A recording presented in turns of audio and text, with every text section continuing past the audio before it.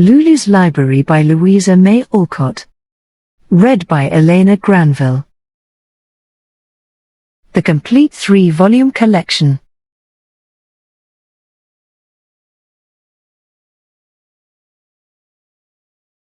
Volume 1. Preface. All but 3 of these stories were told to my little niece during our quiet hour before bedtime. They became such favorites with her and her friends that I wrote them down in several small blue books, and called them Lulu's Library. Having nothing else to offer this year, I have collected them in one volume as a Christmas gift to my boys and girls from their old friend, Aunt Jo. Concord, August, 1885. I.THE Christmas Dream, and How I.THE Came True. I'm so tired of Christmas, I wish there never would be another one, exclaimed a discontented-looking little girl, as she sat idly watching her mother arrange a pile of gifts 2 days before they were to be given. Why, Effie, what a dreadful thing to say. You are as bad as old Scrooge, and I am afraid something will happen to you, as it did to him, if you don't care for dear Christmas, answered Mama, almost dropping the silver horn she was filling with delicious candies. Who was Scrooge? What happened to him? Asked Effie, with a glimmer of interest in her listless face, as she picked out the sourest lemon drop she could find, for nothing sweet suited her just then. He was one of Dickens's best people, and you can read the charming story some day. He hated Christmas until a strange dream showed him how dear and beautiful it was, and made a better man of him.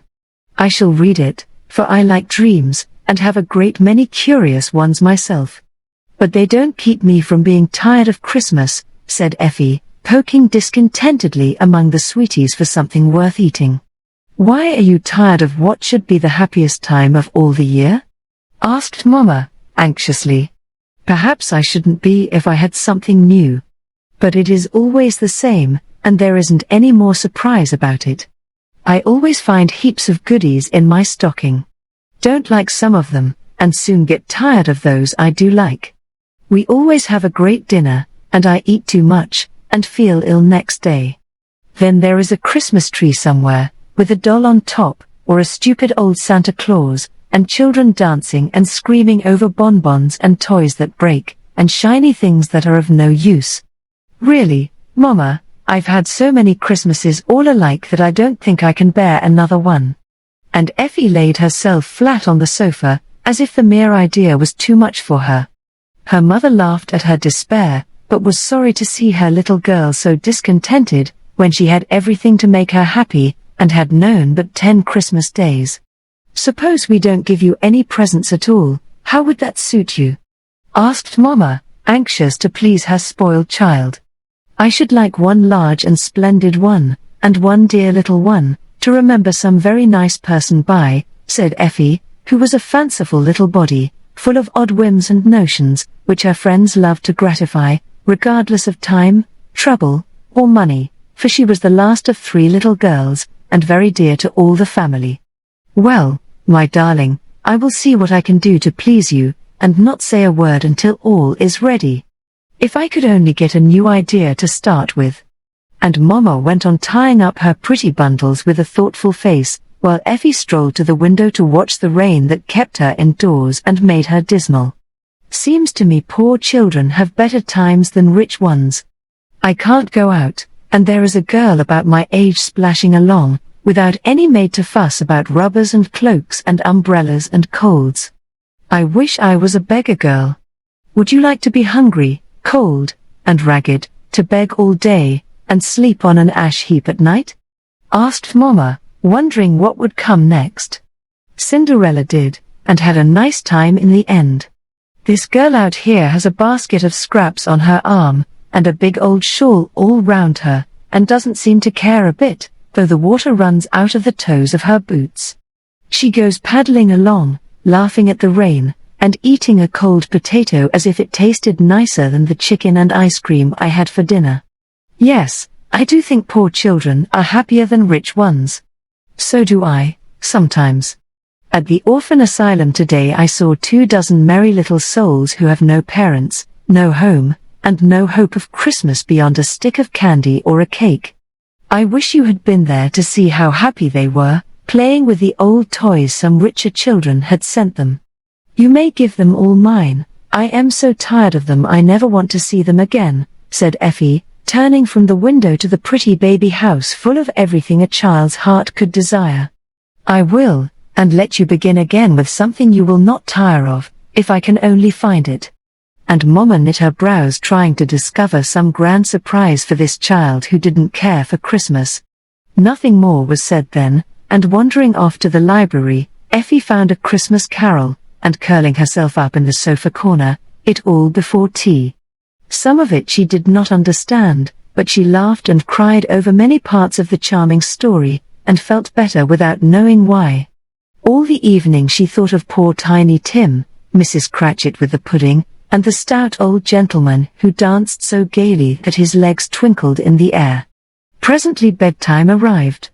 "Come, now, and toast your feet," said Effie's nurse, "while I do your pretty hair and tell stories." "I'll have a fairy tale tonight, a very interesting one," commanded Effie, as she put on her blue silk wrapper and little fur-lined slippers to sit before the fire and have her long curls brushed. So Nursey told her best tales, and when at last the child lay down under her lace curtains, her head was full of a curious jumble of Christmas elves, poor children, snowstorms, sugar plums, and surprises. So it is no wonder that she dreamed all night, and this was the dream, which she never quite forgot. She found herself sitting on a stone, in the middle of a great field, all alone.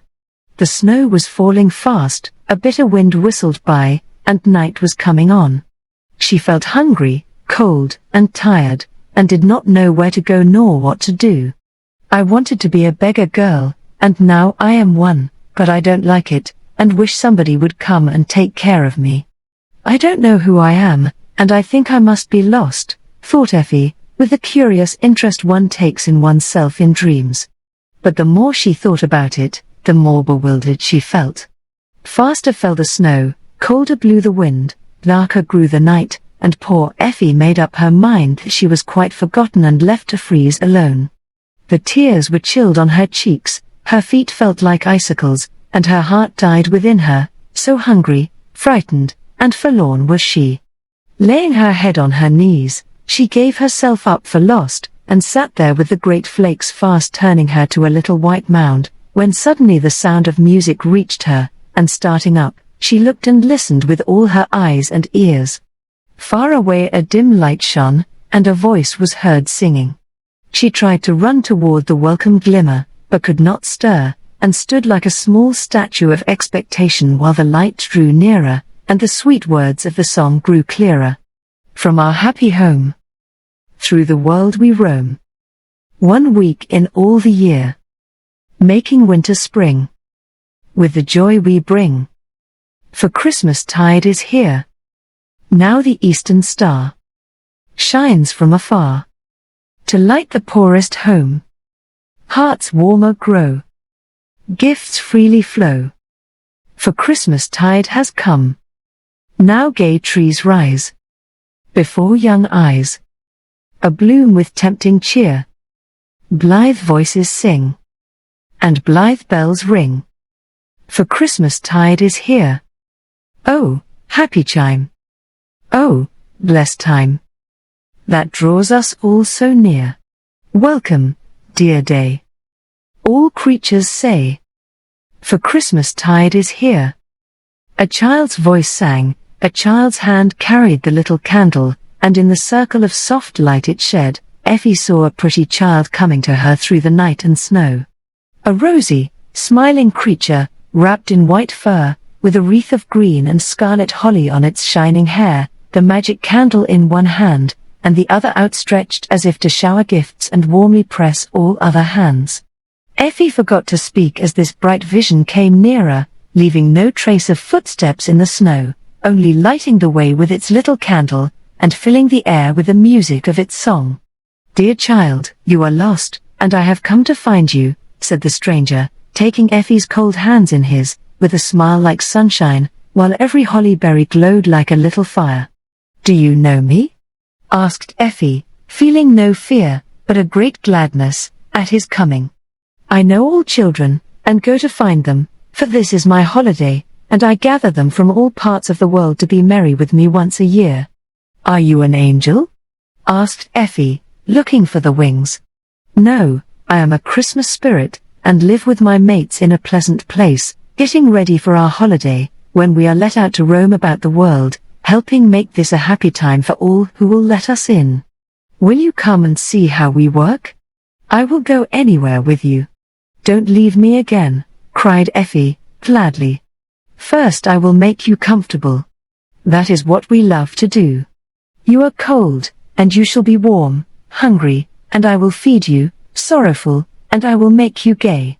With a wave of his candle all three miracles were wrought, for the snowflakes turned to a white fur cloak and hood on Effie's head and shoulders, a bowl of hot soup came sailing to her lips, and vanished when she had eagerly drunk the last drop, and suddenly the dismal field changed to a new world so full of wonders that all her troubles were forgotten in a minute.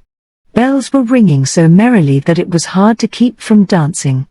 Green garlands hung on the walls, and every tree was a Christmas tree full of toys, and blazing with candles that never went out. In one place many little spirits sewed like mad on warm clothes, turning off work faster than any sewing machine ever invented, and great piles were made ready to be sent to poor people. Other busy creatures packed money into purses, and wrote checks which they sent flying away on the wind, a lovely kind of snowstorm to fall into a world below full of poverty. Older and graver spirits were looking over piles of little books, in which the records of the past year were kept, telling how different people had spent it, and what sort of gifts they deserved.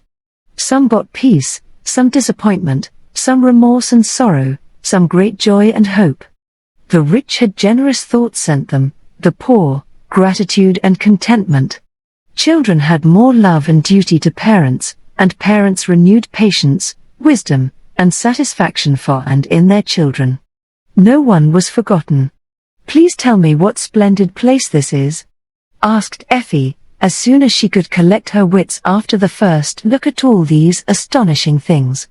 This is the Christmas world, and here we work all the year round, never tired of getting ready for the happy day. See, these are the saints just setting off, for some have far to go, and the children must not be disappointed. As he spoke the spirit pointed to 4 gates, out of which 4 great sleighs were just driving, laden with toys, while a jolly old Santa Claus sat in the middle of each, drawing on his mittens and tucking up his wraps for a long cold drive. Why, I thought there was only one Santa Claus, and even he was a humbug, cried Effie, astonished at the sight. Never give up your faith in the sweet old stories, even after you come to see that they are only the pleasant shadow of a lovely truth. Just then the sleighs went off with a great jingling of bells and pattering of reindeer hoofs, while all the spirits gave a cheer that was heard in the lower world, where people said, "Hear the stars sing." I never will say there isn't any Santa Claus again. Now, show me more. You will like to see this place, I think, and may learn something here perhaps. The spirit smiled as he led the way to a little door, through which Effie peeped into a world of dolls. Baby houses were in full blast, with dolls of all sorts going on like live people. Waxen ladies sat in their parlors elegantly dressed, black dolls cooked in the kitchens, nurses walked out with the bits of dollies, and the streets were full of tin soldiers marching, wooden horses prancing, express wagons rumbling, and little men hurrying to and fro. Shops were there, and tiny people buying legs of mutton, pounds of tea, mites of clothes, and everything dolls use or wear or want. But presently she saw that in some ways the dolls improved upon the manners and customs of human beings, and she watched eagerly to learn why they did these things. A fine Paris doll driving in her carriage took up a black worsted diner who was hobbling along with a basket of clean clothes, and carried her to her journey's end, as if it were the proper thing to do. Another interesting China lady took off her comfortable red cloak and put it round a poor wooden creature done up in a paper shift, and so badly painted that its face would have sent some babies into fits. Seems to me I once knew a rich girl who didn't give her things to poor girls. I wish I could remember who she was, and tell her to be as kind as that china doll," said Effie, much touched at the sweet way the pretty creature wrapped up the poor fright, and then ran off in her little grey gown to buy a shiny fowl stuck on a wooden platter for her invalid mother's dinner. We recall these things to people's minds by dreams. I think the girl you speak of won't forget this one. And the spirit smiled, as if he enjoyed some joke which she did not see. A little bell rang as she looked, and away scampered the children into the red and green schoolhouse with the roof that lifted up, so one could see how nicely they sat at their desks with mites of books, or drew on the inch-square blackboards with crumbs of chalk. They know their lessons very well, and are as still as mice. We make a great racket at our school, and get bad marks every day. I shall tell the girls they had better mind what they do, or their dolls will be better scholars than they are," said Effie, much impressed, as she peeped in and saw no rod in the hand of the little mistress, who looked up and shook her head at the intruder, as if begging her to go away before the order of the school was disturbed. Effie retired at once, but could not resist one look in at the window of a fine mansion, where the family were at dinner. The children behaved so well at table, and never grumbled a bit when their mamma said they could not have any more fruit. "Now, show me something else," she said, as they came again to the low door that led out of doll land. "You have seen how we prepare for Christmas, let me show you where we love best to send our good and happy gifts," answered the spirit, giving her his hand again. "I know. I've seen ever so many," began Effie, thinking of her own Christmases. "No, you have never seen what I will show you. Come away, and remember what you see tonight." Like a flash that bright world vanished, and Effie found herself in a part of the city she had never seen before. It was far away from the gayer places, where every store was brilliant with lights and full of pretty things, and every house wore a festival air, while people hurried to and fro with merry greetings. It was down among the dingy streets where the poor lived, and where there was no making ready for Christmas. Hungry women looked in at the shabby shops, longing to buy meat and bread, but empty pockets forbade. Tipsy men drank up their wages in the barrooms, and in many cold dark chambers little children huddled under the thin blankets, trying to forget their misery in sleep. No nice dinners filled the air with savory smells, no gay trees dropped toys and bonbons into eager hands, no little stockings hung in rows beside the chimney-piece ready to be filled, no happy sounds of music, gay voices, and dancing feet were heard, and there were no signs of Christmas anywhere. "Don't they have any in this place?" asked Effie, shivering, as she held fast the spirit's hand, following where he led her. "We come to bring it. Let me show you our best workers." And the spirit pointed to some sweet-faced men and women who came stealing into the poor houses, working such beautiful miracles that Effie could only stand and watch. Some slipped money into the empty pockets, and sent the happy mothers to buy all the comforts they needed. Others led the drunken men out of temptation, and took them home to find safer pleasures there. Fires were kindled on cold hearths, tables spread as if by magic, and warm clothes wrapped round shivering limbs. Flowers suddenly bloomed in the chambers of the sick, old people found themselves remembered, sad hearts were consoled by a tender word, and wicked ones softened by the story of him who forgave all sin. But the sweetest work was for the children, and Effie held her breath to watch these human fairies hang up and fill the little stockings without which a child's Christmas is not perfect, putting in things that once you would have thought very humble presents, but which now seemed beautiful and precious because these poor babies had nothing. "That is so beautiful. I wish I could make merry Christmases as these good people do, and be loved and thanked as they are," said Effie, softly, as she watched the busy men and women do their work and steal away without thinking of any reward but their own satisfaction. "You can if you will. I have shown you the way. Try it, and see how happy your own holiday will be hereafter." As he spoke, the spirit seemed to put his arms about her, and vanished with a kiss. "Oh, stay and show me more," cried Effie, trying to hold him fast. "Darling, wake up, and tell me why you were smiling in your sleep," said a voice in her ear, and opening her eyes, there was Mama bending over her, and morning sunshine streaming into the room. "Are they all gone?" Did you hear the bells? Wasn't it splendid? She asked, rubbing her eyes, and looking about her for the pretty child who was so real and sweet. You have been dreaming at a great rate, talking in your sleep, laughing, and clapping your hands as if you were cheering someone.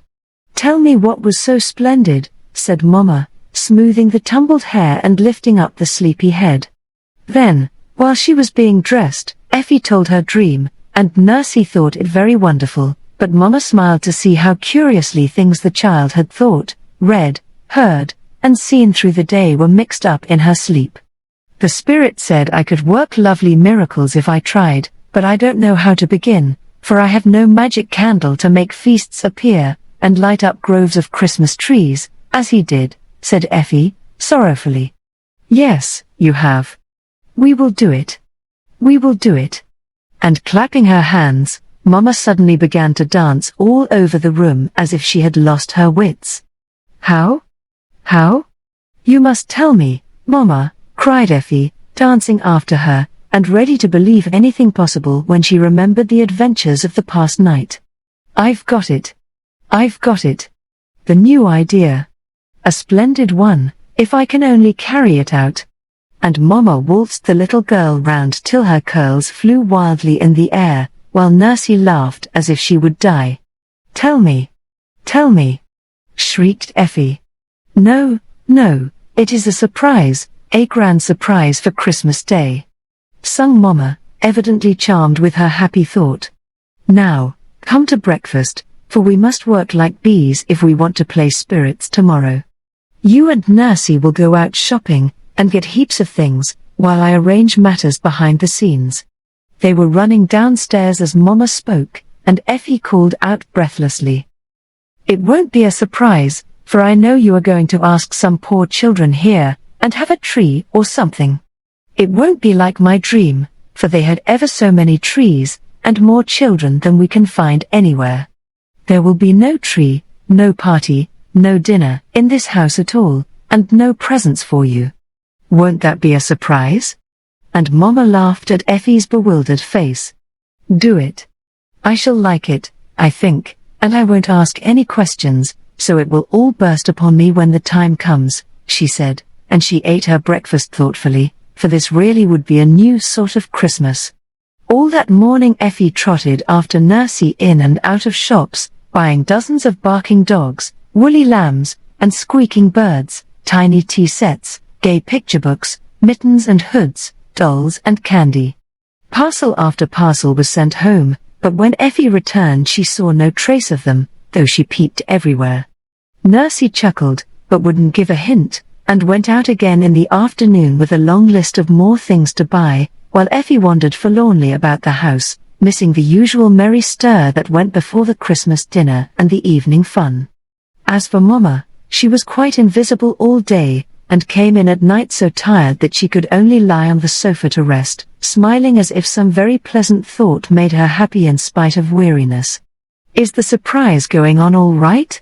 Asked Effie, anxiously, for it seemed an immense time to wait till another evening came. Beautifully.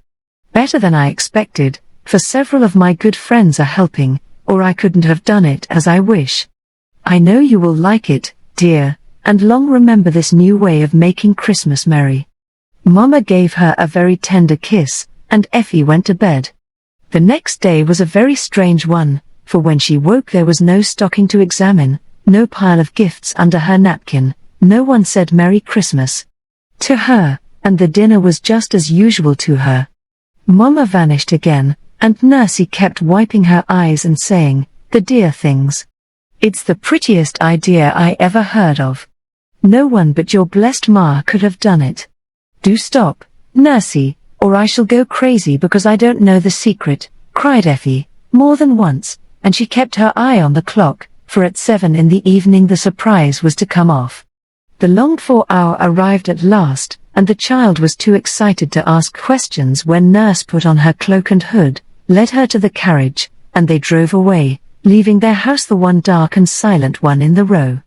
I feel like the girls in the fairy tales who are led off to strange places and see fine things, said Effie, in a whisper, as they jingled through the gay streets. Ah, my dearie, it is like a fairy tale, I do assure you, and you will see finer things than most children will tonight. Steady, now, and do just as I tell you, and don't say one word whatever you see, answered Nursie, quite quivering with excitement as she patted a large box in her lap, and nodded and laughed with twinkling eyes. They drove into a dark yard, and Effie was led through a back door to a little room, where Nurse coolly proceeded to take off not only her cloak and hood, but her dress and shoes also. Effie stared and bit her lips, but kept still until out of the box came a little white fur coat and boots, a wreath of holly leaves and berries, and a candle with a frill of gold paper round it. A long "oh" escaped her then, and when she was dressed and saw herself in the glass, she started back, exclaiming, "Why, Nursie, I look like the spirit in my dream."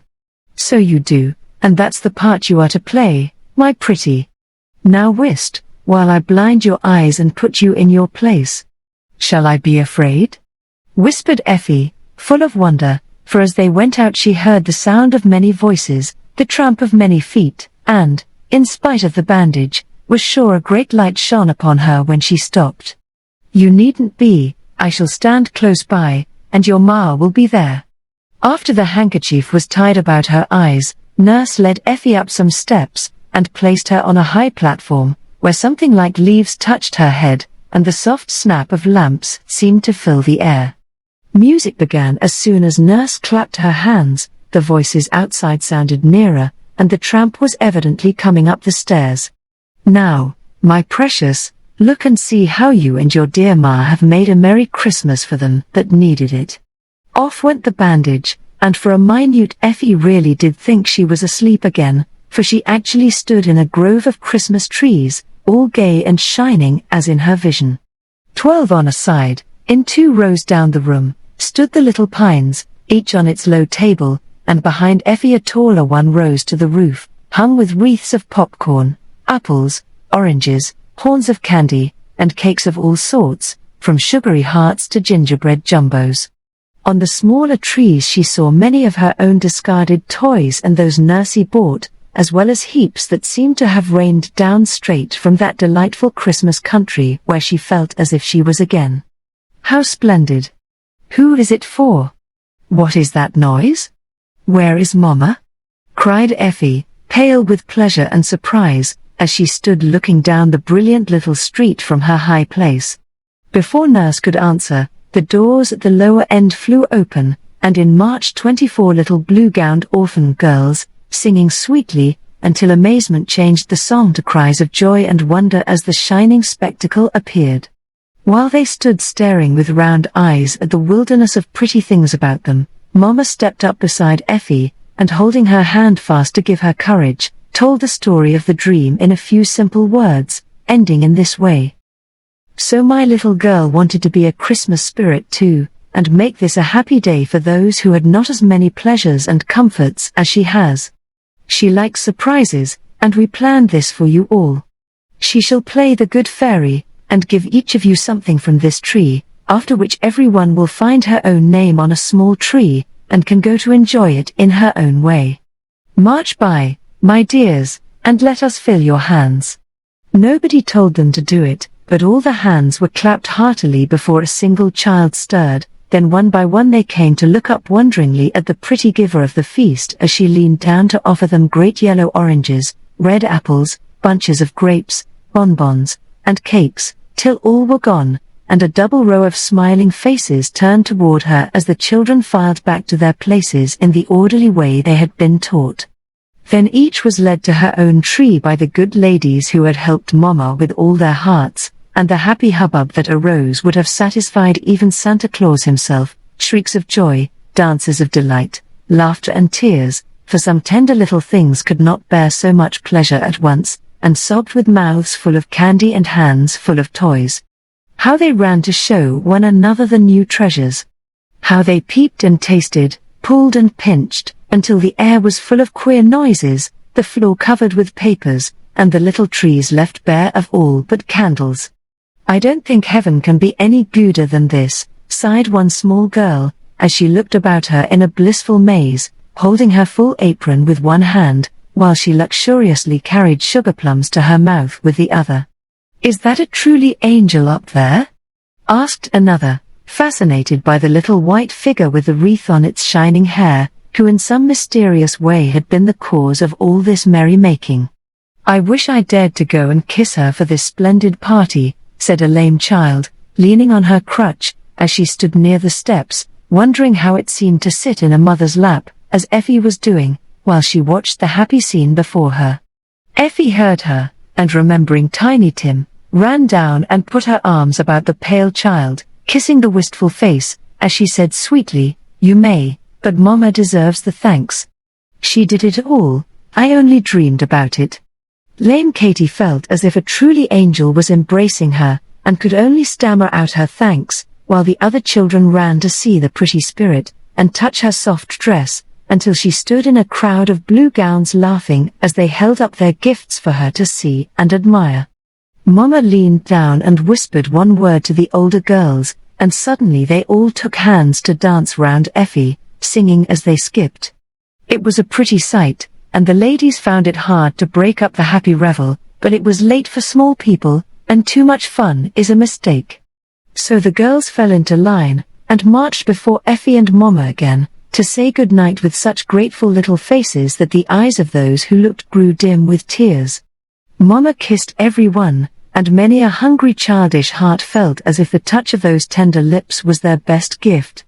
Effie shook so many small hands that her own tingled, and when Katie came she pressed a small doll into Effie's hand, whispering, "You didn't have a single present, and we had lots. Do keep that, it's the prettiest thing I got."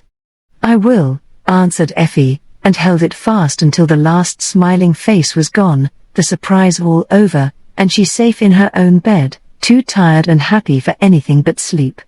"Mama, it was a beautiful surprise, and I thank you so much. I don't see how you did it, but I like it best of all the Christmases I ever had, and mean to make one every year.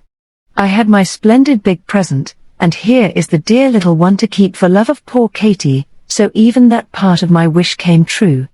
And Effie fell asleep with a happy smile on her lips, her one humble gift still in her hand, and a new love for Christmas in her heart that never changed through a long life spent in doing good. 2. The Candy Country. "I shall take Mama's red sun umbrella, it is so warm, and none of the children at school will have one like it," said Lily, one day, as she went through the hall. "The wind is very high, I am afraid you'll be blown away if you carry that big thing," called Nurse from the window, as the red umbrella went bobbing down the garden walk with a small girl under it. "I wish it would, I always wanted to go up in a balloon," answered Lily, as she struggled out of the gate. She got on very well till she came to the bridge and stopped to look over the railing at the water running by so fast, and the turtles sunning themselves on the rocks. Lily was fond of throwing stones at them, it was so funny to watch them tumble, heels over head, splash into the water. Now, when she saw three big fellows close by, she stooped for a stone, and just at that minute a gale of wind nearly took the umbrella out of her hand. She clutched it fast, and away she went like a thistledown, right up in the air, over river and hill, houses and trees, faster and faster, till her head spun round, her breath was all gone, and she had to let go. The dear red umbrella flew away like a leaf, and Lily fell down, down, till she went crash into a tree which grew in such a curious place that she forgot her fright as she sat looking about her, wondering what part of the world it could be. The tree looked as if made of glass or colored sugar, for she could see through the red cherries, the green leaves, and the brown branches. An agreeable smell met her nose, and she said at once, as any child would, "I smell candy." She picked a cherry and ate it. Oh, how good it was! All sugar and no stone. The next discovery was such a delightful one that she nearly fell off her perch, for by touching her tongue here and there, she found that the whole tree was made of candy. Think what fun to sit and break off twigs of barley sugar, candied cherries, and leaves that tasted like peppermint and sassafras. Lily rocked and ate till she finished the top of the little tree, then she climbed down and strolled along, making more surprising and agreeable discoveries as she went. What looked like snow under her feet was white sugar, the rocks were lumps of chocolate, the flowers of all colors and tastes, and every sort of fruit grew on these delightful trees. Little white houses soon appeared, and here lived the dainty candy people, all made of the best sugar, and painted to look like real people. Dear little men and women, looking as if they had stepped off of wedding cakes and bonbons, went about in their gay sugar clothes, laughing and talking in the sweetest voices. Bits of babies rocked in open-work cradles, and sugar boys and girls played with sugar toys in the most natural way. Carriages rolled along the jujube streets, drawn by the red and yellow barley horses we all love so well, cows fed in the green fields, and sugar birds sang in the trees. Lily listened, and in a moment she understood what the song said. Sweet, sweet, come, come and eat, dear little girls, with yellow curls, for here you will find sweets to your mind, on every tree, sugar plums you'll see, in every dell, grows the caramel, over every wall, gumdrops fall, molasses flows, where our river goes, under your feet, lies sugar sweet, over your head, grow almonds red, our lily and rose, are not for the nose, are flowers we pluck, to eat or suck, and, oh, what bliss, when two friends kiss, for they honey sip, from lip to lip, and all you meet, in house or street, at work or play, sweethearts are they. So, little dear, pray feel no fear, go where you will, eat, eat your fill, here is a feast, from west to east, and you can say, ere you go away, at last I stand, in dear Candyland, and no more can stuff, for once I've enough. Sweet, sweet, tweet, tweet, Tweedledee, Tweedledee. That is the most interesting song I ever heard, said Lily, clapping her sticky hands and dancing along toward a fine palace of white cream candy, with pillars of striped peppermint stick, and a roof of frosting that made it look like the Milan Cathedral. I'll live here, and eat candy all day long, with no tiresome school or patchwork to spoil my fun, said Lily.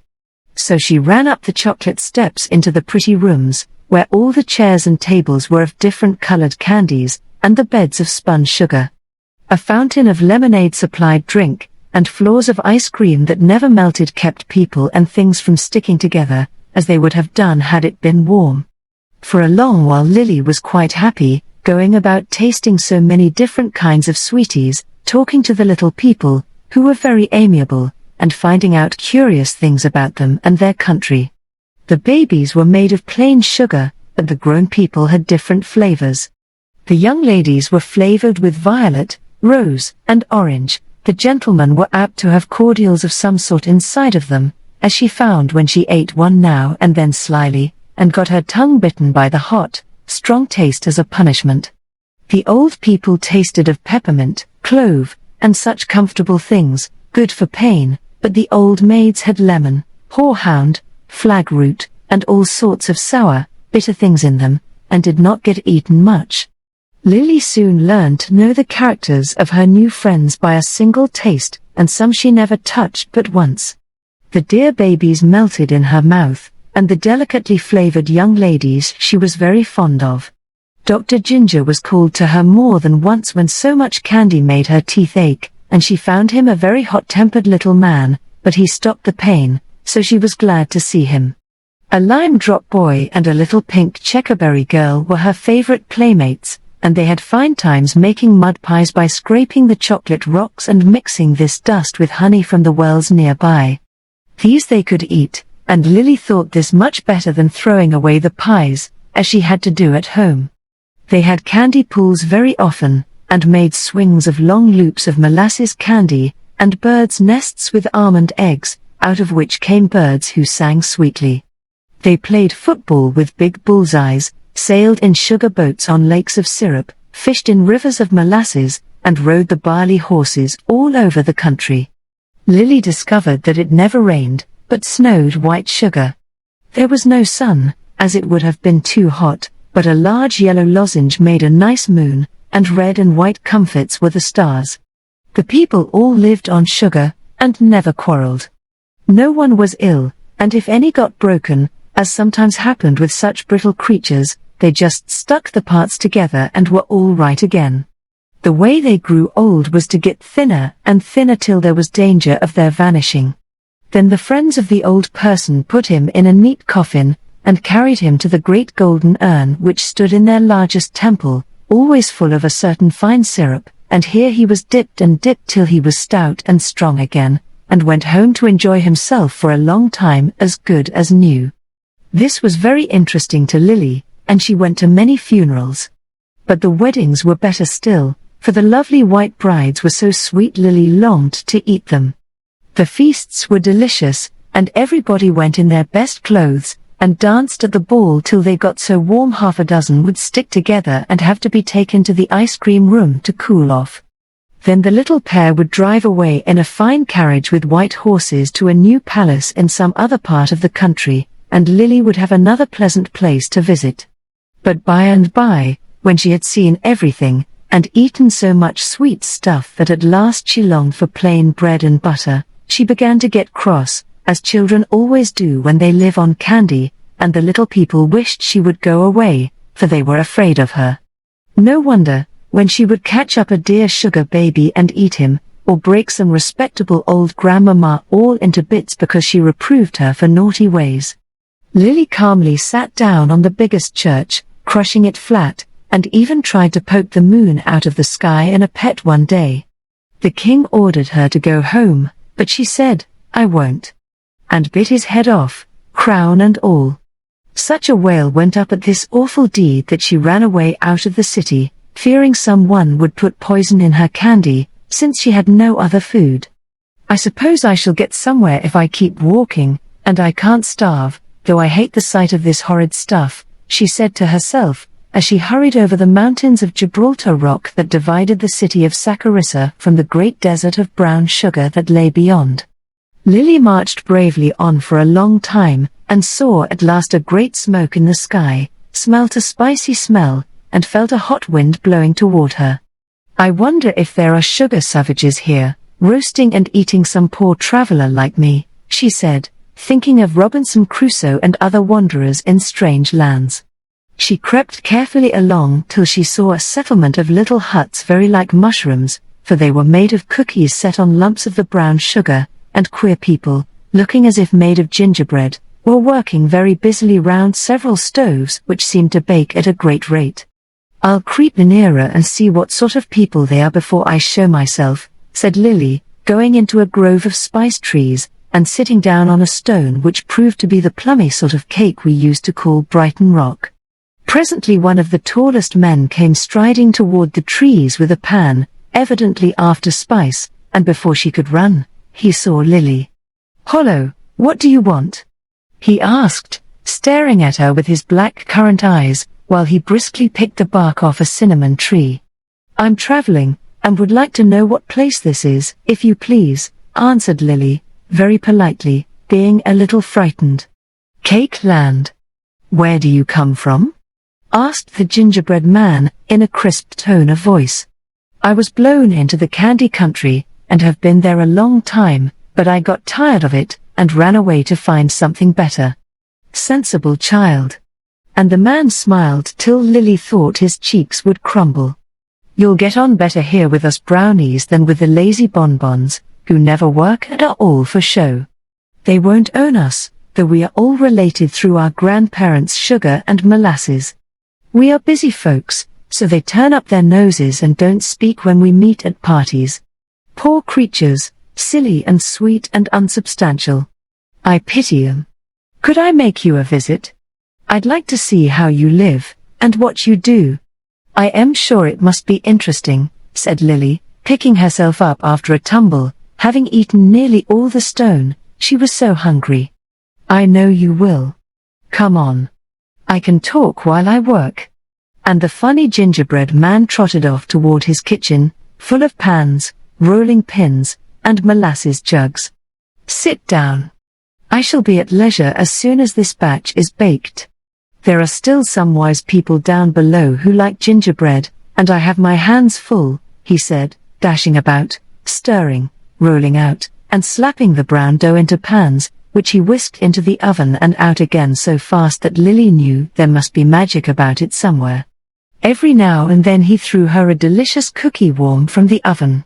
She liked the queer fellow, and presently began to talk, being very curious about this country. "What is your name, sir?" "Ginger Snap." Lily thought it a good one, for he was very quick, and she fancied he could be short and sharp if he liked. "Where does all this cake go to?" she asked, after watching the other kitchens full of workers, who were all of different kinds of cake, and each set of cooks made its own sort. "I'll show you by and by," answered Snap, beginning to pile up the heaps of gingerbread on a little car that ran along a track leading to some unknown storeroom. Lily thought, "Don't you get tired of doing this all the time?" "Yes, but I want to be promoted, and I never shall be till I've done my best, and won the prize here." "Oh, tell me about it. What is the prize, and how are you promoted? Is this a cooking school?"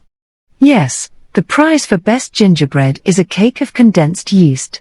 That puts a soul into me, and I begin to rise till I am able to go over the hills yonder into the blessed land of bread, and be one of the happy creatures who are always wholesome, always needed, and without which the world below would be in a bad way. Bless me. That is the queerest thing I've heard yet.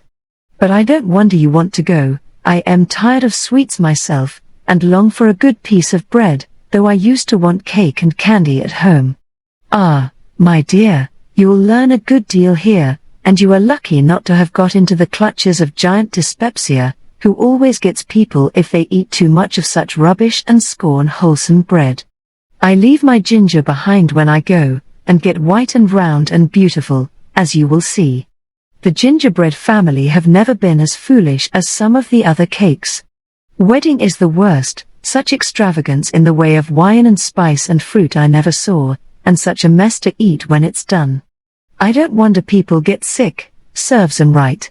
And Snap flung down a pan with such a bang that it made Lily jump. "Sponge cake isn't bad, is it? Mama lets me eat it, but I like frosted pound better," she said, looking over to the next kitchen, where piles of that sort of cake were being iced. "Poor stuff. No substance. Ladies' fingers will do for babies, but pound has too much butter ever to be healthy. Let it alone, and eat cookies or seed cakes, my dear. Now, come along, I'm ready." And Snap trundled away his carload at a great pace. Lily ran behind to pick up whatever fell, and looked about her as she went, for this was certainly a very queer country. Lakes of eggs all beaten up, and hot springs of saleratus foamed here and there ready for use. The earth was brown sugar or ground spice, and the only fruits were raisins, dried currants, citron, and lemon peel. It was a very busy place, for everyone cooked all the time, and never failed and never seemed tired, though they got so hot that they only wore sheets of paper for clothes. There were piles of it to put over the cake, so that it shouldn't burn, and they made cooks' white caps and aprons of it, and looked very nice. A large clock made of a flat pancake, with cloves to mark the hours and 2 toothpicks for hands, showed them how long to bake things, and in one place an ice wall was built round a lake of butter, which they cut in lumps as they wanted it. "Here we are. Now, stand away while I pitch 'em down," said Snap, stopping at last before a hole in the ground where a dumbwaiter hung ready, with a name over it. There were many holes all round, and many waiters, each with its name, and Lily was amazed when she read Weber, Copeland, Dooling, and others, which she knew very well. Over Snap's place was the name New March, and Lily said, "Why, that's where Mama gets her hard gingerbread, and Weber's is where we go for ice cream." "Do you make cake for them?" "Yes, but no one knows it. It's one of the secrets of the trade. We cook for all the confectioners, and people think the good things come out of the cellars under their saloons. Good joke, isn't it? And Snap laughed till a crack came in his neck and made him cough. Lily was so surprised she sat down on a warm queen's cake that happened to be near, and watched Snap send down load after load of gingerbread to be eaten by children, who would have liked it much better if they had only known where it came from, as she did. As she sat, the clatter of many spoons, the smell of many dinners, and the sound of many voices calling, 1 vanilla, 2 strawberries, and a Charlotte Russe. 3 stews, cup coffee, dry toast. Roast chicken and apple without, came up the next hole, which was marked Copeland. Dear me. It seems as if I was there, said Lily, longing to hop down, but afraid of the bump at the other end. I am done. Come along, I'll ride you back, called Snap, tossing the last cookie after the dumb waiter as it went slowly out of sight with its spicy load. I wish you'd teach me to cook.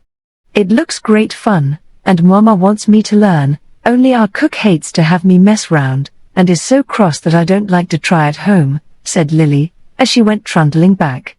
Better wait till you get to Breadland, and learn to make that. It's a great art, and worth knowing. Don't waste your time on cake, though plain gingerbread isn't bad to have in the house. I'll teach you that in a jiffy, if the clock doesn't strike my hour too soon, answered Snap, helping her down. What hour? Why, of my freedom. I never know when I've done my task till I am called by the chimes and go to get my soul, said Snap, turning his currant eyes anxiously to the clock. I hope you will have time. And Lily fell to work with all her might, after Snap had put on her a paper apron and a cap like his. It was not hard, for when she was going to make a mistake a spark flew out of the fire and burnt her in time to remind her to look at the receipt, which was a sheet of gingerbread in a frame of pie crust hung up before her, with the directions written while it was soft and baked in. The third sheet she made came out of the oven spicy, light, and brown, and Snap, giving it one poke, said, "That's all right. Now you know. Here's your reward." He handed her a receipt book made of thin sheets of sugar gingerbread held together by a gelatine binding, with her name stamped on the back, and each leaf crimped with a cake cutter in the most elegant manner. Lily was charmed with it, but had no time to read all it contained, for just then the clock began to strike, and a chime of bells to ring. Gingerbread. Go to the head. Your task is done. A soul is won. Take it and go. Where muffins grow. Where sweet loaves rise. To the very skies. And biscuits fair. Perfume the air. Away, away. Make no delay. In the sea of flour. Plunge this hour. Safe in your breast. Let the yeast cake rest. Till you rise in joy. A white bread boy. Ha, ha. I am free. I am free, cried Snap, catching up the silver-covered square that seemed to fall from heaven, and running to a great white sea of flour, he went in head first, holding the yeast cake clasped to his breast as if his life depended on it. Lily watched breathlessly, while a curious working and bubbling went on, as if Snap was tumbling about down there like a small earthquake. The other cake folk stood round the shore with her, for it was a great event, and all were glad that the dear fellow was promoted so soon. Suddenly a cry was heard, and up rose a beautiful white figure on the farther side of the sea. It moved its hand, as if saying goodbye, and ran over the hills so fast they had only time to see how plump and fair he was, with a little knob on the top of his head like a crown. He's gone to the happy land, and we shall miss him, but we'll follow his example and soon find him again, said a gentle sponge cake, with a sigh, as all went back to their work, while Lily hurried after Snap, eager to see the new country, which was the best of all. A delicious odor of fresh bread blew up from the valley as she stood on the hilltop and looked down on the peaceful scene below. Fields of yellow grain waved in the breeze, hop vines grew from tree to tree, and many windmills whirled their white sails as they ground the different grains into fresh, sweet meal, for the loaves of bread that built the houses like bricks and paved the streets, or in many shapes formed the people, furniture, and animals. A river of milk flowed through the peaceful land, and fountains of yeast rose and fell with a pleasant foam and fizz. The ground was a mixture of many meals, and the paths were golden Indian, which gave a very gay look to the scene. Buckwheat flowers bloomed on their rosy stems, and tall corn stalks rustled their leaves in the warm air that came from the ovens hidden in the hillsides, for bread needs a slow fire, and an obliging volcano did the baking here. "What a lovely place," cried Lily, feeling the charm of the homelike landscape, in spite of the funny plump people moving about. Two of these figures came running to meet her as she slowly walked down the yellow path from the hill. One was a golden boy, with a beaming face, the other a little girl in a shiny brown cloak, who looked as if she would taste very nice. They each put a warm hand into Lily's, and the boy said, "We are glad to see you. Muffin told us you were coming." "Thank you." "Who is Muffin?" asked Lily, feeling as if she had seen both these little people before, and liked them. "He was Ginger Snap once, but he's a muffin now. We begin in that way, and work up to the perfect loaf by degrees.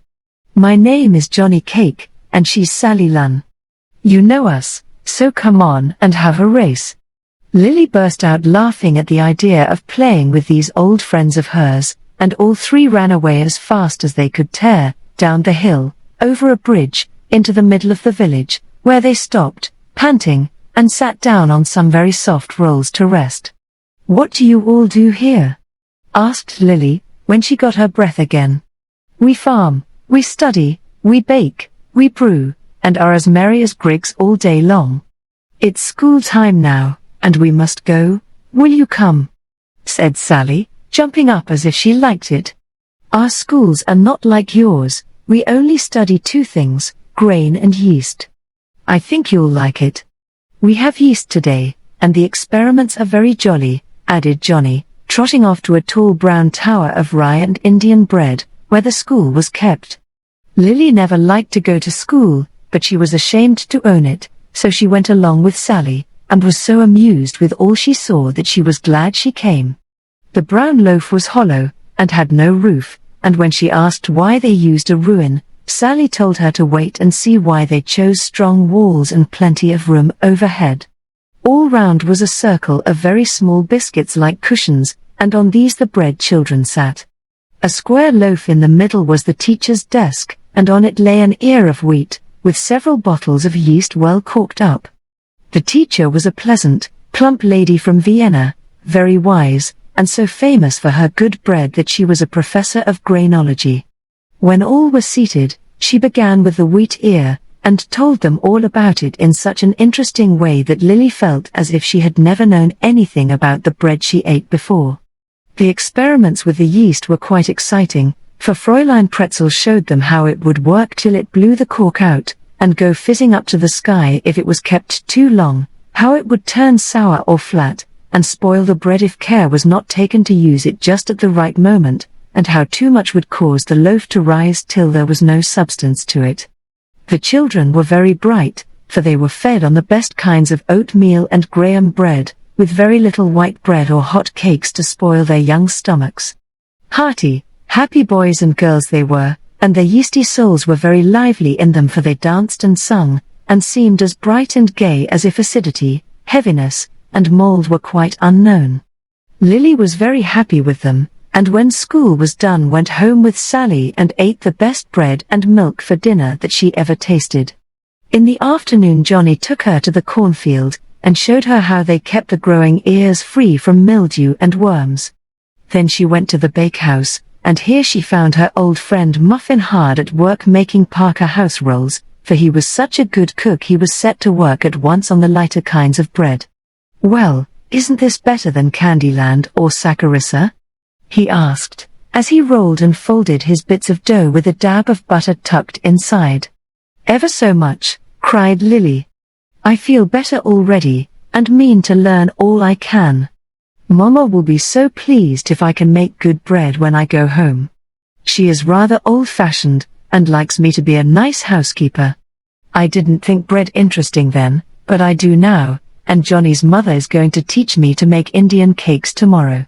Glad to hear it. Learn all you can, and tell other people how to make healthy bodies and happy souls by eating good plain food. Not like this, though these rolls are better than cake. I have to work my way up to the perfect loaf, you know, and then, oh, then, I am a happy thing. What happens then?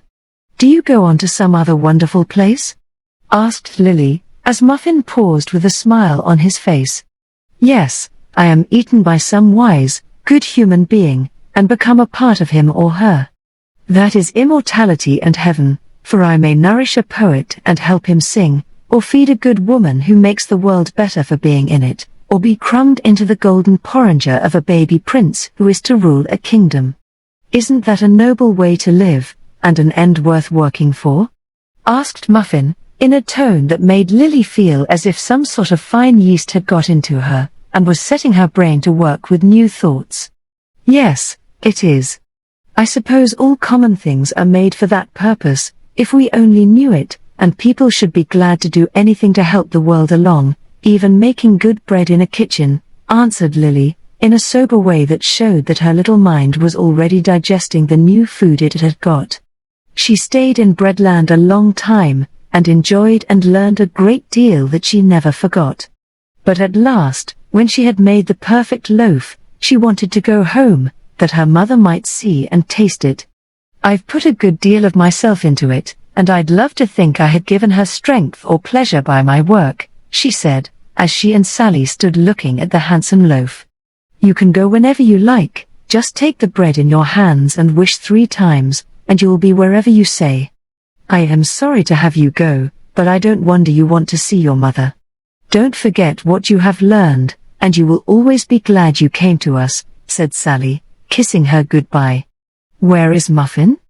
I can't go without seeing him, my dear old friend, answered Lily, looking round for him. He is here, said Sally, touching the loaf. He was ready to go, and chose to pass into your bread rather than any other, for he said he loved you and would be glad to help feed so good a little girl.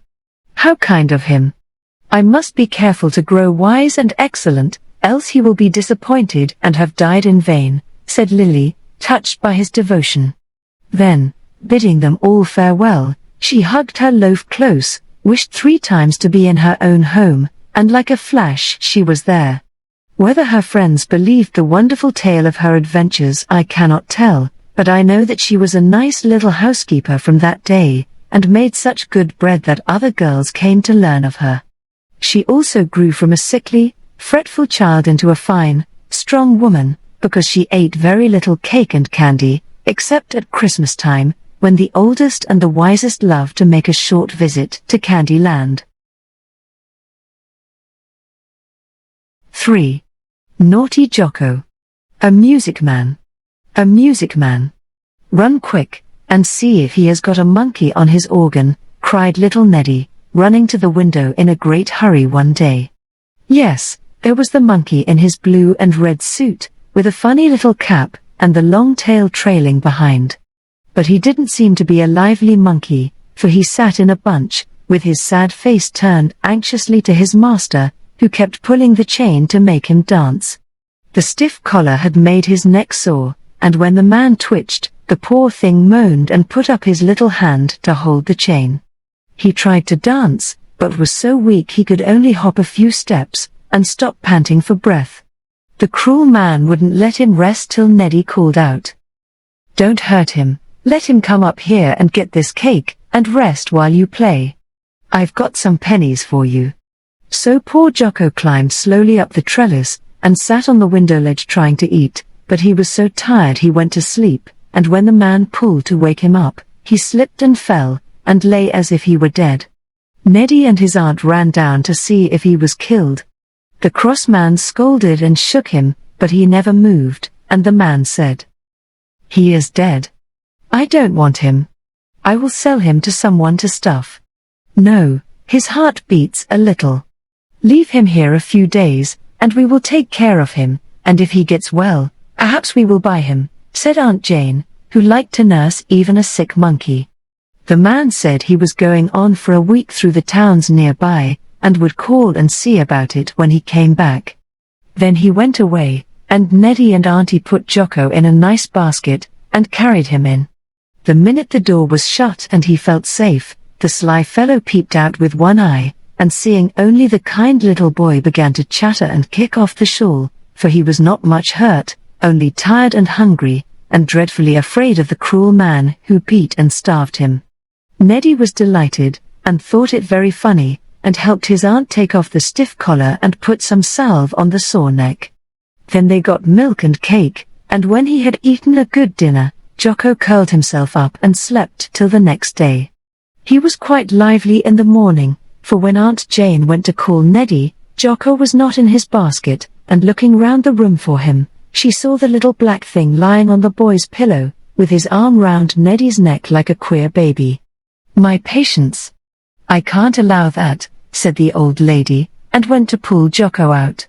But he slipped away like an eel, and crept chattering and burrowing down to the bottom of the bed, holding on to Neddy's toes, till he waked up, howling that crabs were nipping him. Then they had a great frolic, and Jocko climbed all over the bed, up on the tall wardrobe, and the shelf over the door, where the image of an angel stood. He patted it, and hugged it, and looked so very funny with his ugly black face by the pretty white one, that Neddy rolled on the floor, and Aunt Jane laughed till her glasses flew off. By and by he came down, and had a nice breakfast, and let them tie a red ribbon over the bandage on his neck. He liked the gay color, and kept going to look in the glass, and grin and chatter at his own image, which he evidently admired.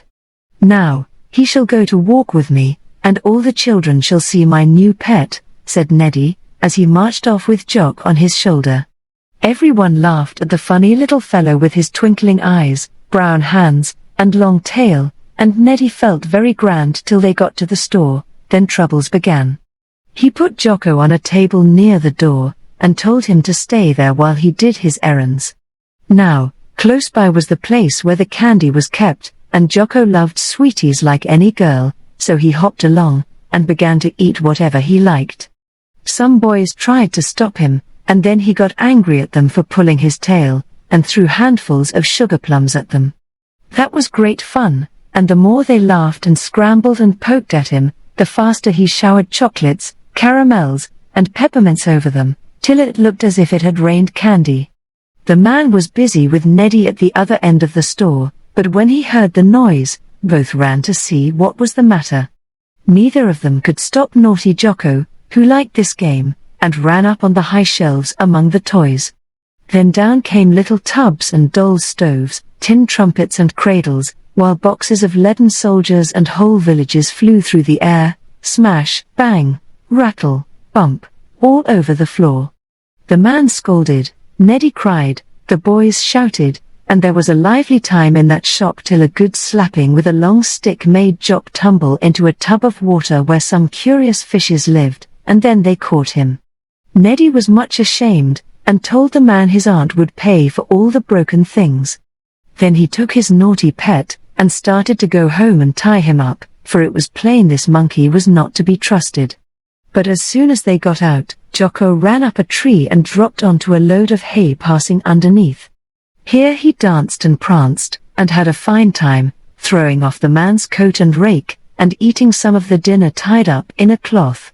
The crusts of bread and the bones he threw at the horse. This new kind of whip frightened the horse, and he ran away down a steep hill, and upset the hay and broke the cart. Oh, such a time! It was worse than the candy scrape, for the man swore, and the horse was hurt, and people said the monkey ought to be shot, he did so much mischief. Jocko didn't care a bit, he sat high up in a tree, and chattered and scolded, and swung by his tail, and was so droll that people couldn't help laughing at him. Poor Neddy cried again, and went home to tell his troubles to Aunt Jane, fearing that it would take all the money in his bank to pay for the damage the bad monkey had done in 1 hour.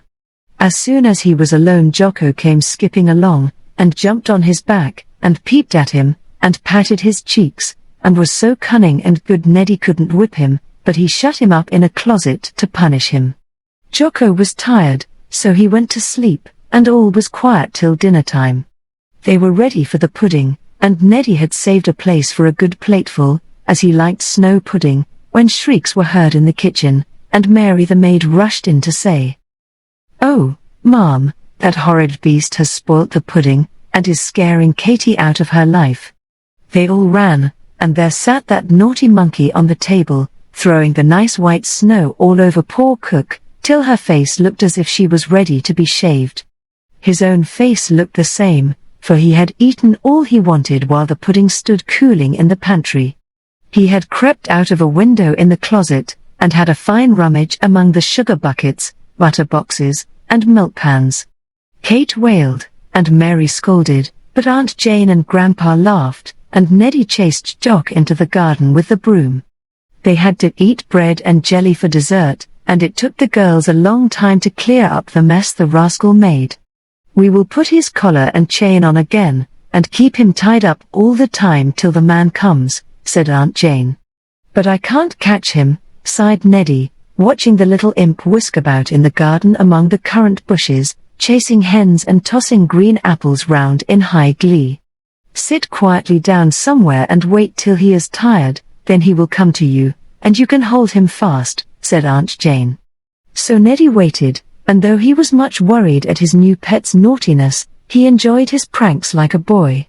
Grandpa took naps in the afternoon on the piazza, and he was dozing comfortably when Jocko swung down from the grapevine by his long tail, and tickled the old gentleman on the nose with a straw. Grandpa sneezed, and opened one eye to brush away the fly as he supposed. Then he went to sleep again, and Jocko dropped a caterpillar on his bald head. This made him open the other eye to see what that soft, creepy thing could be. Neddy couldn't help laughing, for he often wanted to do just such things, but never dared, because Grandpa was a very stern old gentleman, and no one took liberties with him. Jocko wasn't afraid, however, and presently he crept to the table, steal the glasses lying there, put them on, and taking up the paper held it before him, chattering as if he were reading it, as he had seen people do. Neddy laughed out loud at this, and clapped his hands. Jocko looked so like a little old man, in spite of the tail curled up behind. This time Grandpa opened both eyes at once, and stared as if he saw a hobgoblin before him. Then he snatched off the spectacles, and caught up his cane, crying angrily, "You rascal, how dare you!"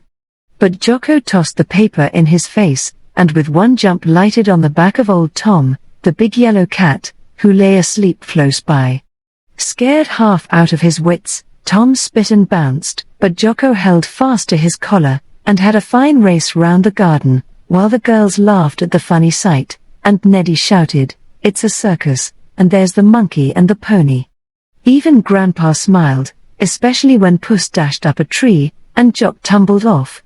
He chased him, and they had a great battle, but Tom's claws were sharp, and the monkey got a scratch on the nose, and ran crying to Neddy for comfort. "Now, you naughty fellow, I'll chain you up, and stop these dreadful tricks." "But you are great fun, and I can't whip you," said the boy, for he knew what it was to enjoy a holiday, and poor Jocko had not had one for a long time. Jocko ate some lunch, took a nap in the grass, and then was ready for more frolics. Neddy had fastened him to a tree in the garden, so that he could enjoy the sun and air, and catch grasshoppers if he liked. But Jocko wanted something more, and presently Neddy, who was reading in his hammock on the piazza, heard a great cackling among the hens, and looked up to see the monkey swinging by his tail from a bough, holding the great cock-a-doodle by his splendid tail, while all the 20 hens clucked and cackled with wrath and fear at such a dreadful prank. "Now, that's too bad, I will slap him this time," said Neddy, running to save his handsome bird from destruction. But before he got there poor Cocky had pulled his fine tail feathers all out in his struggles, and when set free was so frightened and mortified that he ran away and hid in the bushes, and the hens went to comfort him. Neddy gave Jocko a good whipping, and left him looking as meek as a baby, all cuddled up in a little bunch, with his head in his hands as if crying for his naughtiness. But he wasn't sorry. Oh dear, no. For in half an hour he had picked every one of the sweet peas Aunt Jane was so fond of, thrown all the tomatoes over the fence, and let the parrot out of his cage. The sight of Polly walking into the parlor with a polite "How are you, ma'am?" sent Aunt Jane to see what was going on. Neddy was fast asleep in the hammock, worn out with his cares, and JOCKO, having unhooked his chain, was sitting on the chimney top of a neighbor's house, eating corn. "We shall not live to the end of the week if this sort of thing goes on. I don't know what to do with the little beast, he's as bad as an elephant to take care of," said the poor lady, in despair, as she saw JOCKO throw his corncob down on the minister's hat as that stately gentleman went by. As none of them could catch him, Miss Jane let him alone till Neddy waked up and could go and find some of the big boys to help him. JOCKO soon left the roof, and skipped in at a window that stood open. It was little Nellie Brown's playroom, and she had left her pet doll Maud Mabel Rose Matilda very ill in the best bed, while she went down to get a poppy leaf to rub the darling's cheeks with, because she had a high fever. JOCKO took a fancy to the pretty bed, and after turning the playhouse topsy-turvy, he pulled poor Maud Mabel Rose Matilda out by her flaxen hair, and stuffing her into the water pitcher upside down, got into the bed, drew the lace curtains, and prepared to doze deliciously under the pink silk bed cover. Up came Nellie, and went at once to the dear invalid, saying in her motherly little voice, "Now, my darling child, lie quite still, and I won't hurt you one bit." But when she drew the curtain, instead of the lovely yellow-haired doll in her ruffled nightcap, she saw an ugly little black face staring at her, and a tiny hand holding the sheet fast. Nellie gave one scream, and flew downstairs into the parlor where the sewing circle was at work, frightening 25 excellent ladies by her cries, as she clung to her mother, wailing, "A bogey! A bogey! I saw him, all black, and he snarled at me, and my dolly is gone. What shall I do? Oh, what shall I do?" There was great confusion, for all the ladies talked at once, and it so happened that none of them knew anything about the monkey, therefore they all agreed that Nellie was a foolish child, and had made a fuss about nothing. She cried dismally, and kept saying to her mother, "Go and see, it's in my dolly's bed, I found it there, and darling Maudie is gone." "We will go and see," said Mrs. Moses Merriweather, a stout old lady, who kept her 6 girls in such good order that they would never have dared to cry if 10 monkeys had popped out at them. Miss Hetty Bumpus, a tall thin maiden lady, with a sharp eye and pointed nose, went with her, but at the door that led to the dining room both stopped short, and after one look came flying back, calling out together, "Mrs. Brown, your supper is spoilt. A dreadful beast has ruined it all." Then 25 excited ladies flew across the hall to behold JOCKO sitting on the great cake in the middle of the table, his feet bathed in cream from the overturned pitcher, while all around lay the ruins of custards, tarts, biscuits, and sauce, not to mention nice napkins made into haycocks, spoons, knives, and forks, on the floor, and the best silver teapot in the fireplace. While Nellie told her tale and the ladies questioned and comforted her, this bad monkey had skipped downstairs and had a delightful party all by himself. He was just scraping the jelly out of a tart when they disturbed him, and knowing that more slaps were in store for him if he stayed, he at once walked calmly down the ravaged table, and vanished out of the window carrying the silver tea strainer with him to play with.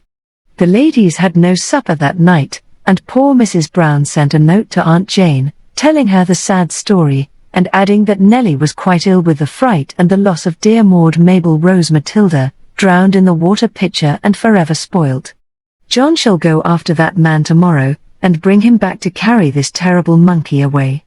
I can't live with him a week, he will cost me a fortune, and wear us all out, said Aunt Jane, when JOCKO was safely shut up in the cellar, after 6 boys had chased him all over the neighborhood before they caught him.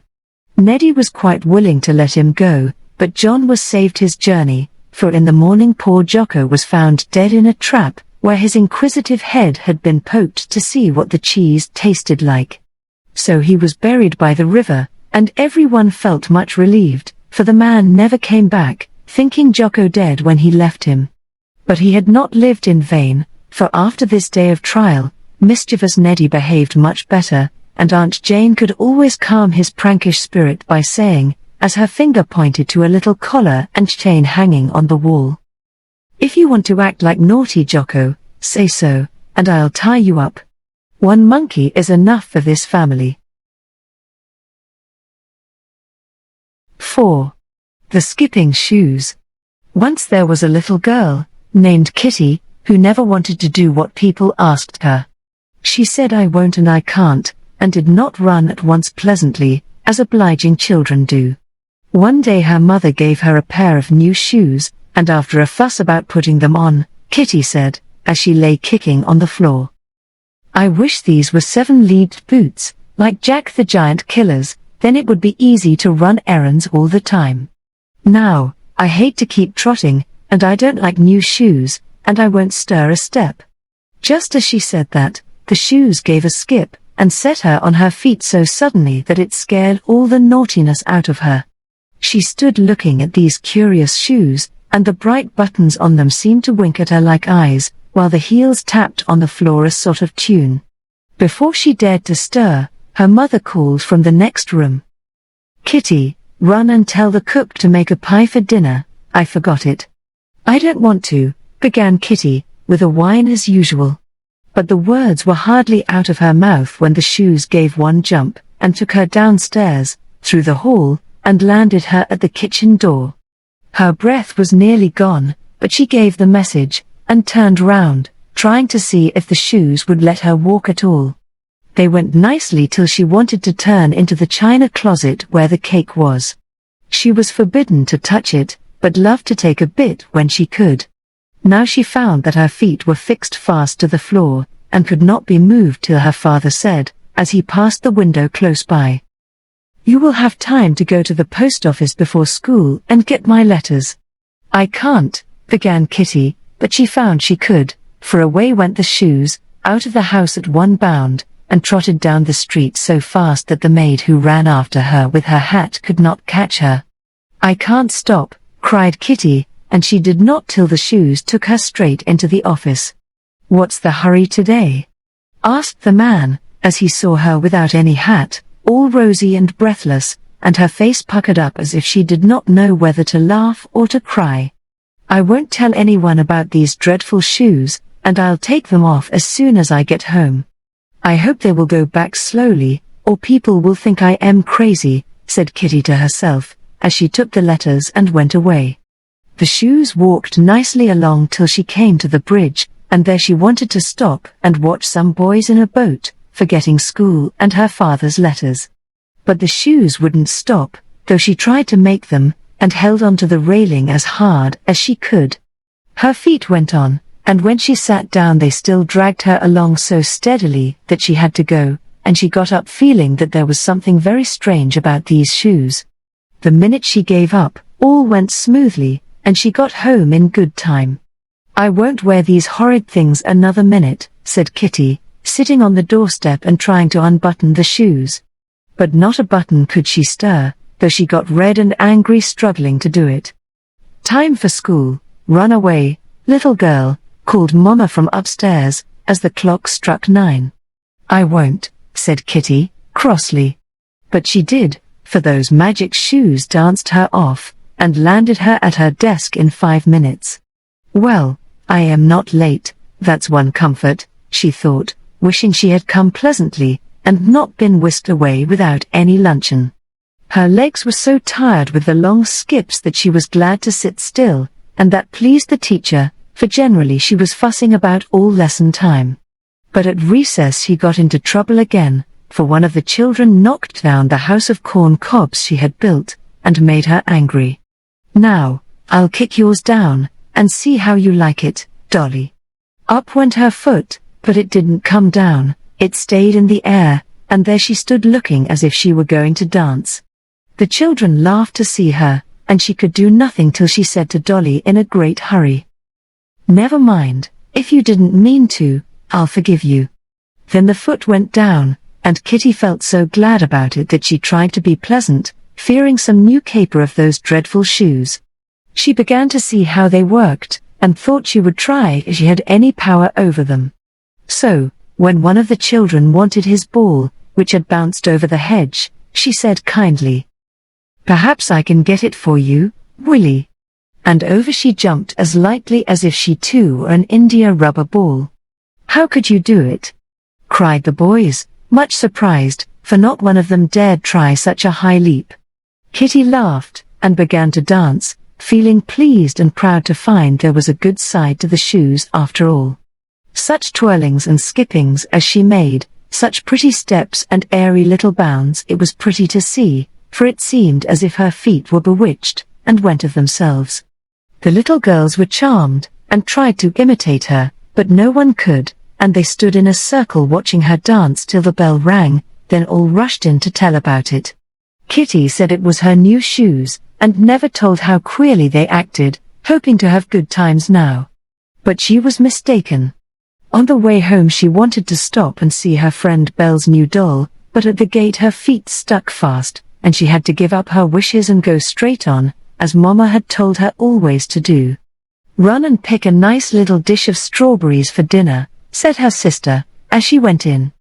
II.THE there was no time to finish, for the shoes landed her in the middle of the strawberry bed at one jump. "I might as well be a grasshopper if I am to skip round like this," she said, forgetting to feel tired out there in the pleasant garden, with the robins picking berries close by, and a cool wind lifting the leaves to show where the reddest and ripest ones hid. The little dish was soon filled, and she wanted to stay and eat a few, warm and sweet from the vines, but the bell rang, and away she went, over the wood pile, across the piazza, and into the dining room before the berry in her mouth was half eaten. "How this child does rush about today," said her mother. "It is so delightful to have such a quick little errand girl that I shall get her to carry some bundles to my poor people this afternoon. Oh, dear me.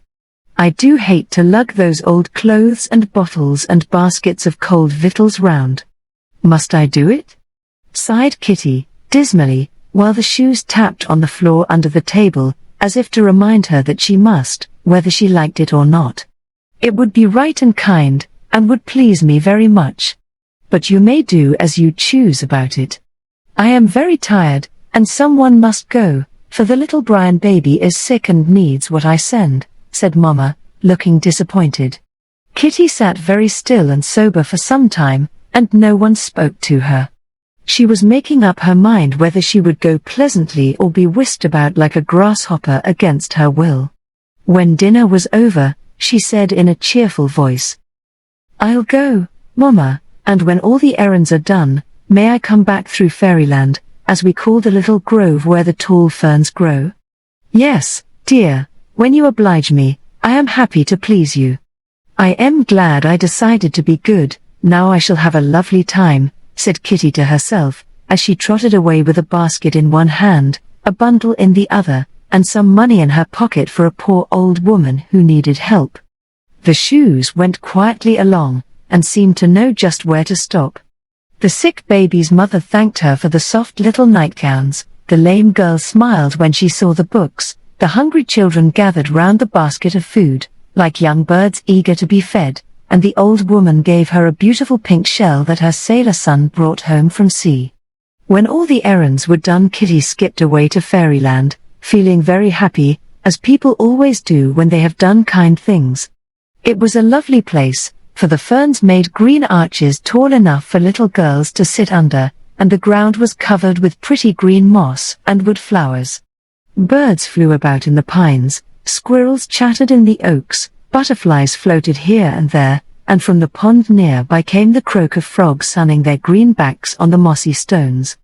"I wonder if the shoes will let me stop and rest, it is so cool here, and I am so tired," said Kitty, as she came to a cozy nook at the foot of a tree. The words were hardly out of her mouth when her feet folded under her, and there she sat on a cushion of moss, like the Queen of the Wood on her throne. Something lighted with a bump close by her, and looking down she saw a large black cricket with a stiff tail, staring at her curiously. "Bless my heart. I thought you were some relation of my cousin Grasshopper's. You came down the hill with long leaps just like him, so I stopped to say, 'How do ye do?'" said the cricket, in its creaky voice. "I am not a grasshopper, but I have on fairy shoes today, and so do many things that I never did before," answered Kitty, much surprised to be able to understand what the cricket said. It is Midsummer Day, and fairies can play whatever pranks they like. If you didn't have those shoes on, you couldn't understand what I say. Hark, and hear those squirrels talk, and the birds, and the ants down here. Make the most of this chance, for at sunset your shoes will stop skipping, and the fun all be over. While the cricket talked, Kitty did hear all sorts of little voices, singing, laughing, chatting in the gayest way, and understood every word they said. The squirrels called to one another as they raced about. Here's a nut, there's a nut. Hide it quick away. In a hole, under leaves. To eat some winter day. Acorns sweet are plenty. We will have them all. Skip and scamper lively, till the last ones fall. The birds were singing softly. Rock-a-bye, babies. Your cradle hangs high. Soft down your pillow. Your curtain the sky. Father will feed you, while mother will sing, and shelter our darlings with her warm wing. And the ants were saying to one another as they hurried in and out of their little houses. Work, neighbor, work. Do not stop to play. Wander far and wide. Gather all you may. We are never like idle butterflies, but like the busy bees, industrious and wise. Ants always were dreadfully good, but butterflies are ever so much prettier, said Kitty, listening to the little voices with wonder and pleasure. Hollow, hollow, come down below.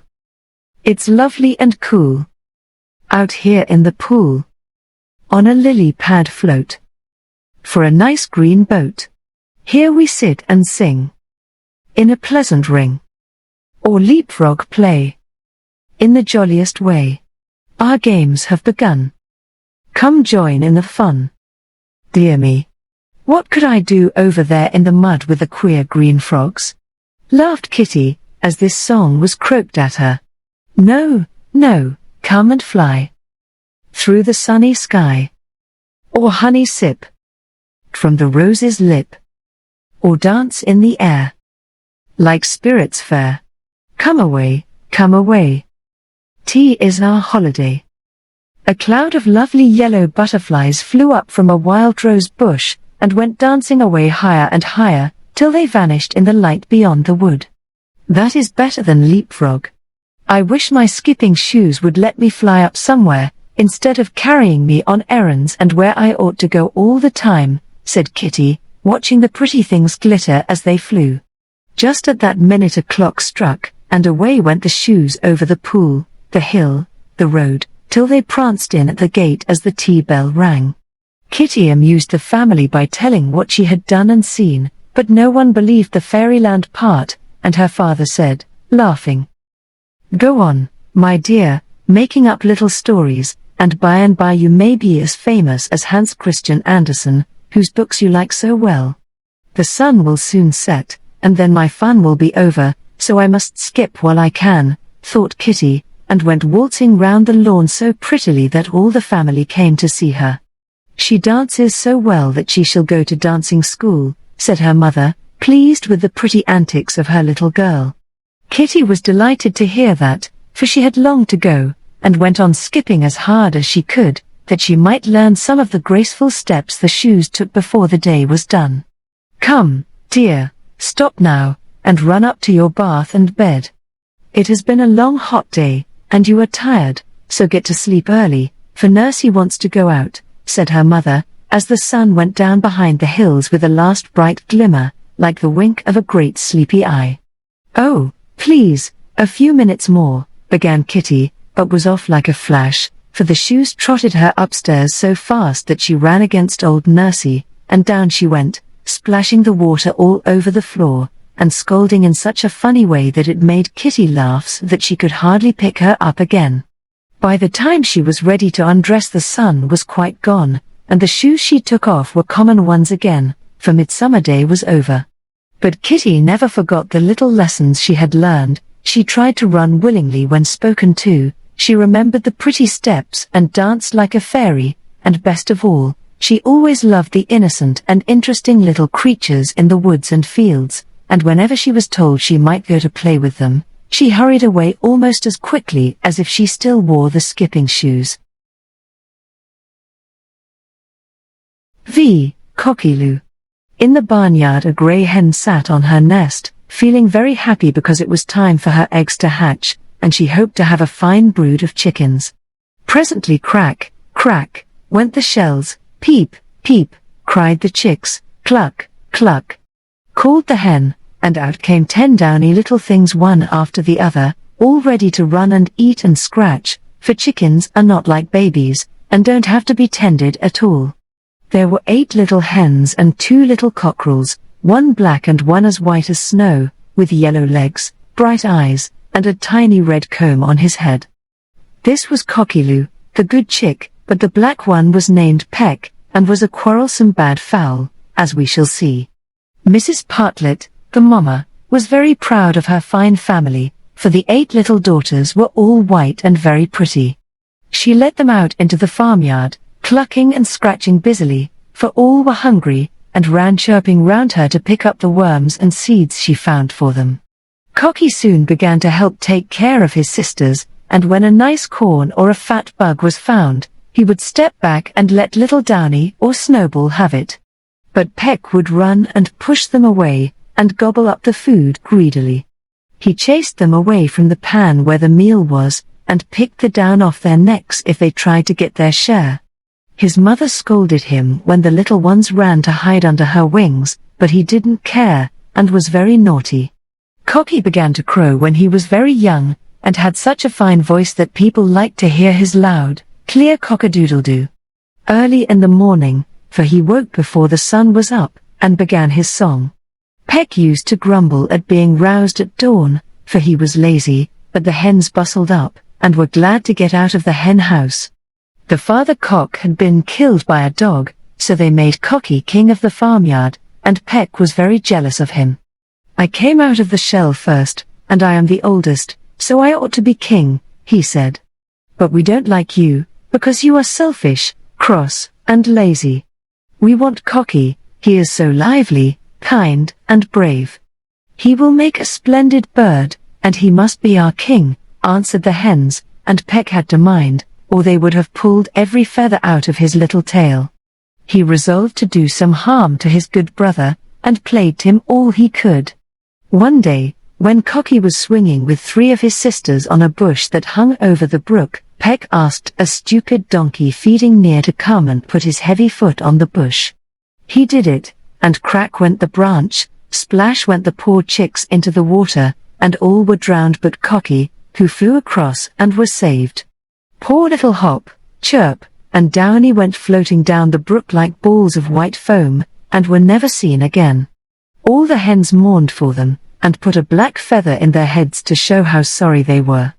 Mama Partlet was heartbroken to lose 3 darlings at once, but Cocky comforted her, and never told how it happened, because he was ashamed to have people know what a bad bird Peck was.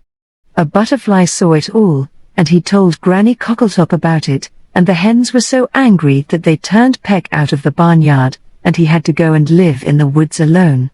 He said he didn't care, but he did, and was very unhappy, and used to go and peep into the pleasant field where the fowls scratched and talked together. He dared not show himself, for they would have driven him out.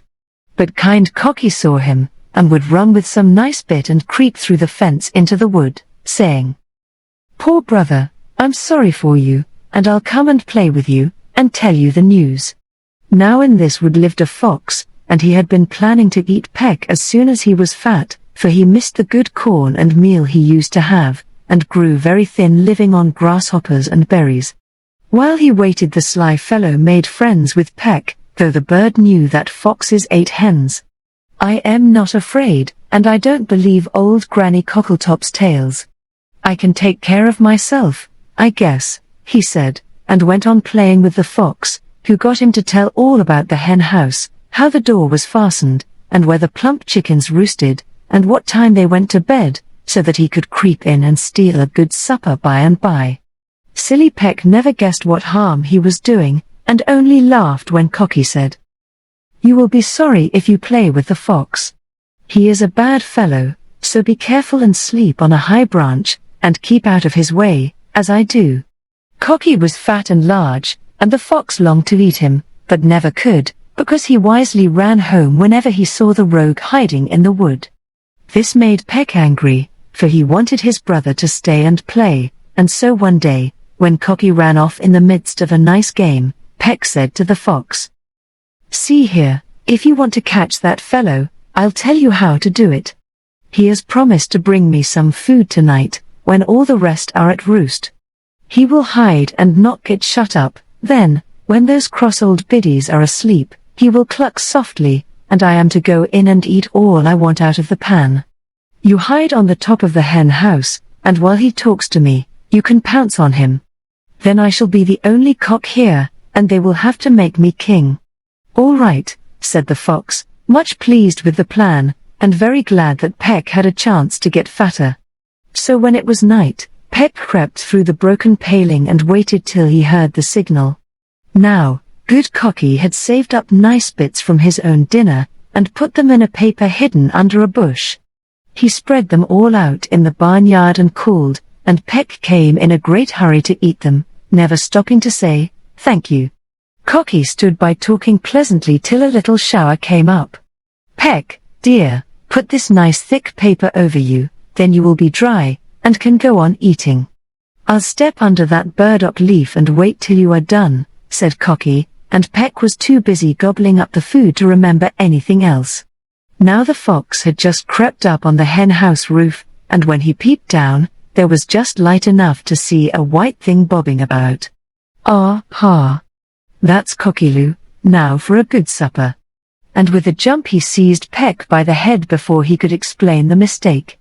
One squawk, and the naughty bird was dead, but though the paper fell off, and the fox saw what he had done, it was too late, and he began to eat Peck up, while Cocky flew into a tree and crowed so loud that the farmer ran with his gun and shot the fox before he could squeeze through the hole in the fence with the fowl in his mouth. After that the hens felt safe, for there were no more foxes, and when they heard about Peck they did not mourn at all, but liked Cocky better than ever, and lived happily together, with nothing to trouble them. King Cockyloo grew to be a splendid bird, pure white, with a tall red comb on his head, long spurs on his yellow legs, many fine feathers in his tail, and eyes that shone like diamonds. His crow was so loud that it could be heard all over the neighborhood, and people used to say, "Hark! Here Farmer Hunt's cock crow. Isn't it a sweet sound to wake us in the dawn?" All the other cocks used to answer him, and there was a fine matinee concert every day. He was a good brother, and led his 5 little sisters all about the field, feeding, guarding, and amusing them, for Mama was lame now, and could not stir far from the yard. It was a pretty sight to see Cocky run home with a worm in his bill or a nice berry, and give it to his mother, who was very proud of her handsome son. Even old Granny Cockletop, who scolded about everything, liked him, and often said, as the hens sat scuffling in the dust, "A fine bird, my dears, a very fine bird, and I know he will do something remarkable before he dies." She was right for once, and this is what he did. One day the farmer had to go away and stay all night, leaving the old lady alone with 2 boys. They were not afraid, for they had a gun, and quite longed for a chance to fire it. Now it happened that the farmer had a good deal of money in the house, and some bad men knew it, so they waited for him to go away that they might steal it.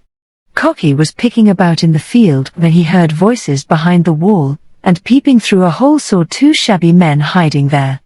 "At 12, tonight, when all are asleep, we will creep in at the kitchen window and steal the money. You shall watch on the outside and whistle if anyone comes along while I am looking for the box where the farmer keeps it," said one man. "You needn't be afraid, there is no dog, and no one to wake the family, so we are quite safe," said the other man, and then they both went to sleep till night came. Cocky was much troubled, and didn't know what to do. He could not tell the old lady about it, for he could only cackle and crow, and she would not understand that language. So he went about all day looking very sober, and would not chase grasshoppers, play hide and seek under the big burdock leaves, or hunt the cricket with his sisters.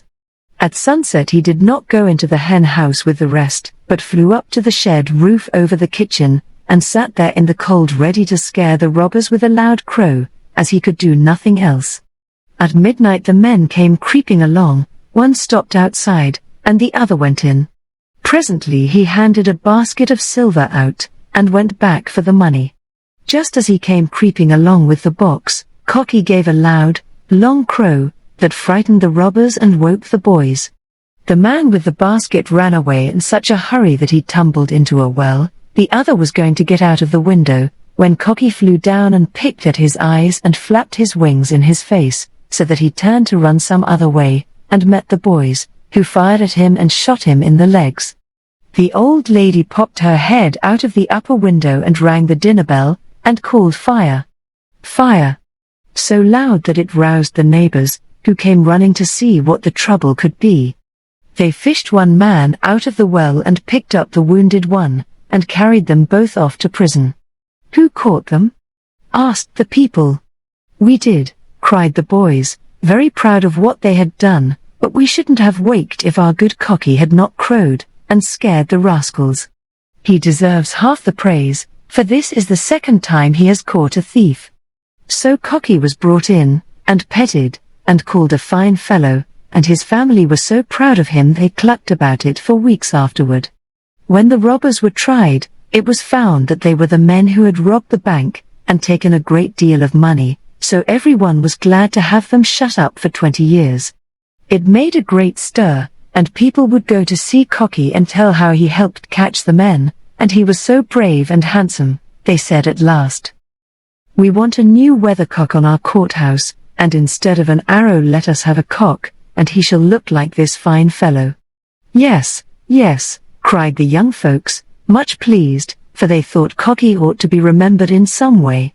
So a picture was taken, and Cocky stood very still, with his bright eye on the man, then one like it was made of brass, and put high up on the courthouse, where all could see the splendid bird shining like gold, and twirling about to tell which way the wind was. The children were never tired of admiring him, and all the hens and chickens went in a procession one moonlight night to see it. Yes, even Mama Partlet and Granny Cockletop, though one was lame and the other very old, so full of pride were they in the great honor done King Cockyloo. This was not the end of his good deeds, and the last was the best of all, though it cost him his life. He ruled for some years, and kept his kingdom in good order, for no one would kill him, when many of the other fowls were taken for Thanksgiving and Christmas dinners. But he did die at last, and even then he was good and brave, as you shall hear. One of the boys wanted to smoke a pipe, and went behind the hen house, so nobody should see him do such a silly thing. He thought he heard his father coming, and hid the pipe under the house. Some straw and dry leaves lay about, and took fire, setting the place in a blaze, for the boy ran away when he saw the mischief he had done, and the fire got to burning nicely before the cries of the poor hens called people to help. The door was locked, and could not be opened, because the key was in the pocket of the naughty boy, so the farmer got an axe and chopped down the wall, letting the poor biddies fly out, squawking and smoking. "Where is Cocky?" cried the other boy, as he counted the hens and missed the king of the farmyard. "Burnt up, I am afraid," said the farmer, who was throwing water on the flames. Alas! Yes, he was, for when the fire was out they found good old Cocky sitting on a nest, with his wide wings spread over some little chicks whose mother had left them. They were too small to run away, and sat chirping sadly till Cocky covered and kept them safe, though the smoke choked him to death. Everyone was very sorry, and the children gave the good bird a fine funeral, and buried him in the middle of the field, with a green mound over him, and a white stone, on which was written, "Here lies the bravest cock that ever crew. We mourn for him with sorrow true. Now nevermore at dawn his music shall we hear, waking the world like trumpets shrill and clear. The hens all hang their heads, the chickens sadly peep. The boys look sober, and the girls all weep. Goodbye, dear Cocky, sleep and rest, with grass and daisies on your faithful breast." And when you wake, brave bird, so good and true, clap your white wings and crow, cock-a-doodle-doo. V.ROSY'S journey.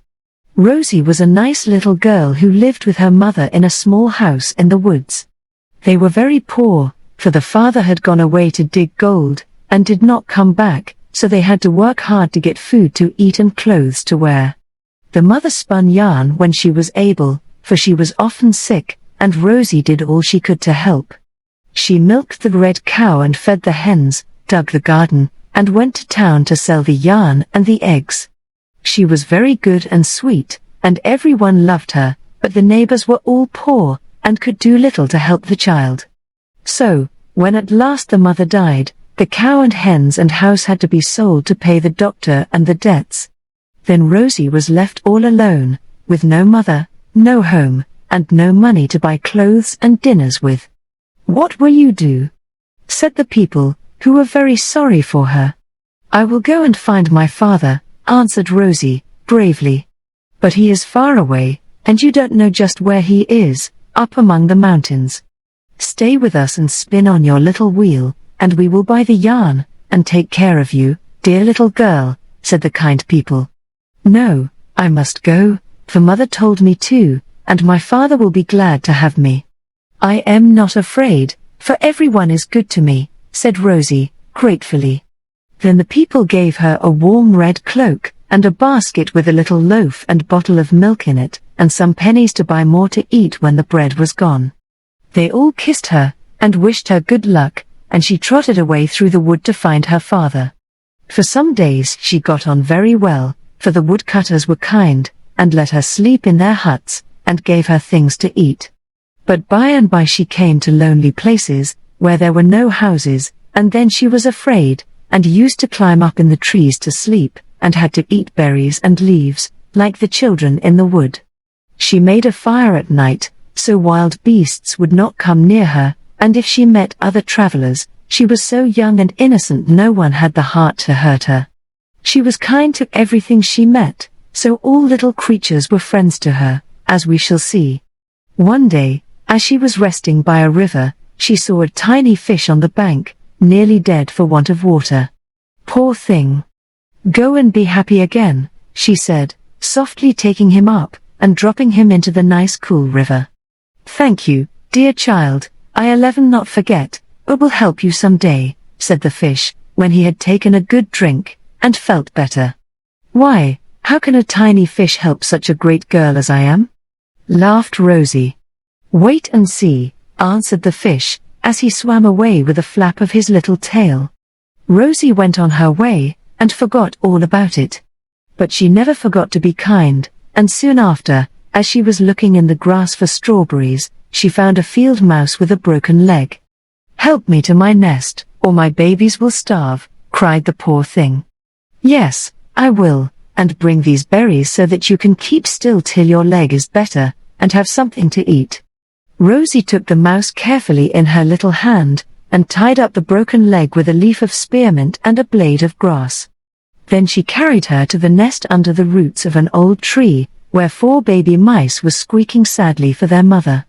She made a bed of thistledown for the sick mouse, and put close within reach all the berries and seeds she could find, and brought an acorn cup of water from the spring, so they could be comfortable. "Good little Rosie, I shall pay you for all this kindness some day," said the mouse, when she was done. "I am afraid you are not big enough to do much," answered Rosie, as she ran off to go on her journey. "Wait and see," called the mouse, and all the little ones squeaked, as if they said the same.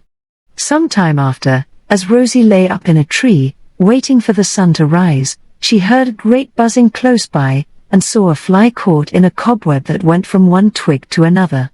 The big spider was trying to spin him all up, and the poor fly was struggling to get away before his legs and wings were helpless. Rosie put up her finger and pulled down the web, and the spider ran away at once to hide under the leaves. But the happy fly sat on Rosie's hand, cleaning his wings, and buzzing so loud for joy that it sounded like a little trumpet. "You've saved my life, and I'll save yours, if I can," said the fly, twinkling his bright eye at Rosie. "You silly thing, you can't help me," answered Rosie, climbing down, while the fly buzzed away, saying, like the mouse and fish, "Wait and see, wait and see." Rosie trudged on, till at last she came to the sea. The mountains were on the other side, but how should she get over the wide water? No ships were there, and she had no money to hire one if there had been any, so she sat on the shore, very tired and sad, and cried a few big tears as salt as the sea. "Hello!" called a bubbly sort of voice close by, and the fish popped up his head. Rosie ran to see what he wanted. "I've come to help you over the water," said the fish. "How can you, when I want a ship, and someone to show me the way?" answered Rosie. "I shall just call my friend the whale, and he will take you over better than a ship, because he won't get wrecked. Don't mind if he spouts and flounces about a good deal, he is only playing, so you needn't be frightened." Down dived the little fish, and Rosie waited to see what would happen, for she didn't believe such a tiny thing could really bring a whale to help her. Presently what looked like a small island came floating through the sea, and turning round, so that its tail touched the shore, the whale said, in a roaring voice that made her jump, "Come aboard, little girl, and hold on tight. I'll carry you wherever you like." It was rather a slippery bridge, and Rosie was rather scared at this big, strange boat, but she got safely over, and held on fast. Then, with a roll and a plunge, off went the whale, spouting 2 fountains, while his tail steered him like the rudder of a ship. Rosie liked it, and looked down into the deep sea, where all sorts of queer and lovely things were to be seen. Great fishes came and looked at her, dolphins played near to amuse her, the pretty Nautilus sailed by in its transparent boat, and porpoises made her laugh with their rough play. Mermaids brought her pearls and red coral to wear, sea apples to eat, and at night sung her to sleep with their sweet lullabies. So she had a very pleasant voyage, and ran on shore with many thanks to the good whale, who gave a splendid spout, and swam away. Then Rosie traveled along till she came to a desert. Hundreds of miles of hot sand, with no trees or brooks or houses. "I never can go that way," she said. "I should starve, and soon be worn out walking in that hot sand. What shall I do? Quee, quee. Wait and see. You were good to me. So here I come. From my little home. To help you willingly," said a friendly voice, and there was the mouse, looking at her with its bright eyes full of gratitude. "Why, you dear little thing, I am very glad to see you, but I am sure you can't help me across this desert," said Rosie, stroking its soft back. "That's easy enough," answered the mouse, rubbing its paws briskly. "I'll just call my friend the lion, he lives here, and he'll take you across with pleasure." "Oh, I am afraid he'd rather eat me." "How dare you call that fierce beast?" cried Rosie, much surprised. "I gnawed him out of a net once, and he promised to help me. He is a noble animal, and he will keep his word." Then the mouse sang, in its shrill little voice, "O lion, grand, come over the sand, and help me now, I pray. Here's a little lass, who wants to pass. Please carry her on her way." In a moment a loud roar was heard, and a splendid yellow lion, with fiery eyes and a long mane, came bounding over the sand to meet them. "What can I do for you, tiny friend?" he said, looking at the mouse, who was not a bit frightened, though Rosie hid behind a rock, expecting every moment to be eaten. Mousie told him, and the good lion said pleasantly, "I'll take the child along. Come on, my dear, sit on my back and hold fast to my mane, for I am a swift horse, and you might fall off." Then he crouched down like a great cat, and Rosie climbed up, for he was so kind she could not fear him, and away they went, racing over the sand till her hair whistled in the wind. As soon as she got her breath, she thought it great fun to go flying along, while other lions and tigers rolled their fierce eyes at her, but dared not touch her, for this lion was king of all, and she was quite safe. They met a train of camels with loads on their backs, and the people traveling with them wondered what queer thing was riding that fine lion. It looked like a very large monkey in a red cloak, but went so fast they never saw that it was a little girl. How glad I am that I was kind to the mouse, for if the good little creature had not helped me, I never could have crossed this desert, said Rosie, as the lion walked a while to rest himself. And if the mouse had not gnawed me out of the net, I never should have come at her call. You see, little people can conquer big ones, and make them gentle and friendly by kindness, answered the lion. Then away they went again, faster than ever, till they came to the green country. Rosie thanked the good beast, and he ran back, for if anyone saw him, they would try to catch him. Now I have only to climb up these mountains and find father, thought Rosie, as she saw the great hills before her, with many steep roads winding up to the top, and far, far away rose the smoke from the huts where the men lived and dug for gold. She started off bravely, but took the wrong road, and after climbing a long while found the path ended in rocks over which she could not go. She was very tired and hungry, for her food was gone, and there were no houses in this wild place. Night was coming on, and it was so cold she was afraid she would freeze before morning, but dared not go on lest she should fall down some steep hole and be killed. Much discouraged, she lay down on the moss and cried a little, then she tried to sleep, but something kept buzzing in her ear, and looking carefully she saw a fly prancing about on the moss, as if anxious to make her listen to his song. Rosie, my dear, don't cry, I am here to help you all I can. I am only a fly. But you'll see that I will keep my word like a man. Rosie couldn't help laughing to hear the brisk little fellow talk as if he could do great things, but she was very glad to see him and hear his cheerful song, so she held out her finger, and while he sat there told him all her troubles. Bless your heart. My friend the eagle will carry you right up the mountains and leave you at your father's door, cried the fly, and he was off with a flirt of his gauzy wings, for he meant what he said. Rosie was ready for her new horse, and not at all afraid after the whale and the lion, so when a great eagle swooped down and alighted near her, she just looked at his sharp claws, big eyes, and crooked beak as coolly as if he had been a cock robin. He liked her courage, and said kindly in his rough voice, "Hop up, little girl, and sit among my feathers. Hold me fast round the neck, or you may grow dizzy and get a fall." Rosie nestled down among the thick grey feathers, and put both arms round his neck, and as they went, up, up, up, higher and higher, till the trees looked like grass, they were so far below. At first it was very cold, and Rosie cuddled deeper into her feather bed. Then, as they came nearer to the sun, it grew warm, and she peeped out to see the hut standing in a green spot on the top of the mountain. "Here we are. You'll find all the men are down in the mine at this time. They won't come up till morning, so you will have to wait for your father. Goodbye, good luck, my dear." And the eagle soared away, higher still, to his nest among the clouds. It was night now, but fires were burning in all the houses, so Rosie went from hut to hut trying to find her father's, that she might rest while she waited. At last in one the picture of a pretty little girl hung on the wall, and under it was written, "My Rosie."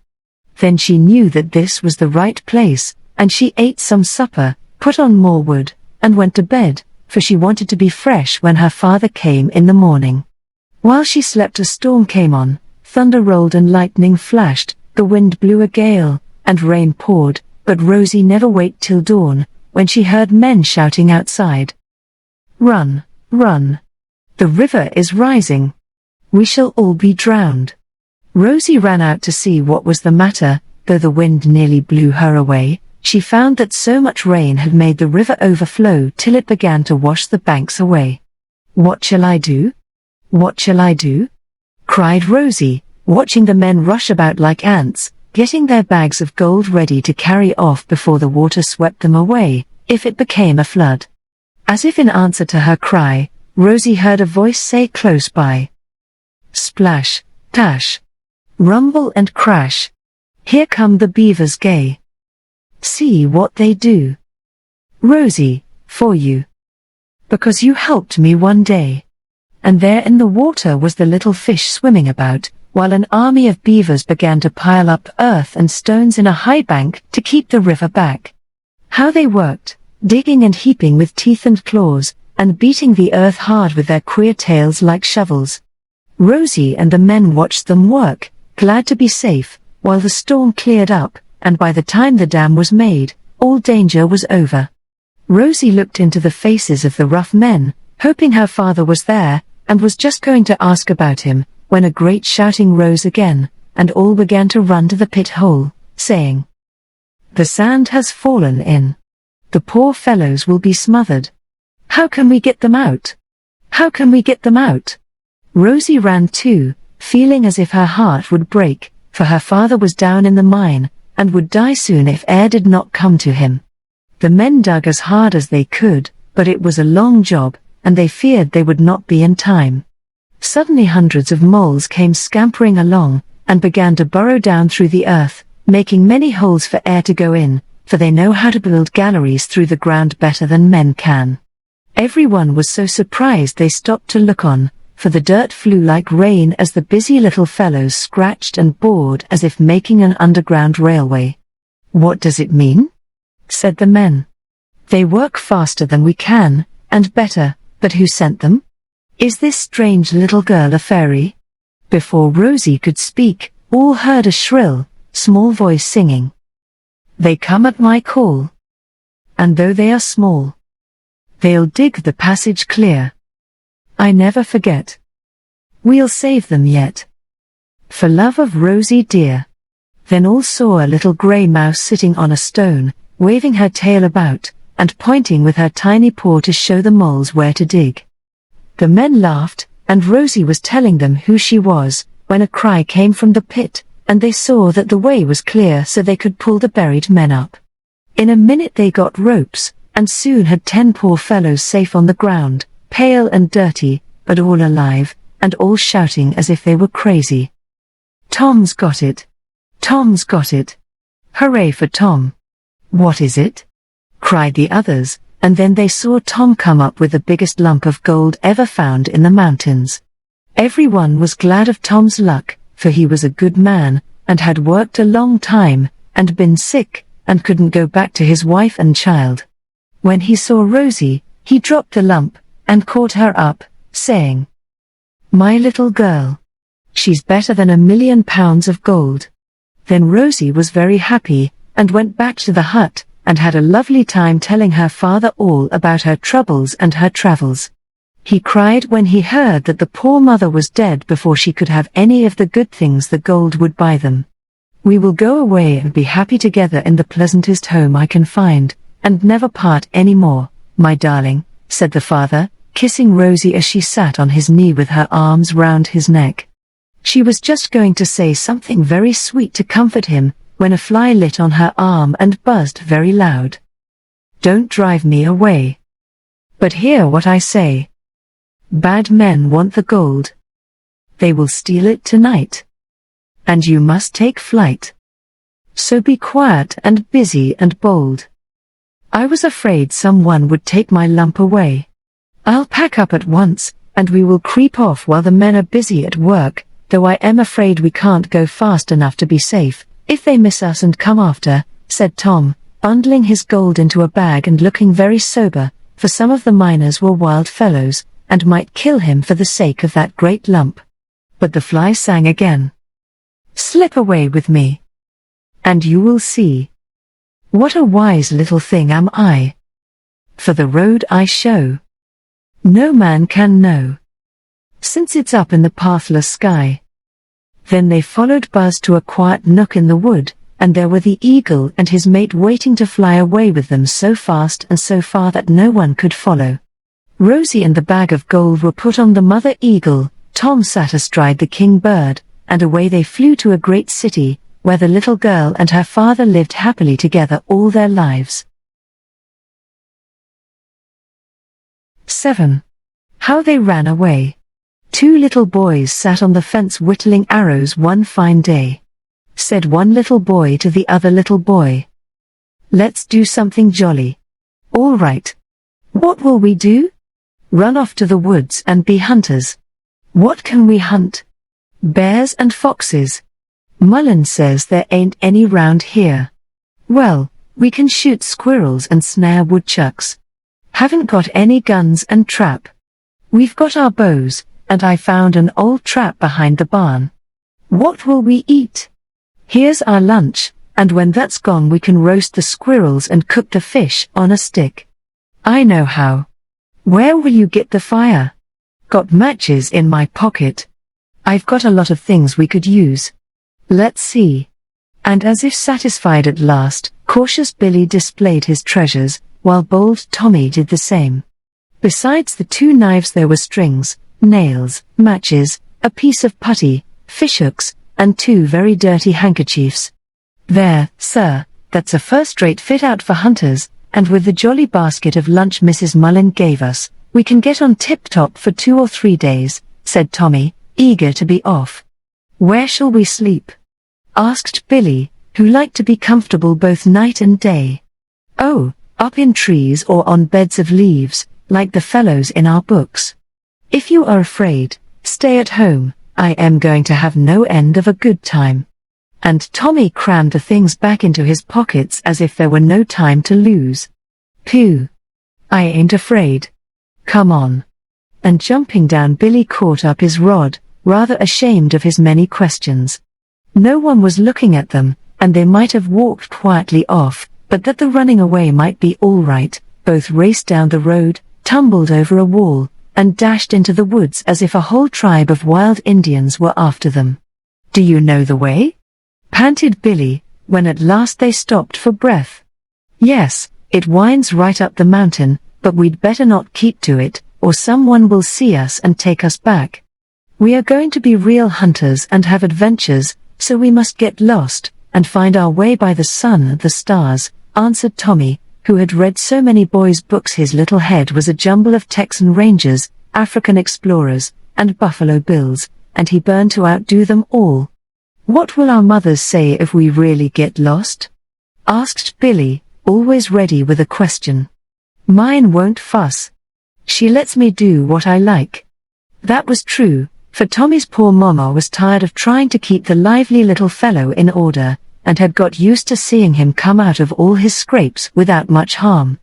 Mine will be scared, she's always afraid I am going to get hurt, so I am careful.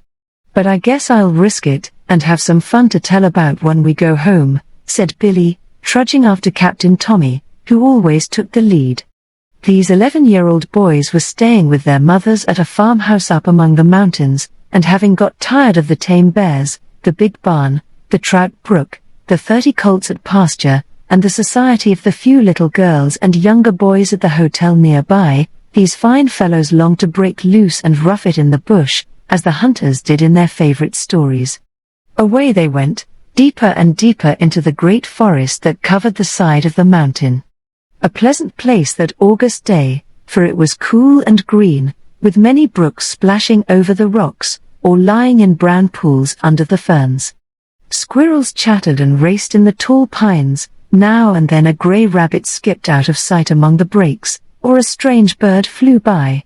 Here and there blackberries grew in the open places, sassafras bushes were plentiful, and black birch bark was ready for chewing.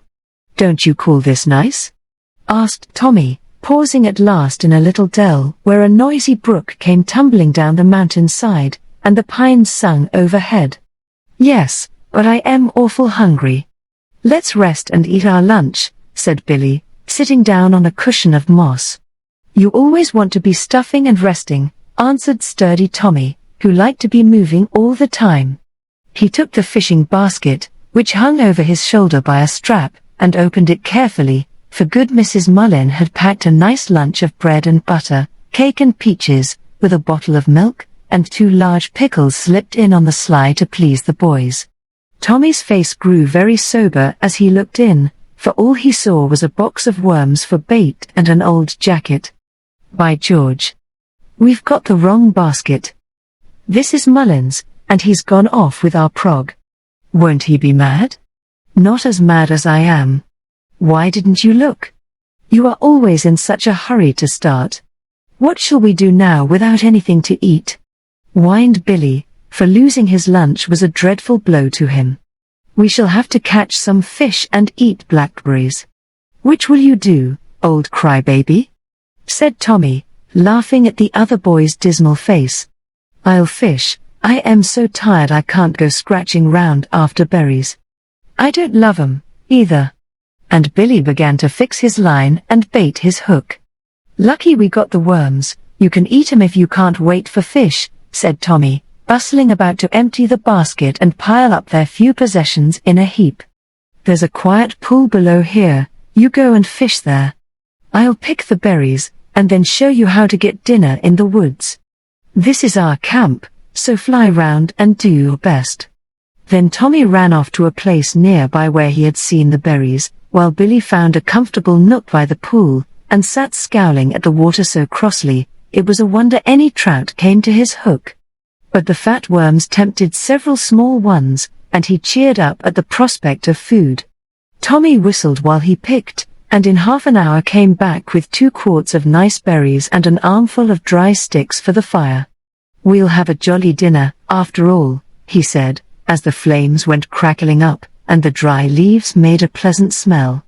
"Got 4, but don't see how we'll ever cook 'em, no frying pan," grumbled Billy, throwing down the 4 little trout, which he had half cleaned. "Don't want any. Broil 'em on the coals, or toast 'em on a forked stick." "I'll show you how," said cheerful Tommy, whittling away, and feeding his fire as much like a real hunter as a small boy could be. While he worked, Billy ate berries and sighed for bread and butter. At last, after much trouble, 2 of the trout were half-cooked and eagerly eaten by the hungry boys. But they were very different from the nice brown ones Mrs. Mullin gave them, for in spite of Tommy's struggles they would fall in the ashes, and there was no salt to eat with them. By the time the last were toasted, the young hunters were so hungry they could have eaten anything, and not a berry was left. "I set the trap down there, for I saw a hole among the vines, and I shouldn't wonder if we got a rabbit or something," said Tommy, when the last bone was polished. "You go and catch some more fish, and I'll see if I have caught any old chap," as he went home to dinner. Off ran Tommy, and the other boy went slowly back to the brook, wishing with all his might he was at home eating sweet corn and berry pie. The trout had evidently gone to their dinners, for not one bite did poor Billy get, and he was just falling asleep when a loud shout gave him such a fright that he tumbled into the brook up to his knees. "I've got him.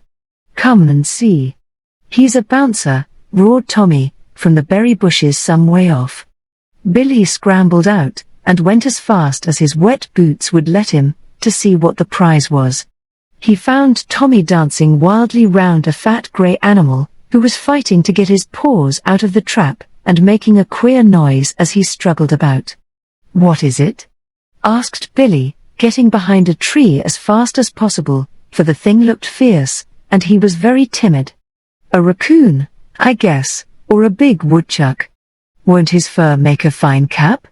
I guess the other fellows will wish they'd come with us," said Tommy, prancing to and fro, without the least idea what to do with the creature.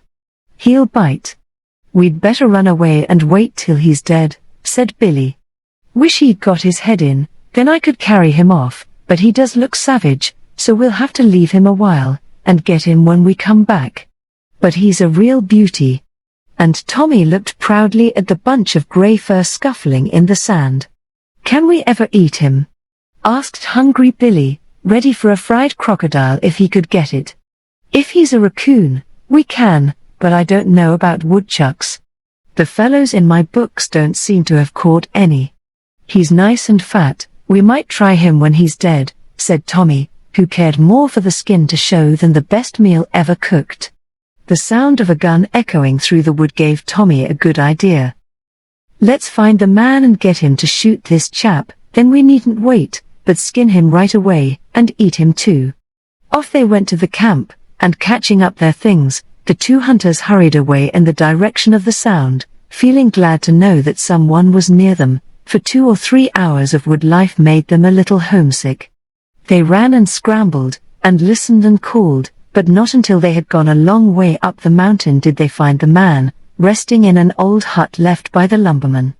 The remains of his dinner were spread on the floor, and he lay smoking and reading a newspaper, while his dog dozed at his feet, close to a well-filled game bag. He looked surprised when two dirty, wet little boys suddenly appeared before him, one grinning cheerfully, the other looking very dismal and scared as the dog growled and glared at them as if they were two rabbits.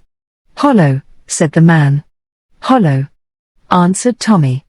"Who are you?" asked the man. "Hunters," said Tommy. "Had good luck?" And the man laughed. "First rate. Got a raccoon in our trap, and we want you to come and shoot him," answered Tommy, proudly. "Sure," said the man, looking interested as well as amused. "No, but I think so." "What's he like?" Tommy described him, and was much disappointed when the man lay down again, saying, with another laugh, "It's a woodchuck, he's no good. But I want the skin."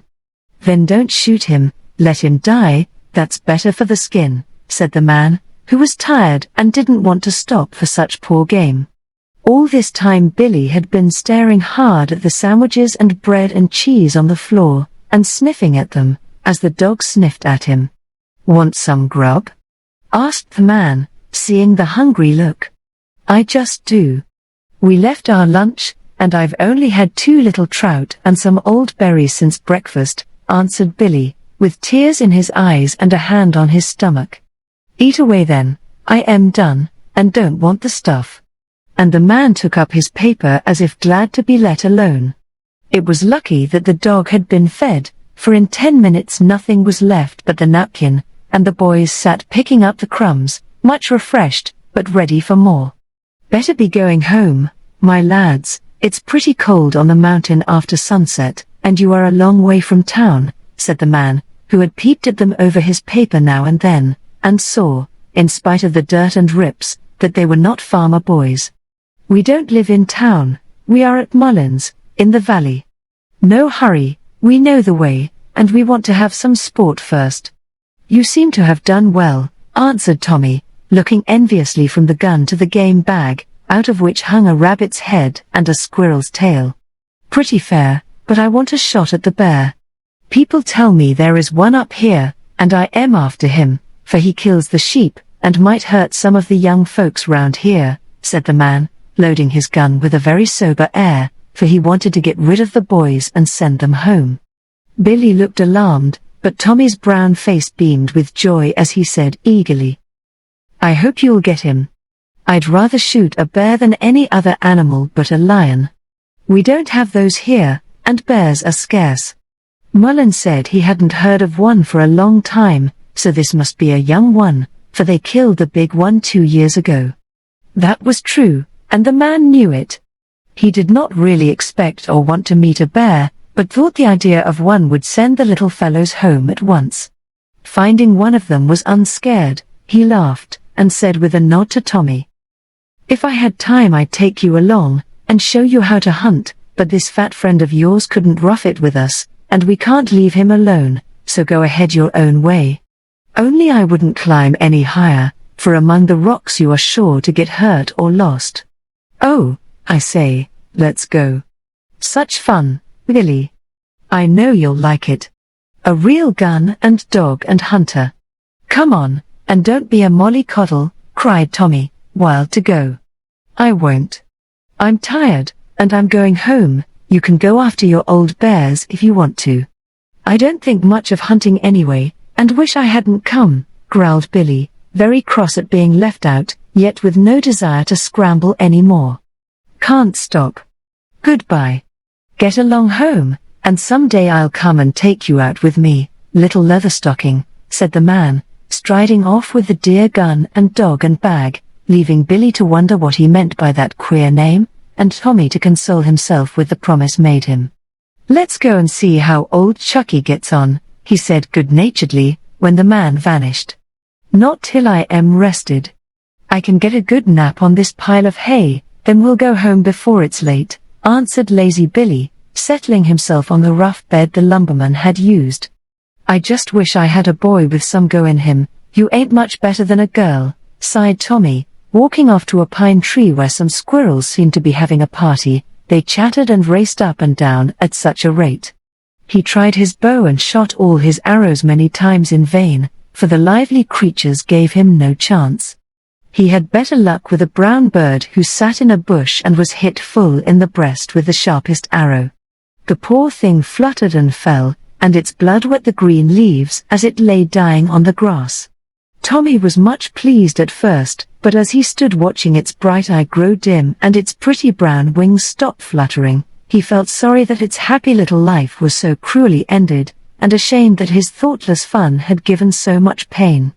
"I'll never shoot another bird except hawks after chickens, and I won't brag about this one. It was so tame, and trusted me, I was very mean to kill it." As he thought this, Tommy smoothed the ruffled feathers of the dead thrush, and, making a little grave under the pine, buried it wrapped in green leaves, and left it there where its mate could sing over it, and no rude hands disturb its rest. "I'll tell Mama and she will understand, but I won't tell Billy. He is such a greedy old chap, he'll say I ought to have kept the poor bird to eat," thought Tommy, as he went back to the hut, and sat there, restringing his bow, till Billy woke up, much more amiable for his sleep. They tried to find the woodchuck, but lost their way, and wandered deeper into the great forest till they came to a rocky place and could go no farther. They climbed up and tumbled down, turned back and went round, looked at the sun and knew it was late, chewed sassafras bark and checkerberry leaves for supper, and grew more and more worried and tired as hour after hour went by and they saw no end to woods and rocks. Once or twice they heard the hunter's gun far away, and called and tried to find him. Tommy scolded Billy for not going with the man, who knew his way and was probably safe in the valley when the last faint shot came up to them. Billy cried, and reproached Tommy for proposing to run away, and both felt very homesick for their mothers and their good safe beds at Farmer Mullin's. The sun set, and found them in a dreary place full of rocks and blasted trees halfway up the mountain.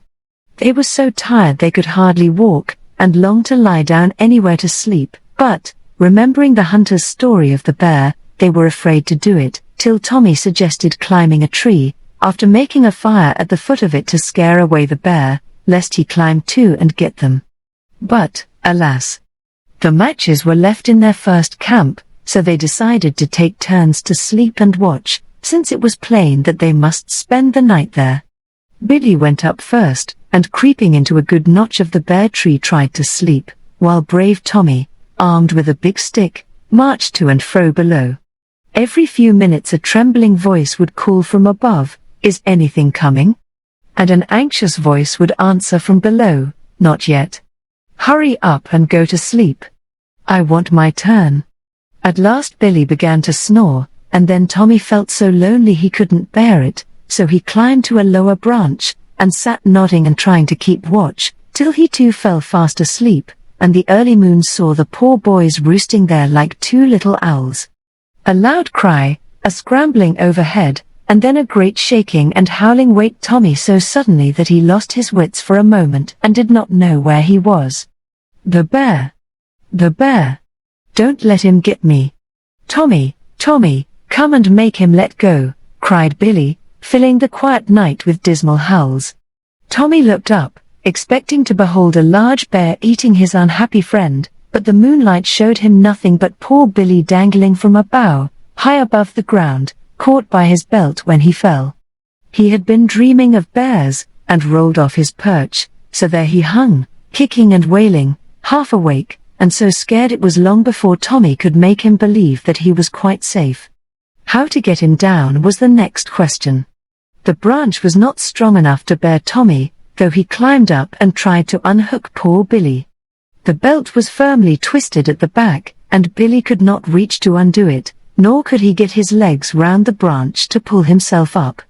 There seemed no way but to unbuckle the belt and drop. That he was afraid to try, for the ground was hard, and the fall a high one. Fortunately both belt and buckle were strong, so he hung safely, though very uncomfortably, while Tommy racked his boyish brain to find a way to help him. Billy had just declared that he should be cut in two very soon if something was not done for him, and Tommy was in despair, when they thought they heard a far-off shout, and both answered it till their throats were nearly split with screaming. "I seem to see a light moving round down that way," cried Billy from his hook, pointing toward the valley. "They are looking for us, but they won't hear us." "I'll run and holler louder, and bring 'em up here," answered Tommy, glad to do anything that would put an end to this dreadful state of things. "Don't leave me. I may fall and be killed. The bear might come. Don't go. Don't go," wailed Billy, longing to drop, but afraid. "I won't go far, and I'll come back as quick as I can. You are safe up there. Hold on, and we'll soon get you down," answered Tommy, rushing away helter-skelter, never minding where he went, and too much excited to care for any damage. The moon was bright on the blasted trees, but when he came down among the green pines, it grew dark, and he often stumbled and fell. Never minding bumps and bruises, he scrambled over rocks, leapt fallen trunks, floundered through brooks, and climbed down steep places, till, with a reckless jump, he went heels over head into a deep hole, and lay there for a moment stunned by the fall. It was an old bear trap, long unused, and fortunately well carpeted with dead leaves, or poor Tommy would have broken his bones. When he came to himself he was so used up that he lay still for some time in a sort of daze, too tired to know or care about anything, only dimly conscious that somebody was lost in a tree or a well, and that, on the whole, running away was not all fun. By and by the sound of a gun roused him, and remembering poor Billy, he tried to get out of the pit, for the moon showed him where he was. But it was too deep, and he was too stiff with weariness and the fall to be very nimble. So he shouted, and whistled, and raged about very like a little bear caught in the pit. It is very difficult to find a lost person on these great mountains, and many wander for hours not far from help, bewildered by the thick woods, the deep ravines, and precipices which shut them in. Some have lost their lives, and as Tommy lay on the leaves used up by his various struggles, he thought of all the stories he had lately heard at the farm, and began to wonder how it would feel to starve to death down there, and to wish poor Billy could come to share his prison, that they might die together, like the babes in the wood, or better still the Boy Scouts lost on the prairies in that thrilling story, Bill Boomerang, the Wild Hunter of the West. "I guess Mother is worried this time, because I never stayed out all night before, and I never will again without leave. It's rather good fun, though, if they only find me. I ain't afraid, and it isn't very cold. I always wanted to sleep out, and now I am doing it. Wish poor Billy was safely down and in this good bed with me. Won't he be scared all alone there? Maybe the belt will break and he get hurt bumping down. Sorry now I left him, he's such a fraid cat. There's the gun again. Guess it's that man after us. Hi. Hollow. Here I am. Whoop. Hurrah. Hi. Hi. Hi. Tommy's meditations ended in a series of yells as loud as his shrill little voice could make them, and he thought someone answered. But it must have been an echo, for no one came, and after another rampage round his prison, the poor boy nestled down among the leaves, and went fast asleep because there was nothing else to do. So there they were, the two young hunters, lost at midnight on the mountain, one hanging like an apple on the old tree, and the other sound asleep in a bear pit. Their distracted mothers meantime were weeping and wringing their hands at the farm, while all the men in the neighborhood were out looking for the lost boys. The hunter on his return to the hotel had reported meeting the runaways and his effort to send them home in good season, so people knew where to look, and, led by the man and dog, up the mountain went Mr. Mullin with his troop. It was a mild night, and the moon shone high and clear, so the hunt was, on the whole, rather easy and pleasant at first, and lanterns flashed through the dark forest like fireflies, the lonely cliffs seemed alive with men, and voices echoed in places where usually only the brooks babbled and the hawks screamed. But as time went on, and no sign of the boys appeared, the men grew anxious, and began to fear some serious harm had come to the runaways. "I can't go home without them little shavers, no way, 'specially Tommy," said Mr. Mullin, as they stopped to rest after a hard climb through the blasted grove. "He's a boy after my own heart, spry as a chipmunk, smart as a young cockerel, and as full of mischief as a monkey. He ain't afraid of anything, and I shouldn't be a mite surprised to find him enjoyin' himself first-rate, and as cool as a cowcucumber. The fat boy won't take it so easily, I fancy. If it hadn't been for him I'd have kept the lively fellow with me, and shown him how to hunt. Sorry now I didn't take them both home, said the man with the gun, seeing his mistake too late, as people often do. Maybe they fell down a precipice and got killed, like Moses Warner, when he was lost, suggested a tall fellow, who had shouted himself hoarse. Hush up, and come on. The dog is barking yonder, and he may have found 'em, said the farmer, hurrying toward the place where the hound was baying at something in a tree. It was poor Billy, hanging there still, half unconscious with weariness and fear. The belt had slipped up under his arms, so he could breathe easily, and there he was, looking like a queer sort of cone on the blasted pine. Val, I never, exclaimed the farmer, as the tall lad climbed up, and, unhooking Billy, handed him down like a young bird, into the arms held up to catch him. He's all right, only scared out of his wits. Come along and look for the other one. I'll warrant he went for help, and may be halfway home by this time, said the hunter, who didn't take much interest in the fat boy. Tommy's hat lay on the ground, and showing it to the dog, his master told him to find the boy. The good hound sniffed about, and then set off with his nose to the ground, following the zigzag track Tommy had taken in his hurry. The hunter and several of the men went after him, leaving the farmer with the others to take care of Billy. Presently the dog came to the bear pit, and began to bark again. He's got him, cried the men, much relieved, and rushing on soon saw the good beast looking down at a little white object in one corner of the dark hole. It was Tommy's face in the moonlight, for the rest of him was covered up with leaves. The little round face seemed very quiet, and for a moment the men stood quite still, fearing that the fall might have done the boy some harm. Then the hunter leapt down, and gently touched the brown cheek. It was warm, and a soft snore from the pug nose made the man call out, much relieved. He's all right. Wake up here, little chap, you are wanted at home. Had hunting enough for this time? As he spoke, Tommy opened his eyes, gave a stretch, and said, "Hollo, Billy," as calmly as if in his own bed at home. Then the rustle of the leaves, the moonlight in his face, and the sight of several men staring down at him startled him wide awake. "Did you shoot the big bear?" he asked, looking up at the hunter with a grin. "No, but I caught a little one, and here he is," answered the man, giving Tommy a roll in the leaves, much pleased because he did not whine or make a fuss. "Got lost, didn't we? Oh, I say, where's Billy?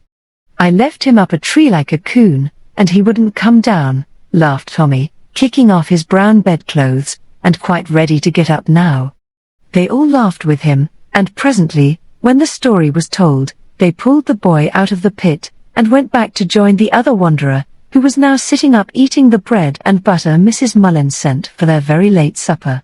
The men roared again, as the two boys told their various tribulations, and when they had been refreshed, the party started for home, blowing the tin horns, and firing shot after shot to let the scattered searchers know that the lost children were found.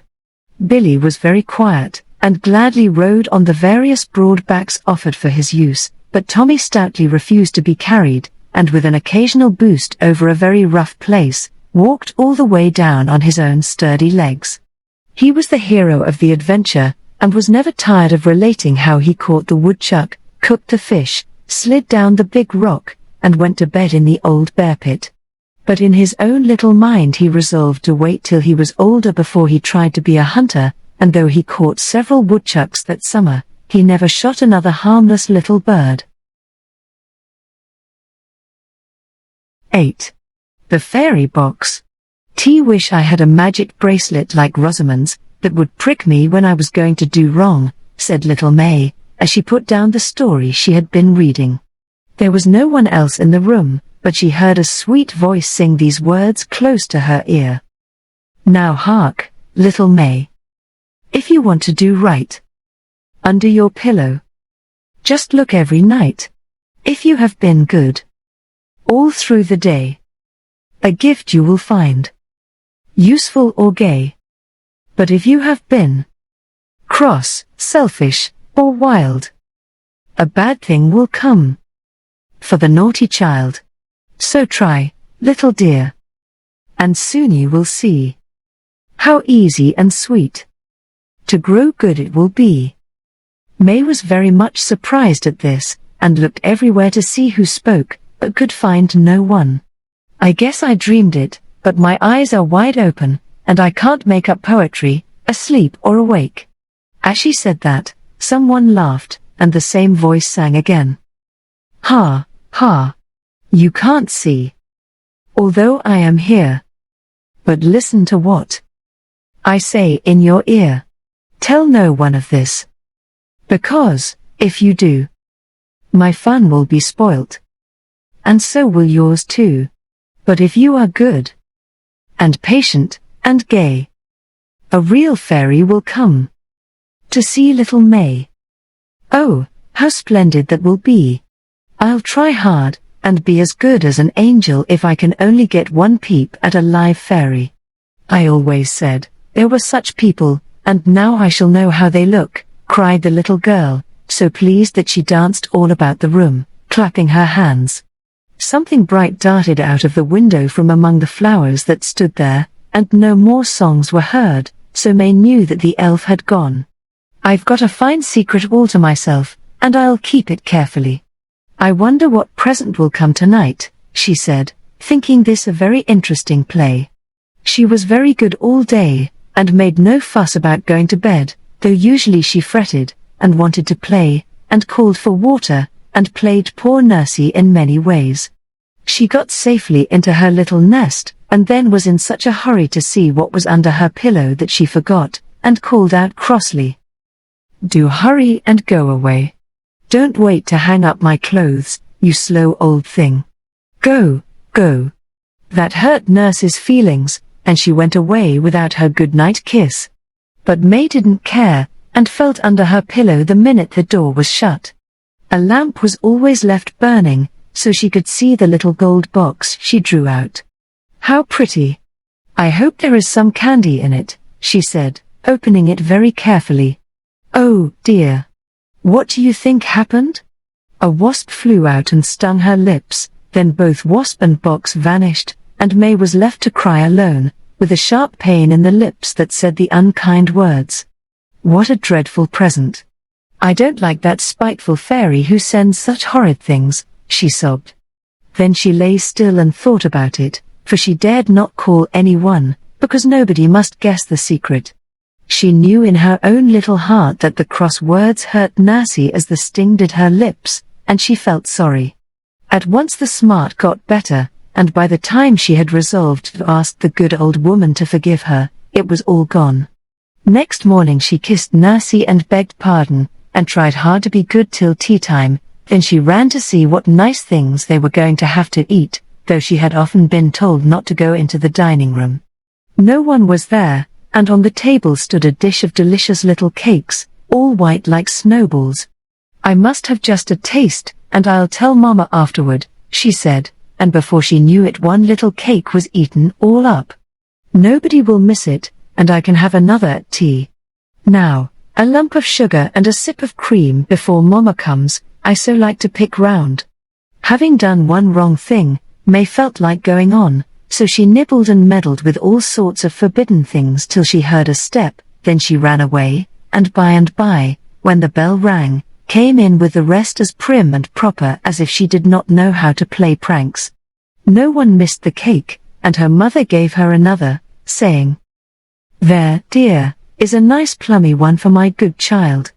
May turned red, and wanted to tell what she had done, but was ashamed because there was company, and people thought she blushed like a modest little girl at being praised. But when she went to bed she was almost afraid to look under the pillow, knowing that she had done wrong. At last she slowly drew out the box, and slowly opened it, expecting something to fly at her. All she saw was a tiny black bag, that began at once to grow larger, till it was big enough to hold her two hands. Then it tied itself tight round her wrists, as if to keep these meddlesome hands out of mischief. Well, this is very queer, but not so dreadful as the wasp. I hope no one will see it when I am asleep. I do wish I'd let those cakes and things alone, sighed May, looking at the black bag, and vainly trying to get her hands free. She cried herself to sleep, and when she woke the bag was gone. No one had seen it, but she told her mama about the cake, and promised not to do so any more. Now this shall be a truly good day, every bit of it, she said, as she skipped away, feeling as light as a feather after she had confessed her little sins. But, alas, it is so easy to forget and do wrong, that May spoilt her day before dinner by going to the river and playing with the boats, in spite of many orders not to do it. She did not tell of it, and went to a party in the afternoon, where she was so merry she never remembered the naughty thing till she was in bed and opened the fairy box. A little chain appeared, which in a flash grew long and large, and fastened round her ankles as if she were a prisoner. May liked to tumble about, and was much disgusted to be chained in this way, but there was no help for it, so she lay very still and had plenty of time to be sorry. It is a good punishment for me, and I deserve it. I won't cry, but I will remember. And May said her prayers very soberly, really meaning to keep her word this time. All the next day she was very careful to keep her lips from cross words, her hands from forbidden things, and her feet from going wrong. Nothing spoilt this day, she watched so well, and when Mama gave the good-night kiss, she said, "What shall I give my good little daughter, who has been gentle, obedient, and busy all day?" "I want a white kitty, with blue eyes, and a pink ribbon on its neck," answered May. "I'll try and find one. Now go to bed, dearie, and happy dreams," said Mama, with many kisses on the rosy cheeks, and the smile that was a reward. May was so busy thinking about the kitty and the good day that she forgot the box till she heard a little mew, mew, under her pillow. Mercy me! What's that? And she popped up her head to see. Out came the box, off flew the lid, and there, on a red cushion, lay a white kit about 2 inches long.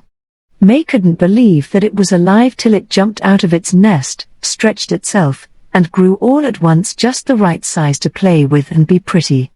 Its eyes were blue, its tail like a white plume, and a sweet pink bow was on its neck. It danced all over the bed, ran up the curtains, hid under the clothes, nipped May's toes, licked her face, patted her nose with its soft paw, and winked at her in such a funny way that she laughed for joy at having such a dear kitty. Presently, as if it knew that bed was the place to lie quiet in, Puss cuddled down in a little bunch and purred May to sleep. "I suppose that darling kit will be gone like all the other things," said May, as she waked up and looked round for her first pretty gift. No, there was the lovely thing sitting in the sun among the flower pots, washing her face and getting ready for play. What a fine frolic they had, and how surprised everyone was to see just the pussy May wanted. They supposed it came as kitties often come, and May never told them it was a fairy present, because she had promised not to. She was so happy with little Puss that she was good all day, and when she went to bed she thought, "I wish I had a dog to play with darling Snowdrop, and run with me when I go to walk." "Bow, wow, wow," came from under the pillow, and out of the box trotted a curly black dog, with long ears, a silver collar, and such bright, kind eyes. May was not a bit afraid of him, but loved him at once, and named him Floss, he was so soft and silky. Pussy liked him too, and when May was sleepy they both snuggled down in the same basket like 2 good babies, and went to V.I.THE. "Well, I never. What shall we find next?" said Nurse, when she saw the dog in the morning. "Perhaps it will be an elephant, to fill the whole house, and scare you out of your wits," laughed May, dancing about with Snowdrop chasing her bare toes, while Floss shook and growled over her shoes as if they were rats. "If your cousin John wants to give you any more animals, I wish he'd send a pony to take you to school, and save my old legs the pain of trotting after you," said Nurse, for May did have a rich cousin who was very fond of her, and often gave her nice things. "Perhaps he will," laughed May, much tickled with the idea that it was a fairy, and not Cousin John, who sent the cunning little creatures to her. But she didn't get the pony that night, for in the afternoon her mother told her not to sit on the lawn, because it was damp, and May did not mind, being busy with a nice story. So when she took up her box, a loud sneeze seemed to blow the lid off, and all she saw was a bit of red flannel. "What is this for?" she asked, much disappointed, and as if to answer, the strip of flannel wrapped itself round her neck. "There. My throat is sore, and I am hoarse. I wonder how that fairy knew I sat on the damp grass. I am so sorry, for I did want a pony, and might have had it if I'd only minded," said May, angry with herself for spoiling all her fun. It was spoilt, for she had such a cold next day she couldn't go out at all, but had to take medicine and keep by the fire, while the other children had a lovely picnic.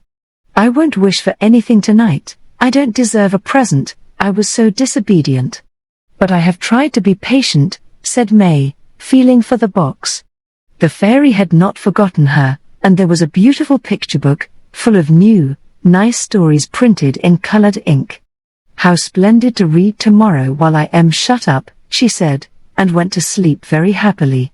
All the next day she enjoyed the pretty pictures and funny tales, and never complained or fretted at all, but was so much better the doctor said she could go out tomorrow, if it was fine. "Now I will wish for the pony," said May, in her bed.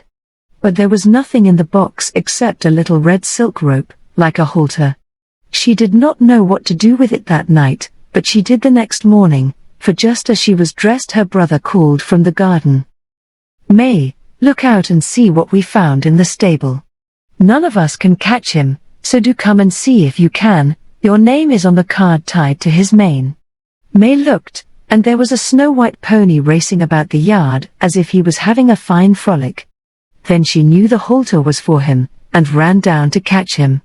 The minute she appeared, the pony went to her and put his nose in her hand, neighing, as if he said, "This is my little mistress, I will mind her and serve her well." May was delighted, and very proud when the pony let her put on the saddle and bridle that lay in the barn all ready to use. She jumped up and rode gaily down the road, and Will and Mama and all the maids and Floss and Snowdrop ran to see the pretty sight. The children at school were much excited when she came trotting up, and all wanted to ride Prince. He was very gentle, and everyone had a ride, but May had the best fun, for she could go every day for long trots by the carriage when Mama and Will drove out.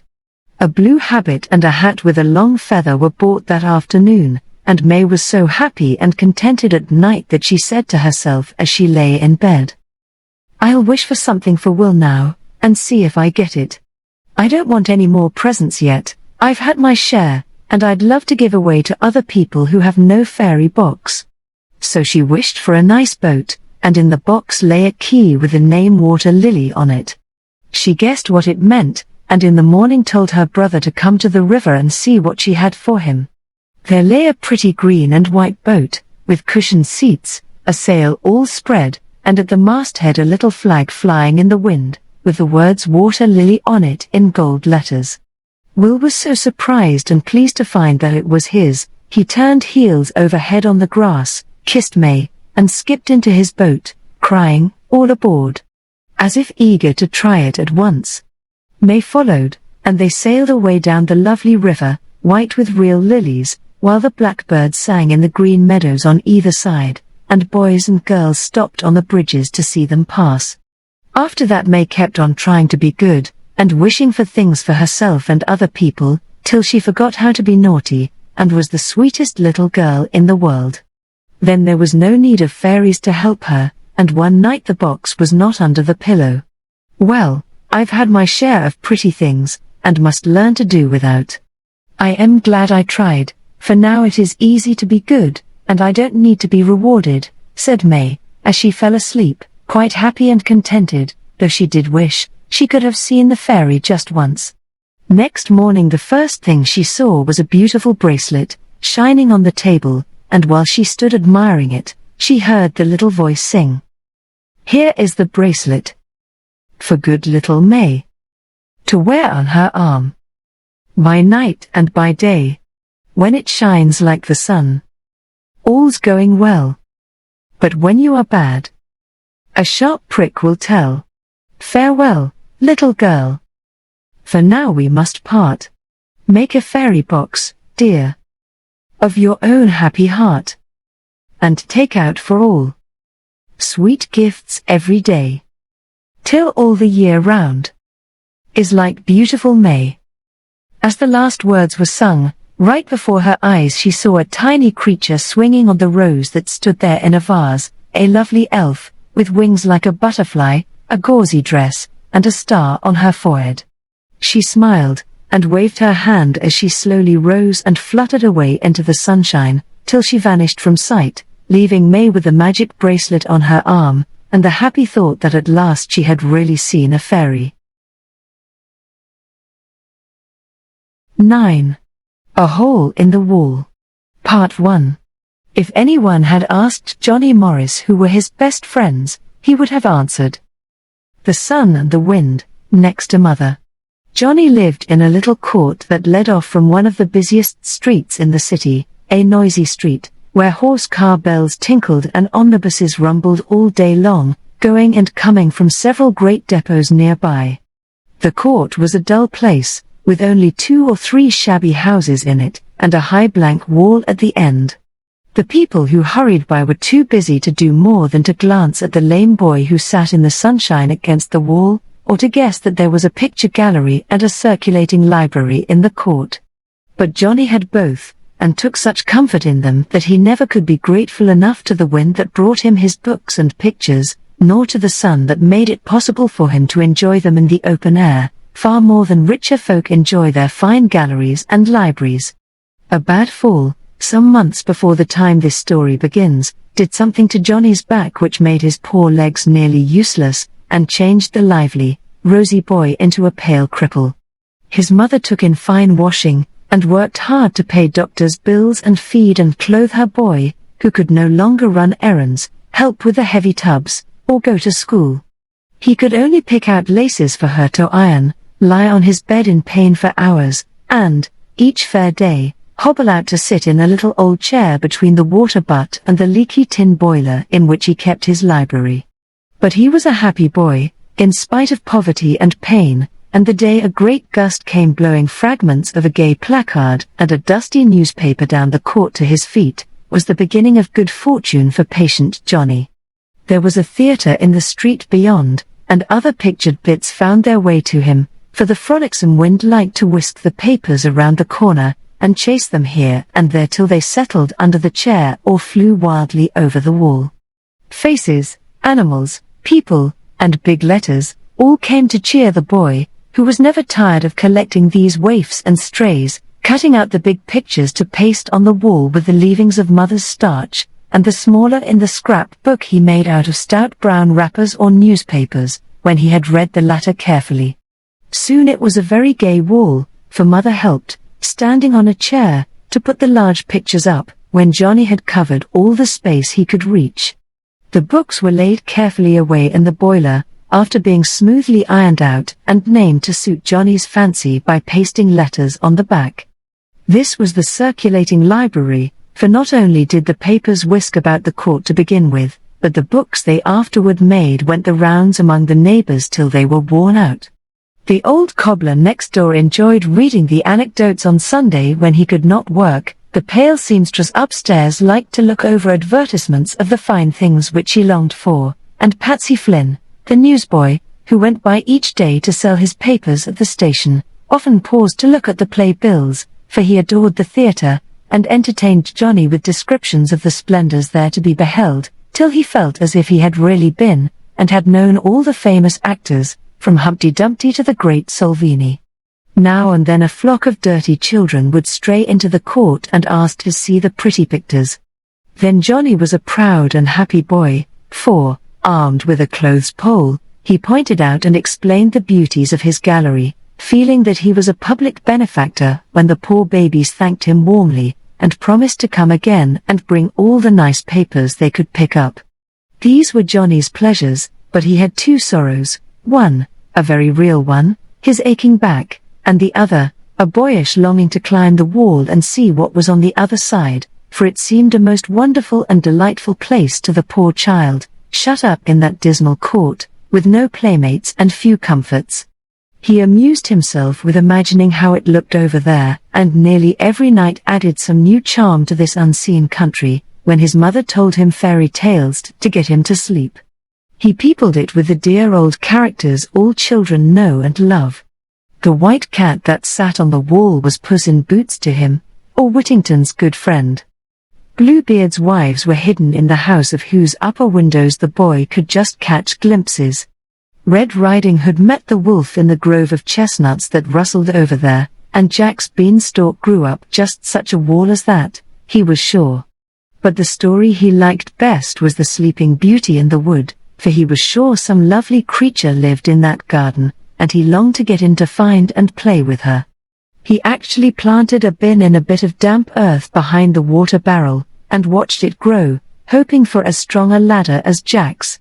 But the vine grew very slowly, and Johnny was so impatient that he promised Patsy his best book for his II.THE, if he would climb up and report what was to be seen in that enchanted garden. Fakes, and I will, thin. And up went good-natured Pat, after laying an old board over the hogshead to stand on, for there were spikes all along the top of the wall, and only cats and sparrows could walk there. Alas for Johnny's eager hopes, and alas for Pat's Sunday best. The board broke, and splash went the climber, with a wild Irish howl that startled Johnny half out of his wits and brought both Mrs. Morris and the cobbler to the rescue. After this sad event Pat kept away for a time in high dudgeon, and Johnny was more lonely than ever. But he was a cheery little soul, so he was grateful for what joys he had, and worked away at his wall, for the March winds had brought him many treasures, and after April rains were over, May sunshine made the court warm enough for him to be out nearly all day. I am so sorry Pat is mad, 'cause he saw this piece and told me about it, and he'd like to help me put up these pictures, said Johnny to himself, one breezy morning, as he sat examining a big poster which the wind had sent flying into his lap a few minutes before. The play was Monte Cristo, and the pictures represented the hero getting out of prison by making holes in the wall, among other remarkable performances. This is a jolly red one. Now, where will I put it to show best and not spoil the other beauties? As he spoke, Johnny turned his chair around and surveyed his gallery with as much pride and satisfaction as if it held all the wonders of art.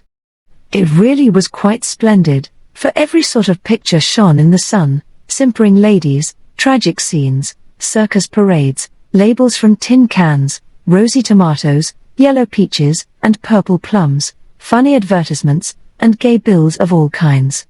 None were perfect, but they were arranged with care, and the effect was very fine, Johnny thought. Presently his eyes wandered from these treasures to the budding bushes that nodded so tantalizingly over the wall. A grapevine ran along the top, trying to hide the sharp spikes, lilacs tossed their purple plumes above it, and several tall chestnuts rose over all, making green tents with their broad leaves, where spires of blossom began to show like candles on a mammoth Christmas tree. Sparrows were chirping gaily everywhere. The white cat, with a fresh blue bow, basked on the coping of the wall, and from the depths of the enchanted garden came a sweet voice singing. And she bids you to come in, with a dimple in your chin. Billy boy, Billy boy. Johnny smiled as he listened, and put his finger to the little dent in his own chin, wishing the singer would finish this pleasing song. But she never did, though he often heard that, as well as other childish ditties, sung in the same gay voice, with bursts of laughter and the sound of lively feet tripping up and down the boarded walks. Johnny longed intensely to know who the singer was, for her music cheered his solitude, and the mysterious sounds he heard in the garden increased his wonder and his longing day by day. Sometimes a man's voice called, "Faye, where are you?" And Johnny was sure Faye was short for fairy. Another voice was often heard talking in a strange, soft language, full of exclamations and pretty sounds. A little dog barked, and answered to the name Peepo. Canaries caroled, and some elfish bird scolded, screamed, and laughed so like a human being, that Johnny felt sure that magic of some sort was at work next door.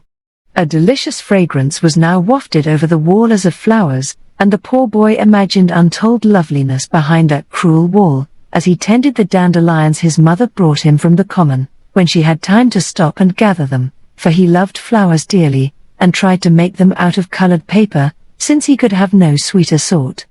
Now and then a soft, rushing sound excited his curiosity to such a pitch that once he hobbled painfully up the court till he could see into the trees, and once his eager eyes caught glimpses of a little creature, all blue and white and gold, who peeped out from the green fans, and nodded, and tried to toss him a cluster of the chestnut flowers.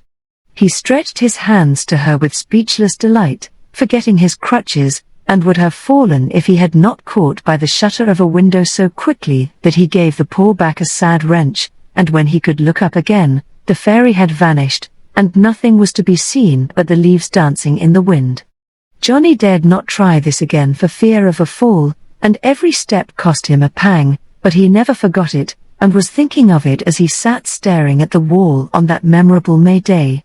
How I should like to peek in and see just how it all really looks. It sounds and smells so summery and nice in there. I know it must be splendid. I say, Pussy, can't you tell a fella what you see?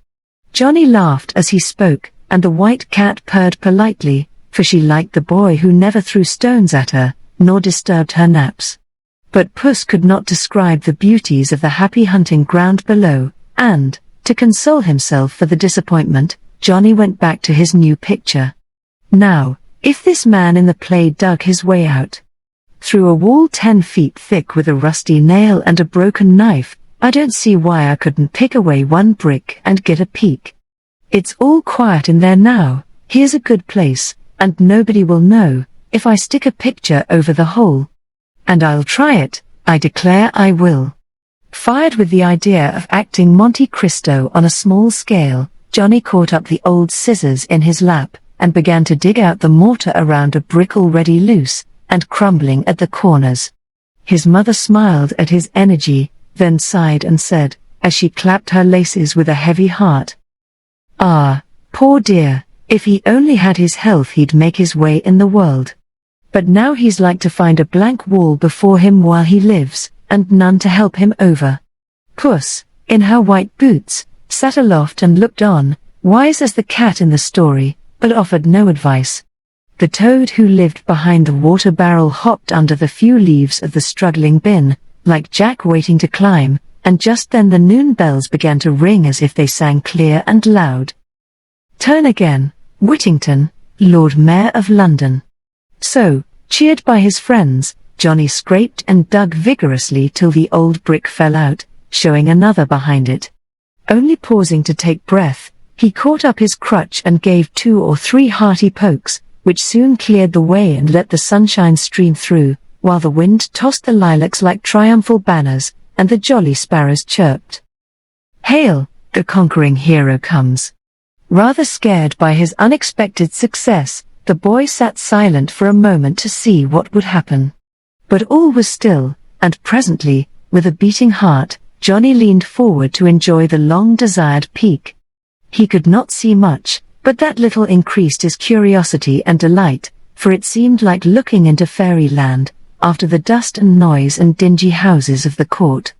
A bed of splendid tulips tossed their gay garments in the middle of a grass plot. A strange and brilliant bird sat dressing its feathers on a golden cage, a little white dog dozed in the sun, and on a red carpet under the trees lay the princess, fast asleep. "It's all right," said Johnny, with a long sigh of pleasure, "that's the sleeping beauty, sure enough. There's the blue gown, the white fur cloak sweeping round, the pretty hair, and yes, there's the old nurse, spinning and nodding, just as she did in the picture book Mother got me when I cried because I couldn't go to see the play." This last discovery really did bewilder Johnny, and make him believe that fairy tales might be true, after all, for how could he know that the strange woman was an Italian servant, in her native dress, with a distaff in her hand? After pausing a moment, to rub his eyes, he took another look, and made fresh discoveries by twisting his head about. A basket of oranges stood near the princess, A striped curtain hung from a limb of the tree to keep the wind off, and several books fluttered their pictured leaves temptingly before Johnny's longing eyes. Oh, if I could only go in and eat 'em and read 'em and speak to 'em and see all the splendid things, thought the poor boy, as he looked from one delight to another, and felt shut out from all. I can't go and wake her like the prince did, but I do wish she'd get up and do something, now I can see. I daren't throw a stone, it might hit someone, or holler, it might scare her. Pussy won't help, and the sparrows are too busy scolding one another. I know. I'll fly a kite over, and that will please her anyway. Don't believe she has kites, girls never do. Eager to carry out his plan, Johnny tied a long string to his gayest poster, and then fastening it to the pole with which he sometimes fished in the water cask, held it up to catch the fresh breezes blowing down the court. His good friend, the wind, soon caught the idea, and with a strong breath sent the red paper whisking over the wall, to hang a moment on the trees and then drop among the tulips, where its frantic struggles to escape waked the dog, and set him to racing and barking, as Johnny hurriedly let the string go, and put his eye to his peephole. The eyes of the princess were wide open now, and she clapped her hands when Peepo brought the gay picture for her to see, while the old woman, with a long yawn, went away, carrying her distaff, like a gun, over her shoulder. She likes it. I'm so glad. Wish I had some more to send over. This will come off, I'll poke it through, and maybe she will see it. Very much excited, Johnny recklessly tore from the wall his most cherished picture, a gay flower piece, just put up, and folding it, he thrust it through the hole and waited to see what followed. Nothing but a rustle, a bark, and a queer croak from the splendid bird, which set the canaries to trilling sweetly. She don't see, maybe she will hear, said Johnny. And he began to whistle like a mockingbird, for this was his one accomplishment, and he was proud of it. Presently he heard a funny burst of laughter from the parrot, and then the voice said, "No, Polly, you can't sing like that bird. I wonder where he is? Among the bushes over there, I think. Come, Peepo, let us go and find him. Now she's coming." And Johnny grew red in the face trying to give his best trills and chirrups. Nearer and nearer came the steps, the lilacs rustled as if shaken, and presently the roll of paper vanished. A pause, and then the little voice exclaimed, in a tone of great surprise, "Why, there's a hole. I never saw it before. Oh, I can see the street. How nice. How nice. She likes the hole. I wonder if she will like me?" And, emboldened by these various successes, Johnny took another peep. This was the most delicious one of all, for he looked right into a great blue eye, with glimpses of golden hair above, a little round nose in the middle, and red lips below. It was like a flash of sunshine, and Johnny winked, as if dazzled, for the eye sparkled, the nose sniffed daintily, and the pretty mouth broke into a laugh as the voice cried out delightedly, "I see someone. Who are you? Come and tell me." "I am Johnny Morris," answered the boy, quite trembling with pleasure. "Did you make this nice hole?" "I just poked a brick, and it fell out. Papa won't mind." "Is that your bird?" "No, it's me." I whistled. "It's very pretty." "Do it again," commanded the voice, as if used to give orders. Johnny obeyed, and when he paused, out of breath, a small hand came through the hole, grasping as many lilies of the valley as it could hold, and the princess graciously expressed her pleasure by saying, "I like it, you shall do it again, by and by. Here are some flowers for you. Now we will talk. Are you a nice boy?" This was a poser, and Johnny answered meekly, with his nose luxuriously buried in the lovely flowers. "Not very, I am lame, I can't play like other fellas."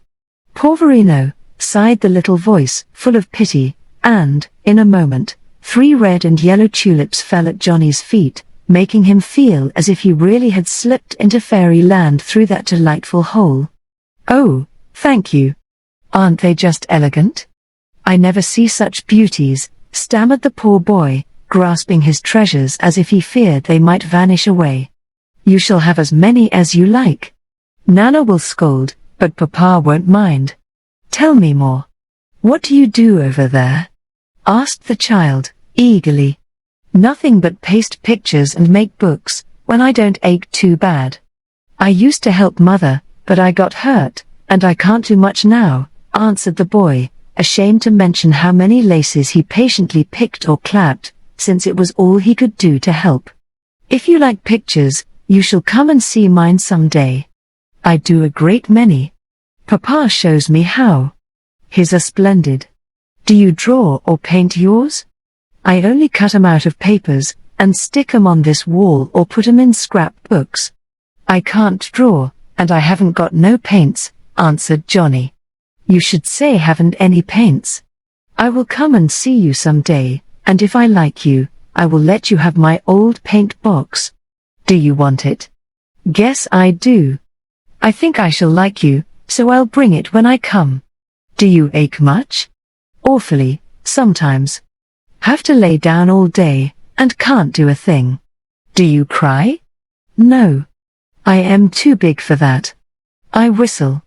"I know I shall like you, because you are brave," cried the impetuous voice, with its pretty accent, and then an orange came tumbling through the hole, as if the new acquaintance longed to do something to help the ache. "Isn't that a rouser? I do love 'em, but Mother can't afford 'em often." And Johnny took one delicious taste on the spot. "Then I shall give you many.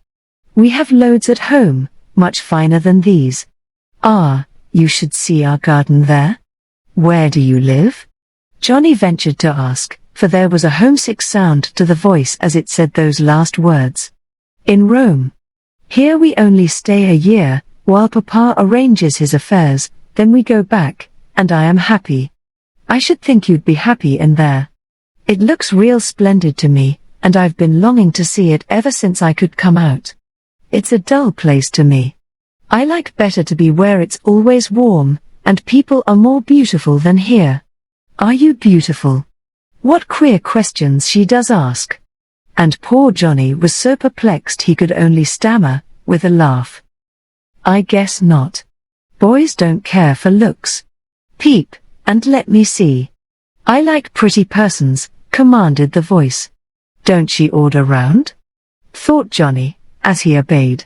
But he liked it, and showed such a smiling face at the peephole, that Princess Fay was pleased to say, after a long look at him, "No, you are not beautiful, but your eyes are bright, and you look pleasant, so I don't mind the freckles on your nose and the whiteness of your face.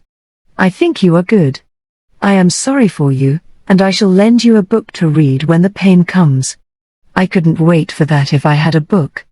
I do love so to read." And Johnny laughed out from sheer delight at the thought of a new book, for he seldom got one, being too poor to buy them, and too helpless to enjoy the free libraries of the city. "Then you shall have it now." And there was another quick rush in the garden, followed by the appearance of a fat little book, slowly pushed through the hole in the wall. "This is the only one that will pass. You will like Hans Andersen's fairy tales, I know. Keep it as long as you please. I have many more. You're so good. I wish I had something for you," said the boy, quite overcome by this sweet friendliness. "Let me see one of your books. They will be new to me. I am tired of all mine."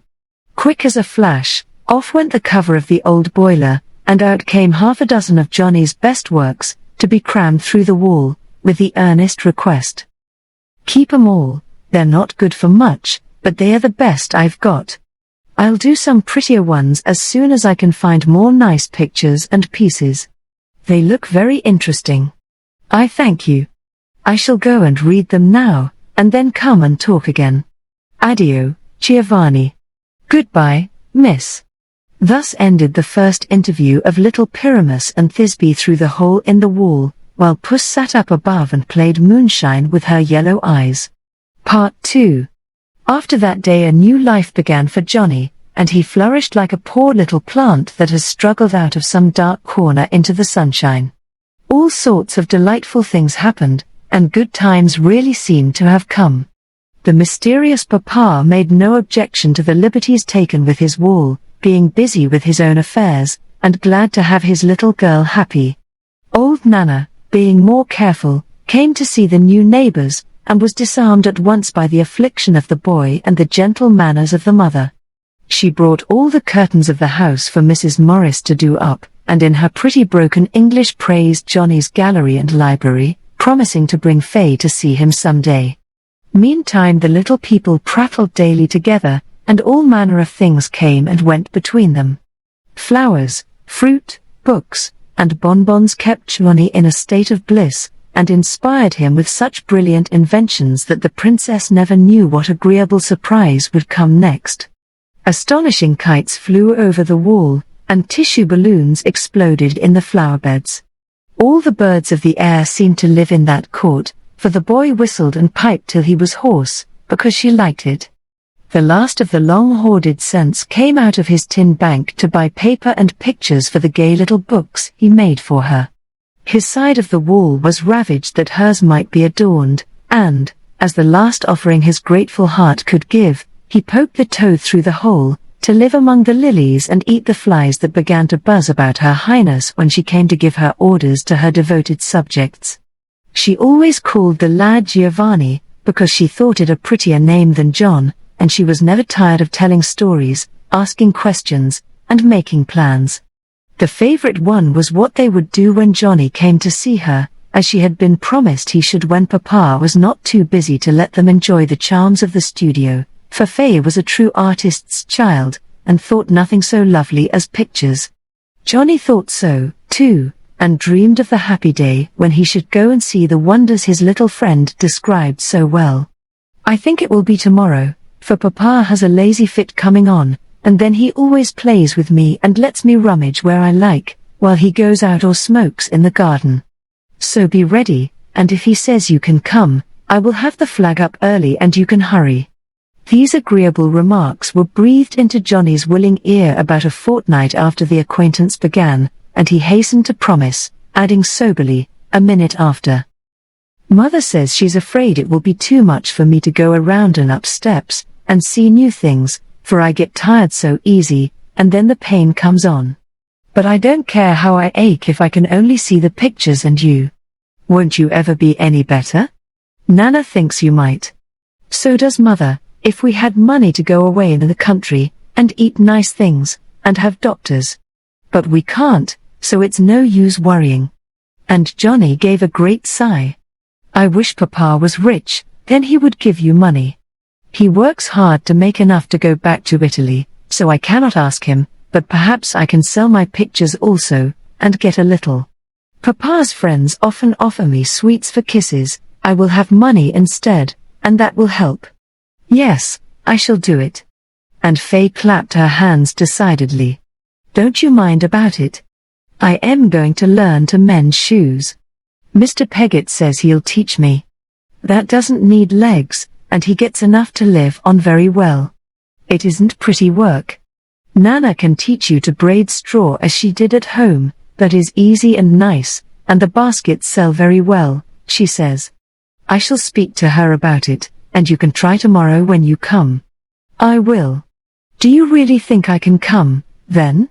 And Johnny stood up to try his legs, for he dreaded the long walk, as it seemed to him.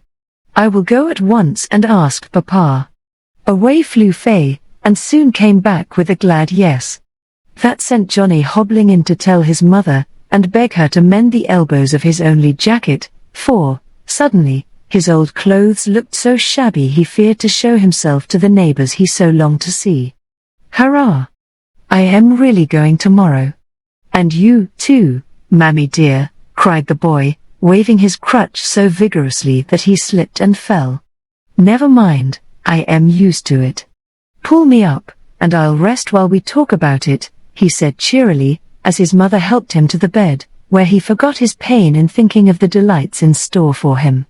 Next day, the flag was flying from the wall, and Fay early at the hole, but no Johnny came, and when Nana went to see what kept him, she returned with the sad news that the poor boy was suffering much, and would not be able to stir for some days. Let me go and see him, begged Fay, imploringly. Cara mia, it is no place for you. So dark, so damp, so poor, it is enough to break the heart, said Nana, decidedly. If Papa was here, he would let me go. I shall not play, I shall sit here and make some plans for my poor boy. Nana left her indignant little mistress, and went to cook a nice bowl of soup for Johnny, while Faye concocted a fine plan, and, what was more remarkable, carried it out. For a week it rained, for a week Johnny lay in pain, and for a week Faye worked quietly at her little easel in the corner of the studio, while her father put the last touches to his fine picture, too busy to take much notice of the child. On Saturday the sun shone, Johnny was better, and the great picture was done. So were the small ones, for as her father sat resting after his work, Faye went to him, with a tired but happy face, and, putting several drawings into his hand, told her cherished plan. Papa, you said you would pay me $1 for every good copy I made of the cast you gave me. I tried very hard, and here are 3. I want some money very, very much. Could you pay for these? They are excellent, said the artist, after carefully looking at them. You have tried, my good child, and here are your well-earned dollars. What do you want them for? To help my boy. I want him to come in here and see the pictures, and let Nana teach him to plait baskets, and he can rest, and you will like him, and he might get well if he had some money, and I have 3/4 the friends gave me instead of bonbons. Would that be enough to send poor Giovanni into the country and have doctors? No wonder Faye's papa was bewildered by this queer jumble, because, being absorbed in his work, he had never heard half the child had told him, and had forgotten all about Johnny. Now he listened with half an ear, studying the effect of sunshine upon his picture meantime, while Faye told him the little story, and begged to know how much money it would take to make Johnny's back well.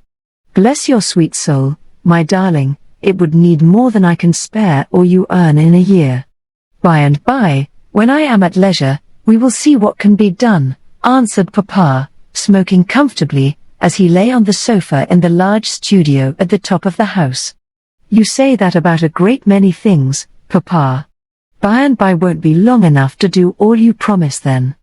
I like now much better, and poor Giovanni needs the country more than you need cigars or new frocks, said Faye, stroking her father's tired forehead and looking at him with an imploring face. My dear, I cannot give up my cigar, for in this soothing smoke I find inspiration, and though you are a little angel, you must be clothed, so wait a bit, and we will attend to the boy later. He was going to say by and by again, but paused just in time, with a laugh. Then I shall take him to the country all myself.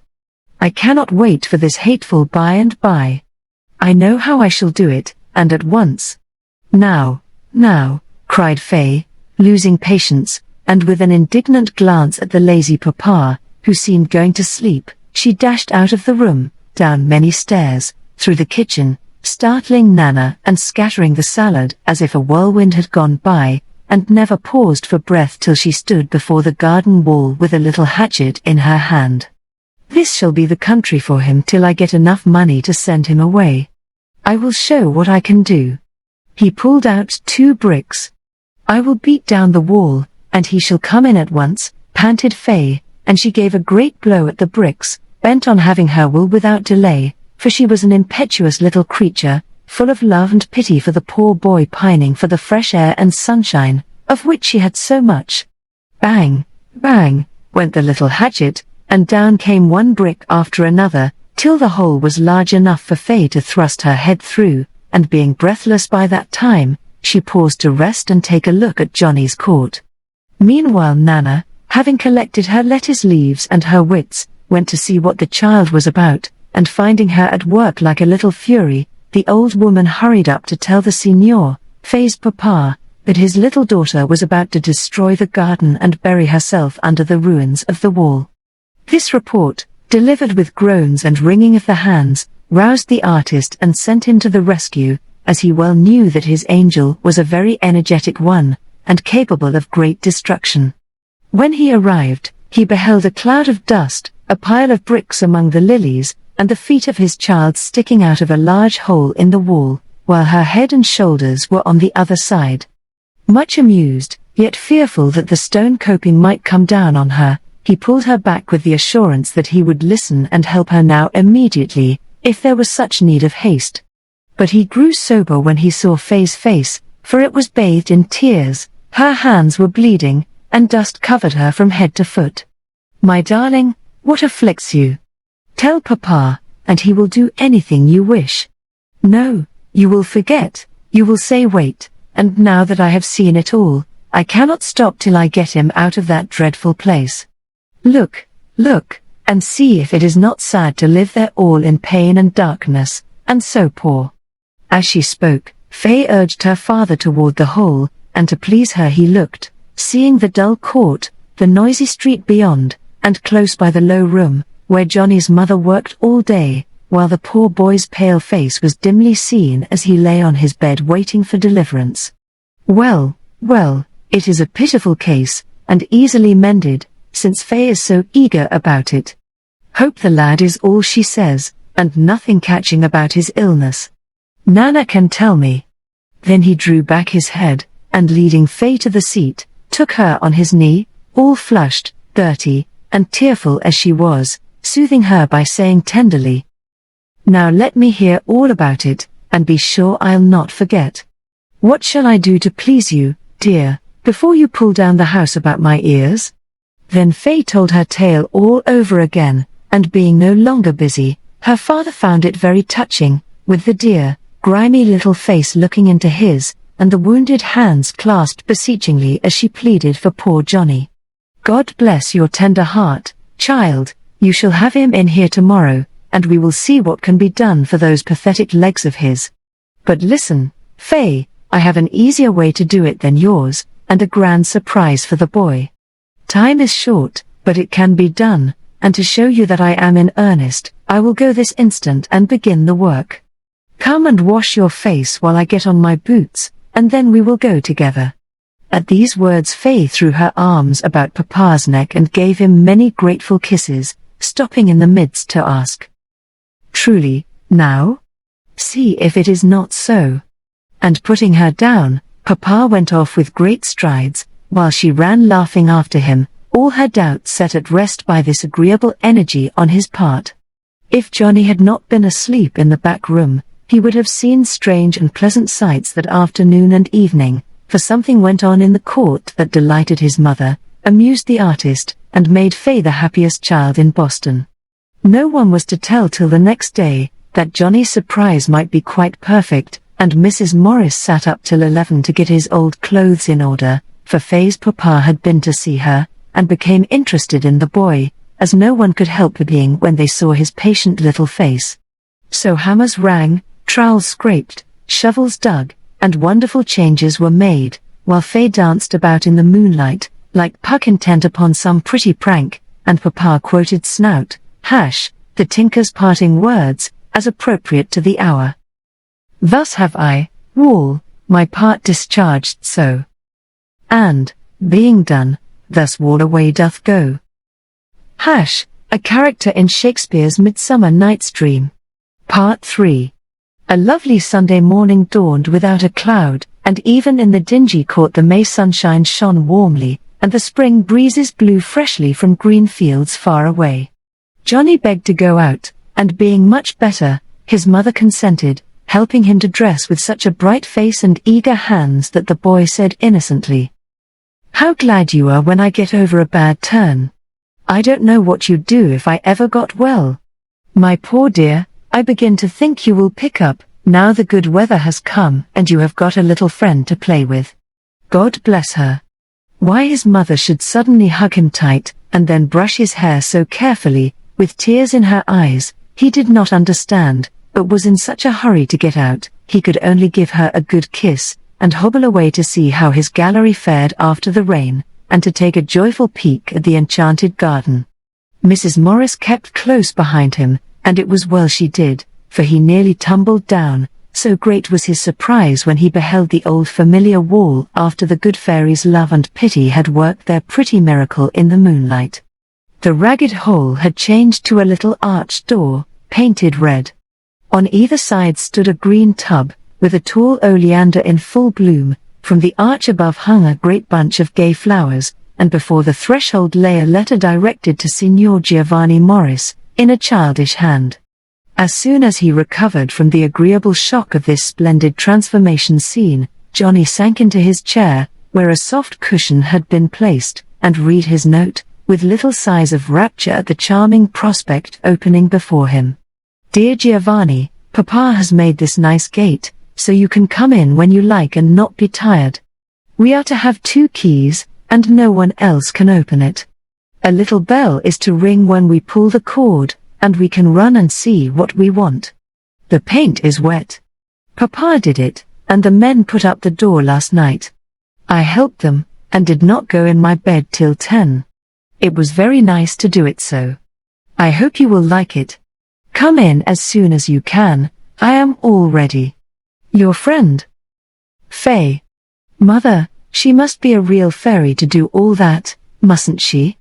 Said Johnny, leaning back to look at the dear door behind which lay such happiness for him. Yes, my sonny, she is the right sort of good fairy, and I just wish I could do her washing for love the rest of her blessed little life, answered Mrs. Morris, in a burst of grateful ardor. You shall. You shall. Do come in. I cannot wait another minute, cried an eager little voice as the red door flew open, and there stood Faye, looking very like a happy elf in her fresh white frock, a wreath of spring flowers on her pretty hair, and a tall green wand in her hand, while the brilliant bird sat on her shoulder, and the little white dog danced about her feet. So she bids you to come in. With a dimple in your chin. Billy boy, sung the child, remembering how Johnny liked that song, and waving her wand, she went slowly backward as the boy, with a shining face, passed under the blooming arch into a new world, full of sunshine, liberty, and sweet companionship. Neither Johnny nor his mother ever forgot that happy day, for it was the beginning of help and hope to both just when life seemed hardest and the future looked darkest.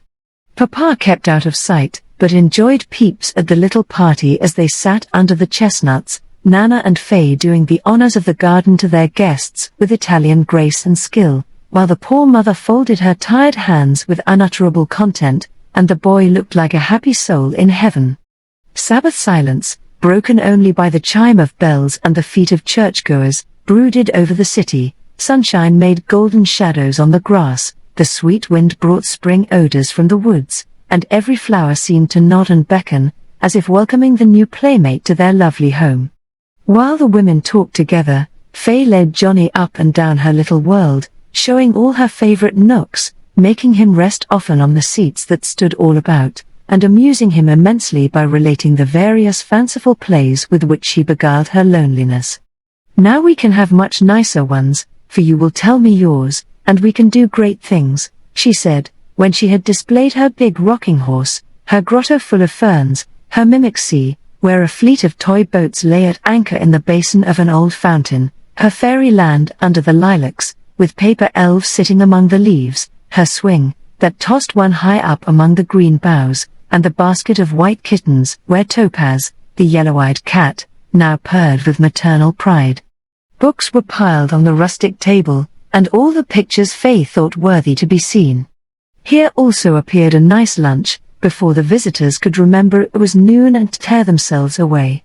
Such enchanted grapes and oranges Johnny never ate before, such delightful little tarts and Italian messes of various sorts. Even the bread and butter seemed glorified because served in a plate trimmed with leaves and cut in dainty bits. Coffee that perfumed the air put heart into poor Mrs. Morris, who half-starved herself that the boy might be fed, and he drank milk till Nana said, laughing, as she refilled the pitcher, "He takes more than both the blessed lambs we used to feed for St. Agnes in the convent at home. And he is truly welcome, the dear child, to the best we have, for he is as innocent and helpless as they." "What does she mean?" whispered Johnny to Faye, rather abashed at having forgotten his manners in the satisfaction which 3 mugfuls of good milk had given him.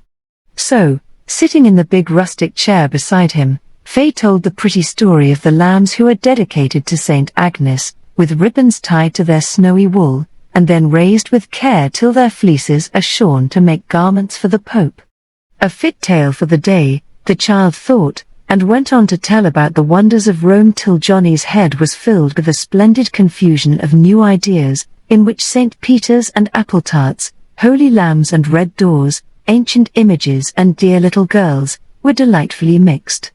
It all seemed like a fairy tale, and nothing was too wonderful or lovely to happen on that memorable day. So when Faye's papa at last appeared, finding it impossible to keep away from the happy little party any longer, Johnny decided at once that the handsome man in the velvet coat was the king of the enchanted land, and gazed at him with reverence and awe. A most gracious king he proved to be, for after talking pleasantly to Mrs. Morris, and joking Faye on storming the walls, he proposed to carry Johnny off, and catching him up, strode away with the astonished boy on his shoulder, while the little girl danced before to open doors and clear the way. Johnny thought he couldn't be surprised any more, but when he had mounted many stairs and found himself in a great room with a glass roof, full of rich curtains, strange armor, pretty things, and pictures everywhere, he just sat in the big chair where he was placed, and stared in silent delight. "This is Papa's studio, and that the famous picture, and here is where I work, and isn't it pleasant? And aren't you glad to see it?" said Faye, skipping about to do the honors of the place. "I don't believe heaven is beautifuler," answered Johnny, in a low tone, as his eyes went from the green treetops peeping in at the windows to the great sunny picture of a Roman garden, with pretty children at play among the crumbling statues and fountains. "I am glad you like it, for we mean to have you come here a great deal. I sit to Papa very often, and get so tired, and you can talk to me, and then you can see me draw and model in clay, and then we'll go in the garden, and Nana will show you how to make baskets, and then we'll play." Johnny nodded and beamed at this charming prospect, and for an hour explored the mysteries of the studio, with Faye for a guide and Papa for an amused spectator. He liked the boy more and more, and was glad Faye had so harmless a playmate to expend her energies and compassion upon. He assented to every plan proposed, and really hoped to be able to help these poor neighbors, for he had a kind heart, and loved his little daughter even more than his art. When at last Mrs. Morris found courage to call Johnny away, he went without a word, and lay down in the dingy room, his face still shining with the happy thoughts that filled his mind, hungry for just such pleasures, and never fed before. After that day everything went smoothly, and both children blossomed like the flowers in that pleasant garden, where the magic of love and pity, fresh air and sunshine, soon worked miracles. Faye learned patience and gentleness from Johnny. He grew daily stronger on the better food Nana gave him, and the exercise he was tempted to take, and both spent very happy days working and playing, sometimes under the trees, where the pretty baskets were made, or in the studio, where both pairs of small hands modeled graceful things in clay, or daubed amazing pictures with the artist's old brushes and discarded canvases. Mrs. Morris washed everything washable in the house, and did up Faye's frock so daintily that she looked more like an elf than ever when her head shone out from the fluted frills, like the yellow middle of a daisy with its white petals all spread. As he watched the children playing together, the artist, having no great work in hand, made several pretty sketches of them, and then had a fine idea of painting the garden scene where Faye first talked to Johnny. It pleased his fancy, and the little people sat for him nicely, so he made a charming thing of it, putting in the cat, dog, bird, and toad as the various characters in Shakespeare's lovely play, while the flowers were the elves, peeping and listening in all manner of merry, pretty ways. He called it Little Pyramus and Thisbe, and it so pleased a certain rich lady that she paid a large price for it, and then, discovering that it told a true story, she generously added enough to send Johnny and his mother to the country, when Faye and her father were ready to go. But it was to a lovelier land than the boy had ever read of in his fairy books, and to a happier life than mending shoes in the dingy court. In the autumn they all sailed gaily away together, to live for years in sunny Italy, where Johnny grew tall and strong, and learned to paint with a kind master and a faithful young friend, who always rejoiced that she found and delivered him, thanks to the wonderful hole in the wall. X. The piggy girl. I won't be washed. I won't be washed, screamed little Betty, kicking and slapping the maid who undressed her one night. You'd better go and live with the pigs, dirty child, said Maria, scrubbing away at two very grubby hands. I wish I could. I love to be dirty, I will be dirty, roared Betty, throwing the sponge out of the window and the soap under the table. Maria could do nothing with her, so she bundled her into bed half-wiped, telling her to go to sleep right away. I won't. I'll go and live with Mrs. Gleason's pigs, and have nothing to do but eat and sleep, and roll in the dirt, and never be washed any more, said Betty to herself. She lay thinking about it and blinking at the moon for a while, then she got up very softly, and crept down the back stairs, through the garden, to the sty where two nice little pigs were fast asleep among the straw in their small house. They only grunted when Betty crept into a corner, laughing at the fun it would be to play piggy and live here with no Maria to wash her and no careful mamma to keep saying, "Put on a clean apron, dear." Next morning she was waked up by hearing Mrs. Gleason pour milk into the trough. She lay very still till the woman was gone, then she crept out and drank all she wanted, and took the best bits of cold potato and bread for her breakfast, and the lazy pigs did not get up till she was done. While they ate and rooted in the dirt, Betty slept as long as she liked, with no school, no errands, no patchwork to do. She liked it, and kept hidden till night. Then she went home, and opened the little window in the store closet, and got in and took as many good things to eat and carry away as she liked. She had a fine walk in her nightgown, and saw the flowers asleep, heard the little birds chirp in the nest, and watched the fireflies and moths at their pretty play.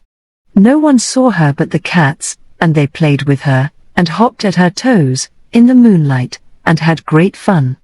When she was tired she went to sleep with the pigs, and dozed all the next day, only coming out to eat and drink when the milk was brought and the cold bits, for Mrs. Gleason took good care of her pigs, and gave them clean straw often, and kept them as nice as she could. Betty lived in this queer way a long time, and soon looked more like a pig than a little girl, for her nightgown got dirty, her hair was never combed, her face was never washed, and she loved to dig in the mud till her hands looked like paws. She never talked, but began to grunt as the pigs did, and burrowed into the straw to sleep, and squealed when they crowded her, and quarreled over the food, eating with her nose in the trough like a real pig. At first she used to play about at night, and steal things to eat, and people set traps to catch the thief in their gardens, and the cook in her own house scolded about the rats that carried off the cake and pies out of her pantry. But by and by she got too lazy and fat to care for anything but sleeping and eating, and never left the sty. She went on her hands and knees now, and began to wonder if a little tail wouldn't grow and her nose change to a snout.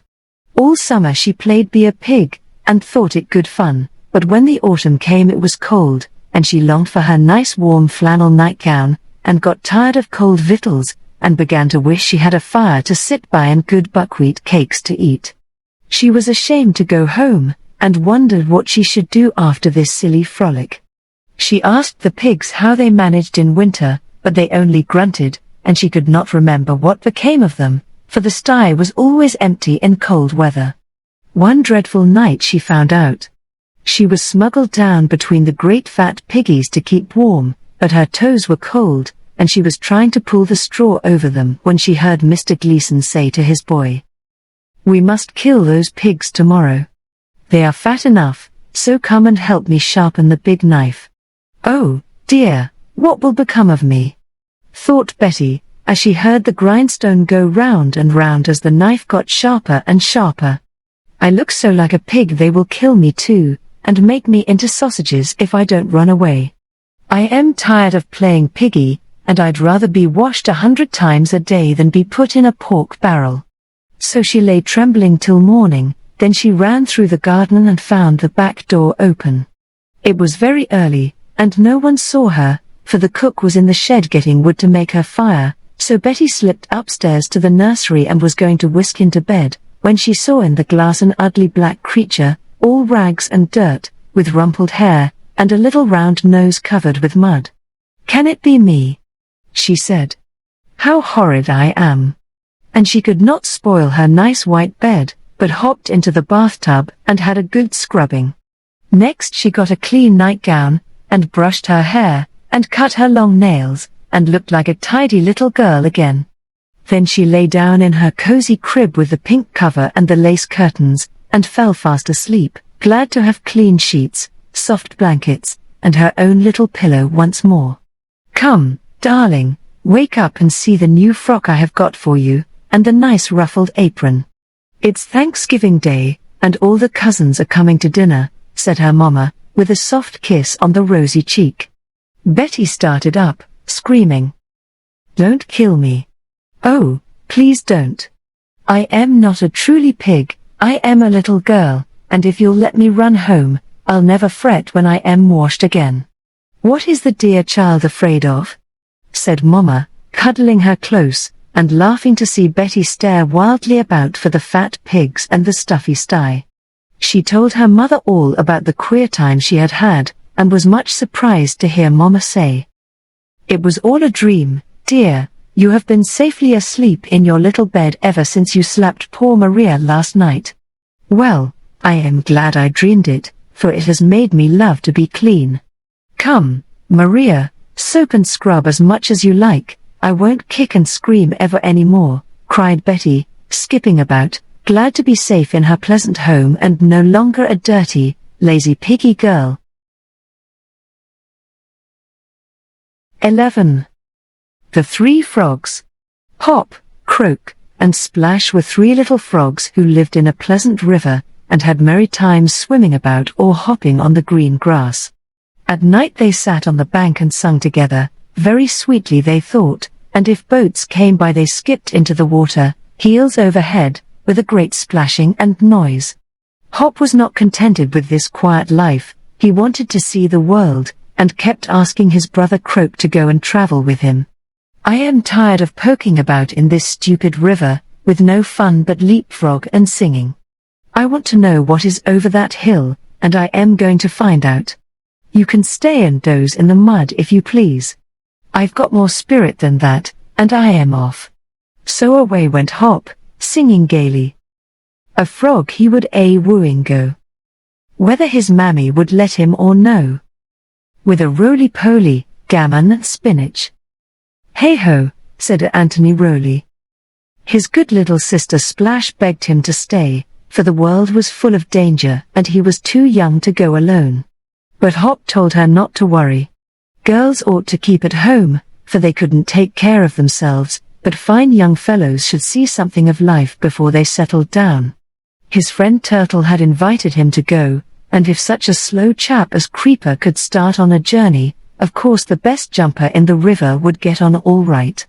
While he was saying goodbye, the turtle had crept up the bank and was well on his way to the road beyond.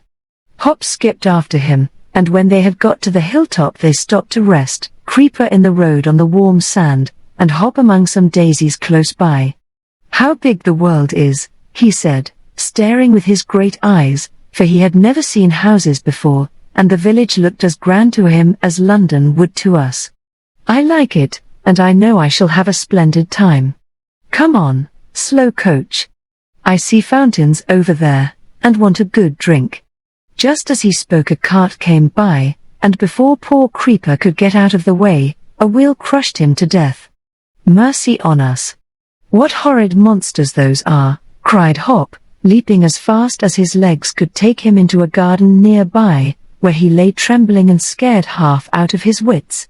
He thought the cart was a creature, and every time he heard the rumble of wheels his heart beat and he clasped his hands in fear as he sat under the burdock leaves. At last it seemed so quiet he ventured out, and had a lovely time in the nasturtium bed, catching flies and playing bo-peep with a little bird. Then he hopped to the grass plot, where the sprinkler was whizzing round, and took a refreshing bath. He was just puffing his skin out and winking with pleasure when a fat toad, who lived under the piazza, told him very crossly to clear out. "You are a very rude old person, and I shall do as I like. This is not your garden, so you needn't goggle at me," answered saucy Hop, opening his wide mouth to laugh at the toad, who was so fat he couldn't take long leaps like the lively frog. "Very well, Dandaprat, I shall call the cat, and she will make you skip, unless you want that fine green jacket torn off your back by her sharp claws," said the toad, hopping slowly away to the sunny corner where a grey cat lay dozing. "Pooh!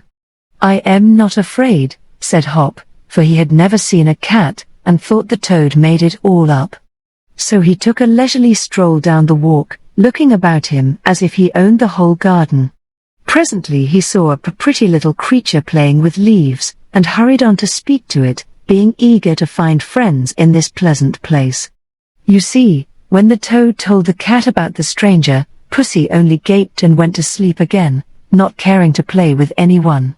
But the kitten who lay beside her was curious to see a frog, and ran off at once to find him. Hop did not know that this was the cat's daughter, till Kitty pounced on him as if he had been a mouse, and instead of playing some nice game and telling all about the new world, as Hop expected, she clawed and bit him, tossed him up, and let him bump down again on the hard ground. He tried to get away, but she let him hop a little and then pounced again, cuffing him with her paws, and dragging him about till he was half dead. He believed the old toad now, and thought the end of the world had come. It would have been the end of the world for him, if a dog had not bounced into the garden and made Kitty fly up a tree, spitting and glaring like a little dragon. Poor Hop crept under a gooseberry bush, and lay there longing for gentle Splash to tie up his wounds and comfort his pain with spearmint from the riverside and a cool lily pad for a wet sheet to pack him in. "It is an awful world, and I wish I was safe at home," he sighed. As the sun grew hot, the water was turned off, and the wind stopped blowing. But he was too feeble to hop away, and lay there panting till night, when a shower saved his life, and early in the morning he started to find the river before he got into any more troubles.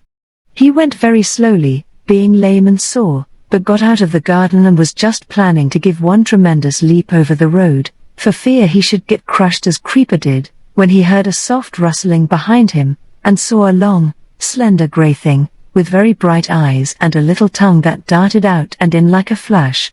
"I see no cruel claws, so it can't be a cat," thought Hop, feeling timid now about making new friends.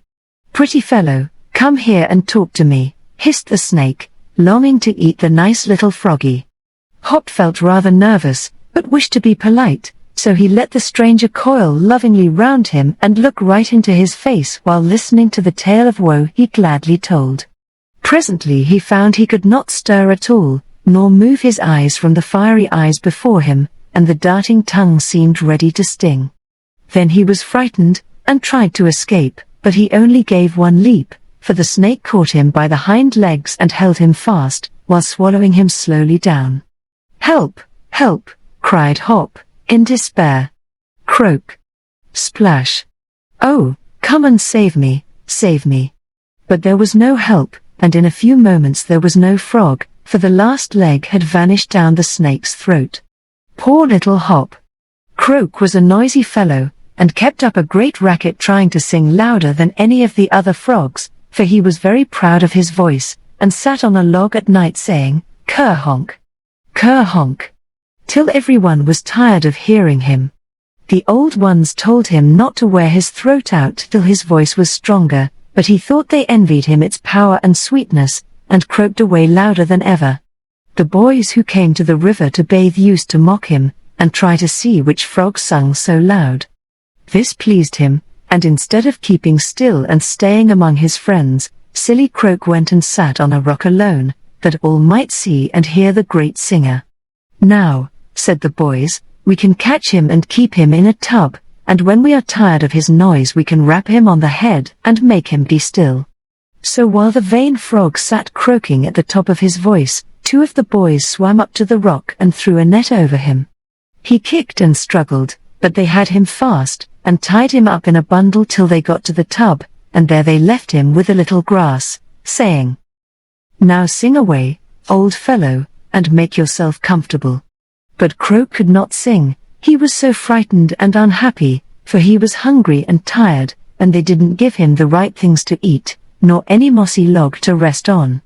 They poked him with sticks, took him up to look at his funny toes, opened his big mouth, and held him by one leg to see him kick.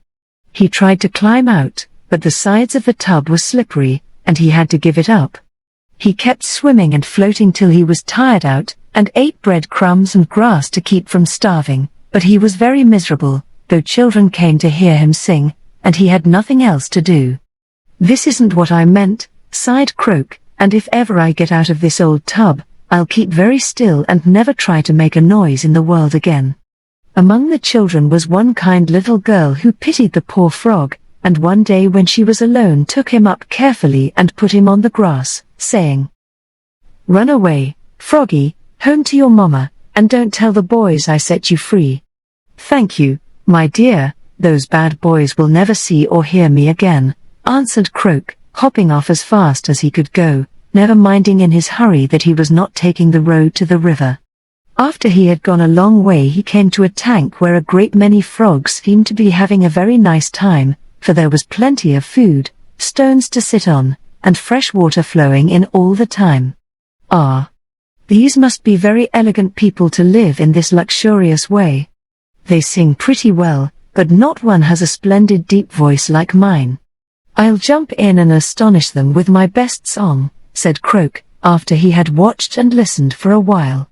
If he had only known that these frogs were kept there to be fattened for an old French gentleman to eat, he would have skipped away and saved his life, but he was so anxious to show off his voice, that he gave a jump and went splash into the tank, startling the others and making a great commotion.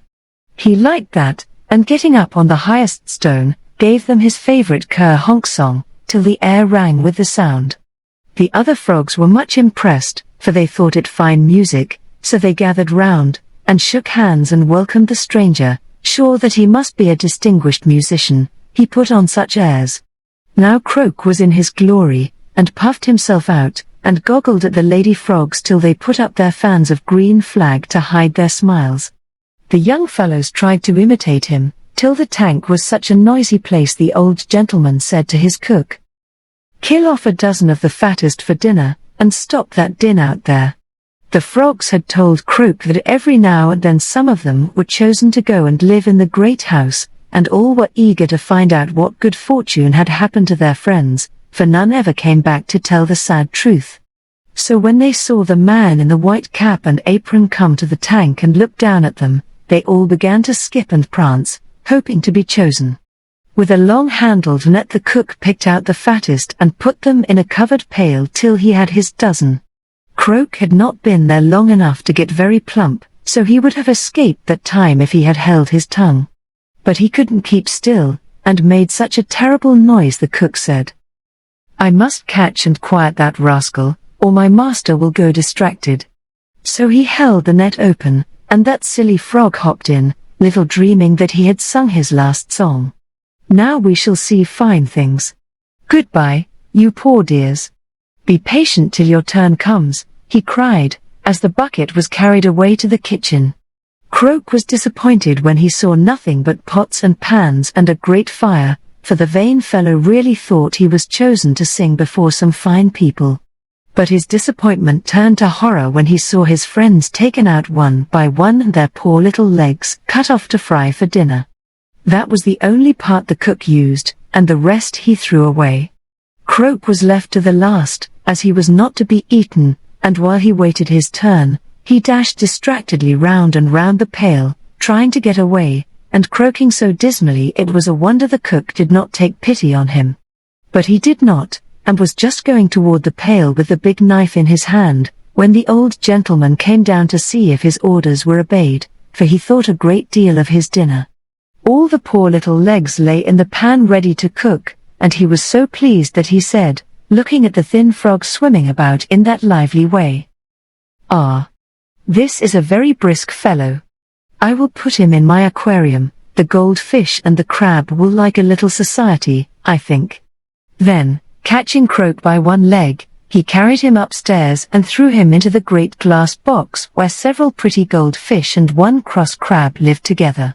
Croak was so glad to escape frying that he was very quiet, humble, and good, and though his new home was a prison, he tried to be contented, and never complained when the lovely fish called him ugly and the cross crab nipped his toes. He was homesick, and longed sadly for the pleasant river, the jolly games he used to have, and his dear little sister. He never sang now, fearing to be killed if he did, but when the windows stood open through the summer night and he heard the music of his friends, he put his hands before his face and cried such bitter tears that the water grew quite salt. He bore it as long as he could, but his heart broke at last, and one day poor Croak was found floating on the top of the tank quite dead. So that was the end of him. Good little Splash lived at home all safe and happy, and was so kind to everyone that her neighbors loved her dearly and sung her praises at their evening concerts. Now, the Frog Prince wished to marry, and was looking about for a wife, as he was very particular. So he wrapped himself up in a dead-leaf cloak, put an empty nutshell on his head for a hood, and leaning on a bulrush staff, went hobbling along by the river like a poor old woman, begging at the different houses, that he might see how the lady frogs behaved at home. When he rode out as the prince on a field mouse, with flags flying, and all his court about him, the young lady frogs stood modestly by their mammas, all in their best, and curtsied sweetly as he went by. But now he came to the back doors, a poor beggar, and it was very different. Some were lazy and lay late in their beds of river weeds, while the mothers did the work. Some were greedy and ate all the best flies themselves, others slapped and scolded their little brothers and sisters instead of taking care of them, and nearly all were vain. The prince caught many looking at their bright eyes in still pools, or putting on crowns of water flowers, or bathing in dew to keep the freckles from their faces. They were always ready to dance at balls, to go boating, or sing at the concerts where all could hear them, but few were busy, sweet, and dutiful at home, and the prince nowhere found the bride he wanted.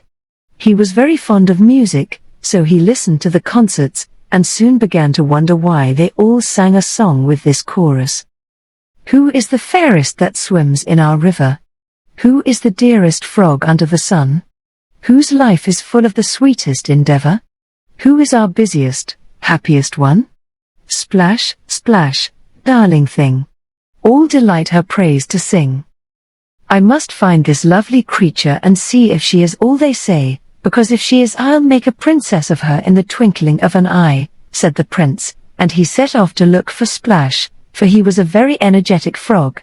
He soon found her, for she was always busy doing something for her neighbors, and he watched her teaching the little tadpoles to swim, helping the old frogs out to sit in the sun when damp weather gave them rheumatism, or taking care of the sick ones, or feeding the poor, or running errands for busy mammas with large families and lazy daughters.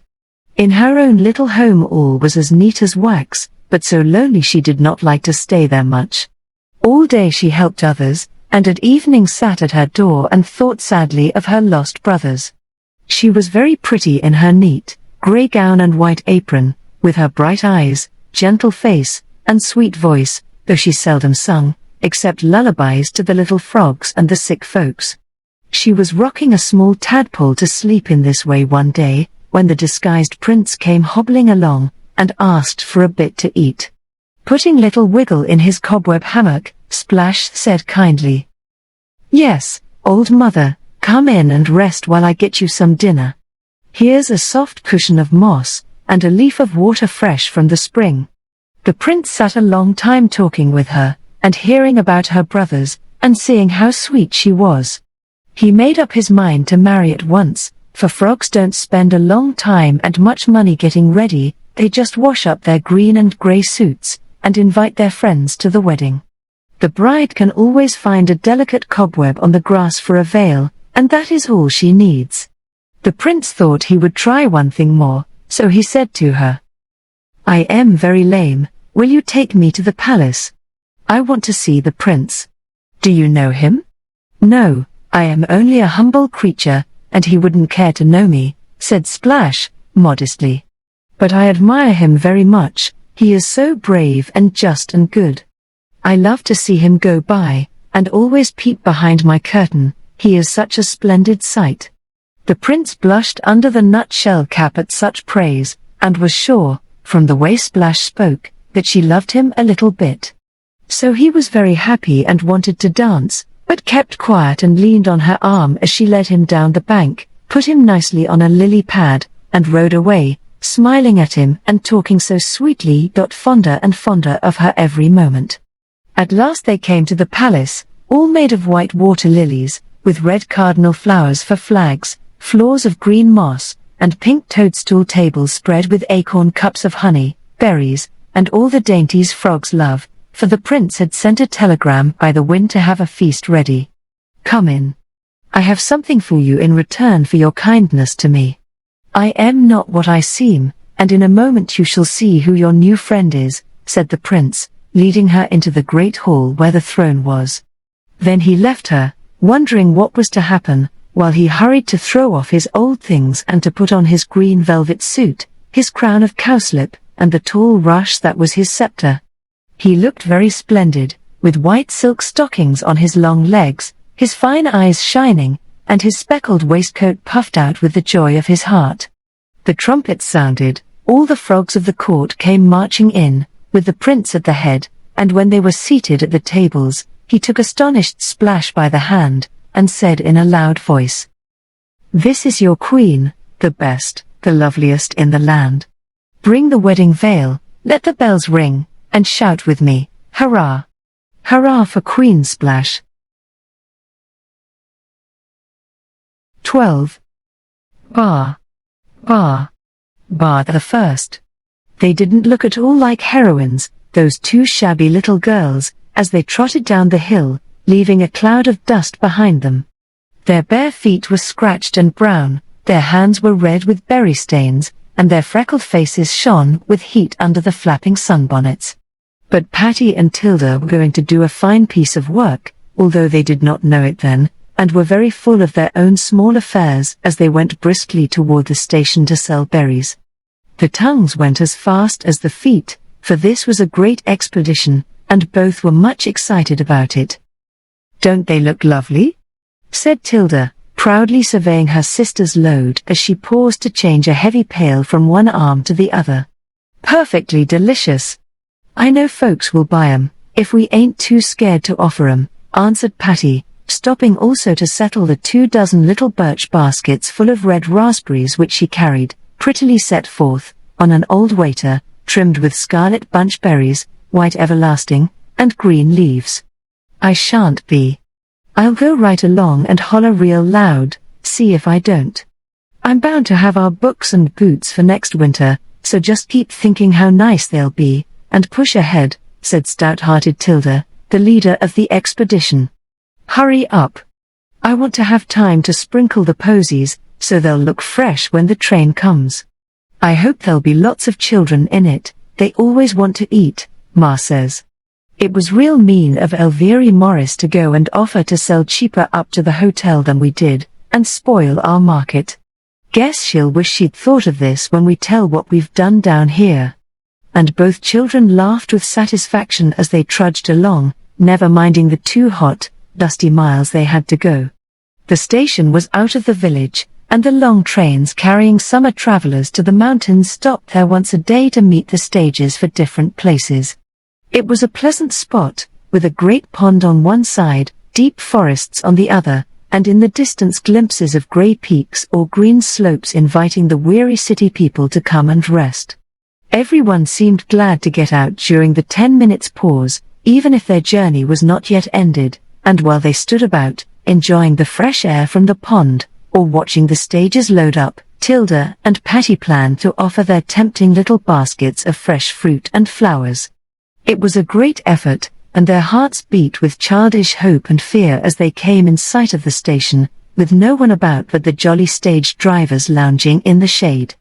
Plenty of time. "Let's go to the pond and wash off the dust, and get a drink. Folks won't see us behind those cars," said Tilda, glad to slip out of sight till the train arrived, for even her courage seemed to ooze away as the important moment approached. A long cattle train stood on a side track waiting for the other one to pass, and while the little girls splashed their feet in the cool water, or drank from their hands, a pitiful sound filled the air. Hundreds of sheep, closely packed in the cars and suffering agonies from dust and heat and thirst, thrust their poor noses through the bars, bleating frantically, for the sight of all that water, so near yet so impossible to reach, drove them wild. Those farther down the track, who could not see the blue lake, could smell it, and took up the cry till the woods echoed with it, and even the careless drivers said, with a glance of pity, "Hard on the poor critters this hot day, ain't it? Oh, Tilda, hear 'em bar, and see 'em crowd this side to get at the water. Let's take 'em some in our pickin' dishes." "It's so dreadful to be dry," said tender-hearted Patty, filling her pint cup, and running to offer it to the nearest pathetic nose outstretched to meet it. A dozen thirsty tongues tried to lap it, and in the struggle the little cup was soon emptied, but Patty ran for more, and Tilda did the same, both getting so excited over the distress of the poor creatures that they never heard the far-off whistle of their train, and continued running to and fro on their errand of mercy, careless of their own weary feet, hot faces, and the precious flowers withering in the sun. They did not see a party of people sitting nearby under the trees, who watched them and listened to their eager talk with smiling interest. "Run, Patty, this poor little one is half dead. Throw some water in his face while I make this big one stop walking on him. Oh, dear. There are so many. We can't help half, and our mugs are so small. I know what I'll do, Tilda, tip out the berries into my apron, and bring up a nice lot at once," cried Patty, half beside herself with pity. "It will spoil your apron and mash the berries, but never mind. I don't care if we don't sell one if we can help these poor dear lammies," answered energetic Tilda, dashing into the pond up to her ankles to fill the pail, while Patty piled up the fruit in her plaid apron. "Oh, my patience me! The train is coming," cried Patty, as a shrill shriek woke the echoes, and an approaching rumble was heard. "Let it come. I won't leave this sheep till it's better. You go and sell the first lot, I'll come as quick as I can," commanded Tilda, so busy reviving the exhausted animal that she could not stop even to begin the cherished new plan. "I don't dare go alone, you come and call out, and I'll hold the waiter," quavered poor Patty, looking sadly scared as the long train rolled by with a head at every window. "Don't be a goose. Stay here and work, then, I'll go and sell every basket. I am so mad about these poor things, I ain't afraid of anybody," cried Tilda, with a last refreshing splash among the few favored sheep, as she caught up the tray and marched off to the platform, a very hot, wet, shabby little girl, but with a breast full of the just indignation and tender pity that go to redress half the wrongs of this great world. "Oh, Mama, see the pretty baskets. Do buy some, I am so thirsty and tired," exclaimed more than one eager little traveler, as Tilda held up her tray, crying bravely. Fresh berries. Fresh berries. 10 cents. Only 10 cents. They were all gone in 10 minutes, and if Patty had been with her, the pail might have been emptied before the train left. But the other little Samaritan was hard at work, and when her sister joined her, proudly displaying a handful of silver, she was prouder still to show her woolly invalid feebly nibbling grass from her hand. "We might have sold everyone, folks liked 'em ever so much, and next time we'll have 24 baskets apiece. But we'll have to be spry, for some of the children fuss about picking out the one they like." "It's real fun, Patty," said Tilda, tying up the precious dimes in a corner of her dingy little handkerchief. "So's this," answered the other, with a last loving pat of her patient's nose, as the train began to move, and car after car of suffering sheep passed them with plaintive cries and vain efforts to reach the blessed water of which they were in such dreadful need. Poor Patty couldn't bear it. She was hot, tired, and unhappy because she could do so little, and when her pitying eyes lost sight of that load of misery, she just sat down and cried. But Tilda scolded as she carefully put the unsold berries back into the pail, still unconscious of the people behind the elder bushes by the pond. "That's the wickedest thing that ever was, and I just wish I was a man, so I could see about it. I'd put all the railroad folks in those cars, and keep 'em there hours and hours and hours, going by ponds all the time, and I'd have ice cream, too, where they couldn't get a bit, and lots of fans, and other folks all cool and comfortable, never caring how hot and tired and thirsty they were. Yes, I would. and then we'd see how they like it." Here indignant Tilda had to stop for breath, and refreshed herself by sucking berry juice off her fingers. "We must do something about it. I can't be happy to think of those poor lammies going so far without any water. It's awful to be dry," sobbed Patty, drinking her own tears as they fell. "If I had a hose, I'd come every day and hose all over the cars. That would do some good. Anyway, we'll bring the other big pail, and water all we can," said Tilda, whose active brain was always ready with a plan. "Then we shan't sell our berries," began Patty, despondently, for all the world was saddened to her just then by the sight she had seen. "We'll come earlier, and both work real hard till our train is in. Then I'll sell, and you go on watering with both pails. It's hard work, but we can take turns. Whatever shall we do with all these berries? The under ones are smashed, so we'll eat 'em, but these are nice, only who will buy 'em?" And Tilda looked soberly at the spoiled apron and the 4 quarts of raspberries picked with so much care in the hot sun. "I will," said a pleasant voice, and a young lady came out from the bushes just as the good fairy appears to the maidens in old tales. Both little girls started and stared, and were covered with confusion when other heads popped up, and a stout gentleman came toward them, smiling so good-naturedly that they were not afraid. "We are having a picnic in the woods, and would like these nice berries for our supper, if you want to sell them," said the lady, holding out a pretty basket. "Yes, ma'am, we do. You can have 'em all. They are a little mashed, so we won't ask but 10 cents a quart, though we expected to get 12, said Tilda, who was a real Yankee, and had an eye to business. "What do you charge for watering the sheep?"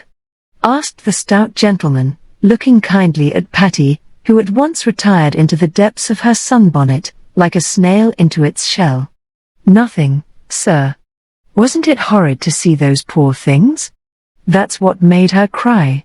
She's real tender-hearted, and she couldn't bear it, so we let the berries go, and did what we could," answered Tilda, with such an earnest little face that it looked pretty in spite of tan and freckles and dust.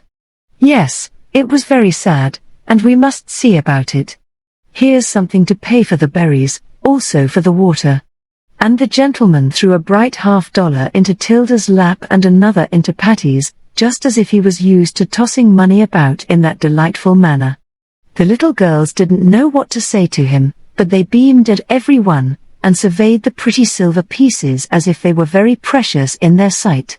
"What will you do with them?" asked the lady, in the friendly sort of voice that always gets a ready answer. "Oh, we are saving up to buy books and rubber boots, so we can go to school next winter. We live 2 miles from school, and wear out lots of boots, and get colds when it's wet. We had pneumonia last spring, and Ma said we must have rubber boots, and we might earn 'em in berry time," said Tilda, eagerly. "Yes, and she's real smart, and she's going to be promoted, and must have new books, and they cost so much, and Ma ain't rich, so we get 'em ourselves," added Sister Patty, forgetting bashfulness in sisterly pride. "That's brave. How much will it take for the boots and the books?" asked the lady, with a glance at the old gentleman, who was eating berries out of her basket. "As much as $5, I guess. We want to get a shawl for Ma, so she can go to meetin'. It's a secret, and we pick every day real hard, 'cause berries don't last long," said Tilda, wisely. She thought of coming down here. "We felt so bad about losing our place at the hotel, and didn't know what to do, till Tilda made this plan. I think it's a splendid one." And Patty eyed her $half with immense satisfaction. "Don't spoil the plan, Alice. I am passing every week while you are up here, and I'll see to the success of the affair," said the old gentleman, with a nod, adding, in a louder tone, "These are very fine berries, and I want you to take 4 quarts every other day to Miller's farm over there. You know the place?" "Yes, sir." "Yes, sir," cried 2 eager voices, for the children felt as if a rain of $half was about to set in. "I come up every Saturday and go down Monday, and I shall look out for you here, and you can water the sheep as much as you like. They need it, poor beasts. added the old gentleman. "We will, sir. We will," cried the children, with faces so full of innocent gratitude and goodwill that the young lady stooped and kissed them both. "Now, my dear, we must be off, and not keep our friends waiting any longer," said the old gentleman, turning toward the head still bobbing about behind the bushes. "Goodbye, goodbye. We won't forget the berries and the sheep," called the children, waving the stained apron like a banner, and showing every white tooth in the beaming smiles they sent after these new friends. "Nor are my lambs," said Alice to herself, as she followed her father to the boat. "What will Ma say when we tell her and show her this heap of money?" exclaimed Tilda, pouring the dimes into her lap, and rapturously chinking the big $half before she tied them all up again.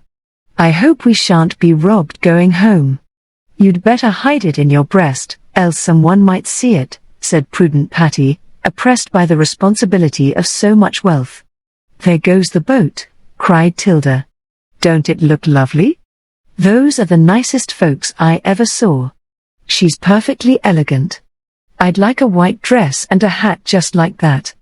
When she kissed me, the long feather was as soft as a bird's wing on my cheeks, and her hair was all curling round like the picture we cut out of the paper." And Patty gazed after the boat as if this little touch of romance in her hard-working life was delightful to her. "They must be awful rich, to want so many berries. We shall have to fly round to get enough for them and the car folks too. Let's go right off now to that thick place we left this morning, else Elvira may get ahead of us," said practical Tilda, jumping up, ready to make hay while the sun shone. But neither of them dreamed what a fine crop they were to get in that summer, all owing to their readiness in answering that pitiful bar. Bar the second. A very warm and a very busy week followed, for the berries were punctually delivered at the farm, and successfully sold at the station, and, best of all, the sheep were as faithfully watered as 2 little pails and 2 little girls could do it. Everyone else forgot them. Mr. Benson was a busy old gentleman far away in the city, Miss Alice was driving, boating, and picnicking all day long, and the men at the depot had no orders to care for the poor beasts. But Tilda and Patty never forgot, and, rain or shine, they were there when the long train came in, waiting to do what they could, with dripping pails, handfuls of grass, or green branches, to refresh these suffering travelers for whom no thought was taken. The rough stage drivers laughed at them, the brakemen ordered them away, and the station master said they were little fools, but nothing daunted the small sisters of charity, and in a few days they were let alone. Their arms were very tired lifting the pails, their backs ached with lugging so much water, and mother would not let them wear any but their oldest clothes for such wet work, so they had their trials, but bore them bravely, and never expected to be thanked. When Saturday came round, and Miss Alice drove to meet her father, she remembered the little girls, and looked for them. Up at the farm she enjoyed her berries, and ordered them to be promptly paid for, but was either asleep or away when they arrived, and so had not seen the children. The sight of Patty, hastily scrambling a clean apron over her old frock, as she waited for the train with her tray of fruit, made the young lady leave the phaeton and go to meet the child, asking, with a smile, "Where is the black-eyed sister? Not ill, I hope?" "No, ma'am, she's watering the sheep. She's so strong she does it better than I do, and I sell the baskets," answered Patty, rejoicing secretly in the clean faded apron that hid her shabbiness. "Ah, I forgot my lambs, but you were faithful to yours, you good little things. Have you done it every day?" "Yes, Ma said, if we promised, we must do it, and we like it. Only there's such a lot of 'em, and we get pretty tired." And Patty rubbed her arms as if they ached. "I'll speak to Papa about it this very day. It will be a good time, for Mr. Jacobs, the president of the road, is coming up to spend Sunday, and they must do something for the poor beasts," said Miss Alice, ashamed to be outdone by 2 little girls. "That will be so nice. We read a piece in a paper our teacher lends us, and I brought it down to show Mr. Weed, the depot man. He said it was a shame, but nobody could help it, so we thought we'd tell him about the law we found." And Patty eagerly drew a worn copy of Our Dumb Animals from her pocket to show the little paragraph to this all-powerful friend who knew the Railroad King. Miss Alice read. "An act of Congress provides that at the end of every 28 hours journey animals shall be given 5 hours rest, and duly fed and watered, unless shipped in cars having accommodations for the care of livestock on board." "There," cried Patty, "that's the law, and Ma says these sheep come ever so far, and ought to be watered. Do tell the President, and ask him to see to it." There was another piece about some poor pigs and cows being 92 hours without water and food. It was awful. "I will tell him. Here's our train. Run to your berries. I'll find Papa, and show him this." As Miss Alice spoke, the cars thundered into the little station, and a brief bustle ensued, during which Patty was too busy to see what happened. Mr. Benson and another stout old gentleman got out, and the minute Miss Alice had been kissed, she said very earnestly, "Wait a little, please, I want to settle a very important piece of business before we go home." Then, while the gentleman listened indulgently, she told the story, showed the bit in the paper, and pointing out Patty, added warmly, "That's one good child. Come and see the other, and you will agree with me that something ought to be done to relieve their kind little hearts and arms, if not out of mercy to the animals, who can't be called dumb in this case, though we have been deaf too long. My wilful girl must have her way. Come and get a whiff of fresh air, Jacobs." And Mr. Benson followed his daughter across the track, glad to get out of the bustle. Yes, Tilda was there, and at work so energetically that they dared not approach, but stood looking and laughing for a moment. 2 pails of water stood near her, and with a long-handled dipper she was serving all she could reach. Those which were packed on the upper tier she could only refresh by a well-aimed splash, which was eagerly welcomed, and much enjoyed by all parties, for Tilda got well showered herself, but did not care a bit, for it was a melting July day. "That is a very little thing to do, but it is the cup of cold water which we have forgotten," said Miss Alice, softly, while the air was full of cries of longing as the blue lake shone before the thirsty beasts. "Jacobs, we must attend to this." "Benson, we will. I'll look into the matter, and report at the next meeting." That was all they said, but Alice clapped her hands, for she knew the thing would be done, and smiled like sunshine on the 2 old gentlemen, who presently watched the long train rumble away, with shakes and nods of the grey heads, which expressed both pity and determination. The other train soon followed, and Patty came running over with her empty tray and a handful of silver to join Tilda, who sat down upon her upturned pail, tired out. "Papa will see to it, children, and, thanks to you, the sheep will soon be more comfortable," said Miss Alice, joining them. "Oh, goody. I hope they'll be quick, it's so hot, there's ever so many dead ones today, and I can't help 'em," answered Tilda, fanning herself with her bonnet, and wiping the drops off her red face. Miss Alice took a pretty straw fan out of her pocket and handed it to her, with a look of respect for the faithful little soul who did her duty so well.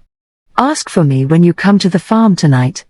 I shall have some hats and aprons for you, and I want to know you better," she said, remembering the broad-brimmed hats and ready-made aprons in the village store. "Thank you, Ma'am. We'll come. Now we won't have to do this wet work. We'd like to be neat and nice," said Patty, gratefully. "Do you always sell all your berries down here?" asked Miss Alice, watching Tilda tie up the dimes. "Yes, indeed, and we could sell more if both of us went.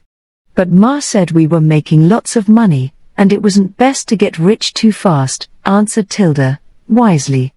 "That's a good thing for us to remember, Benson, especially just now, and not count the cost of this little improvement in our cattle cars too closely," said Mr. Jacobs, as the old gentleman came up in time to hear Tilda's speech.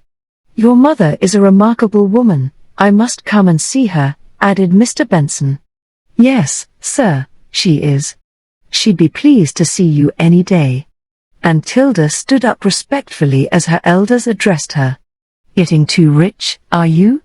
Then I suppose it wouldn't do to ask you to invest this in your business for me?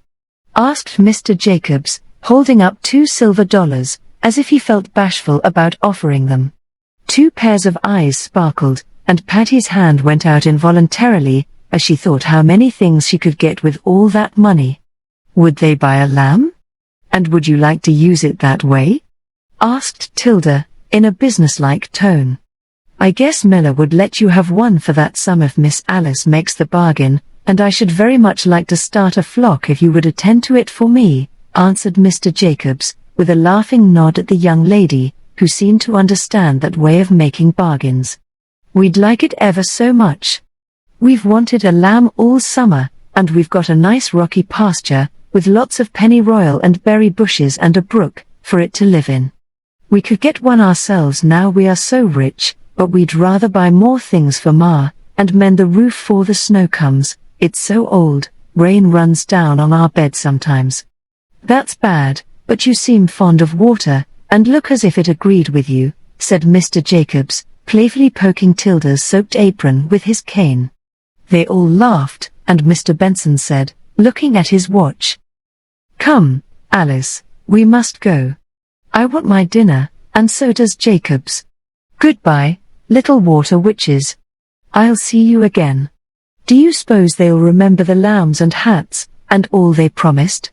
Asked Patty, as the others turned away. I don't believe they will. Rich folks are so busy having good times they are apt to forget poor folks, seems to me, answered Tilda, shaking her head like a little Solomon. Bless my heart, what a sharp child that is. We must not disappoint her, so remind me, Alice, to make a memorandum of all this business, whispered Mr. Benson, who heard every word. The president is a very nice man, and I know he'll keep his word. See. He dropped the money in my tray, and I never saw him do it, cried Patty, pouncing on the dollars like a robin on a worm. There's a compliment for you, and well worth the money. Such confidence is beautiful, said Mr. Jacobs, laughing. Well, I've learned a little lesson, and I'll lay it to heart so well I won't let either of you forget, added Alice, as they drove away, while Tilda and Patty trudged home, quite unconscious that they had set an example which their elders were not ashamed to follow. So many delightful things happened after this that the children felt as if they had got into a fairy tale.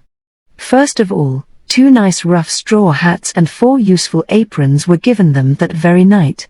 Next day Miss Alice went to see their mother, and found an excellent woman, trying to bring up her girls, with no one to help her.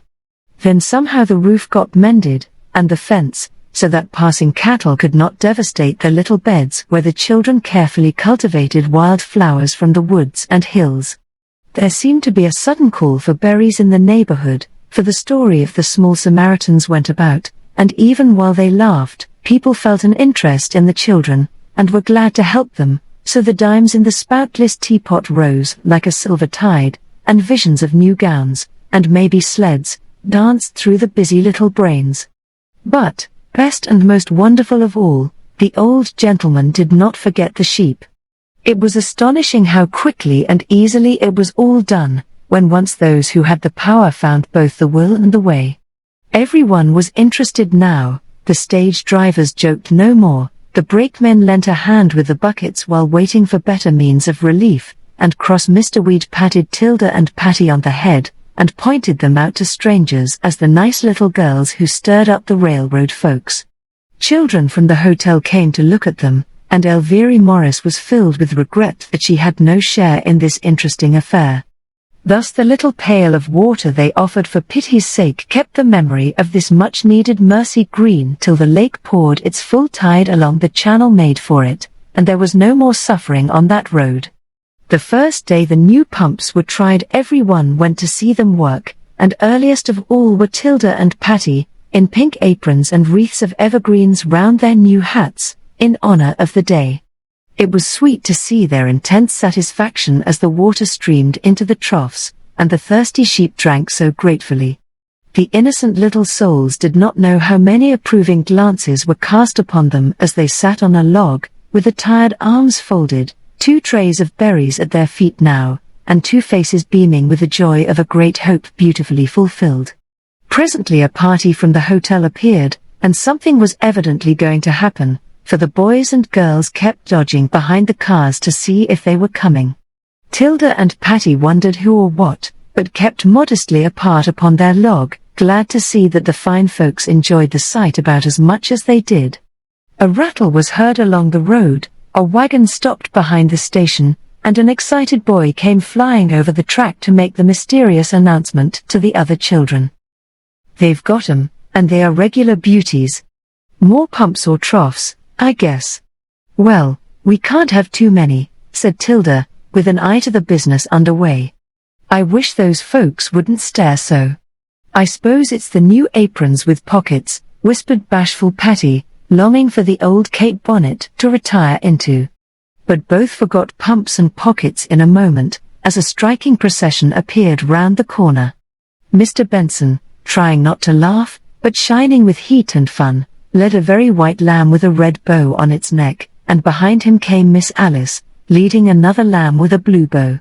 She looked very much in earnest, and more like a good fairy than ever, as she carried out her little surprise. People looked and laughed, but everyone seemed to understand the joke at once, and were very quiet when Mr. Benson held up his hand, and said, in a voice which was earnest as well as merry, "Here, my little girls, are two friends of those poor fellows yonder come to thank you for your pity, and to prove, I hope, that rich people are not always too busy with their own good times to remember their poorer neighbors. Take them, my dears, and God bless you. I didn't forget my lambs this time, but have been taming these for you, and Mr. Jacobs begs you will accept them, with his love," added Miss Alice, as the two pretty creatures were led up to their new owners, wagging their tails and working their noses in the most amiable manner, though evidently much amazed at the scene.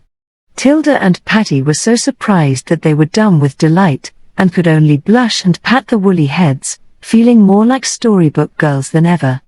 The other children, charmed with this pleasant ending to the pretty story, set up a cheer, the men joined in it with a will, while the ladies waved their parasols, and all the sheep seemed to add to the chorus their grateful bar. Volume 2. 2. Ellen T. Emerson. One of the good fairies WHO still remain to us. Beloved by poets, little children, and many grateful hearts. This book is affectionately inscribed by her old friend, L. M. Alcott. June, 1887. Preface. Most of these stories were written at 16 for my younger sisters and their playmates, the little Emersons and Channings, and appeared some years later under the name of Flower Fables. With some additions they are now republished for the amusement of those children's children by their old friend, L. M. Alcott. June, 1887.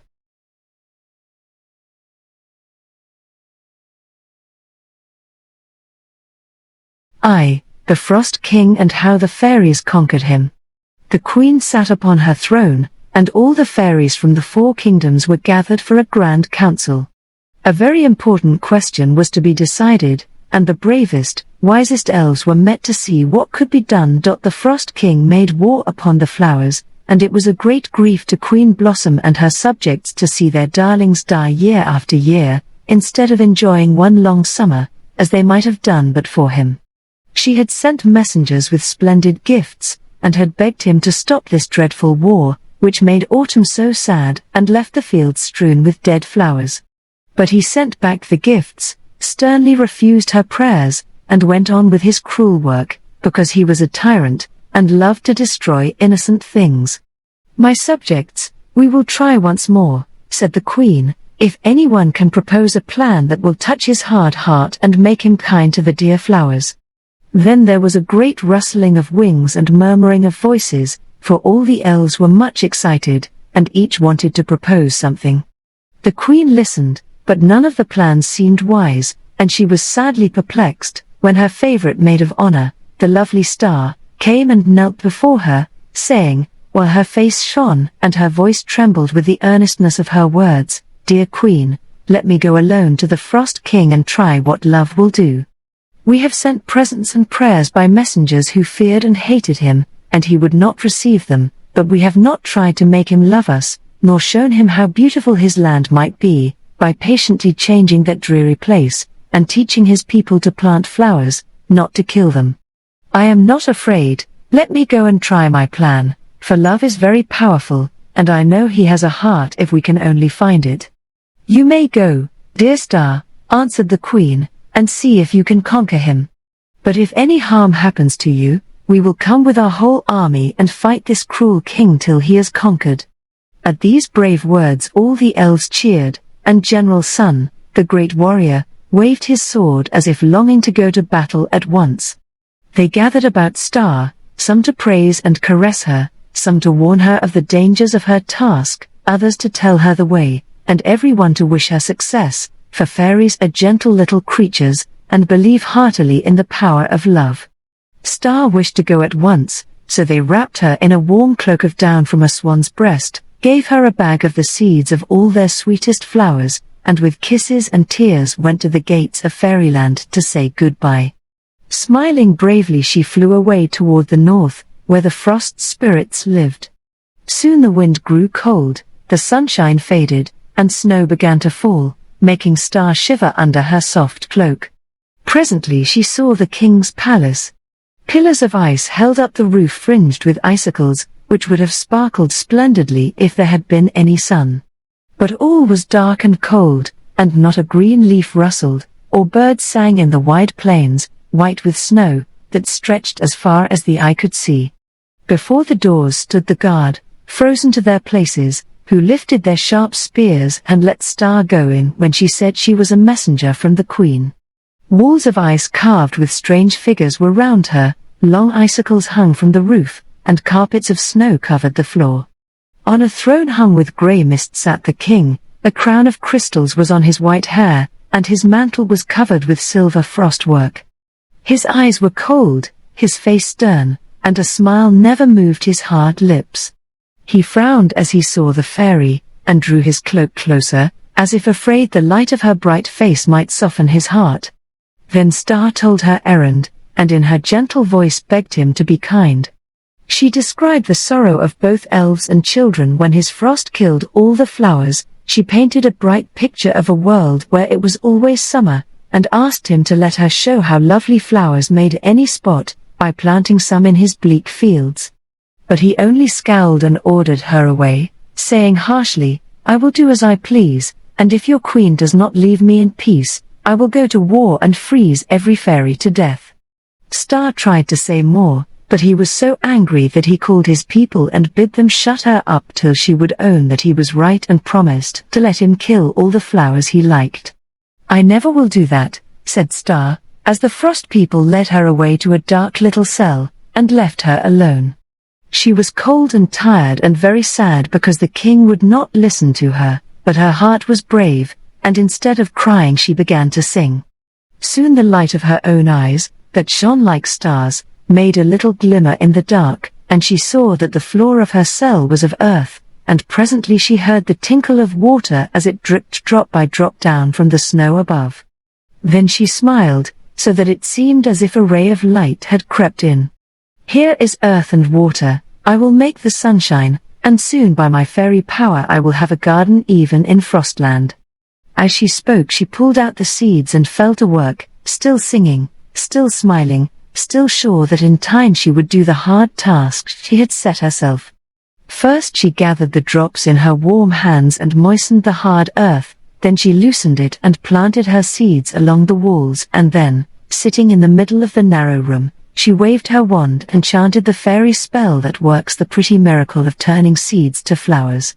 "Sleep, little seed, deep in your bed, while winter snow lies overhead. Wake, little sprout, and drink the rain, till sunshine calls you to rise again. Strike deep, young root, in the earth below, unfold, pale leaves, begin to grow. Baby bud, dance in the warm sun, bloom, sweet rose, life has begun." As she sung, the light grew stronger, the air warmer, and the drops fell like dew, till up came rows of little green vines and plants, growing like the magic beanstalk all over the walls and all round the room, making the once dark place look like a bower. Moss spread like a carpet underfoot, and a silvery white mushroom sprung up under Star, as if she were the queen of this pretty place. Soon the frost spirits heard the music and went to see who dared sing in that gloomy prison. They were much surprised when they peeped, to see that instead of dying in her cell, the fairy had made it beautiful, and sat there singing while her flowers bloomed in spite of all their power. They hurried to the king and bade him come and see. He went, and when he saw the lovely place, he could not spoil it till he had watched Star at her work, and tried to see what magic did such wonders. For now the dark walls were hung with morning glories, ringing their many-colored bells, the floor was green with soft moss, the water drops made music as they fell, and rows of flowers nodded from their beds as if talking together in a sweet language of their own. Star sat on her throne still singing and smiling, till the once dark place was as bright as if a little sun shone there.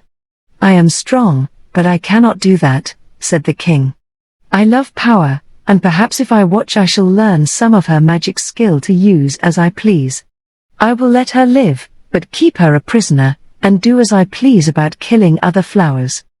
So he left her there, and often stole down to peep, and wonder at her cheerfulness and courage, for she never complained or cried, though she longed for home, and found it very hard to be brave and patient. Meantime the queen waited and waited for Star to come, and when a long time passed she sent a messenger to learn where she was. He brought back the sad tidings that she was a prisoner, and the king would not let her go. Then there was great weeping and wailing in Fairyland, for everyone loved gentle Star. They feared she would be frozen to death if they left her in the cruel king's power, and resolved to go to war as he would not set her free.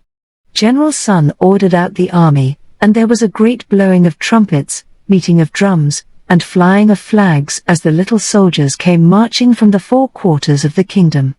The earth elves were on foot, in green suits, with acorn cups for helmets and spear grass for lances. The water sprites were in blue armor made of dragonfly scales, and they drew shells full of tiny bubbles that were shot like cannon balls, upsetting their small enemies by the dozen. The fire imps wore red, and carried torches to burn, and little guns to shoot bullets of brimstone from, which killed by their dreadful smell. The air spirits were the finest of all, for they were in golden armor, and carried arrows of light, which they shot from tiny rainbows.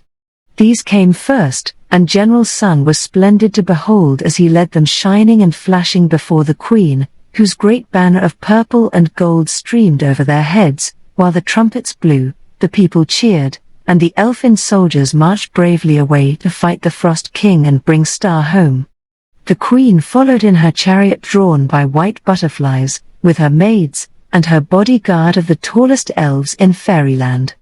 They lived in the pine trees, and were fine strong fellows, with little cones on their heads, pine needles for swords, and the handsome russet scales for chain armor. Their shields were of sweet-smelling gum, like amber, but no one could approach the queen when they made a wall about her, for whoever touched these shields stuck fast, and were killed with the sharp swords. Away streamed the army like a wandering rainbow, and by reached the land of frost and snow. The king had been warned that they were coming, and made ready by building a fort of ice, laying in piles of snowballs, and arming his subjects with sharp icicles. All the cold winds that blow wailed like bagpipes, hailstones drummed on the frozen ground, and banners of mist floated over the towers of the palace.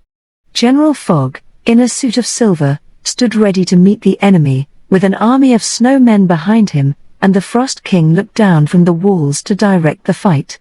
On came the fairy folk, making the icy world sparkle so brilliantly with their light that the king was half blinded and hid his eyes. The elves shivered as the cold wind touched them, but courage kept them warm, and the queen, well wrapped in down, stood up in her chariot, boldly demanding Star at the hands of the king. "I will not give her up," he answered, scowling like a thundercloud, though in his heart he wondered more and more how the brave fairy had lived so long away from such lovely friends as these. "Then I proclaim war upon your country, and if Star is dead we will show no mercy." "Sound the trumpets and set on," cried the queen, waving her hand to the general, while every sword flashed out, and an elfin cheer rung like music in the air. Ordering the rest to halt, General Sun led the air spirits to battle first, well knowing that nothing could stand long before a charge of that brilliant troop. General Fog did his best, but was driven back against his will, for his snow men melted away as the arrows of light struck them, and he could not stand before the other general, whose shield was a golden sun, without feeling himself dissolve like mist at noon. They were forced to take refuge in the fort, where the king himself was ordering showers of snowballs to be shot among the fairy troops. Many were wounded, and carried from the field to the tent where the queen and her maids tended them, and by their soft magic soon made them fit to fight again. Now, a grand attack. Bring up the sappers and miners, Captain Rock. Major Flash, surround the walls and melt them as fast as possible, while the archers shall go on shooting, commanded General Sun. Then a company of moles began to dig under the fort, the fire imps banged away at the walls with their cannon, and held their flaming torches close till the blocks of ice began to melt. The air spirits flew high above and shot their golden arrows down at the frost people, who fled away to hide in the darkest corners, dazzled and daunted by these brave and brilliant enemies. It was a hard battle, and the fairies were obliged to rest, after killing General Fog, destroying the fort, and forcing the king to take refuge in the palace. Among the prisoners taken was one who told them where Star was, and all she had done in her little cell. Then they rejoiced, and the queen said, "Let us follow her example, for these prisoners say the king is changed since she came, that he goes to peep at her lovely bower, and does not spoil it, but talks kindly to her, and seems as if his hard heart might be melting a little. We will not fight any more, but try Star's gentle way, and besiege the king till he surrenders, so we shall win a friend, not kill an enemy." We will, cried all the elves, for they did not love to fight, though brave as little lions to defend their country and their queen. They all took counsel together, and the frost people were surprised next day to see the army busily at work making a great garden round the palace instead of trying to destroy it. Creeping to the holes in the walls they watched what went on, and wondered more and more, for the elves worked hard, and their magic helped them to do in a day what it would have taken years for mortals to do. First the moles dug up the ground, then the queen's guard sowed pine seeds, and in an hour a green wall fenced in the garden where the earth fairies planted seeds of all the flowers that grow. The fire imps warmed the air, and drove away every chilly wind, every grey cloud or flake of snow that dared come near this enchanted spot. The water sprites gathered drops from the melting ice palace and watered the budding beds, after the imps had taken the chill off, while the air spirits made sunshine overhead by flying to and fro with tireless wings, till a golden curtain was woven that shut out the cold sky and made summer for the flowers. The queen and her maids helped, for they fashioned birds, bees, and butterflies with magic skill, and gave them life to sing, buzz, and flutter in the new world, growing so fast where once all was bare and cold and dark. Slowly the ice palace melted, for warm airs stole through the pines, and soon the walls were thin as glass, the towers vanished like frostwork in the sun, and block after block flowed away in little rills as if glad to escape from prison. The king and his subjects felt that they were conquered, for the ice seemed to melt from them also, and their hearts began to beat, their cold faces to soften as if they wanted to smile if they knew how, and they loved to watch and wonder at the sweet miracles the elves were working all about them. The king tried not to give up, for he was very proud, and had ruled so long it was hard to submit, but his power was gone, his palace crumbling about him, his people longing to join the enemy, and there was nothing for him to do but lay down his crown or fly away to the far north and live with the bears and icebergs in that frozen world. He would have done this but for Star. All the while the battle and the siege were going on, she lived in her little cell, knowing nothing about it, but hoping and waiting, sure that help would come. Every time the king visited her he seemed kinder, and liked more and more to listen to her songs or the stories she told him of life in fairyland, and the joy of being merciful. So she knew that the seeds she sowed in his heart were beginning to grow like those planted in the cell, and she watched over them as carefully. One day her loveliest roses bloomed, and she was singing for joy as the pink flowers filled the cell with their sweet breath, when the king came hurrying down to her and falling at her feet begged her to save his life. She wondered what he meant, and he told her of the battle, and how the elves were conquering him by love, for the palace was nearly gone, a great garden lay blossoming all about it, and he had nowhere to go unless she would be his friend and ask her people to forgive and pity him. Then Star felt that she had done her task, and laying her hands on his white head, she melted the last frost from his old heart by saying in her tender voice, "Do not fear my people, they will welcome you and give you a home if you will promise to hurt no more flowers, but always be as gentle as you are now. Come with me, and let us teach you how beautiful sunshine and love and happy work can make you." The king promised, and Star led him up to the light again, where his people waited to know what was to become of them. follow me, and do not be afraid," called Star, dancing before them, so glad to be free that she longed to fly away. Everything was changed, for as they came up from the cell the ruins of the palace melted into a quiet lake, and under the archway of the pines they passed into a new and lovely world of sunshine, flowers, and happy elves. A great cry went up when Star was seen leading the king, with his few subjects behind him, and everyone flew to welcome the dear fairy and the captives he brought. "I am your prisoner, and I submit, for I have no kingdom now," said the king, as he bowed before the queen. "These are the only chains you shall wear, and this is your new kingdom," answered the queen, as her maids hung wreaths of flowers on the king's arms and put a green crown on his head, while all the fairies gathered round to welcome him to the lovely garden where he was to reign beloved and happy, with no frost to spoil the long summer he had learned to love. There was a great feast that day, and then the elfin army marched home again, well pleased with the battle they had fought, though all said that it was Star who had conquered the Frost King.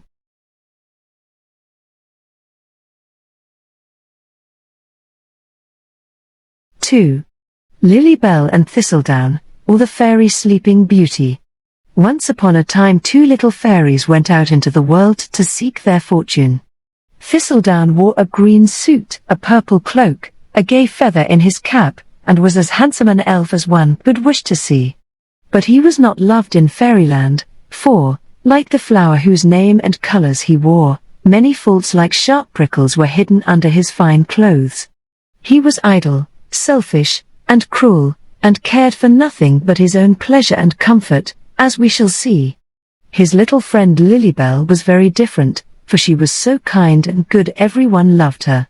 She spent her time trying to undo the mischief naughty Thistle did, and that was why she followed him now, because she was afraid he would get into trouble and need someone to help him. Side by side they flew over hill and dale till they came to a pleasant garden. "I am tired and hungry," said Thistle. "Let us rest here and see what fun is going on. Now, dear Thistle, be kind and gentle, and make friends among these flowers. See how they spread their leaves for our beds, and offer us their honey to eat, and their dew to bathe in. It would be very wrong to treat them badly after such a welcome as this," answered Lilybell, as she lay down to sleep in the deep cup of one of her own flowers, as if in a little bed hung with white curtains. Thistle laughed and flew off to find the tulips, for he liked splendid flowers and lived like a king. First he robbed the violets of their honey, and shook the bluebells roughly to get all their dew for his bath. Then he ruffled many leaves before his bed suited him, and after a short nap was up and away having what he called fun. He chased the butterflies and hurt them with the sharp thorn he carried for a sword. He broke the cobwebs laid to bleach on the grass for fairy cloth. He pushed the little birds out of the nest and killed them. He stole pollen from the busy bees, and laughed to see them patiently begin to fill their little bags again. At last he came to a lovely rose tree with one open flower and a little bud. "Why are you so slow about blooming, baby rose? You are too old to be rocked in your green cradle any longer. Come out and play with me," said Thistle, as he perched on the tree ready for more mischief. "No, my little bud is not strong enough to meet the sun and air yet," answered the rose mother, bending over her baby, while all her red leaves trembled with fear. for the wind had told her the harm this cruel fairy had been doing in the garden. "You silly flower, to wait so long. See how quickly I will make the ugly green bud a pretty pink rose," cried Thistle, as he pulled open the folded bud so rudely that the little leaves fell all broken on the ground. "It was my first and only one, and I was so fond and proud of it. Now you have killed it, cruel fairy, and I am all alone," sobbed the mother, while her tears fell like rain on the poor bud fading in the hot sun. Thistle was ashamed of himself, but he would not say he was sorry, and flew away to hunt a white moth, till clouds began to gather and a shower came on. Then he hurried back to the tulips for shelter, sure they would take him in because he had praised their gay colors, and they were vain flowers. But when he came all wet and cold begging to be covered, they laughed and shook their broad leaves till the drops fell on him faster than the rain and beat him down. "Go away, naughty fairy. We know you now, and won't let you in, for you bring trouble wherever you go. You needn't come to us for a new cloak when the shower has spoilt that one," they cried. "I don't care, the daisies will be glad to take pity on so splendid an elf as I am," said Thistle, as he flew down to the humble flowers in the grass. But all the rosy leaves were tightly closed and he knocked in vain, for the daisies had heard of his pranks, and would not risk spoiling their seeds by opening to such a naughty fellow.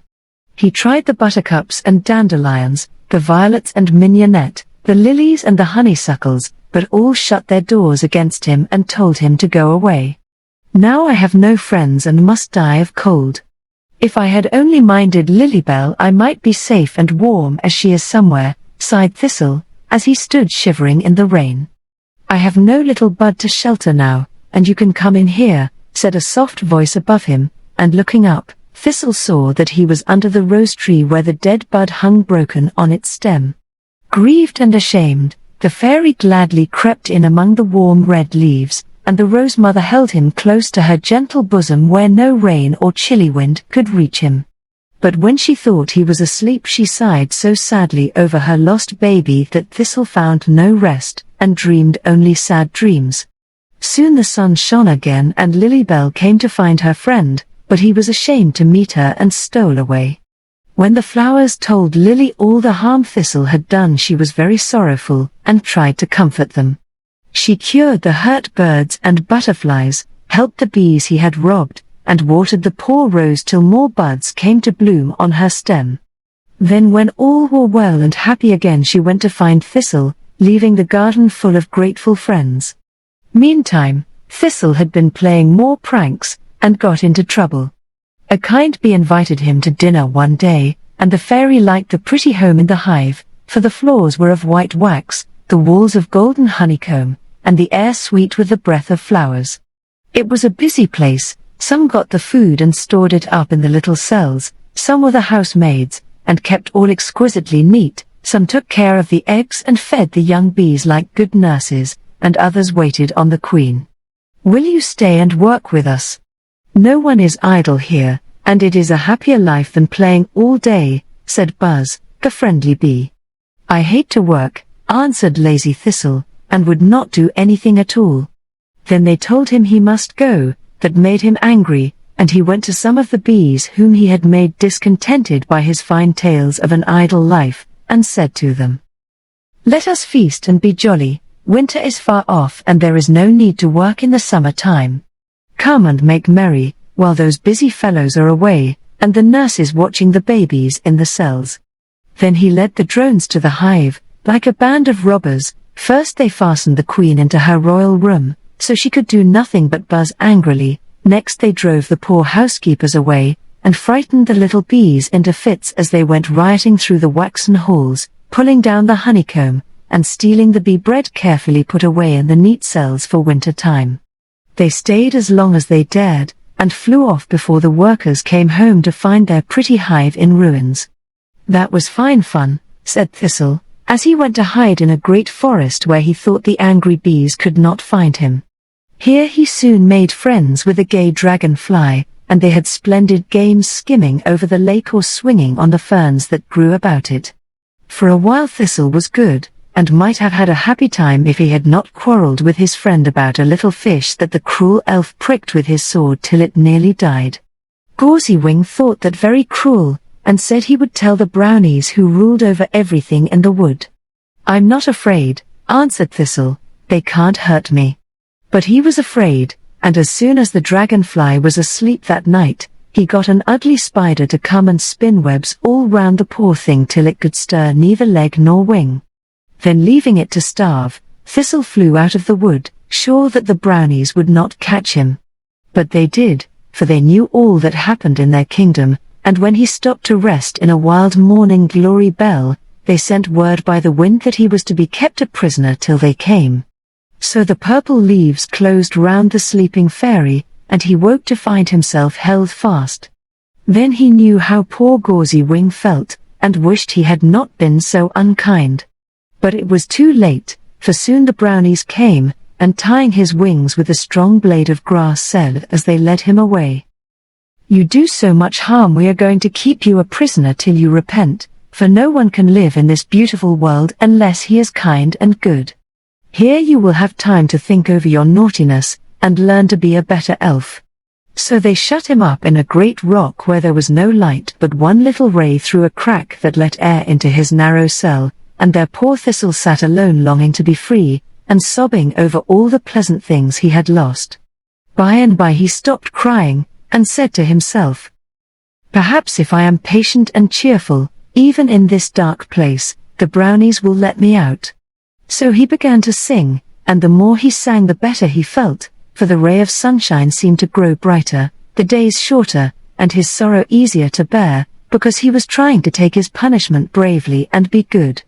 Lilybell was looking for him all this time, tracing him by the harm he did, and stopping to comfort those whom he hurt, so she never found him till she had helped the bees put the hive in order, set free poor Gauzy Wing, and nursed the hurt fish till it was well again. Then she went on looking for him, and wondering where he was. She never would have guessed if he had not sung so much, for the birds loved to hear him, and often perched on the rocks to listen and learn the fairy songs. Columbines sprung up there in the sunshine and danced on their slender stems as they peeped in at him with rosy faces, while green moss went creeping up the sides of the rock as if eager to join in the music. As Lilybell came to this pleasant place, she wondered if there was a fairy party going on, for the birds were singing, the flowers dancing, and the old rock looked very gay.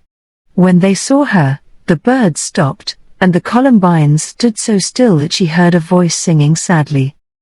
"Bright shines the summer sun, soft is the summer air, gaily the wood birds sing, flowers are blooming fair. But deep in the dark, cold rock all alone must I dwell, longing for you, dear friend, Lilybell, Lilybell. Where are you?" cried the other fairy, flying up among the columbines, for she could see no opening in the rock, and wondered where the voice came from. No one replied, for Thistle did not hear her, so she sang her answer to his call. "Through sunshine and showery have looked for you long, guided by bird and flower, and now by your song, Thistledown. Thistledown. O'er wood, hill, and dell hither to comfort you comes Lilybell." Then through the narrow opening 2 arms were stretched out to her, and all the columbines danced for joy that Thistle was found. Lilybell made her home there, and did all she could to cheer the poor prisoner, glad to see that he was sorry for his naughtiness, and really trying to be good. But he pined so to come out that she could not bear it, and said she would go and ask the brownies what he could do to be free. Thistle waited and waited, but she did not come back, and he cried and called so pitifully that the brownies came at last and took him out, saying, "Lilybell is safe, but she is in a magic sleep, and will not wake till you bring us a golden wand from the earth elves, a cloak of sunshine from the air spirits, and a crown of diamonds from the water fairies. It is a hard task, for you have no friends to help you along.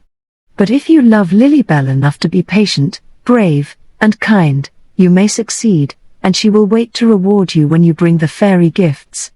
As they said this, the brownies led him to a green tent made of tall ferns, and inside on a bed of moss lay Lilybell fast asleep, like the beauty in the dear old story. "I will do it," said Thistle, and spreading the wings that had been idle so long, he was off like a hummingbird. Flowers know most about the earth elves, so I will ask them, he thought, and began to ask every clover and buttercup, wood violet, and wayside dandelion that he met. But no one would answer him, all shrunk away and drew their curtains close, remembering his rough treatment before. I will go to the rose, I think she is a friend, for she forgave me, and took me in when the rest left me in the cold, said Thistle, much discouraged, and half afraid to ask anything of the flower he had hurt so much. But when he came to the garden, the rose mother welcomed him kindly, and proudly showed the family of little buds that now grew on her stem. I will trust and help you for Lilybell's sake, she said. Look up, my darlings, and show the friend how rosy your little faces are growing, you need not be afraid now. But the buds leaned closer to their mother, and would only peep at Thistle, for they remembered the little sister whom he had killed, and they feared him. Ah, he sadly thought, if I had only been kind like Lily, they would all love and trust me, and be glad to help me. How beautiful goodness is! I must try to prove to them that I am sorry, then they will believe me, and show me how to find the crown. So, at night when the flowers were asleep, he watered them, sung lullabies to the restless young birds, and tucked the butterflies up under the leaves where no dew could spoil their lovely wings. He rocked the baby buds to sleep when they grew impatient before it was time to blossom. He kept grubs from harming the delicate leaves of the flowers, and brought cool winds to refresh them when the sun was hot. The rose was always good to him, and when the other plants wondered who did so many kind things, she said to them, "It is Thistle, and he is so changed I am sure we may trust him. He hides by day for no one is friendly, but by night he works or sits alone and sobs and sighs so sadly I cannot sleep for pity." Then they all answered, "We will love and help him for Lilybell's sake." So they called him to come and be friends, and he was very happy to be forgiven. But he did not forget his task, and when he told them what it was, they called Downy back, the mole, and bid him show Thistle where the earth elves lived. Thanking the kind flowers, Thistle followed the mole deep into the ground, along the road he knew so well, till they saw a light before them. "There they are, now you can go on alone, and good luck to you," said Downy back, as he scampered away, for he liked the dark best. Thistle came to a great hall made of jewels that shone like the sun, and here many spirits were dancing like fireflies to the music of silver bells. One of these came and asked why he was there, and when he told her, Sparkle said, "You must work for us if you want to earn the golden wand." "What must I do?" asked Thistle. "Many things," answered Sparkle. "Some of us watch over the roots of the flowers and keep them warm and safe, others gather drops and make springs that gush up among the rocks, where people drink the fresh water and are glad, others dig for jewels, make good luck pennies, and help miners find gold and silver hidden in dark places. Can you be happy here, and do all these things faithfully?" "Yes, for love of Lily I can do anything," said Thistle bravely, and fell to work at once with all his heart. It was hard and dull for the gay fairy, who loved light and air, to live in the earth like a mole, and often he was very sad and tired, and longed to fly away to rest. But he never did, and at last Sparkle said, "You have done enough. Here is the golden wand, and as many jewels as you like." But Thistle cared only for the wand, and hurried up to the sunshine as fast as he could climb, eager to show the brownies how well he had kept his word. They were very glad to see him back and told him to rest a little. But he could not wait, and with a look at Lily, still fast asleep, he flew away to find the air spirits. No one seemed to know where they lived, and Thistle was in despair till he remembered hearing Buzz speak of them when he first met him. "I dare not go to the hive, for the bees might kill me, I did so much harm. Perhaps if I first show them I am sorry, they will forgive me as the flowers did," he said. So he went into a field of clover and worked busily till he had filled 2 blue bells full of the sweetest honey. These he left at the door of the hive when no one saw him, and then hid in the apple tree close by. The bees were much pleased and surprised, for every day 2 little blue jars stood at the door, full of honey so fresh and sweet that it was kept for the queen and the royal babies. It is some good elf, who knows how much trouble we have had this summer, and wants to help us fill our cells before the frost comes. If we catch the kind fellow we will thank him well, said the bees gratefully. Ah, ha! We shall be friends again, I think, if I keep on, laughed Thistle, much cheered as he sat among the leaves. After this he not only left the pretty honey pots, but flew far and wide for all the flowering herbs bees love to suck, and nearly broke his back lugging berries from the wood, or great bags of pollen for their bread, till he was as dusty as a little miller. He helped the ants with their heavy loads, the field mice with their small harvesting, and chased flies from the patient cows feeding in the fields. No one saw him, but all loved Nimble Nobody, as they called the invisible friend who did so many kindly things. At last they caught him, as he was wrapping a lizard who had chills in a warm mullein leaf blanket. Why, it is naughty Thistle, cried the bees, ready to sting him to death. No, no, chirped an old cricket, who had kept the secret. It is the good fellow who has done so much to make us all happy and comfortable. Put up your stings and shake hands, before he flies away to hide from you again. The bees could hardly believe this at first, but finding it true were glad to make up the quarrel and be friends. When they heard what Thistle wanted, they consented at once, and sent Buzz to show him the way to Cloudland, where the air spirits lived. It seemed a lovely place, for the sky was gold and purple overhead, silver mist hung like curtains from the rainbow arches, and white clouds were piled up like downy cushions for the spirits to sleep on. But they were very busy flying to and fro like motes in a sunbeam, some polishing the stars that they might shine well at night, some drawing up water from rivers and lakes, to shower it down again in rain or dew, others sent messages by the winds that kept coming and going like telegraph boys, with news from all parts of the world, and others were weaving light into a shining stuff to hang on dark walls, wrap about budding plants, and clothe all spirits of the airy world. These are the ones I want, said Thistle, and asked for the mantle of sunshine. You must earn it first, and help us work, answered the weavers. Thistle willingly went with them and shared their lovely tasks, but most of all he liked to shake sweet dreams from the dreamland tree down upon little people in their beds, to send strong, bright rays suddenly into dark rooms, dancing on the walls and cheering sick or sad eyes.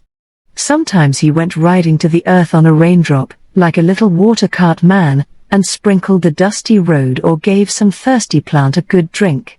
He helped the winds carry messages, and blow flower seeds into lonely places to spring and blossom there, a pleasant surprise for all who might find them. It was a busy and a happy life, and he liked it, for fairies love light, air, and motion, and he was learning to live for good and helpful things. Sooner than he expected the golden cloak was won, and he shot like a falling star to the forest with his prize. One more trial and she will wake, said the brownies, well pleased. This I shall not like, for I am not a water elf, but I'll do my best, answered Thistle, and roamed away into the wood, following a brook till he came to the lake where he used to play with Gauzy Wing. As he stood wondering how to find the nixies, he heard a faint cry for help, and presently found a little frog with a broken leg, lying on the moss. I tried to jump too far, when a cruel child was going to tread on me, and fell among the stones. I long for the water, but can drag myself no farther, sighed the frog, his bright eyes dim with pain. Thistle did not like to touch the cold thing, but remembering his own unkindness to the dragonfly, he helped the poor froggy to a fallen oak leaf, and then tugged it by its stout stem to the waterside, where he could bathe the hurt leg and bring cool draughts in an acorn cup. Alas! I cannot swim, and I am very tired of this bed, cried poor Hop after a day or two, during which Thistle fed and nursed him tenderly. I'll pull a lily pad to the shore, and when you are on it we can sail about wherever we please, without tiring you, and away went the elf to find the green boat. After that they floated all day, and anchored at night, and Hop got well so fast that soon he could dive off and paddle a bit with his hands, or float, using his well leg to steer with. Thistle had talked about the water sprites, but Hop was rather a dull fellow, and lived in the mud, so he could tell him nothing. One day, however, a little fish popped up his head and said, I know, and for kind Lilybell's sake I'll show you where they live. Then Thistle left grateful hop to his family, and folding his wings plunged into the lake after the silvery fish, who darted deeper and deeper till they stood in a curious palace made of rosy coral at the bottom of the sea. Gay shells made the floors and ornamented the walls. Lovely seaweeds grew from the white sand, and heaps of pearls lay everywhere. The water sprites in their blue robes floated here and there, or slept in beds of foam, rocked by the motion of the waves. They gathered round the stranger, bringing all sorts of treasures for him. But he did not care for these, and told them what he wanted. Then little Pearl, the gentlest of the sprites, said, "You must help the coral workers till the branches of their tree reach the air, because we want a new island, and that is the way we begin them. It is very dull work, but we cannot give you the crown till that is done."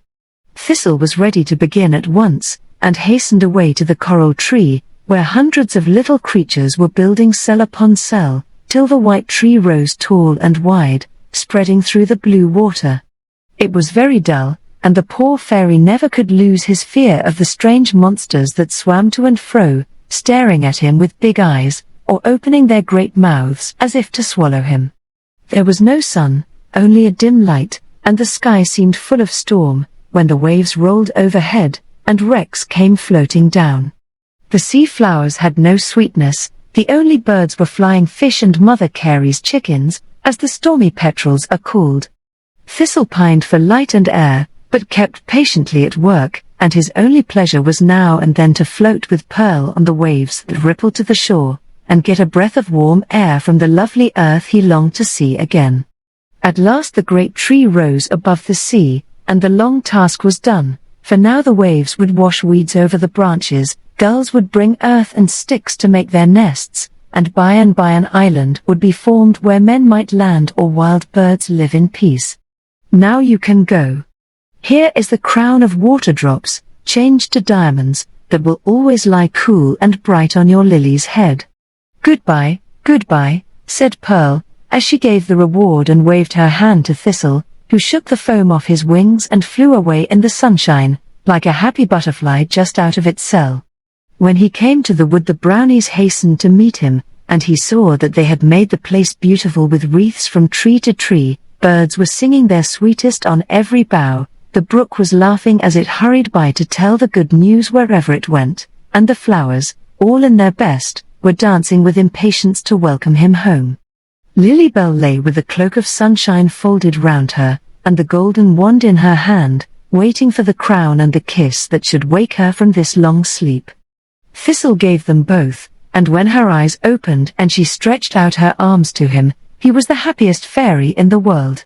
The brownies told all he had done, and how at last he had learned to be gentle, true, and brave, after many trials and troubles.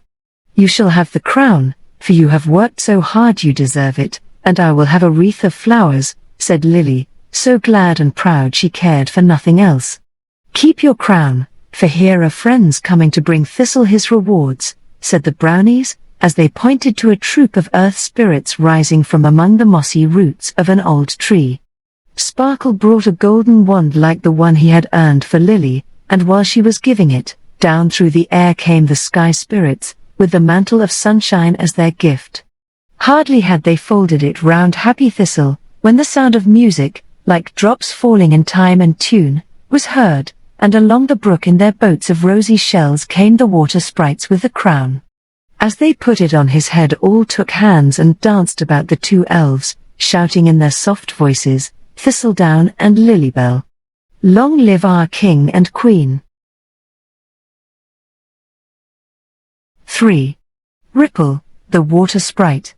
Down in the deep sea lived Ripple, a happy little water sprite. She lived in a palace of red coral, with gardens of sea flowers all round it, the waves like a blue sky above it, and white sand full of jewels for its floor. Ripple and her mates had gay times playing with the sea urchins, chasing flying fish, rocking in the shells, and weaving many-colored seaweed into delicate clothes to wear. But the pastime Ripple loved best was to rise to the light and air, and float on the waves that rocked her softly in the sunshine, while the gulls stooped to tell her news of the great world they saw in their long flights. She liked to watch little children playing on the shore, and when they ran into the sea she caught them in her arms and held them up and kissed them, though they saw and felt only the cool water and the white foam. Ripple had one sorrow, for when tempests came and the waves rolled overhead like black clouds, ships were often wrecked, and those whom the angry sea drowned came floating down, pale and cold, to the home of the water sprites, who mourned over them, and laid them in graves of white sea sand, where jewels shone like flowers.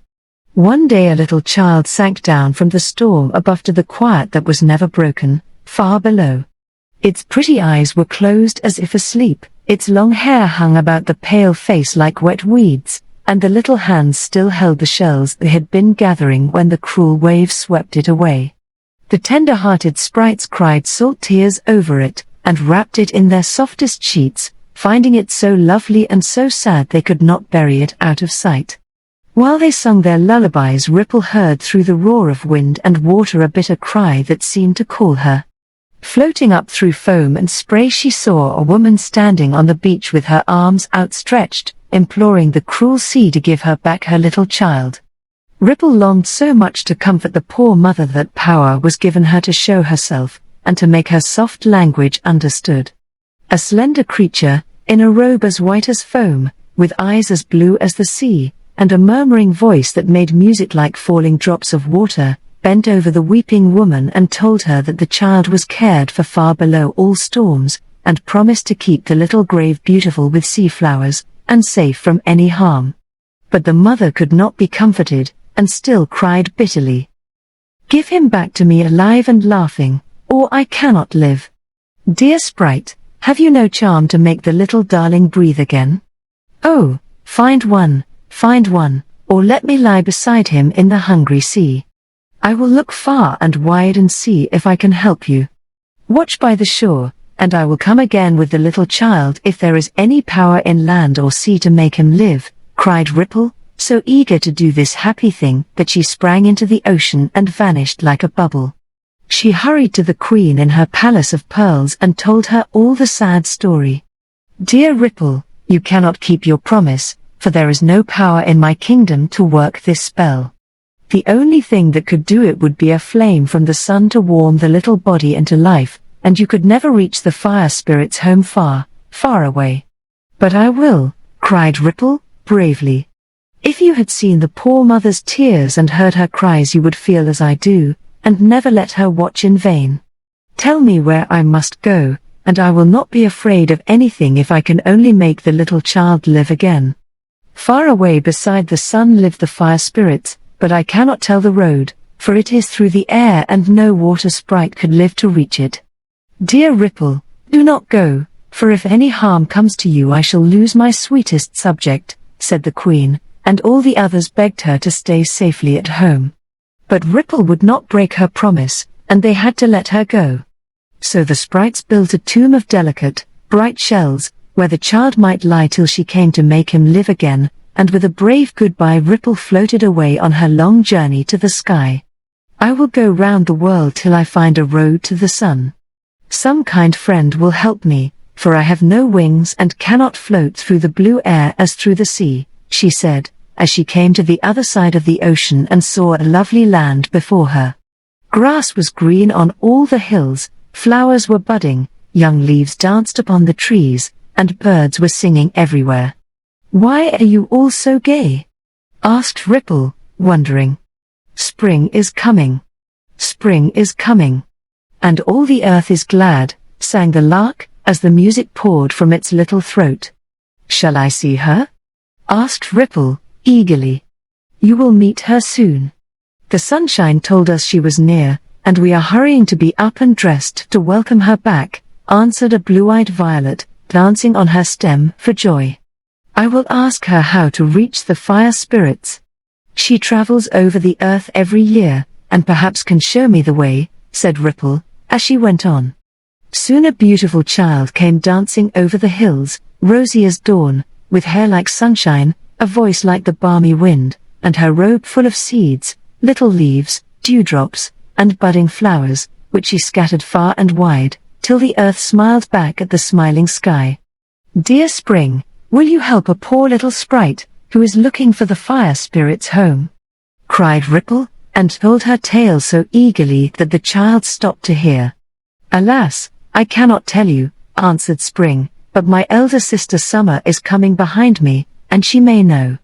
I long to help, so I will give you this breeze, that will carry you over land and sea and never tire. I wish I could do more, but the world is calling me, and I must go." "Many thanks, kind Spring," cried Ripple, as she floated away on the breeze. "Say a kind word to the poor mother waiting on the shore, and tell her I do not forget." Then the lovely season flew on with her sunshine and song, and Ripple went swiftly over hill and dale till she came to the place where Summer lived. Here the sun shone warmly on early fruit and ripening grain, the wind blew freshly over sweet hayfields and rustled the thick branches of the trees. Heavy dews and soft showers refreshed the growing things, and long bright days brought beauty to the world. "Now I must look for Summer," said Ripple, as she sailed along. "I am here," said a voice, and she saw a beautiful woman floating by, in green robes, with a golden crown on her hair, and her arms full of splendid flowers. Ripple told her story again, but Summer said with a sigh of pity, "I cannot show you the way, but my brother Autumn may know. I, too, will give you a gift to help you along, good little creature. This sunbeam will be a lamp to light your way, for you may have a gloomy journey yet." Then Summer went on, leaving all green and golden behind her, and Ripple flew away to look for Autumn. Soon the fields were yellow with corn and grain, purple grapes hung on the vines, nuts rattled down among the dead leaves, and frost made the trees gay with lovely colors. A handsome hunter, in a russet suit, came striding over the hills, with his hounds about him, while he made music on his silver horn, and all the echoes answered him. This was Autumn, but he was no wiser than his sisters, and seeing the little sprite's disappointment he kindly said, "Ask Winter, he knows the fire spirits well, for when he comes they fly down to kindle fires on the hearths where people gather to keep warm. Take this red leaf, and when you meet his chilly winds wrap it round you, else you will be frozen to death." A safe journey and a happy end, and with a shrill blast on his horn Autumn hurried away, with his hounds leaping after him. "Shall I ever get there?" sighed poor Ripple, as the never-tiring breeze flew on, till the sky grew dark and cold winds began to blow. Then she folded the warm red leaf about her like a cloak, and looked sadly down at the dead flowers and frozen fields, not knowing that winter spread a soft blanket of snow over them, so they could lie safely asleep till spring woke them again. Presently, riding on the north wind, Winter came rushing by, with a sparkling crown of ice on his white hair, and a cloak of frost work, from which he scattered snowflakes far and wide. "What do you want with me, pretty thing? Do not be afraid, I am warm at heart, though rude and cold outside," said Winter, with a smile that made his pleasant face glow in the frosty air. When Ripple told what she was looking for, he nodded and pointed to the gloomy sky. "Far away up there is the palace, and the only road is through cloud and mist and strange places full of danger. It is too hard a task for you, and the fire spirits are wild, hot-tempered things who may kill you. Come back with me, and do not try. I cannot go back, now that I have found the way. Surely the spirits will not hurt me when I tell why I have come, and if they do give me the spark I shall be the happiest sprite in all the big sea. Tell the poor mother I will keep my word, and be kind to her, she is so sad. You brave little creature. I think you will succeed. Take this snowflake, that will never melt, and good luck to you," cried Winter, as the north wind carried him away, leaving the air full of snow. "Now, dear breeze, fly straight up till we reach our journey's end. Sunbeam shall light the way, red leaf shall keep me warm, and snowflake lie here beside me till I need it. Goodbye to land and sea, now away, up to the sun." When Ripple first began her airy journey, heavy clouds lay piled like hills about her, and a cold mist filled the air. Higher and higher they went, and darker grew the air, while a stormy wind tossed the little traveler to and fro as if on the angry sea. Shall I ever see the beautiful world again? Sighed Ripple. It is indeed a dreadful road, and but for the season's gifts I should have died. Fly fast, dear wind, and bring me to the sunshine again. Soon the clouds were left behind, the mist rolled away, and she came up among the stars. With wondering eyes she looked at the bright worlds that once seemed dim and distant when she saw them from the sea. Now they moved around her, some shining with a soft light, some with many colored rings, some pale and cold, while others burned with a red glare. Ripple would gladly have stayed to watch them, for she fancied voices called, faces smiled at her, and each star made music as it shone in the wide sky. But higher up, still nearer to the sun, she saw a far-off light that glittered like a crimson flame, and made a fiery glow.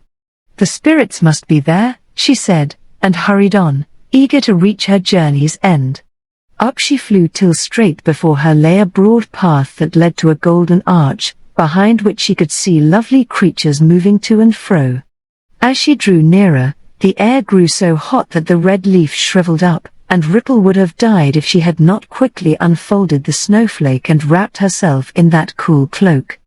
Then she could safely pass under the tall arch into a strange place, where the walls were of orange, blue, and purple flames, that made beautiful figures as they flickered to and fro. Here the fire spirits lived, and Ripple saw with wonder their crowns of flame, their flashing eyes, the sparks that popped from their lips as they spoke, and how in each one's bosom burned a little flame that never wavered or went out.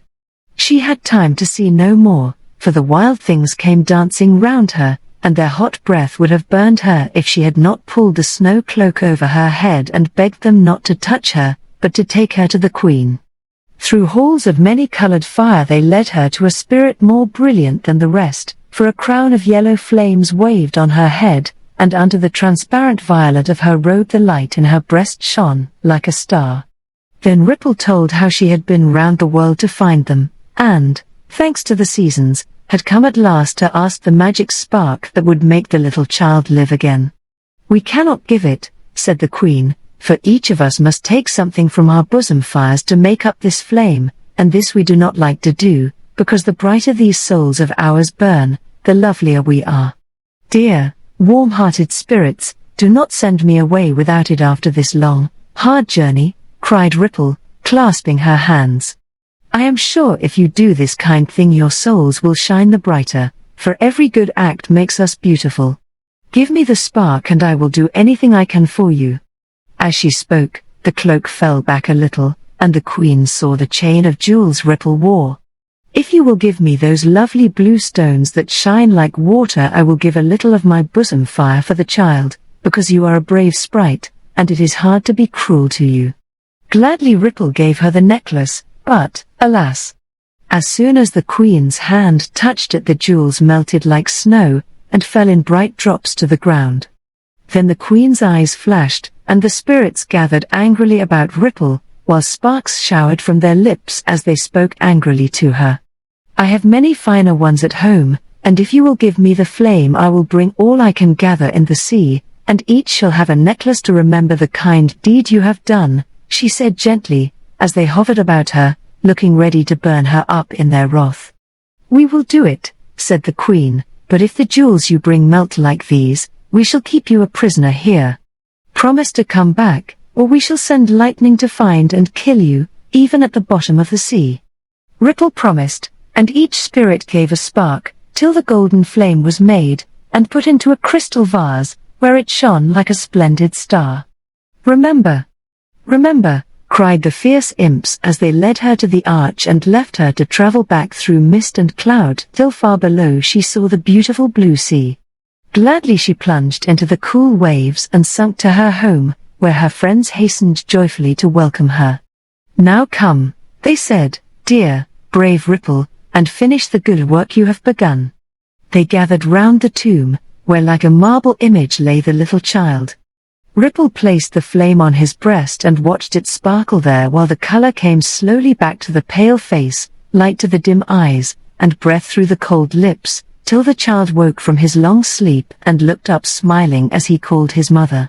Then the spirits sang for joy, and dressed him in pretty clothes of woven seaweed, put chains of shells on his neck and a wreath of water flowers on his head. "Now you shall see your mother who has waited so long, dear child," said Ripple, taking him in her arms and feeling that all her weariness was not in vain.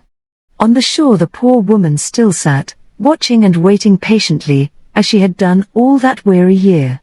Suddenly a great wave came rolling in, and on it, lifted high by arms as white as foam, sat the child waving his hands as he cried to her, "I am coming, mother, and I have such lovely things to show you from the bottom of the sea." Then the wave broke gently on the shore and left the child safe in his happy mother's arms. "Oh faithful Ripple, what can I do to thank you?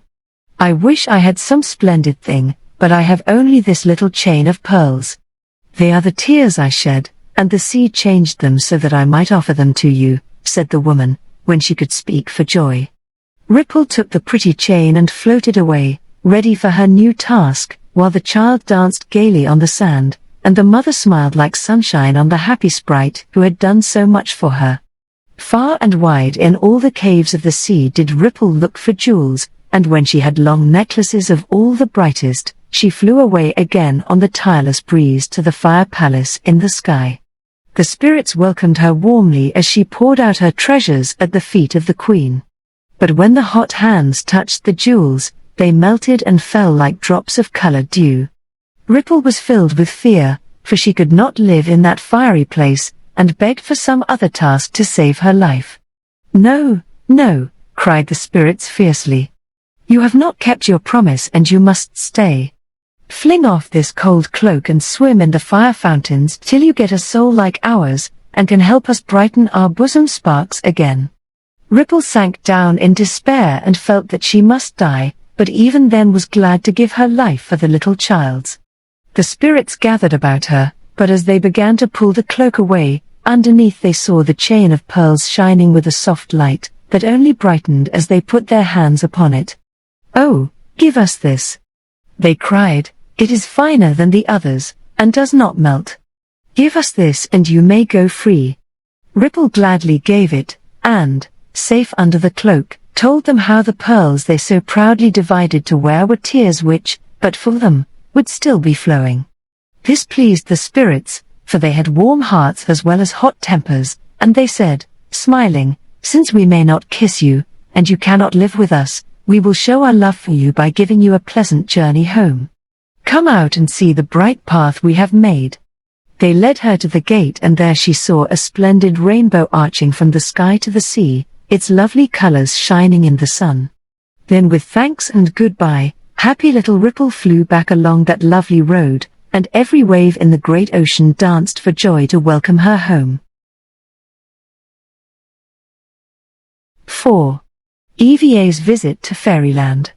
A little girl lay on the grass down by the brook wondering what the brown water said as it went babbling over the stones. As she listened she heard another kind of music that seemed to come nearer and nearer, till round the corner floated a beautiful boat filled with elves, who danced on the broad green leaves of the lily of the valley, while the white bells of the tall stem that was the mast rung loud and sweet. A flat rock, covered with moss, stood in the middle of the brook, and here the boat was anchored for the elves to rest a little. Eva watched them at their pretty play, as they flew about or lay fanning themselves and drinking from the red-brimmed cups on the rocks. Wild strawberries grew in the grass close by, and Eva threw some of the ripest to the fairy folk, for honey and dew seemed a poor sort of lunch to the child. Then the elves saw her, and nodded and smiled and called, but their soft voices could not reach her. So, after whispering among themselves, two of them flew to the brookside, and perching on a buttercup said close to Eva's ear, "We have come to thank you for your berries, and to ask if we can do anything for you, because this is our holiday and we can become visible to you. Oh, let me go to Fairyland. I have longed so to see and know all about you dear little people, and never would believe it is true that there are no fairies left," cried Eva, so glad to find that she was right. "We should not dare to take some children, they would do so much harm, but you believe in us, you love all the sweet things in the world, and never hurt innocent creatures, or tread on flowers, or let ugly passions come into your happy little heart. You shall go with us and see how we live." But as the elves spoke, Eva looked very sad and said, "How can I go? I am so big I should sink that pretty ship with one finger, and I have no wings." The elves laughed and touched her with their soft hands, saying, "You cannot hurt us now. Look in the water and see what we have done." Eva looked and saw a tiny child standing under a tall blue violet. It was herself, but so small she seemed an elf in a white pinafore and little pink sunbonnet. She clapped her hands and skipped for joy, and laughed at the cunning picture, but suddenly she grew sober again, as she looked from the shore to the rock. "But now I am so weak I cannot step over, and you cannot lift me, I am sure. Give us each a hand and do not be afraid," said the elves, and whisked her across like dandelion down. The elves were very glad to see her, and touched and peeped and asked questions as if they had never had a mortal child to play with before. Eva was so small she could dance with them now, and eat what they ate, and sing their pretty songs. She found that flower honey and dewdrops were very nice, and that it was fine fun to tilt on a blade of grass, to slide down a smooth bulrush stem, or rock in the cup of a flower. She learned new and merry games, found out what the brook said, saw a cowslip blossom, and had a lovely time till the captain of the ship blew a long sweet blast on a honeysuckle horn, and all the elves went aboard and set sail for home. "Now I shall find the way to Fairyland and can go again whenever I like," thought Eva, as she floated away. But the sly little people did not mean that she should know, for only now and then can a child go to that lovely place. So they set the bells to chiming softly, and all sung lullabies till Eva fell fast asleep, and knew nothing of the journey till she woke in Fairyland. It seemed to be sunset, for the sky was red, the flowers all dreaming behind their green curtains, the birds tucked up in their nests, and there was no sound but the whisper of the wind that softly sang, "Good night, good night. We all go early to bed unless the moon shines. We are tired, so come and let us make you cozy till tomorrow," said the elves, showing her a dainty bed with white rose leaves for sheets, a red rose leaf for coverlet, and 2 plump little mushrooms for pillows. Cobweb curtains hung over it, a glowworm was the candle, and a lily-of-the-valley cup made a nice night-cap, while a tiny gown of woven thistledown lay ready to be put on. Eva quickly undressed and slipped into the pretty bed, where she lay looking at the red light till sleep kissed her eyelids, and a lovely dream floated through her mind till morning came. As soon as the sun peeped over the hills the elves were up and away to the lake, where they all dipped and splashed and floated and frolicked till the air was full of sparkling drops and the water white with foam. Then they wiped on soft cobweb towels, which they spread on the grass to dry, while they combed their pretty hair and put on fresh gowns of flower leaves. After that came breakfast, all sitting about in parties to eat fruit and cakes of pollen, while their drink was fresh dew. "Now, Eva, you see that we are not idle, foolish creatures, but have many things to do, many lessons to learn, and a heaven of our own to hope for," said the elves when they had all sung together, while the wind, who was the housemaid there, cleared the tables by blowing everything away at one breath. "First of all come to our hospital, for here we bring all the sick and hurt things cruel or careless people have harmed. In your world children often torment and kill poor birds and worms and flies, and pick flowers to throw away, and chase butterflies till their poor wings are broken. All these we care for, and our magic makes them live again. Come and see." Eva followed to a cool, quiet place, where on soft beds lay many wounded things. Rose, the fairy nurse, was binding up the leg of a fly as he lay in a cobweb hammock and feebly buzzed his thanks. In another place an ugly worm was being put together after a cruel boy had cut him in two. Eva thought the elves were good to do such work, and went on to a hummingbird which lay in a bed of honeysuckles, with the quick colors very dim on its little breast and bright wings very still. "I was shot with an air gun, and my poor head still aches with the dreadful blow," sighed the poor bird, trying to sip a little honey with his long beak. "I'm nearly well," chirped a cricket, whose stiff tail had been pulled off by a naughty child and nicely put on again by a very skillful elf. He looked so cheerful and lively as he hopped about on his bed of dried grass, with his black eyes twinkling, and a bandage of bindweed holding his tail firmly in place till it was well, that Eva laughed aloud, and at the pleasant sound all the sick things smiled and seemed better. Rows of pale flowers stood in one place, and elves watered them, or tied up broken leaves, or let in the sunshine to cure their pains, for these delicate invalids needed much care, and Mignonette was the name of the nurse who watched over them, like a little sister of charity, with her grey gown and sweet face. You have seen enough.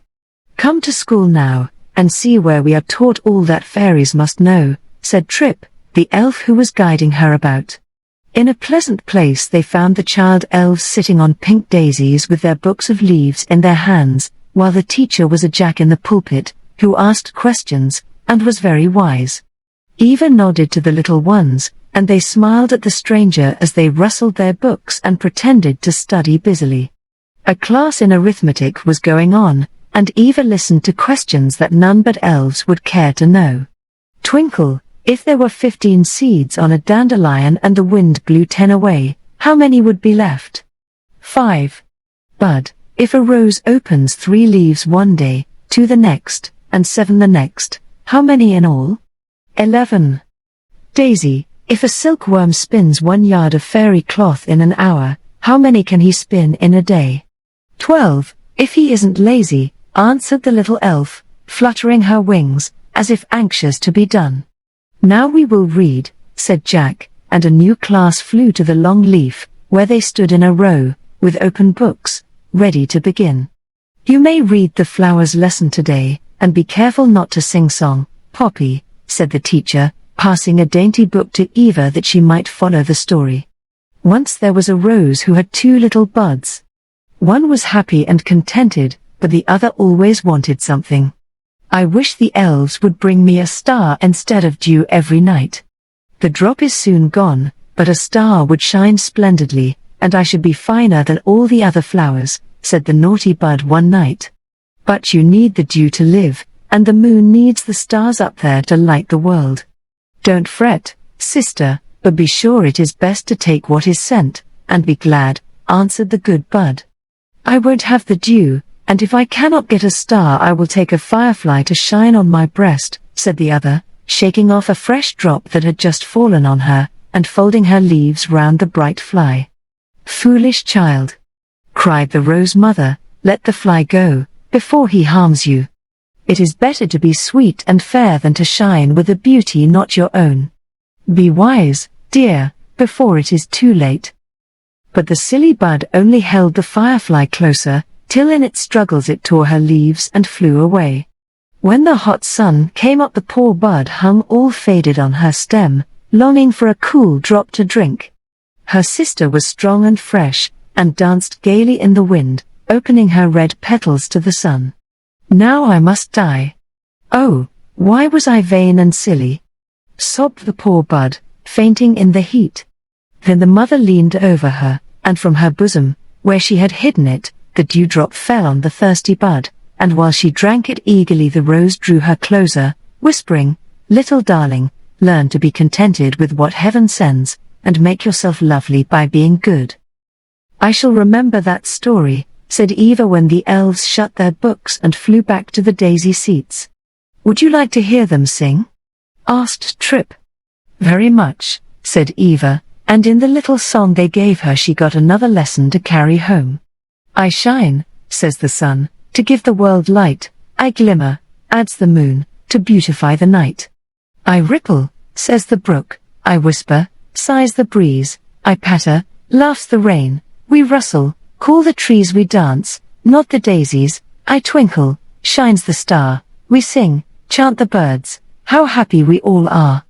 I smile, cries the child, gentle, good, and gay, the sweetest thing of all, the sunshine of each day. I shall sing that to myself and try to do my part, said Eva, as the elves got out their paints and brushes of butterfly down, and using large white leaves for paper, learned to imitate the colors of every flower. Why do they do this? Asked Eva, for she saw no pictures anywhere. We keep the flowers fresh, For in the world below they have trials with the hot sun that fades, the mold that spots, grubs that gnaw, and frost that kills. We melt bits of rainbow in our paint pots, and when it is needed we brighten the soft color on anemone's cheeks, deepen the blue of violet's eyes, or polish up the cowslips till they shine like cups of gold. We redden the autumn leaves, and put the purple bloom on the grapes. We made the budding birches a soft green, color maple keys, and hang brown tassels on the alder twigs. We repair the dim spots on butterflies' wings, paint the blue bird like the sky, give Robin his red vest, and turn the yellow bird to a flash of sunshine. Oh, we are artists, and hereafter you will see our pictures everywhere. How lovely, said Eva. I often wondered who kept all these delicate things so beautiful and gay. But where are we going now? She added, as the elves led her away from the school. Come and see where we learn to ride, they answered, smiling as if they enjoyed this part of their education. In a little dell where the ground was covered with the softest moss, Eva found the fairy riding school and gymnasium. The horses were all kinds of winged and swift-footed things, and the race ground was a smooth path round the highest moss mound. Groups of elves lay on the ground, swung on the grass blades, or sat in the wood flowers that stood all about. In one place the mothers and fathers were teaching their little ones to fly. The baby elves sat in a row on the branch of a birch tree, fluttering their small wings and nestling close together, timid yet longing to launch boldly out into the air and float as the others did. The parents were very patient, and one by one the babies took little flights, getting braver and braver each time. One very timid elf would not stir, so the sly papa and mamma put it on a leaf, and each taking a side, they rode the deer about for a few minutes, till she was used to the motion, then they dropped the leaf, and the little elf, finding herself falling, spread her wings and flew away to a tall bush, to the great delight of all who saw it. But the riding was very funny, and Eva soon forgot everything else in watching the gay creatures mount their various horses and fly or gallop round the ring, while the teacher, a small fellow in a gay cap and green suit, stood on the moss mound, cracking a long whip and telling them how to ride in the best fairy fashion. Several lady elves learned to mount butterflies gracefully and float where they liked, sitting firmly when the winged horses alighted on the flowers. The boy elves preferred field mice, who went very swiftly round and round, with saddles of woven grass and reins of yellow bindweed, which looked well on the little grey creatures, who twinkled their bright eyes and whisked their long tails as if they liked it. But the best fun of all was when the leaping began, and Eva quite trembled lest some sad accident should happen, for grasshoppers were led out, and the gallant elves leapt over the highest flower tops without falling off. It was very funny to see the queer hoppers skip with their long legs, and when Puck, the riding master, mounted, and led a dozen of his pupils a race round the track, all the rest of the elves laughed aloud and clapped their hands in great glee, for Puck was a famous fairy, and his pranks were endless. Eva was shouting with the rest as the green horses came hopping by, when Puck caught her up before him, and away they raced so swiftly that her hair whistled in the wind and her breath was nearly gone. A tremendous leap took them high over the little hill and landed Eva in a tall dandelion, where she lay laughing and panting as if on a little yellow sofa, while Trip and her mates fanned her and smoothed her pretty hair. That was splendid, she cried. I wish I was a real fairy, and always lived in this lovely place. Everything will seem so ugly and big and coarse when I go home. I shall never be happy again. Oh, yes, you will, answered Trip, for after this visit you will be able to hear and see and know what others never do, and that will make you happy and good. You believed in us, and we reward all who love what we love, and enjoy the beautiful world they live in as we do. Thank you, said Eva. If I can know what the birds sing and the brook, and talk with the flowers, and see faces in the sky, and hear music in the wind, I won't mind being a child, even if people call me queer. You shall understand many lovely things and be able to put them into tales and songs that all will read and sing and thank you for, said Moonbeam, a sweet, thoughtful elf, who stole quietly about, and was always singing like a soft wind. Oh, "That is what I always wanted to do," cried Eva, "for I love my song books best, and never find new ones enough. Show me more, dear elves, so that I can have many fine tales to tell when I am old enough to write. Come, then, and see our sweetest sight. We cannot show it to everyone, but your eyes will be able to see through the veil, and you will understand the meaning of our flower heaven." So Moonlight led her away from all the rest, along a little winding path that went higher and higher till they stood on a hilltop. "Look up and follow me," said the elf, and touching Eva's shoulders with her wand, a pair of wings shot out, and away she floated after her guide toward what looked like a white cloud sailing in the blue sky. When they alighted, a soft mist was round them, and through it Eva saw a golden glimmer like sunshine. "Look, but do not speak," said Moonlight, beckoning her along. Soon the mist passed away, and nothing but a thin veil of gossamer like a silken cobweb hung between them and the world beyond. "Can you see through it?" whispered the elf anxiously. Eva nodded, and then forgot everything to look with all her eyes into a lovely land of flowers, for the walls were of white lilies, the trees were rose trees, the ground blue violets, and the birds the little yellow canary plant, whose blossoms are like birds on the wing. Columbines sounded their red horns, and the air was filled with delicate voices, unlike any ever heard before, because it was the sweet breath of flowers set to music.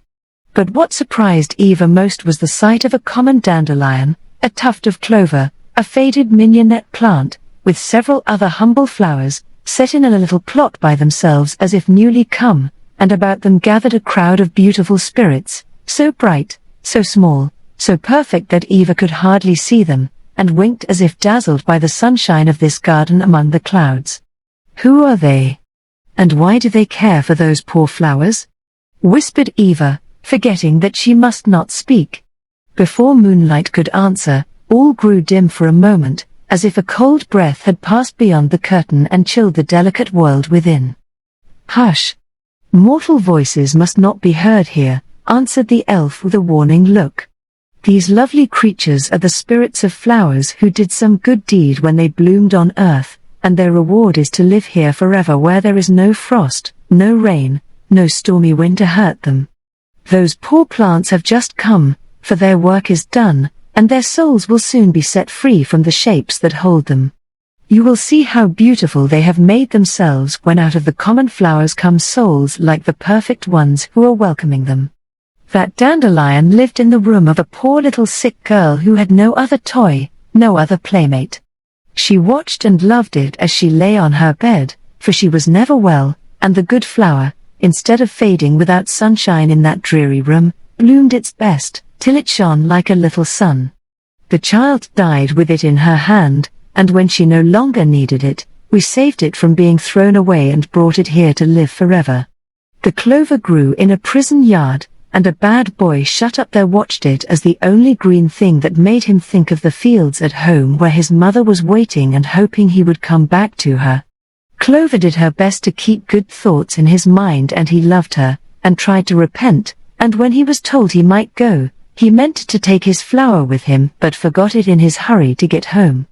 We did not forget, for the wind that goes everywhere told us the little story, and we brought brave Clover out of prison to this flower heaven.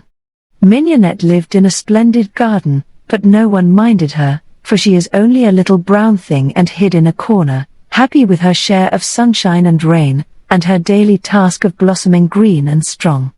People admired the other fine flowers and praised their perfume, never knowing that the sweetest breath of all came from the nook where Mignonette modestly hid behind the roses. No one ever praised her, or came to watch her, and the gardener took no care of her. But the bees found her out and came every day to sip her sweet honey, the butterflies loved her better than the proud roses, and the wind always stopped for a kiss as it flew by. When autumn came and all the other plants were done blossoming, and stood bare and faded, there was modest Mignonette still green and fresh, still with a blossom or two, and still smiling contentedly with a bosom full of ripened seeds, her summer work well done, her happy heart ready for the winter sleep. But we said, "No frost shall touch our brave flower, she shall not be neglected another year, but come to live loved and honored in the eternal summer that shines here. Now look." Eva brushed away the tears that had filled her eyes as she listened to these little histories, and looking eagerly, saw how from the dandelion, set free by the spells the spirits sang, there rose, light as down, a little golden soul, in the delicate shape the others wore. One in pale rose came from the clover, and a third in soft green with dusky wings, but a bright face flew out of the mignonette. Then the others took hands and floated round the newcomers in an airy dance, singing so joyfully that Eva clapped her hands, crying, "Happy souls! I will go home and try to be as good as they were, then I may be as happy when I go away to my heaven." The sound of her voice made all dark, and she would have been frightened if the elf had not taken her hand and led her back to the edge of the cloud, saying as they flew down to fairyland, "See, the sun is setting, we must take you home before this midsummer day ends, and with it our power to make ourselves known." Eva had so much to tell that she was ready to go, but a new surprise waited for her, and she saw a fairy spectacle as she came again before the palace. Banners of gay tulip leaves were blowing in the wind from the lances of reeds held by a troop of elves mounted on mice. A car made of a curled green leaf with checkerberry wheels and cushions of pink mushrooms stood ready for her, and trippers made of honor helped her in. Lady elves on butterflies flew behind, and the queen's trumpeters marched before making music on their horns. All the people of Elfland lined the way, throwing flowers, waving their hands, and calling, "Farewell, little Eva.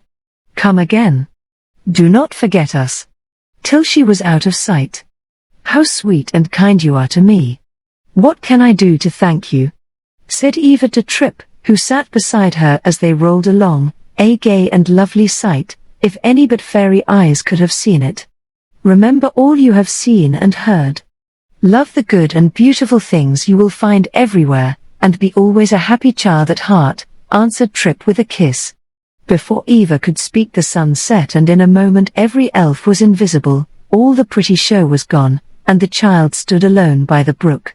But she never forgot her visit to fairyland, and as she grew up she seemed to be a sort of elf herself, happy, gay, and good, with the power of making everyone love her as she went singing and smiling through the world. She wrote songs that people loved to sing, told tales children delighted to read, and found so much wisdom, beauty, and music everywhere, that it was very plain she understood the sweet language of bird and flower, wind and water, and remembered all the lessons the elves taught her. V.SUNSHINE, and her brothers and sisters. Once upon a time there was a very wise old spirit called Mother Nature, who lived in a beautiful place, and had a large family of children, whom she found it rather hard to manage. When they obeyed her, all went well, but when they played pranks or quarreled, everything was in confusion, and all sorts of trouble came. Sunshine, the eldest girl, was a sweet creature, always good, and a great comfort to her mother at all seasons. So were South and West Wind's nice little girls, but Lightning, Thunder's twin sister, was very naughty, and liked to do mischief. Snow, the fourth daughter, was a cold, quiet spirit, fond of covering up the world with the nice white sheets she kept folded away in the sky. Rain was always crying, East Wind sulking, Thunder and Hail scolding and growling, and North Wind, the biggest of the boys, went roaring and blustering about so fiercely that everyone ran before him, though his wholesome breath freshened the world, and blew away much rubbish, which his gentle sisters could not manage as they kept house. "Now, my dears, I'm very tired and going to take a nap, so be good children, do your tasks nicely, and wake me in March," said Mother Nature, one November day, when her summer work was over, and her time for rest had come. "Yes, Mama," said Sunshine, as she tucked her up with a kiss. "I will do my best to keep the girls busy and the boys in order. Have a good sleep, and I'll call you in time for the spring work." Then the old lady tied her nightcap over her ears, and dozed off quite comfortably, while her good daughter, after a last smile at the frosty world, went to her spinning, that there might be plenty of sunshine for the next summer. "It's my turn now, and I'll cry as much as I like, for Mother isn't here to stop me, and Sunny can't," said Rain, and down came floods of tears, while his brother, East Wind, began to blow till everyone shivered, and coughs and colds and fog and mud made the world a dismal place. Sunny begged them to stop and give her a chance now and then, but they would not, and everybody said what a dreadful month November was that year. Fortunately, it was soon time for North Wind and his favorite sister Snow to come back from Iceland, and the moment the older brother's loud voice was heard, Rain and East ran and hid, for they were rather afraid of him. "Ha! What a mess those rascals have made." "Never mind, we'll soon have it all nice and tidy for Christmas," said North, as he dried up the mud, blew away the fog, and got the world ready for Snow to cover with her beautiful down quilt. In a day or two it looked like a fairy world, and Sunshine peeped out to do her part, making the ice on the trees glitter like diamonds, the snowy drifts shine like silver, and fill the blue sky full of light. Then everyone rejoiced, bells jingled merrily, children coasted and snowballed, Christmas trees began to grow, and all faces to glow as they never do at any other time. "The holy days shall be pleasant if I can only keep those bad boys in a good humor," said Sunny, and to make sure of them she fed Rain and East Wind on plum cake with poppy seeds in it, so they slept like dormice till the new year was born. Snow had her frolics, and no one minded, because she was so pretty, and North was so amiable just then that the white storms only made fine sleighing, and the fresh air kept cheeks rosy, eyes sparkling, lips laughing, and hearts happy as they should be at that blessed season. Sunshine was so pleased that she came out to see the fun, and smiled so warmly that a January thaw set in. "Dear me, I forgot that I must not be too generous at this season, or it makes trouble, for, though people enjoy my pleasant days, they leave off their furs and get cold. I'll go back to my spinning and only smile through the window, then no harm will be done." Thunder and lightning had been in Italy all this time, and they too got into mischief. Their mother had shut the twins up in a volcano to keep them out of the way till summer, when they were useful. Down there they found playmates to suit them, and had fine times rumbling and boiling, and sending out hot lava and showers of ashes to scare the people who lived nearby. Growing tired of this, they at last planned to get up an earthquake and escape. So they kicked and shook the world like children tumbling about under the bedclothes, and the fire roared, and thunder growled, and lightning flew about trying to get the lid of the volcano off. At last she did, and out they all burst with such a dreadful noise that the poor people thought the end of the world had come. Towns fell down, hills moved, the sea came up on the shore, ashes and stones covered up a whole city, and destruction and despair were everywhere. There. Wasn't that a fine frolic? Mother won't dare to shut us up again, I fancy, when she sees what a piece of work we make for her, said Naughty Lightning, dashing about to peep through the smoke at the sad scene below. Grand fun. But if Sunshine wakes Mother we shall wish we had not done it. Let's run away to Africa and hide till this is all forgotten, answered Thunder, rather ashamed of such a dreadful prank. So they flew off, leaving great sorrow behind them, but Sunshine did not wake Mama, though West Wind came home from Italy to tell her all about it. There was trouble here also, for Rain and East Wind had waked up, and were very angry to find they had been dosed with poppy seeds. "Now we'll pay Sunny for that, and turn everything topsy-turvy," they said, and calling hail, they went to work. Rain emptied all his water buckets till the rivers rose and flooded the towns, the snow on the hills melted and covered the fields, washed away the railroads, carried off houses, and drowned many poor animals. Hail pelted with his stones, and East Wind blew cold and shrill till there was no comfort anywhere. Poor Sunny was at her wits' end with all these troubles, but she would not wake her mother, and tried to manage her unruly brothers alone. West helped her, for while Sunny shone, and shone so sweetly that Rain had to stop crying, West tugged at the weathercocks till she made East give way, and let her blow for a while. He was out of breath and had to yield, so the bad spell of weather was over, and the poor, half-drowned people could get dry and fish their furniture out of the flood, and moor their floating houses at last. Sunny kept on smiling till she dried up the ground. West sent fresh gales to help her, and by March things looked much better. "Now do be good children, and let us get ready for the spring cleaning before Mother wakes. I don't know what she will say to the boys, but I've done my best, and I hope she will be pleased with me," said Sunshine, when at last she sat down to rest a moment, tired out.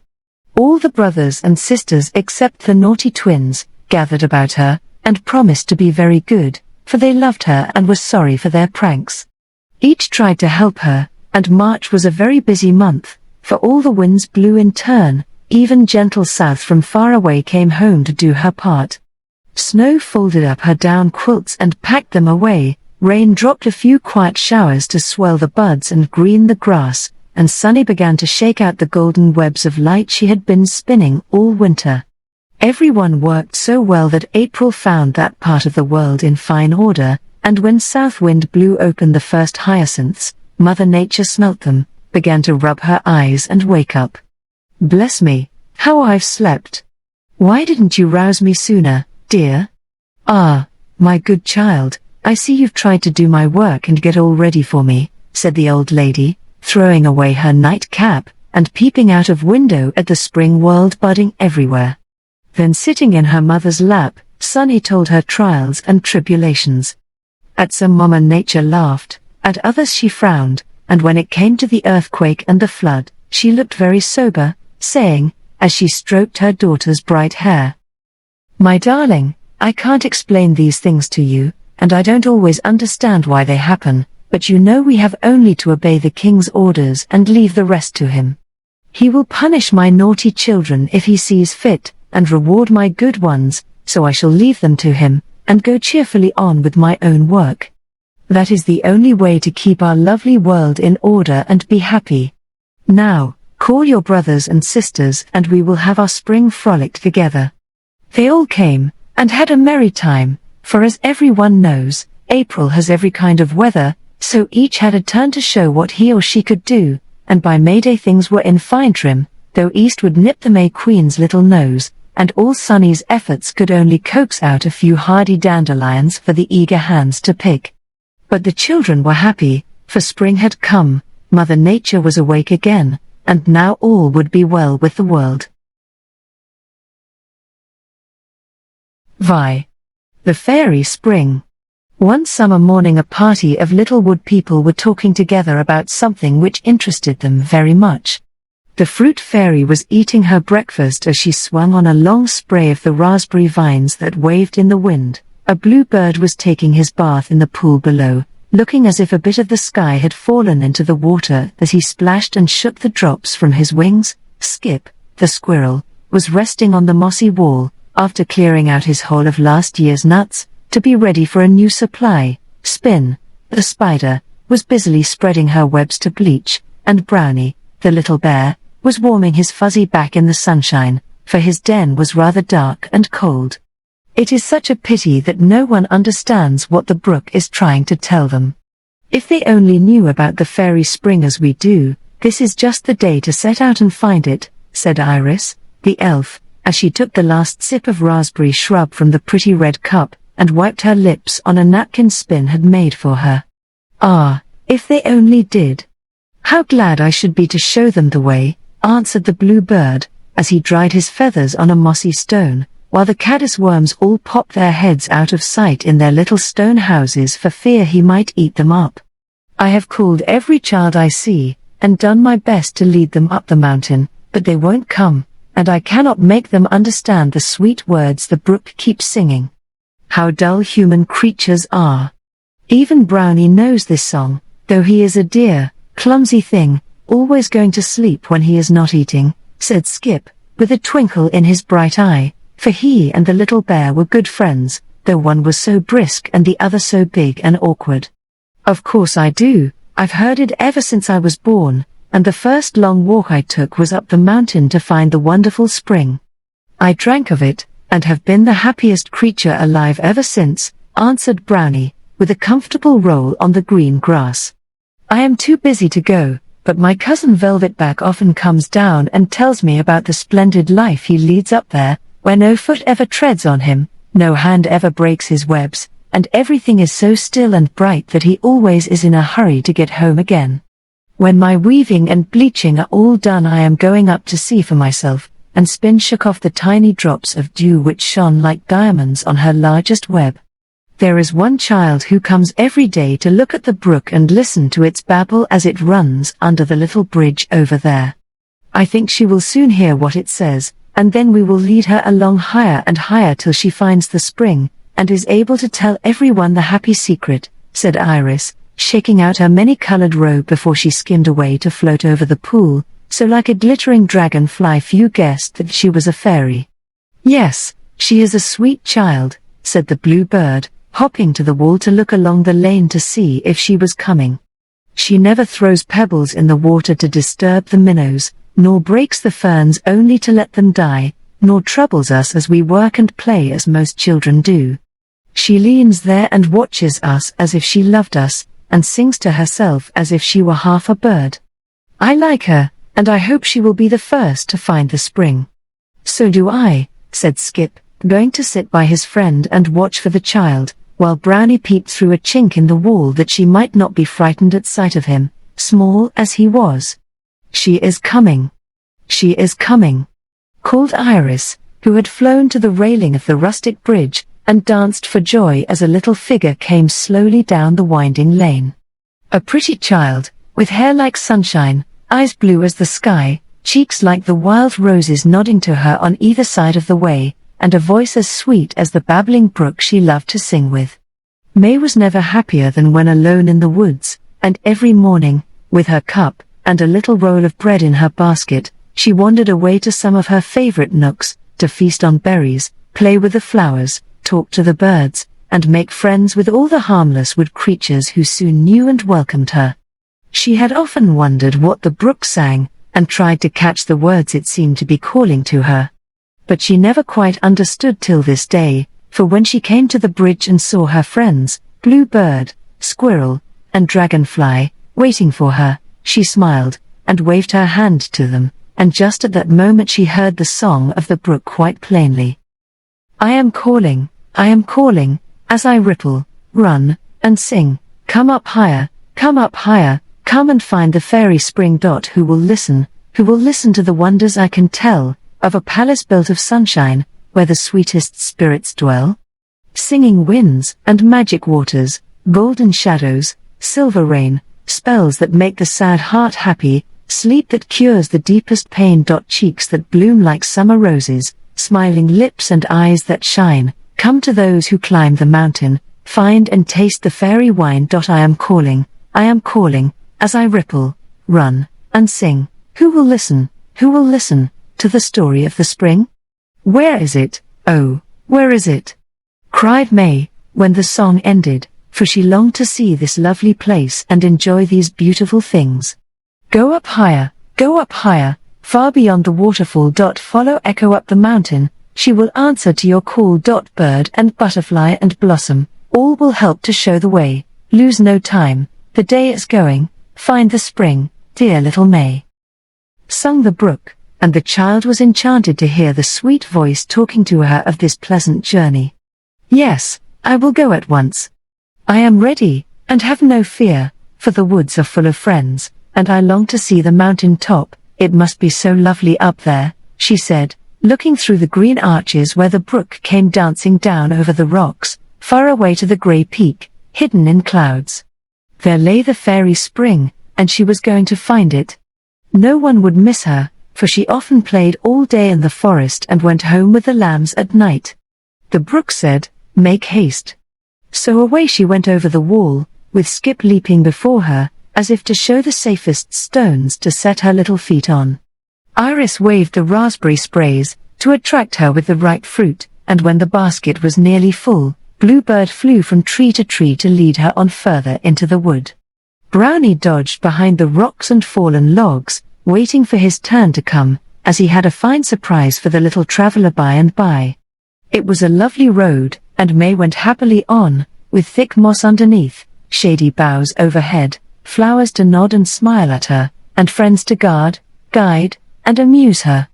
Every ant stopped work to see her pass, every mosquito piped his little song in her ear, birds leaned out of their nests to bid her good day, and the bright-eyed snakes, fearing to alarm her, hid under the leaves.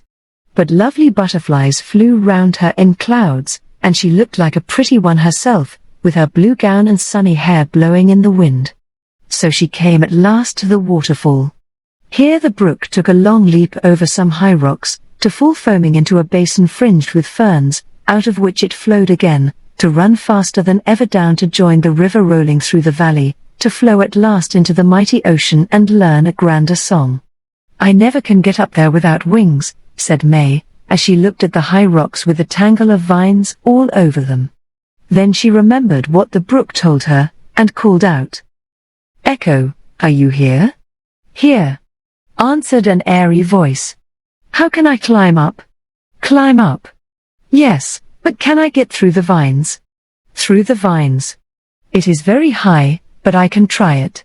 "Try it, try it," answered the voice so clearly that May could not doubt what to do. "Well, if I'm brave I shall be helped." "Be helped," answered Echo. "Now I'm coming, and I hope I shall find you, sweet Echo." "Find sweet Echo," sung the voice, and when May laughed, a softer laugh answered her so gaily that she forgot her fear in eagerness to see this new friend, hiding above the waterfall. Up she went, and as if fairy hands cleared the way for her, the tangled vines made a green ladder for her feet, while every time she stopped for breath and called, as she peeped into the shadowy nooks or looked at the dashing water, "Are you here?" the mocking voice always answered from above, "Here." So she climbed safely up and sat to rest at the top, looking down the valley where the brook danced and sparkled as if glad to see her on her way. The air blew freshly, and the sun shone more warmly here, for the trees were not so thick, and lovely glimpses of far-off hills and plains, like pictures set in green frames, made one eager to go on and see more. Skip and Bluebird kept her company, so she did not feel lonely, and followed these shore guides higher and higher, till she came out among the great bare cliffs, where rocks lay piled as if giants had been throwing them about in their rough play. "Oh, how large the world is! And what a little thing I am," said May, as she looked out over miles of country so far below that the towns looked like toy villages, and people like ants at work. A strong wind blew, all was very still, for no birds sang, and no flowers bloomed, only green moss grew on the rocks, and tiny pines no longer than her finger carpeted the narrow bits of ground here and there. An eagle flew high overhead, and great white clouds sailed by, so near that May could feel their damp breath as they passed. The child felt a little fear, all was so vast and strange and wonderful, and she seemed so weak and small that for a moment she half wished she had not come. She was hungry and tired, but her basket was empty, and no water appeared. She sighed, and looked from the mountain top, hidden in mist, to the sunny valley where Mother was, and a tear was about to fall, when Iris came floating to her like a blue and silver butterfly, and alighting on her hand let May see her lovely little face, and hear her small voice as she smiled and sung. "Have no fear, friends are here, to help you on your way. The mountain's breast will give you rest, and we a feast, dear May.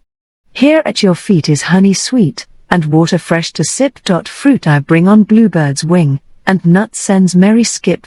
Rough and wild, to you, dear child, seems the lonely mountain way, but have no fear, for friends are near, to guard and guide, sweet May."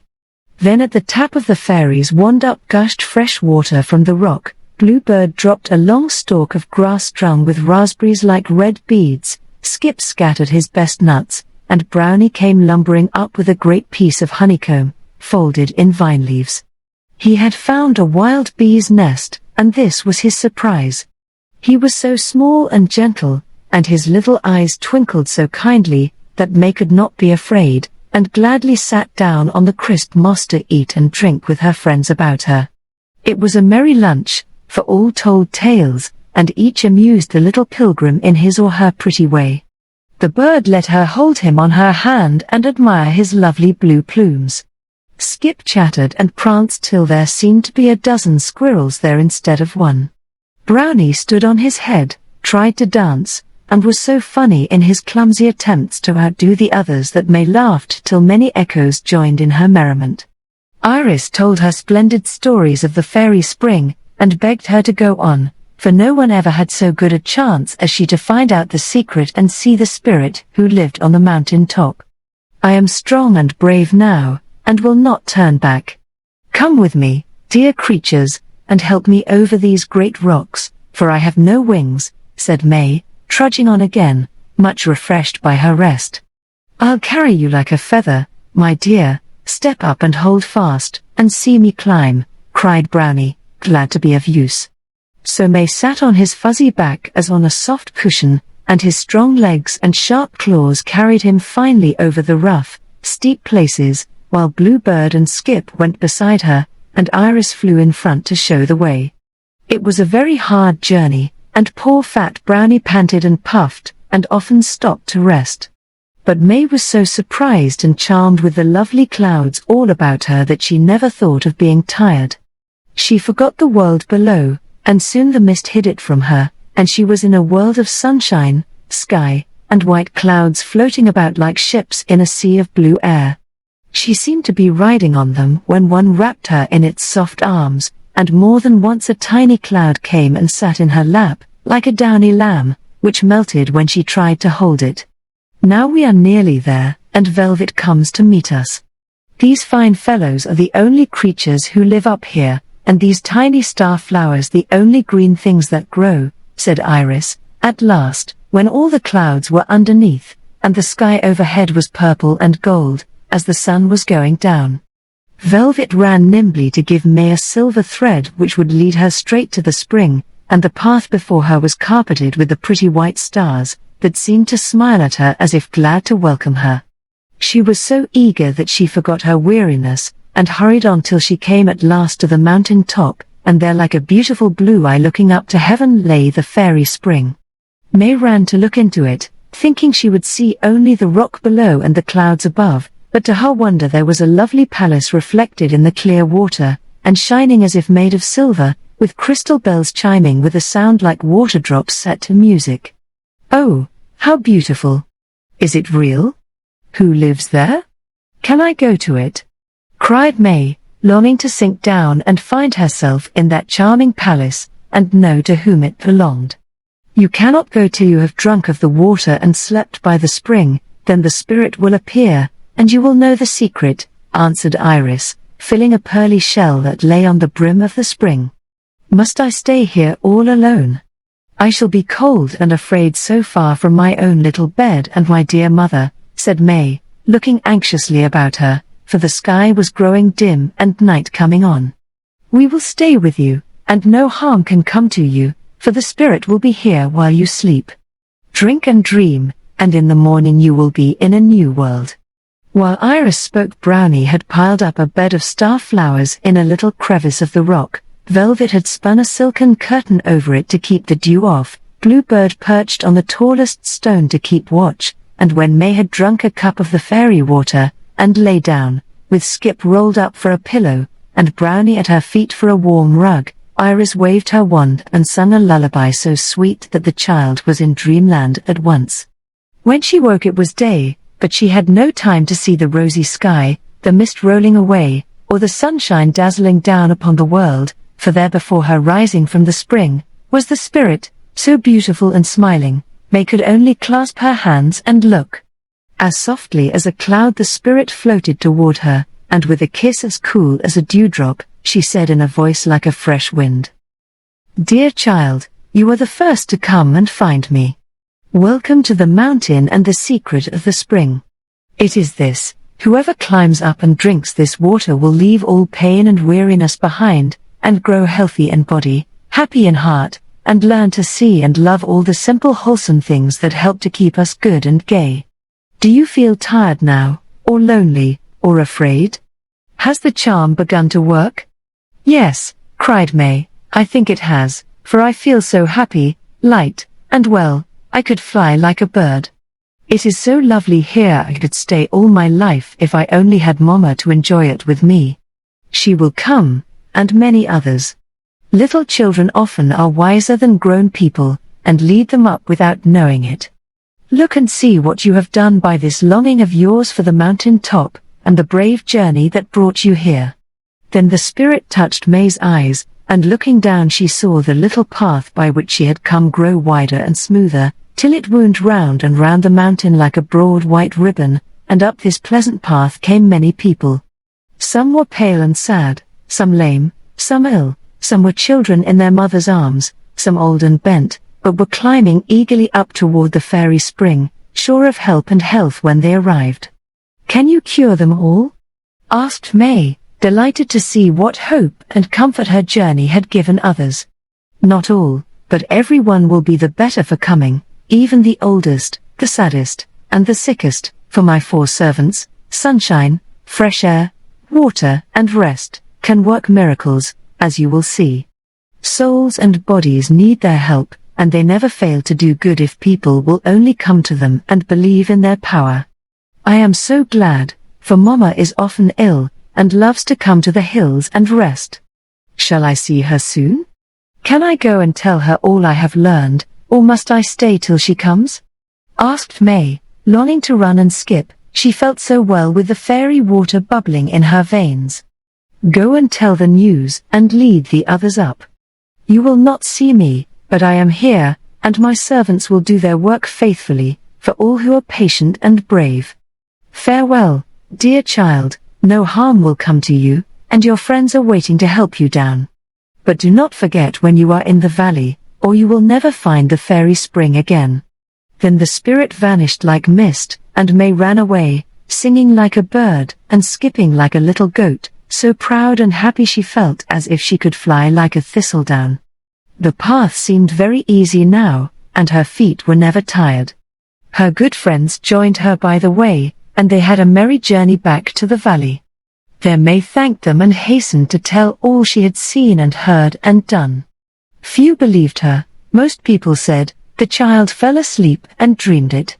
A few invalids looked up and sighed to be there, but had no courage to climb so far.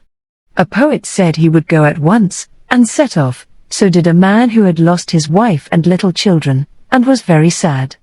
May's mother believed every word, and went hand in hand with the happy child along the path that grew wider and smoother with every pair of feet that passed. The wood creatures nodded at May, and rejoiced to see the party go, but there was no need of them now, so they kept out of sight, and only the child and the poet saw them. Everyone enjoyed the journey, for each hour they felt better, and when at last they reached the spring, and May filled her little cup for them to drink the sweet water, everyone tasted and believed, for health and happiness came to them with a single draught. The sad man smiled, and said he felt so near to heaven and his lost children up there that he should stay. The poet began to sing the loveliest songs he ever made, and pale Mama looked like a rose, as she lay on the star flowers, breathing the pure air, and basking in the sunshine. May was the spirit of the spring for them, and washed away the tears, the wrinkles, and the lines of pain with the blessed water, while the old mountain did its best to welcome them with mild air, cloud pictures, and the peace that lies above the world. That was the beginning of the great cure, for when this party came down all so beautifully changed, everyone began to hurry away to try their fortune also. Soon the wide road wound round and round, and up it journeyed pilgrims from all parts of the world, till the spirit and her servants had hundreds of visitors each day. People tried to build a great house up there, and make money out of the spring, but every building put up blew away, the water vanished, and no one was cured till the mountain top was free again to all. Then the spring gushed up more freshly than before, the little star flowers bloomed again, and all who came felt the beauty of the quiet place, and were healed of all their troubles by the magic of the hills where the spirit of health still lives to welcome and bless whoever go to find her. 7. Queen Aster. For many seasons the golden rods had reigned over the meadow, and no one thought of choosing a king from any other family, for they were strong and handsome, and loved to rule. But one autumn something happened which caused great excitement among the flowers. It was proposed to have a queen, and such a thing had never been heard of before. It began among the asters, for some of them grew outside the wall beside the road, and saw and heard what went on in the great world. These sturdy plants told the news to their relations inside, and so the asters were unusually wise and energetic flowers, from the little white stars in the grass to the tall sprays tossing their purple plumes above the mossy wall. "Things are moving in the great world, and it is time we made a change in our little one," said one of the roadside asters, after a long talk with a wandering wind. "Matters are not going well in the meadow, for the goldenrods rule, and they care only for money and power, as their name shows. Now, we are descended from the stars, and are both wise and good, and our tribe is even larger than the goldenrod tribe, so it is but fair that we should take our turn at governing. It will soon be time to choose, and I propose our stately cousin, Violet Aster, for queen this year. Whoever agrees with me, say aye." Quite a shout went up from all the asters, and the late clovers and buttercups joined in it, for they were honest, sensible flowers, and liked fair play. "To their great delight the pitcher plant, or forefather's cup," said I most decidedly, and that impressed all the other plants, for this fine family came over in the Mayflower, and was much honored everywhere. But the proud cardinals by the brook blushed with shame at the idea of a queen, the fringed gentians shut their blue eyes that they might not see the bold asters, and Clematis fainted away in the grass, she was so shocked. The goldenrods laughed scornfully, and were much amused at the suggestion to put them off the throne where they had ruled so long. "Let those discontented asters try it," they said. "No one will vote for that foolish Violet, and things will go on as they always have done, so, dear friends, don't be troubled, but help us elect our handsome cousin who was born in the palace this year." In the middle of the meadow stood a beautiful maple, and at its foot lay a large rock overgrown by a wild grapevine. All kinds of flowers sprung up here, and this autumn a tall spray of goldenrod and a lovely violet aster grew almost side by side, with only a screen of ferns between them. This was called the palace, and seeing their cousin there made the asters feel that their turn had come, and many of the other flowers agreed with them that a change of rulers ought to be made for the good of the kingdom. So when the day came to choose, there was great excitement as the wind went about collecting the votes. The goldenrods, cardinals, gentians, clematis, and bittersweet voted for the prince, as they called the handsome fellow by the rock. All the asters, buttercups, clovers, and pitcher plants voted for Violet, and to the surprise of the meadow the maple dropped a leaf, and the rock gave a bit of lichen for her also. They seldom took part in the affairs of the flower people, the tree living so high above them, busy with its own music, and the rock being so old that it seemed lost in meditation most of the time, but they liked the idea of a queen, for one was a poet, the other a philosopher, and both believed in gentle Violet. Their votes won the day, and with loud rejoicing by her friends, she was proclaimed queen of the meadow and welcomed to her throne. "We will never go to court or notice her in any way," cried the haughty cardinals, red with anger. "Nor we. Dreadful, unfeminine creature. Let us turn our backs and be grateful that the brook flows between us," added the gentians, shaking their fringes as if the mere idea soiled them. Clematis hid her face among the vine leaves, feeling that the palace was no longer a fit home for a delicate, high-born flower like herself. All the goldenrods raged at this dreadful disappointment, and said many untrue and disrespectful things of Violet. The prince tossed his yellow head behind the screen, and laughed as if he did not mind, saying carelessly, "Let her try, she never can do it, and will soon be glad to give up and let me take my proper place." So the meadow was divided, one half turned its back on the new queen, the other half loved, admired, and believed in her, and all waited to see how the experiment would succeed. The wise asters helped her with advice, the pitcher plant refreshed her with the history of the brave Puritans who loved liberty and justice and suffered to win them, the honest clovers sweetened life with their sincere friendship, and the cheerful buttercups brightened her days with kindly words and deeds. But her best help came from the rock and the tree, for when she needed strength she leaned her delicate head against the rough breast of the rock, and courage seemed to come to her from the wise old stone that had borne the storms of 100 years. When her heart was heavy with care or wounded by unkindness, she looked up to the beautiful tree, always full of soft music, always pointing heavenward, and was comforted by these glimpses of a world above her. The first thing she did was to banish the evil snakes from her kingdom, for they lured the innocent birds to death, and filled many a happy nest with grief. Then she stopped the bees from getting tipsy on the wild grapes and going about stupid, lazy, and cross, a disgrace to their family and a terror to the flowers. She ordered the field mice to nibble all the stems of the clusters before they were ripe, so they fell and withered, and did no harm. The vine was very angry, and the bees and wasps scolded and stung, but the queen was not afraid, and all her good subjects thanked her. The pitcher plant offered pure water from its green and russet cups to the busy workers, and the wise bees were heartily glad to see the grapevine saloon shut up. The next task was to stop the red and black ants from constantly fighting, for they were always at war, to the great dismay of more peaceful insects. She bade each tribe keep in its own country, and if any dispute came up, to bring it to her, and she would decide it fairly. This was a hard task, for the ants loved to fight, and would go on struggling after their bodies were separated from their heads, so fierce were they. But she made them friends at last, and everyone was glad. Another reform was to purify the news that came to the meadow. The wind was telegraph messenger, but the birds were reporters, and some of them very bad ones. The larks brought tidings from the clouds, and were always welcome, the thrushes from the wood, and all loved to hear their pretty romances. The robins had domestic news, and the lively wrens bits of gossip and witty jokes to relate.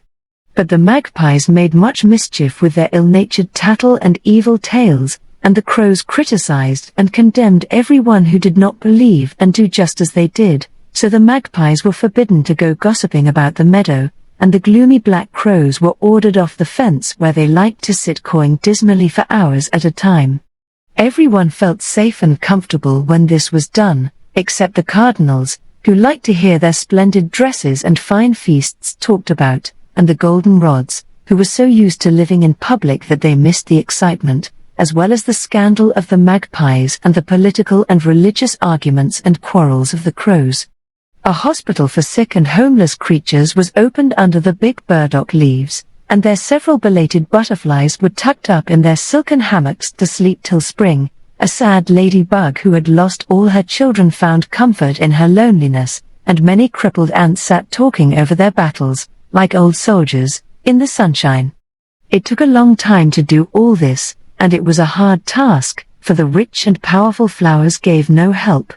But the asters worked bravely, so did the clovers and buttercups, and the pitcher plant kept open house with the old-fashioned hospitality one so seldom sees nowadays. Everything seemed to prosper, and the meadow grew more beautiful day by day. Safe from their enemies the snakes, birds came to build in all the trees and bushes, singing their gratitude so sweetly that there was always music in the air. Sunshine and shower seemed to love to freshen the thirsty flowers and keep the grass green, till every plant grew strong and fair, and passers-by stopped to look, saying with a smile, "What a pretty little spot this is." The wind carried tidings of these things to other colonies, and brought back messages of praise and goodwill from other rulers, glad to know that the experiment worked so well. This made a deep impression on the goldenrods and their friends, for they could not deny that Violet had succeeded better than anyone dared to hope, and the proud flowers began to see that they would have to give in, own they were wrong, and become loyal subjects of this wise and gentle queen. "We shall have to go to court if ambassadors keep coming with such gifts and honors to Her Majesty, for they wonder not to see us there, and will tell that we are sulking at home instead of shining as we only can," said the cardinals, longing to display their red velvet robes at the feasts which Violet was obliged to give in the palace when kings came to visit her. "Our time will soon be over, and I'm afraid we must humble ourselves or lose all the gaiety of the season. It is hard to see the good old ways changed, but if they must be, we can only gracefully submit," answered the gentians, smoothing their delicate blue fringes, eager to be again the belles of the ball. Clematis astonished everyone by suddenly beginning to climb the maple tree and shake her silvery tassels like a canopy over the queen's head. "I cannot live so near her and not begin to grow. Since I must cling to something, I choose the noblest I can find, and look up, not down, forevermore," she said, for like many weak and timid creatures, she was easily guided, and it was well for her that Violet's example had been a brave one. Prince Goldenrod had found it impossible to turn his back entirely upon Her Majesty, for he was a gentleman with a really noble heart under his yellow cloak, so he was among the first to see, admire, and love the modest faithful flower who grew so near him. He could not help hearing her words of comfort or reproof to those who came to her for advice. He saw the daily acts of charity which no one else discovered. He knew how many trials came to her, and how bravely she bore them, how humbly she asked help, and how sweetly she confessed her shortcomings to the wise rock and the stately tree. She has done more than ever we did to make the kingdom beautiful and safe and happy, and I'll be the first to own it, to thank her and offer my allegiance, he said to himself, and waited for a chance. One night when the September moon was shining over the meadow, and the air was balmy with the last breath of summer, the prince ventured to serenade the queen on his wind harp. He knew she was awake, for he had peeped through the ferns and seen her looking at the stars with her violet eyes full of dew, as if something troubled her. So he sung his sweetest song, and Her Majesty leaned nearer to hear it, for she much longed to be friends with the gallant prince, and only waited for him to speak to own how dear he was to her, because both were born in the palace and grew up together very happily till coronation time came. As he ended she sighed, wondering how long it would be before he told her what she knew was in his heart. Goldenrod heard the soft sigh, and being in a tender mood, forgot his pride, pushed away the screen, and whispered, while his face shone and his voice showed how much he felt.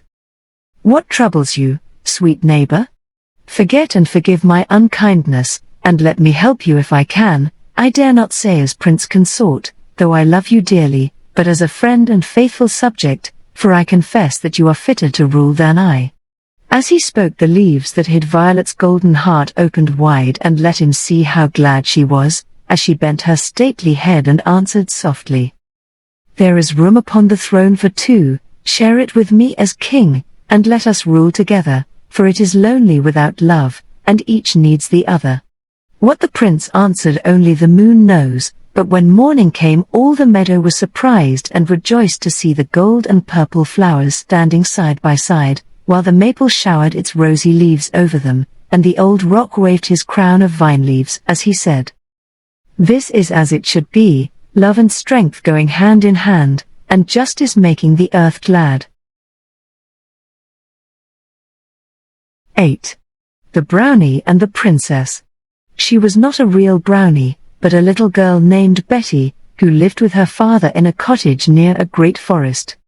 They were poor, so Betty always wore a brown frock, a big brown hat, and, being out in the sun a great deal, her face was as brown as a berry, though very pretty with its rosy cheeks, dark eyes, and curly hair blowing in the wind. She was a lively little creature, and having no neighbors she made friends with the birds and flowers, rabbits and squirrels, and had fine frolics with them, for they knew and loved her dearly. Many people drove through the beautiful wood, which was not far from the king's palace, and when they saw the little girl dancing with the daisies in the meadow, chasing squirrels up the trees, splashing in the brook, or sitting under her big hat like an elf under a mushroom, they would say, "There is the brownie." Betty was wild and shy, and always tried to hide if anyone called to her, and it was funny to see her vanish in a hollow tree, drop down in the tall grass, or skip away into the ferns like a timid rabbit. She was afraid of the fine lords and ladies, who laughed at her and called her names, but never thought to bring a book or a toy or say a kind word to the lonely little girl. Her father took care of the deer in the king's park and was away all day, leaving Betty to sweep the little house, bake the brown bread, and milk Daisy the white cow, who lived in the shed behind the cottage and was Betty's dearest friend. They had no pasture for her to feed in, so, when the work was done, Betty would take her knitting and drive Daisy along the road where she could eat the grass on either side till she had had enough and lay down to rest under some shady tree. While the cow chewed her cud and took naps, the little girl would have fine games among her playmates, the wood creatures, or lie watching the clouds, or swing on the branches of the trees, or sail leaf boats in the brook. She was happy, but she longed for someone to talk to, and tried vainly to learn what the birds sang all day long.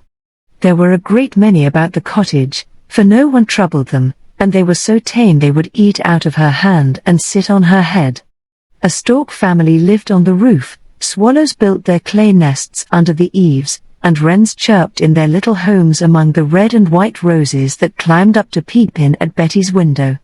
Wood pigeons came to pick up the grain she scattered for them, larks went singing up from the grass close by, and nightingales sang her to sleep. If I only knew what they said, we could have such happy times together. How can I ever learn? Sighed Betty, as she was driving Daisy home one day at sunset. She was in the wood, and as she spoke she saw a great grey owl fluttering on the ground as if he was hurt. She ran at once to see what ailed the bird, and was not afraid, though his round eyes stared at her, and he snapped his hooked beak as if very angry. Poor thing. Its leg is broken, she said, wondering how she could help it. No, it isn't, it's my wing. I leaned out of my nest up there to watch a field mouse, and a ray of sunshine dazzled me, so I tumbled down. Pick me up, child, and put me back, and I shall be all right.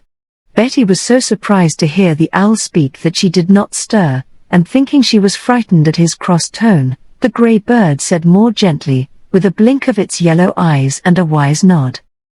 I shouldn't speak to everyone, nor trust any other child, but I know you never hurt anything. I've watched you a long time, and I like you, so I'm going to reward you by giving you the last wish you made, whatever it is. I'm a wizard, and I know all sorts of magic charms. Put me in my nest, tell me your wish, and you shall have it. Oh, thank you, cried Betty, joyfully. I wish to understand what birds say.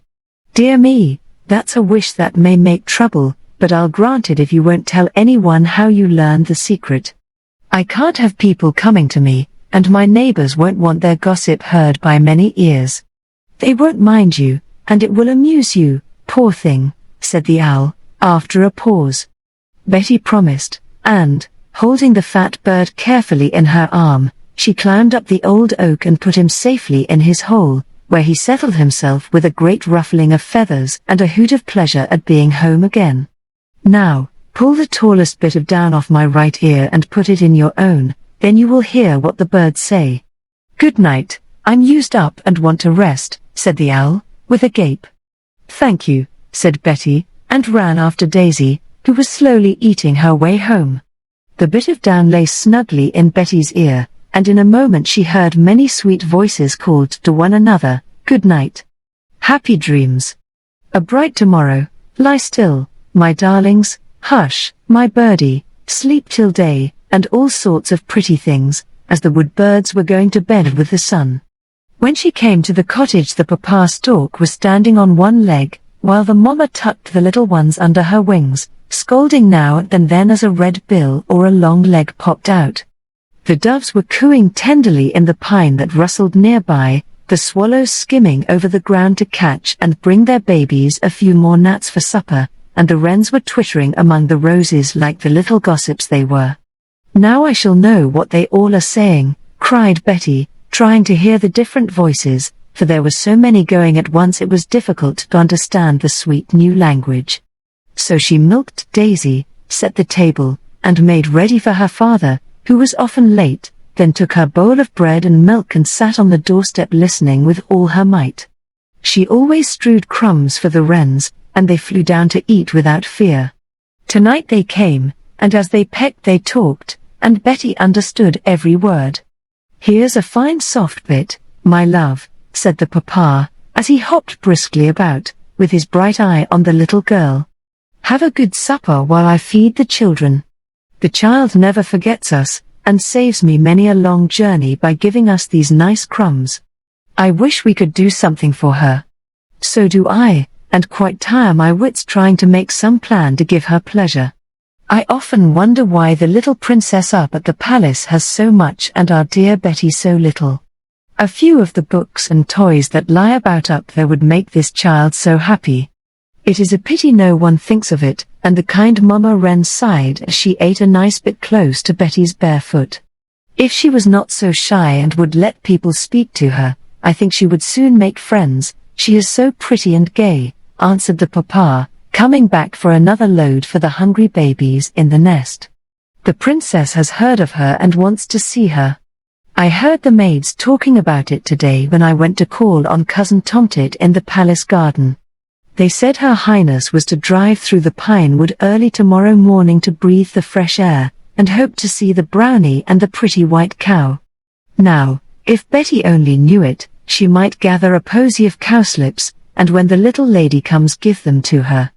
That would please her very much and bring Betty some pretty gift, for Her Highness is generous, though sadly spoilt, I'm afraid. This fine plan of Mama Wren's pleased Betty so much that she clapped her hands and startled the birds away.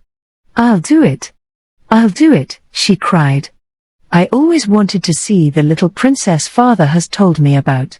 She is ill, and cannot run and play as I do, so I should love to please her, and the cowslips are all out. I'll go early and get a hat full, and not run away if she comes. Betty was so full of this delightful plan that she went early to bed, but did not forget to lean out of her window and peep through the roses into the nest where Mama Wren brooded over her babies while the papa roosted nearby with his head under his wing. Good night, dear birds, thank you very much, whispered Betty, but they did not mind her, and only twittered sleepily as if a dream disturbed them. Up, up, little maid, day has begun. Welcome with us our father, the sun, sang the larks, as they rose from the grass and waked Betty with their sweet voices. Tweet, tweet, it is morning, please get up, Mama. Do bring us some breakfast, our dearest papa. Twittered the young wrens, with their mouths wide open. Click, clack, here's another day, stretch our wings and fly away over the wood and over the hills, seeking food for our babies' bills. And away went the storks with their long legs trailing out behind, while the little ones popped up their heads and stared at the sun. Cluck! Cluck! Here's good luck, old Yellow Legs has laid 2 eggs, all fresh and sweet, for our girl to eat. Cackled the grey hens, picking about the shed where the cock stood crowing loudly. Coo! Coo! Coo! Come, bathe in the dew, for the rosy dawn shines through our beautiful pines. So kiss, everyone, for a new day's begun. Called the doves softly to one another as they billed and cooed and tripped about on their little pink feet. Betty looked and listened at her window, and was so happy she kissed the roses nodding at her, then ran down to make the porridge, singing like a bird herself. When her father had gone away to work, she made haste to milk Daisy, sweep the floor, and make all tidy for the day before she went to wait for the princess. Now, you eat your breakfast here while I get the cowslips, for this is a pretty place to be in, and I want you to look very nice when the fine people come, said Betty, as she left the cow to feed in a little shady nook by the road where the grass was green and an old oak made pleasant shade. The cowslips were all open and as yellow as gold, so Betty made a great nosegay of some and a splendid cowslip ball of the rest. Then she put them in her hat, well sprinkled with water, and sat on a fallen log knitting busily, while Daisy lay down to chew her cud, with a green wreath of oak leaves round her neck for full dress. They did not have to wait long. Soon the tramp of horses was heard, and along the wood road came the white ponies tossing their heads, the pretty carriage with coachman and footman in blue and silver coats, and inside the little princess, with white plumes waving from her hat as she sat by her nurse, wrapped in a soft silken cloak, for the summer air seemed cold to her. Oh, there's the brownie and her pretty white cow. Tell her not to run away, I want to see her and hear her sing, cried the little princess, eagerly, as they came nearer.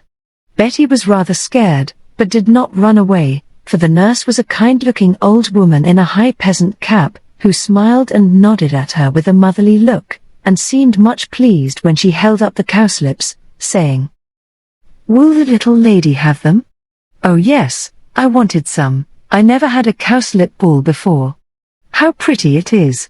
"Thank you, Brownie," cried the princess, with both hands full of flowers as she laughed with pleasure. "I picked them all for you.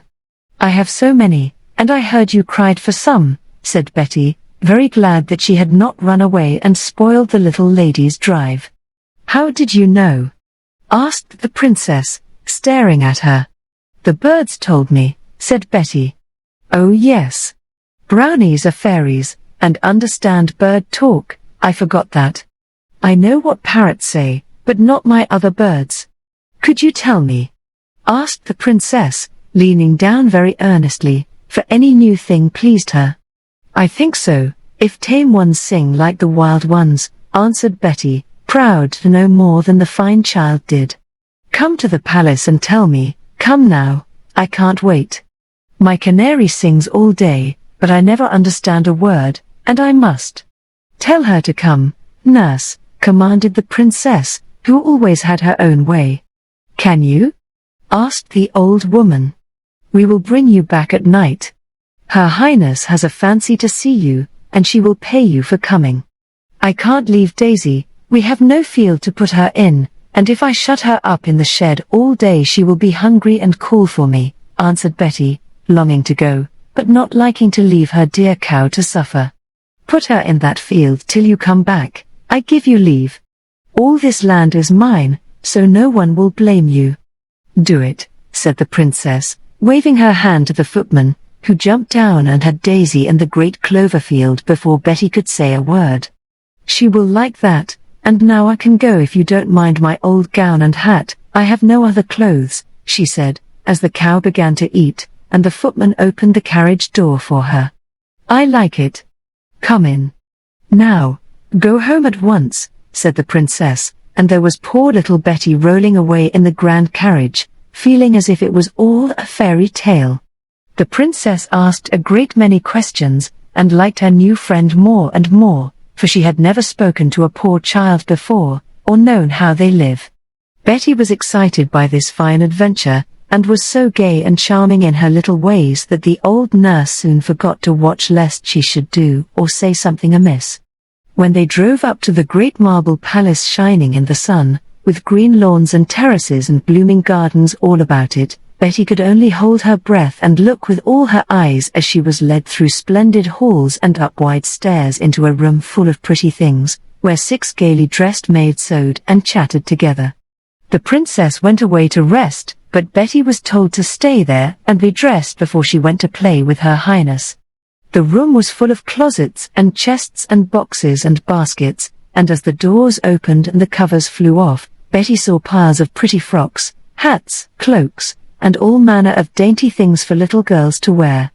Never had she dreamed of such splendid clothes, all lace and ribbons, silk and velvet. Hats with flowers and feathers, pretty pink and blue shoes with gold and silver buckles, silk stockings like cobwebs, and muslin and linen petticoats and nightgowns and little caps all embroidered as if by fairy fingers. She could only stand and look like one in a dream while the maids very kindly took away her poor brown dress and hat, and after much gossip over what looked best, at last put on a rosy muslin frock, a straw hat with roses in it, and some neat shoes and stockings. Then when her hair was smoothed in thick brown curls, they told her to look in the tall mirror and tell what she saw there. "Oh, what a pretty little girl," cried Betty, smiling and nodding at the other child, who smiled and nodded back at her.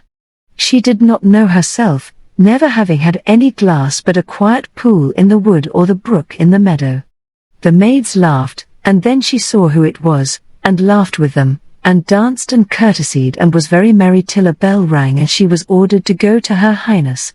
It was a lovely room, all hung with blue silk and lace, with a silver bed, and chairs and couches of blue damask, pictures on the walls, flowers in all the windows, and golden cages full of birds. A white cat slept on its cushion, a tiny dog ran about with a golden collar hung with bells, and books and toys were heaped on the tables. The princess was scolding her nurse because she wanted her to rest longer after the drive, but when Betty came in looking so pretty and gay, the frown changed to a smile, and she cried, "How nice you look! Not like a brownie now, but I hope you have not forgotten about the birds." "No," said Betty, "let me listen a minute and I'll tell you what they say." So both were silent, and the maid and nurse kept as still as mice while the canary sang his shrill, sweet song, and Betty's face grew sad as she heard it. He says he is tired of his cage and longs to be free among the other birds, for a tree is a better home than a golden palace, and a crumb in the wood sweeter than all the sugar in his silver cup. Let me go. Let me go. Or my heart will break. That is what he says, and the bullfinch sings the same song, so do the lovebirds and the beautiful gay one whom I don't know. What does Polly say? I understand him when he talks, but not when he scolds and chatters to himself as he is doing now, said the princess, looking much surprised at what she heard, for she thought her birds must be happy in such fine cages. Betty listened to the great red and green and blue parrot, who sat on the perch wagging his head and chuckling to himself as if he were enjoying some good joke. Presently Betty blushed and laughed, and looked both troubled and amused at what she heard, for the bird was gabbling away and nodding his head at her in a very funny manner. What does he say? Asked the princess, impatiently. Please don't ask. You will not like it. I couldn't tell, said Betty, still laughing and blushing. You must tell, or I'll have Polly's neck wrung. I will know every word, and I won't be angry with you, no matter what that saucy bird says, commanded the princess. He says this, began Betty, not liking to obey, but afraid poor Polly would be hurt if she did not. Now here's a new pet for Her Highness to torment. Nice, pretty little girl. Pity she came, to be made much of for a day or two and then thrown away or knocked about like an old doll. She thinks it all very fine here, poor thing. But if she knew all I know she would run away and never come back, for a crosser, more spoilt child than Her Highness never lived. Betty dared not go on, for the princess looked angry, and the maid went to slap the parrot, who gave a queer laugh and snapped at her fingers, squalling out. She is. She is. And you all say it behind her back. I know your sly ways.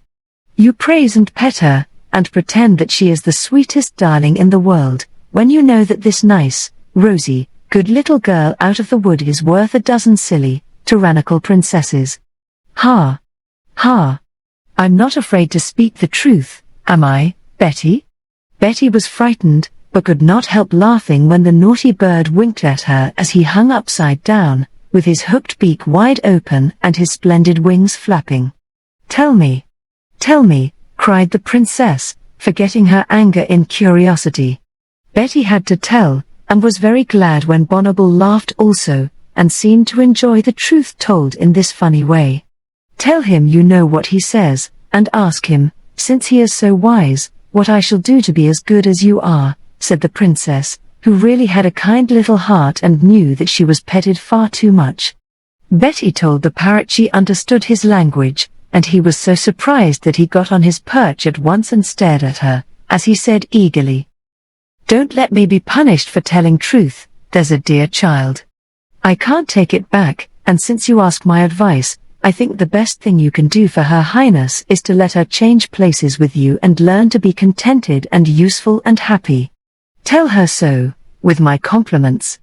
Betty found this a hard message to give, but it pleased Bonnibel, for she clapped her hands and cried, I'll ask Mamma. Would you like to do it, Brownie, and be a princess? No, thank you, said Betty, I couldn't leave my father and Daisy, and I'm not fit to live in a palace. It's very splendid, but I think I love the little house and the wood and my birds better. The nurse and the maid held up their hands, amazed at such a fancy, but Bonnibel seemed to understand, and said kindly, Yes, I think it is very dull here, and much pleasanter in the fields to do as one likes. May I come and play with you, and learn to be like you, dear Betty? She looked a little sad as she spoke, and Betty pitied her, so she smiled and answered gladly, Yes, that will be lovely. Come and stay with me, and I will show you all my playmates, and you shall milk Daisy, and feed the hens, and see the rabbits and the tame fawn, and run in the daisy field, and pull cowslips, and eat bread and milk out of my best blue bowl. Yes, and have a little brown gown and a big hat like yours, and wooden shoes that clatter, and learn how to knit, and climb trees, and what the birds say. Added Bonnibel, so charmed at the plan that she jumped off the couch and began to skip about as she had not done for days before. "Now come and see my toys, and choose any you like, for I'm fond of you, dear, because you tell me new things and are not like the silly little lords and ladies who come to see me, and only quarrel and strut about like peacocks till I'm tired of them." Bonnibel put her arm round Betty, and led her away to a long hall so full of playthings that it looked like a splendid toy shop. Dolls by the dozen were there, dolls that talked and sang and walked and went to sleep, fine dolls, funny dolls, big and little doll queens and babies, dolls of all nations. Never was there such a glorious party of these dear creatures seen before, and Betty had no eyes for anything else, being a real little girl, full of love for dollies, and never yet had she owned one. "Take as many as you like," said Bonnibel. "I'm tired of them." It nearly took Betty's breath away to think that she might have a dozen dolls if she chose. But she wisely decided that one was enough, and picked out a darling baby doll in its pretty cradle, with blue eyes shut, and flaxen curls under the dainty cap. It would fill her motherly little soul with joy to have this lovely thing to lie in her arms by day, sleep by her side at night, and live with her in the lonely cottage, for baby could say Mama quite naturally, and Betty felt that she would never be tired of hearing the voice call her by that sweet name. It was hard to tear herself from the cradle to see the other treasures, but she went to and fro with Bonnibel, admiring all she saw, till Nurse came to tell them that lunch was ready and Her Highness must play no more. Betty hardly knew how to behave when she found herself sitting at a fine table with a footman behind her chair and all sorts of curious glass and china and silver things before her. But she watched what Bonnibel did, and so got on pretty well, and ate peaches and cream and cake and dainty white rolls and bonbons with a good appetite. She would not touch the little birds in the silver dish, though they smelt very nice, but said sadly, "No, thank you, sir, I couldn't eat my friends." The footman tried not to laugh, but the princess pushed away her own plate with a frown, saying, "Neither will I give me some apricot jelly and a bit of angel cake. Now that I know more about birds and what they think of me, I shall be careful how I treat them. Don't bring any more to my table." After lunch the children went to the library, where all the best picture books ever printed were ranged on the shelves, and cozy little chairs stood about where one could sit and read delicious fairy tales all day long. Betty skipped for joy when her new friend picked out a pile of the gayest and best for her to take home, and then they went to the music room, where a band played beautifully and the princess danced with her master in a stately way that Betty thought very stupid. "Now you must dance. I've heard how finely you do it, for some lords and ladies saw you dancing with the daisies, and said it was the prettiest ballet they ever looked at. You must." "No, please do, dear Betty," said Bonnibel, commanding at first, then, remembering what the parrot said, she spoke more gently. "I cannot hear before these people. I don't know any steps, and need flowers to dance with me," said Betty. "Then come on the terrace, there are plenty of flowers in the garden, and I am tired of this," answered Bonnibel, going through one of the long windows to the wide marble walk where Betty had been longing to go. Several peacocks were sitting on the steps, and they at once spread their splendid tails and began to strut before the children, making a harsh noise as they tossed the crowns of shining feathers on their heads. "What do they say?" asked the princess. "Here comes the vain little creature who thinks her fine clothes handsomer than ours, and likes to show them off to poorer people and put on proud airs. We don't admire her, for we know how silly she is, for all her fine feathers. I won't listen to any more rude words from these bad birds, and I won't praise their splendid tails as I meant to. Go along, you vain things. No one wants you here," cried Betty, chasing the peacocks off the terrace, while the princess laughed to see them drop their gorgeous trains and go scurrying away with loud squawks of fear. It was true. I am vain and silly, but no one ever dared to tell me so, and I shall try to do better now I see how foolish those birds look and how sweet you are," she said, when Betty came skipping back to her. "I'll make a peacock dance for you. See how well I do it." And Betty began to prance, with her full pink skirt held up, and her head tossed, and her toes turned out, so like the birds that old nurse and the maid, who had followed, began to laugh as well as Bonnibel. It was very funny, and when she had imitated the vain strutting and fluttering of the peacocks, Betty suddenly dropped her skirt, and went hurrying away, flapping her arms like wings and squawking dismally. She wanted to please the princess and make her forget the rude things she had been forced to tell, so when she came running back she was glad to find her very merry, and anxious for more fun.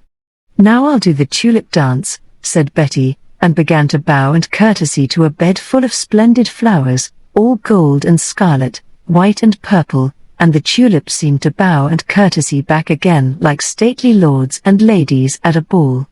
Such dainty steps, such graceful sweeps and elegant wavings of the arms one never saw before, for Betty imitated the tall blossoms waving in the wind, and danced a prettier minuet with them than any ever seen at court. "It is wonderful," said the maid. "Bless the dear. She must be a real fairy to do all that," said the old nurse. "Dance again." "Oh, please dance again, it is so pretty," cried the princess, clapping her hands as Betty rose from her farewell courtesy and came smiling toward her. "I'll give you the wind dance, that is very gay, and this fine floor is so smooth I feel as if my feet had wings." With that Betty began to flutter to and fro like a leaf blown by the wind. Now she went down the terrace as if swept by a strong gust, now she stood still, swaying a little in the soft breath of air, then off she spun as if caught in a storm, eddying round and round till she looked like a stray rose leaf whisked over the ground. Sometimes she whirled close to the princess, then blew up against the stout old nurse, but was gone before she could be caught. Once she went down the marble steps at a bound and came flying over the railing as if in truth she did have wings on her nimble feet. Then the gale seemed to die away, and slowly the leaf floated to the ground at Bonnibel's feet, to lie there rosy, breathless, and tired. Bonnibel clapped her hands again, but before she could tell half her delight, a beautiful lady came from the window, where she had seen the pretty ballet. 2 little pages carried her long train of silvery silk, 2 ladies walked beside her, one holding a rose-colored parasol over her head, the other with a fan and cushion. Jewels shone on her white hands and neck and in her hair, and she was very splendid, for this was the queen. But her face was sweet and lovely, her voice very soft, and her smile so kind that Betty was not afraid, and made her best courtesy prettily. When the red damask cushion was laid on one of the carved stone seats, and the pages had dropped the train, and the maids had shut the parasol and handed the golden fan, they stepped back, and only the queen and nurse and little girls were left together. "Does the new toy please you, darling?" asked the shining lady, as Bonnibel ran to climb into her lap and pour out a long story of the pleasant time she had been having with the brownie. "Indeed I think she is a fairy, to make you so rosy, gay, and satisfied." "Who taught you to dance so wonderfully, child?" asked the queen, when she had kissed her little daughter, glad to see her look so unlike the sad, cross, or listless creature she usually found. "The wind, Lady Queen," answered Betty, smiling. "And where did you get the fine tales you tell?" "From the birds, Lady Queen." "And what do you do to have such rosy cheeks?" "Eat brown bread and milk, Lady Queen." "And how is it that a lonely child like you is so happy and good?" "My father takes care of me, and my mother in heaven keeps me good, Lady Queen." When Betty said that, the queen put out her hand and drew the little girl closer, as if her tender heart pitied the motherless child and longed to help if she only knew how. Just then the sound of horses' feet was heard in the great courtyard below, trumpets sounded, and everyone knew that the king had come home from hunting. Presently, with a jingling of spurs and trampling of boots, he came along the terrace with some of his lords behind him. Everyone began to bow except the queen, who sat still with the princess on her knee, for Bonnibel did not run to meet her father as Betty always did when he came home. Betty thought she would be afraid of the king, and so she would perhaps, if he had worn his crown and ermine cloak and jewels everywhere, but now he was dressed very like her father, in hunter's green, with a silver horn over his shoulder, and no sign of splendor about him, but the feather in his hat and the great ring that glittered when he pulled off his glove to kiss the Queen's hand, so Betty smiled and bobbed her little courtesy, looking boldly up in his face. He liked that, and knew her, for he had often seen her when he rode through the wood. "Come hither, Brownie, I have a story you will like to hear," he said, sitting down beside the Queen and beckoning to Betty with a friendly nod. She went and stood at his knee, eager to hear, while all the lords and ladies bent forward to listen, for it was plain that something had happened beside the killing of a stag that day. "I was hunting in the great oak wood 2 hours ago, and had knelt down to aim at a splendid stag," began the king, stroking Betty's brown head, "when a wild boar, very fierce and large, burst out of the ferns behind me just as I fired at the deer. I had only my dagger left to use, but I sprang up to face him, when a root tripped my foot, and there I lay quite helpless, as the furious old fellow rushed at me. I think this little maid here would have been Queen Bonnibel tomorrow if a brave woodman had not darted from behind a tree and with one blow of his axe killed the beast as he bent his head to gore me. It was your father, Brownie, and I owe my life to him." As the king ended, a murmur rose, and all the lords and ladies looked as if they would like to give a cheer, but the Queen turned pale and old Nurse ran to fan her, while Bonnibel put out her arms to her father, crying, "No, I will never be a queen if you die, dear papa." The king took her on one knee and set Betty on the other, saying gaily, "Now what shall we do for this brave man who saved me?" "Give him a palace to live in, and millions of money," said the princess, who could think of nothing better. "I offered him a house and money, but he wanted neither, for he loved his little cottage and had no need of gold," he said. "Think again, little maids, and find something he will like," said the king, looking at Betty. "A nice field for Daisy is all he wants, Lord King," she answered boldly, for the handsome brown face with the kind eyes was very like her father's, she thought. "He shall have it. Now wish 3 wishes for yourself, my child, and I will grant them if I can." Betty showed all her little white teeth as she laughed for joy at this splendid offer. Then she said slowly, "I have but one wish now, for the princess has given me a dear doll and many books, so I am the happiest creature in all the kingdom, and have no wants. Contented little lass. Who of us can say the same?" said the king, looking at the people round him, who dropped their eyes and looked foolish, for they were always asking favors of the good king. "Well, now let us know the one thing I can do to please brave Woodman John's little daughter." "Please let the princess come and play with me," said Betty, eagerly. The lords looked horrified, and the ladies as if they would faint away at the mere idea of such a dreadful thing. But the Queen nodded. Bonnibel cried, "Oh, do." And the king laughed as he asked in a surprised tone, "But why not come and play with her here? What is there at the cottage that we have not at the palace?" "Many things, Lord King," answered Betty. "She is tired of the palace and everything in it, she says, and longs to run about in the wood, and be well and gay and busy all day long, as I am. She wants to bake and milk and sweep and knit, and hear the wind blow, and dance with the daisies, and talk with my birds, and dream happy dreams, and love to be alive, as I do. Upon my word, here's a bold brownie. But she is right, I think, and if my princess can get a pair of cheeks like these down at the cottage, she shall go as often as she likes," said the king, amused at Betty's free words, and struck by the contrast between the 2 faces before him, one like a pale garden lily and the other like a fresh wild rose. Then Bonnibel burst out and told all the story of the day, talking as she had never talked before, and everyone listened, amazed to see how lively and sweet her highness could be, and wondered what had made such a sudden change. But the old nurse went about, saying in a whisper, "She is a real brownie, I know it, for no mortal child would be so bold and bright, and do what she has done, bewitched both king and queen, and made her highness a new child." So all looked at Betty with great respect, and when at last the talk was over and the king rose to go, with a kiss for each little girl, everyone bowed and made way for the brownie, as if she too were a princess. But Betty was not proud, for she remembered the peacocks as she walked hand in hand with Bonnibel after the royal papa and mamma over the terrace to the great hall, where the feast was spread and music sounding splendidly. "You shall sit by me and have my golden cup," said Bonnibel, when the silver horns were still, and all waited for the king to hand the queen to her place. "No, I must go home.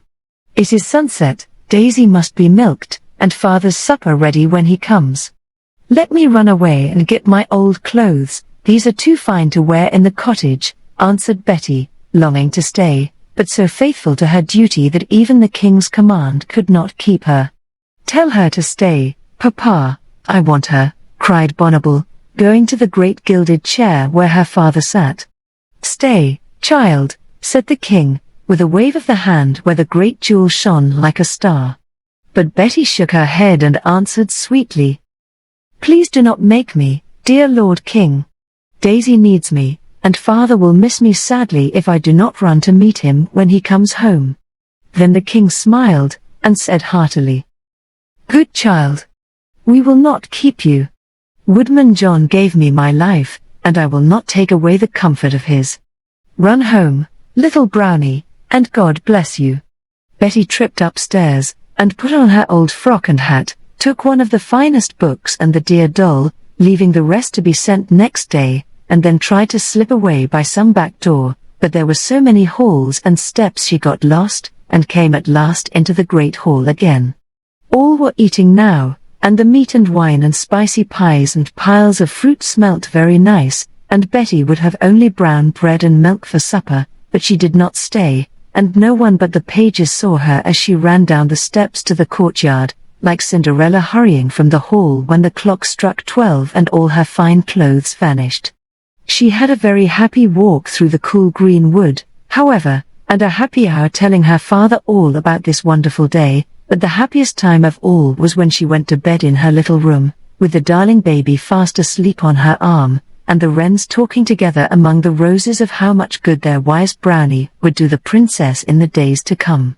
Then Betty fell asleep and dreamed such lovely dreams of the moon with a sweet face like the queen's smiling at her, of her father looking as proud and handsome as the king, with his axe on his shoulder and the great boar dead at his feet, and Bonnibel, rosy, gay, and strong, working and playing with her like a little sister in the cottage, while all the birds sang gaily.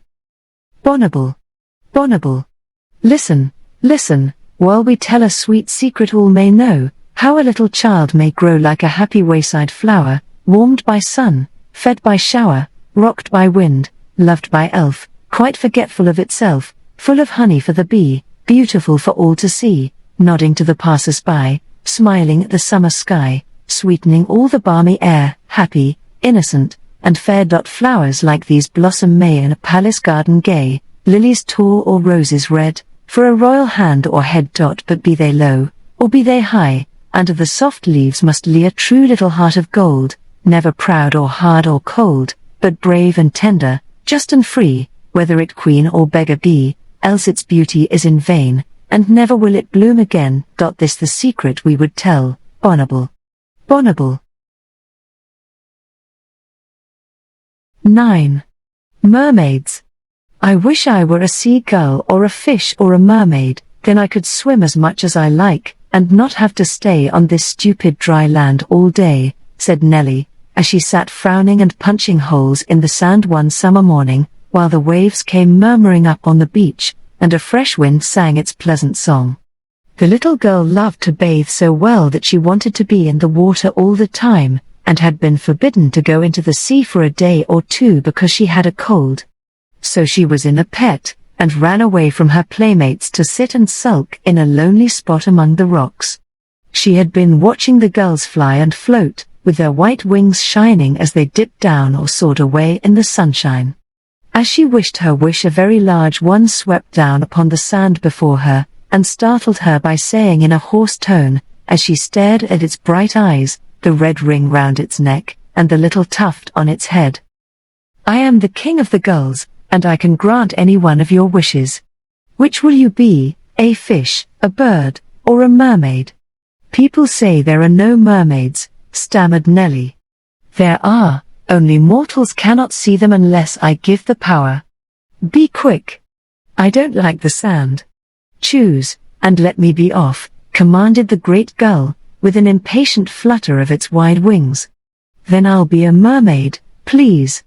I always wanted to see one, and it must be very nice to live always in the water. Done, said the gull, and was gone like a flash.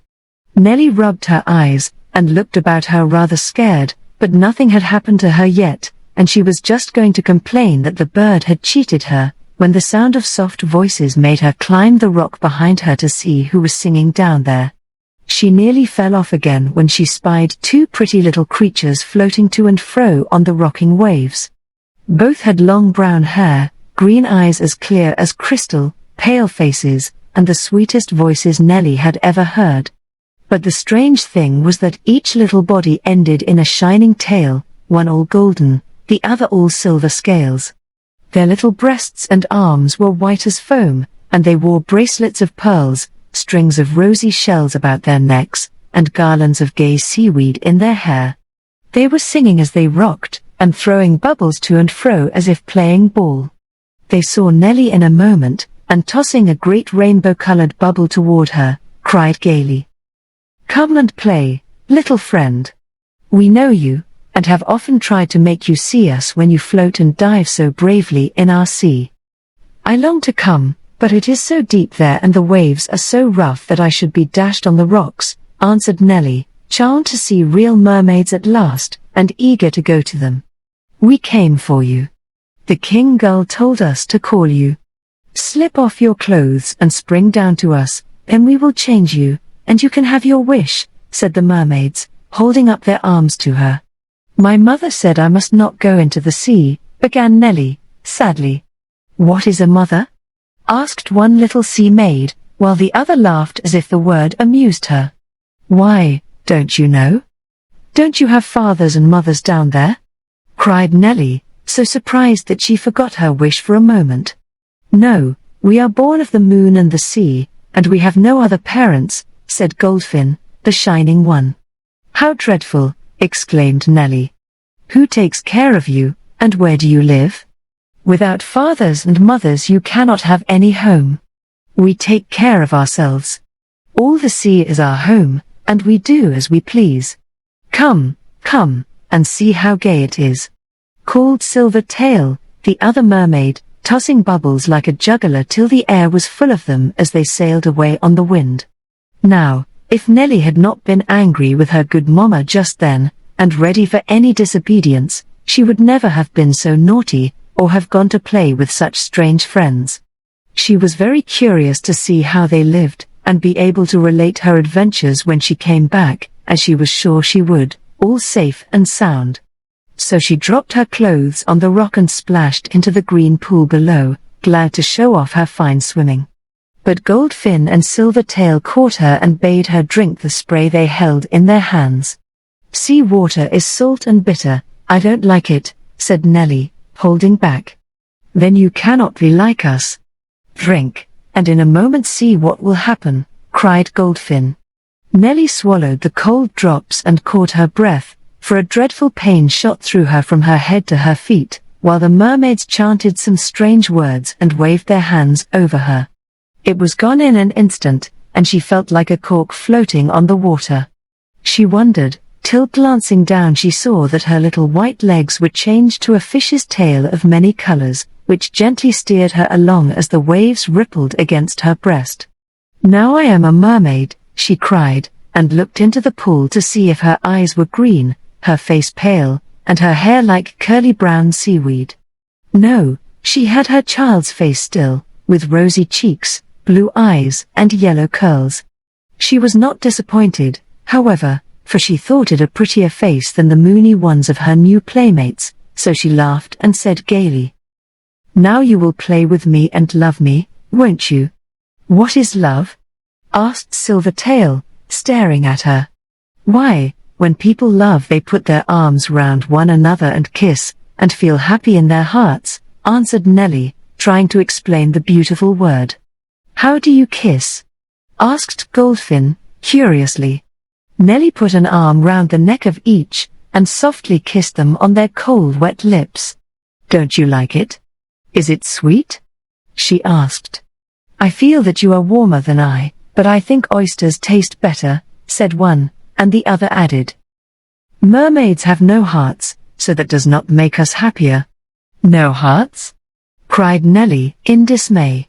"Can't you love? Don't you know about souls and being good, and all that?" "No," laughed the mermaids, shaking their heads till the drops flew about like pearls. "We have no souls, and don't trouble about being good. We sing and swim and eat and sleep. Is not that enough to make us happy?" "Dear me, how queer they are," thought Nelly, half afraid, yet very anxious to go with them and see more of this curious sea life of which they had spoken. "Don't you care about me at all, and don't you want me to stay with you a little while?" she asked, wondering how she should get on with creatures who could not love her. "Oh yes, we like you as a new playmate, and are glad you came to see us. You shall have our bracelets to wear, and we will show you all kinds of pretty things down below, if you are not afraid to come," answered the mermaids, dressing her in their garlands and necklaces, and smiling at her so sweetly that she was ready to follow as they swam away with her far out on the great billows that tossed them to and fro but could not drown or harm them now. Nelly enjoyed it very much, and wondered why the fishermen in their boats did not try to catch them, till she learned that mermaids were invisible and were never caught. This made her feel very safe, and after a fine game of play she let her friends take her by the hand and sink down to the new world below. She expected to find it very gay and splendid, with sea coral trees growing everywhere, palaces of pearl, and the ground covered with jewels, but it was dim and quiet. Great weeds fanned to and fro as the water stirred them, shells lay about on the sand, and queer creatures crawled or swam everywhere. The green sea-water was the sky, and ships cast their shadows like clouds over the twilight world below. Several grey-bearded old mermen sat meditating in nooks among the rocks, and a few mermaids lay asleep in the great oyster shells that opened to receive them and their beds of seaweed. A soft murmur was in the air like the sound one hears in shells, and nowhere did Nelly see any toys or food or fun of any sort. "Is this the way you live?" she asked, trying not to show how disappointed she was. "Isn't it lovely?" answered Goldfin. "This is my bed, and you shall have the shell between Silvertail and me. See. It is lined with mother of pearl, and has a soft cushion of our best seaweeds to lie on." "Are you hungry?" asked Silvertail. "Come and have some shrimps for dinner, I know a fine place for them, or oysters if you like them better." Nelly was ready to eat anything, the sea air had given her such a fine appetite, so they swam away to gather the pretty pink shrimps in scallop shells, as little girls gather strawberries in baskets. Then they sat down to eat them, and Nelly longed for bread and butter, but dared not say so. She was so surprised at all she saw, that this queer, cold lunch was soon forgotten in the wonderful tales the mermaids told her, as they cracked snails and ate them like nuts, or pulled the green sea apples tasting like pickled limes from the vines that climbed up the rocks. "You don't seem to have a very large family, or have the others gone to a party somewhere?" asked Nelly, rather tired of the quiet. "No, there never are many of us. A new brood will be out soon, and then there will be some little mer babies to play with. We will show you the Wonder Tree, if you are done eating, and tell you all about it," answered Silvertail, floating away with a wave of the hand. Nelly and Goldfin followed to a lonely place, where a tall plant grew up from the sand till its branches reached the air above and spread out like floating weeds covered with little pods like those we often snap under our feet as they lie dry upon the beach. Only a few of these will bloom, for there never are many mermaids in the sea, you know. It takes long for the tree to reach the light, and it cannot blossom unless the full moon shines on it at midnight. Then these buds open, and the water babies swim away to grow up like us," said Silvertail. "Without any nurses to take care of them, or mothers to pet them?" asked Nelly, thinking of the pretty baby at home with whom she was so fond of playing. "They take care of themselves, and when there are too many in one place the old mermen send away some to another ocean, so we get on quietly, and there is room for all," said Goldfin, contentedly. And when you die, what happens? Asked Nelly, much interested in these queer creatures. Oh, we grow older and grayer and sit still in a corner till we turn to stone and help make these rocks. I've been told by Barnacle, the old one yonder, that people sometimes find marks of our hands or heads or fins in the stone, and are very much puzzled to know what kind of fish or animal made the prints. That is one of our jokes, and both the mermaids laughed as if they enjoyed bewildering the wits of the people who were so much wiser than they. Well, I think it is much nicer to be buried under grass and flowers when our souls have flown away to heaven, said Nelly, beginning to be glad she was not a truly mermaid. What is heaven? Asked Silvertail, stupidly. You would not understand if I tried to tell you. I can only say it is a lovely place where we go when we die, and the angels don't puzzle over us at all, but love us and are glad to see us come, said Nelly, soberly. Both little maids stared at her with their green eyes as if they wanted to understand, but gave it up, and with a whisk of their shining tails darted away, calling to her. Come and play with the crabs, it's great fun. Nelly was rather afraid of crabs, they nipped her toes so when she went among them, but having no feet now, she felt braver, and was soon having a gay time chasing them over the rocks, and laughing to see them go scrambling sidewise into their holes. The green lobsters amused her very much by the queer way they hitched along, with their great claws ready to grasp and hold whatever they wanted. It was funny to see them wipe their bulging eyes with their feelers and roll them about on all sides.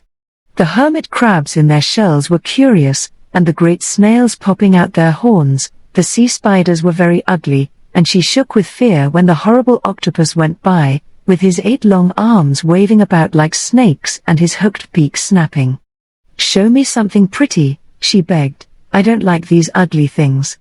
Haven't you any flowers or birds or animals here to play with?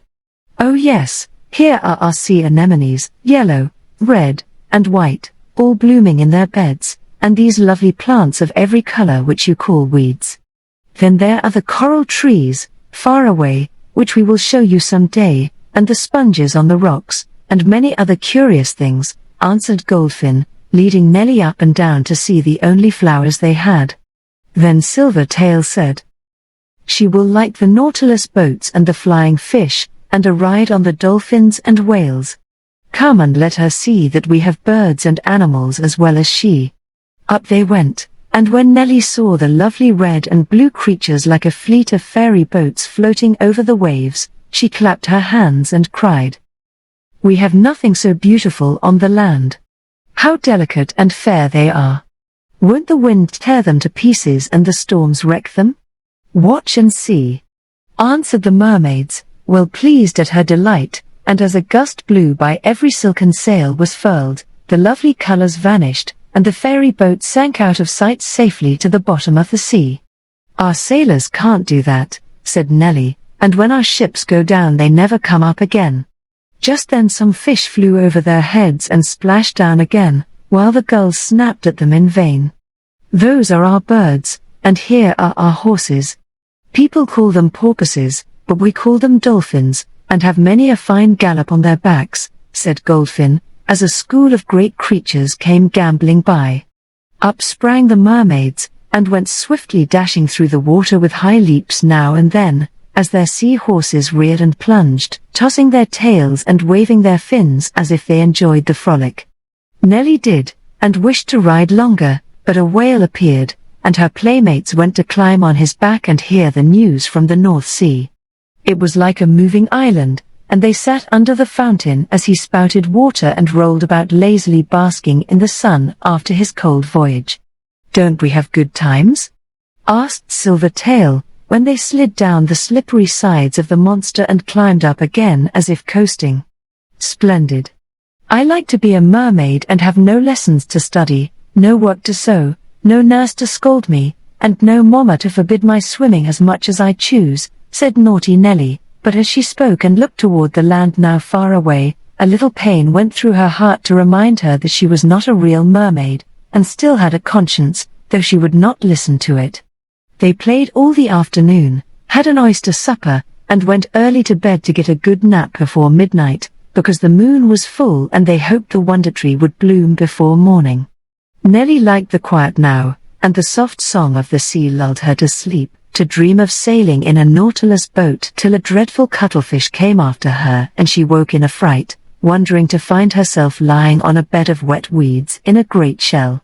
"Come away, it is time, and a lovely night," called the mermaids, and with several new friends they all hurried up to watch the buds open when the moon kissed them.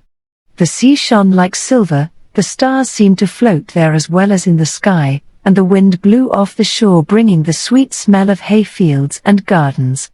All the sea people sang as they lay rocking on the quiet waves, and Nelly felt as if this were the strangest, loveliest dream she had ever dreamed.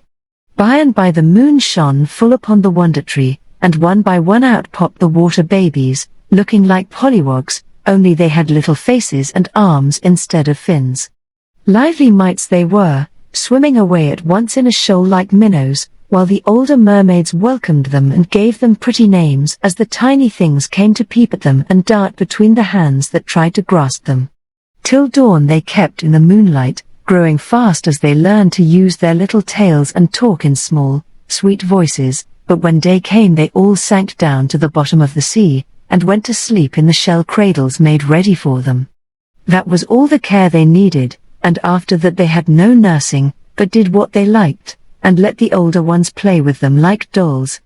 Nelly had several pets, and tried to make them love and mind her, but the queer little creatures laughed in her face when she talked to them, darted away when she wanted to kiss them, and stood on their heads and waggled their bits of tails when she told them to be good.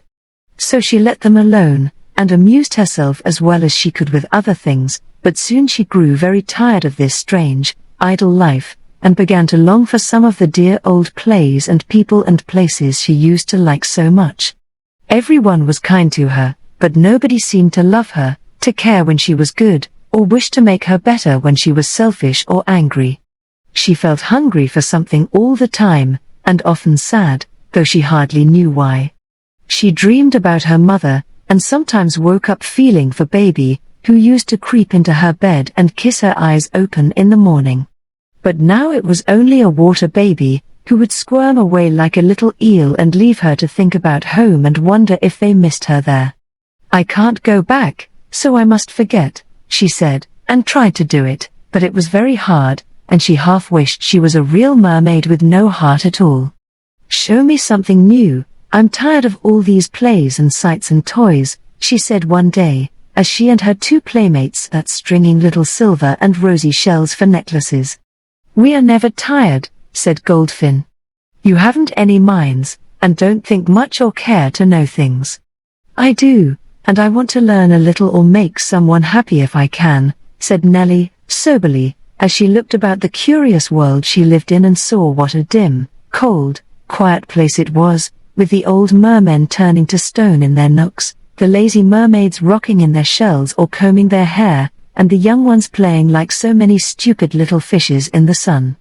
"We can't go to the South Sea yet, and we have nothing more to show you unless a great storm comes up," said Silvertail. "Perhaps she would like a wreck, there is a new one not far off," proposed Goldfin. A big ship went over a small one, and it sank very soon. "One of Mother Carey's chickens told me about it this morning, and I thought we might go and see it before it is all spoiled. Things that men make never last very long in our sea." "Yes, let us go, I long to see and touch something my people made." "Your world is wonderful, but I begin to think my own is the best, for me at least," said Nelly, as they left their pearls and swam away to the wreck, which lay down among the rocks, fast going to pieces. "Where are the people?" she asked, as they were about to float in at the broken windows and doors. She was very much afraid that she might see some poor drowned creature, and it would trouble her, though the mermaids might not care. Little Chick said they were all saved. It was a fruit ship, and there were only a few passengers. One lady and child and some men went away in the boats to the shore, but left everything else behind.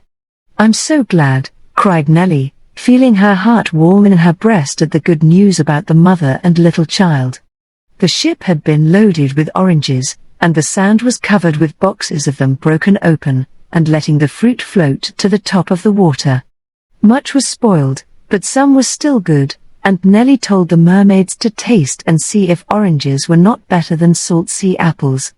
They did not like them, but played ball with the golden things till Nelly proposed that they should toss some on the shore for the fishermen's children.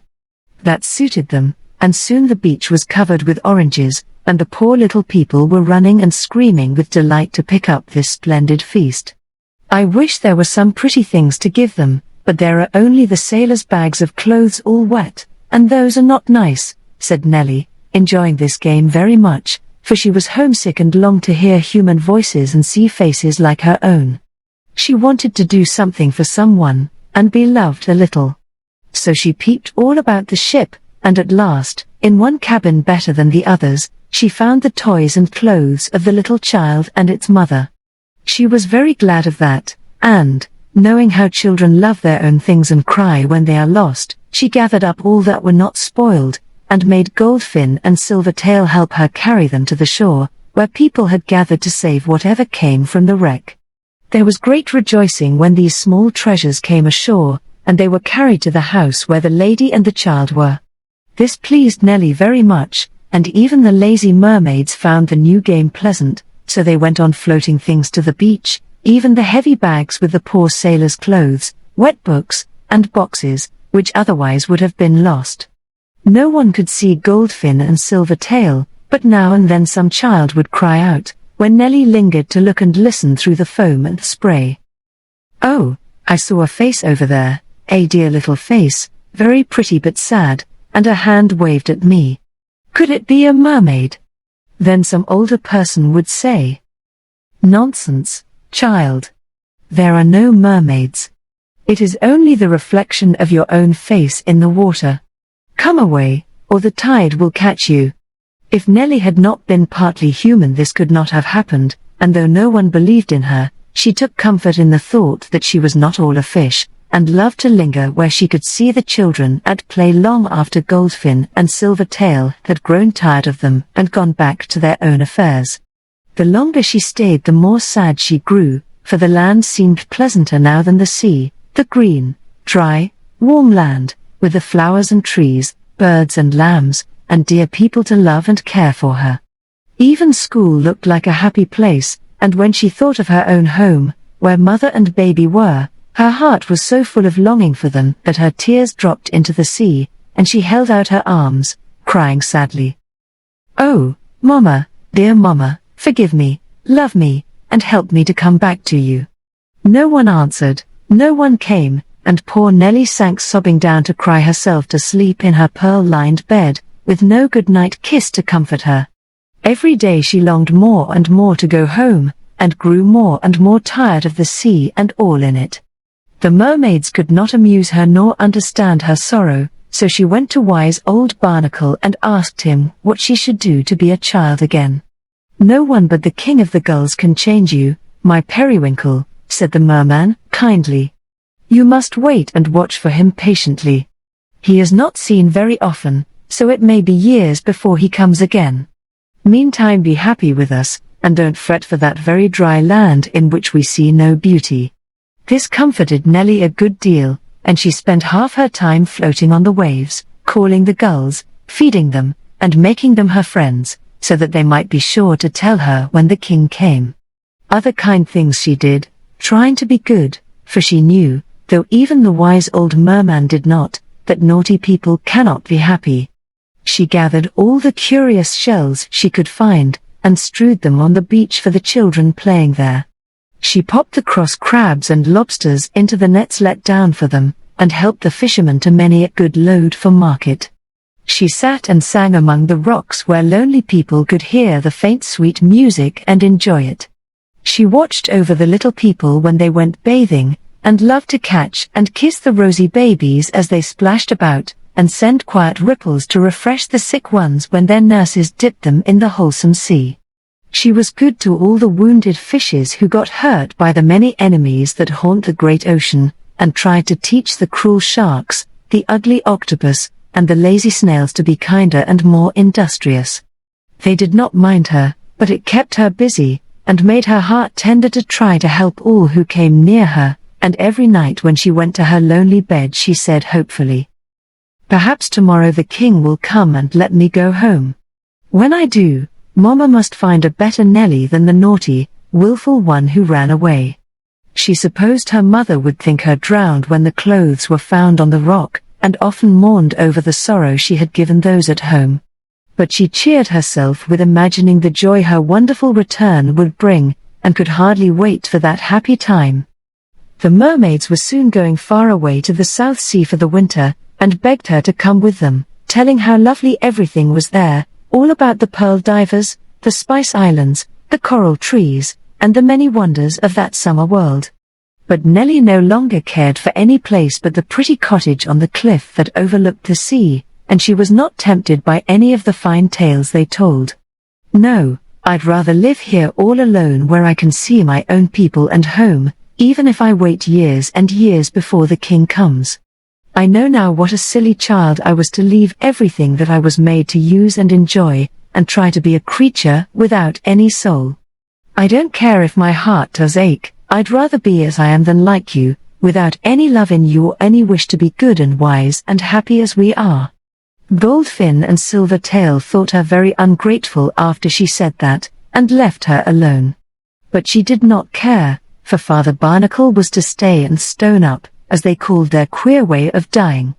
So when all had gone she was very kind to the old merman, who never stirred out of his nook, but sat meditating on the 100 years of his life and wondering what would become of the rock he was slowly to grow a part of. Nelly did not want him to die yet, so she brought him nice things to eat, sang to him, and asked so many questions that he was forced to keep awake and answer them. Oh, such wonderful stories as he told her. Such interesting histories of sea flowers, fishes, and monsters, such wise lessons in tides and stars, and the mysteries of the great ocean. Nelly would sit on a conch shell and listen for hours, never tired of these new fairy tales. But she did not forget to watch for the great gull, and every day floated near the shore, beckoning every white-winged bird that flew by and asking for tidings of the king. At last he came.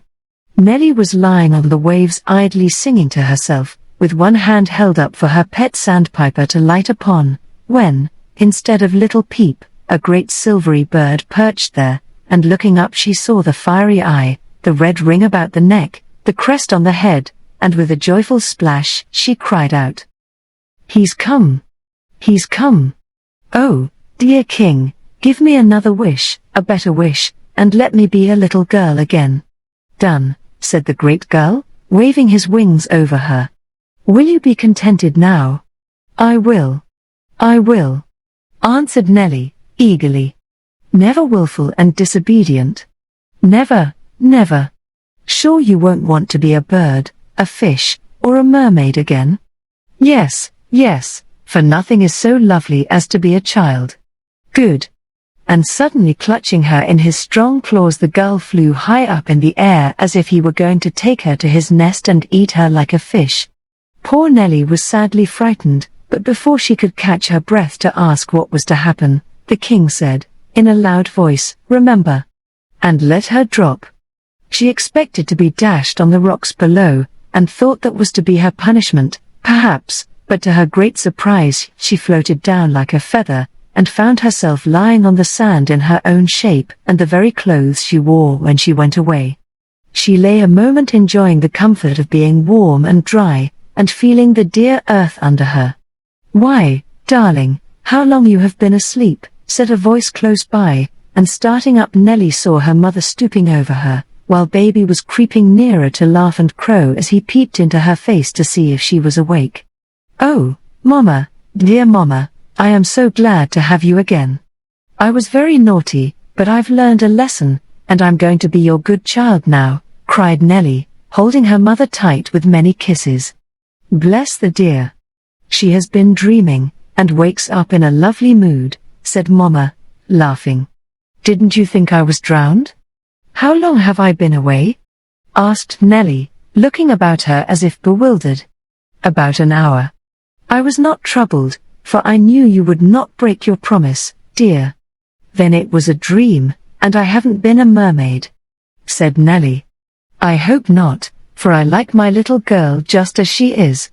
Tell me the dream while I smooth away these tangles before we go home." So, sitting on her mother's knee, while baby dug holes in the sand, Nelly told her adventures as well as she could, for now it all seemed dim and far away, and nothing remained clear in her mind but the thought that it was indeed a lovely and a happy thing to be a little child with a heart to feel, a mother to love, and a home to live until we go to find that other one, fairer than any on the earth or in the sea. X. Little Bud.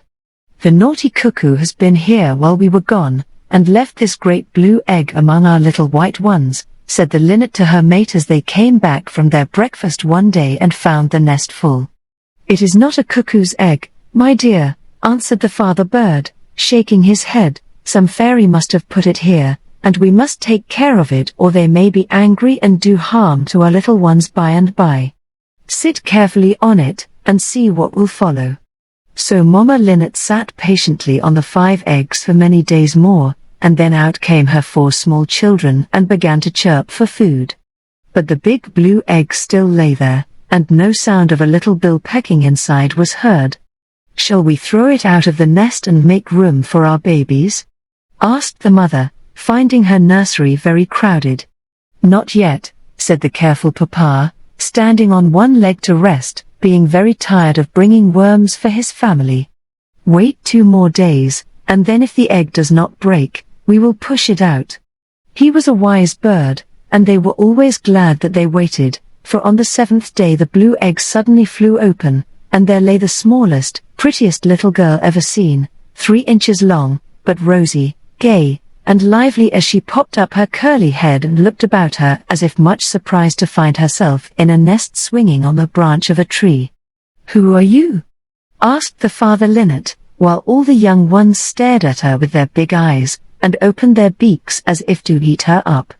"I'm Little Bud," answered the tiny creature, smiling at them so sweetly it was impossible to help loving her at once. "Where do you come from?" said the mother. "I don't know." "Are you a fairy?" "No, for I have no wand." "A new kind of bird?" "I have no feathers or wings." "A human child?" "I think not, for I have no parents." "Bless the dear. What can she be? And what shall we do with her?" cried both the birds, much amazed at this new child of theirs. Bud did not seem to be troubled at all, but lay rocking in her blue cradle and laughing at the young linnets who peeped curiously over the edge of it. "She must have something to eat," said the papa, flying off. "And some clothes," added the mamma, bustling about. But when a nice, fat worm was brought, Bud covered her face and cried with a shiver. "No, no. I cannot eat that ugly thing." "Get a strawberry," said the mamma, and she tried to wrap the largest, softest feather that lined her nest round the naked little maid. But Bud kicked her small legs out of it at once, and stood up, saying with a laugh, "I'm not a bird, I cannot wear feathers.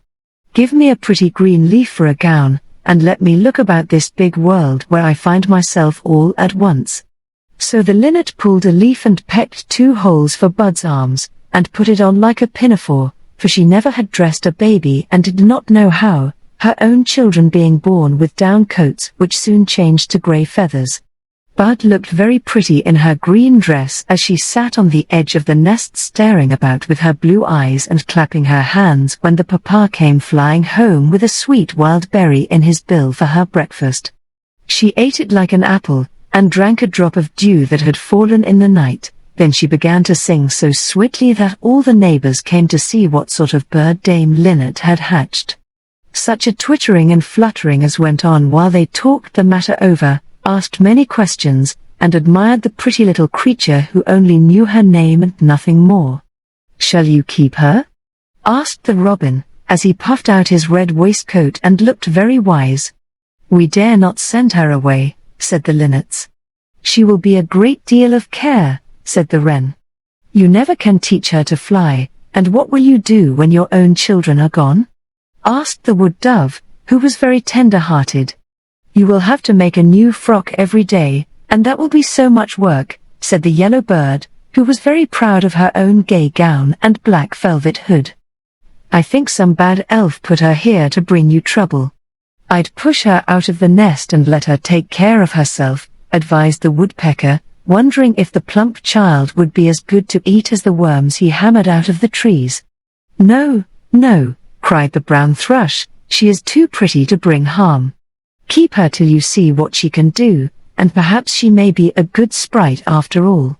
She sings almost as well as I do, and I shall like to add her songs to the many I already know," said the blackbird, who had lovely concerts in the meadow all by himself. "Yes, we will wait a little, and if we cannot decide, by and by we will ask your advice, neighbors," said the linnets, beginning to feel rather proud of the curious stranger, since her coming made such a stir in the wood. The birds flew away, and Bud settled down as one of the family, making herself so pleasant that all loved her and willingly crowded together to make room for her in the nest. The mother brooded over her at night, and made her fresh gowns every day when the old ones withered up. The father brought her dew to wash in and to drink, and flew far and wide to find ripe berries for her to eat, while the young birds were never tired of hearing her sing, watching her dance on the edge of the nest, or learning the pretty plays she taught them. Everyone was very kind and waited patiently to see what would come. But when at last the little birds flew away, the parents wanted to go with them, and did not like to leave Bud all alone. "I'm not afraid," she said, "for now I am strong enough to take care of myself. All the birds know me, and I shall not be lonely. Carry me down to the grass below, and let me run about and find my own food and clothes as your children do. I won't forget you, but you need not trouble about me any more." So Papa Linnet took her on his back, as often before, and flew down to the softest place below, and there they left her with a tender goodbye, for they had to watch over their young ones, who were trying their wings and wandering far and wide. "I shall be taken care of as the flowers are," said Bud, when she found herself sitting on a pebble beside the path that went through the pleasant wood, full of happy little creatures busy with their work or play.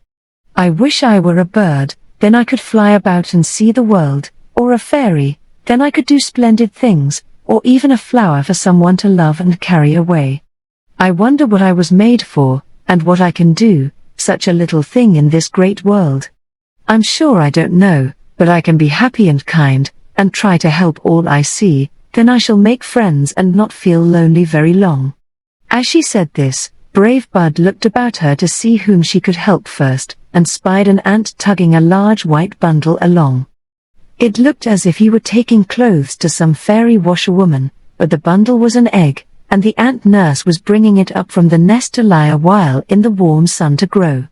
He told Bud all about it when she offered to help, and very gladly let her watch this egg while he and the other nurses went down for many more.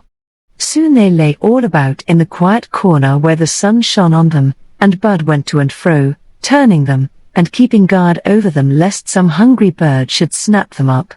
"Now I'm useful," she said, quite happy in her new work, though she was only a nursery maid, and had no wages but the thanks of the busy ants.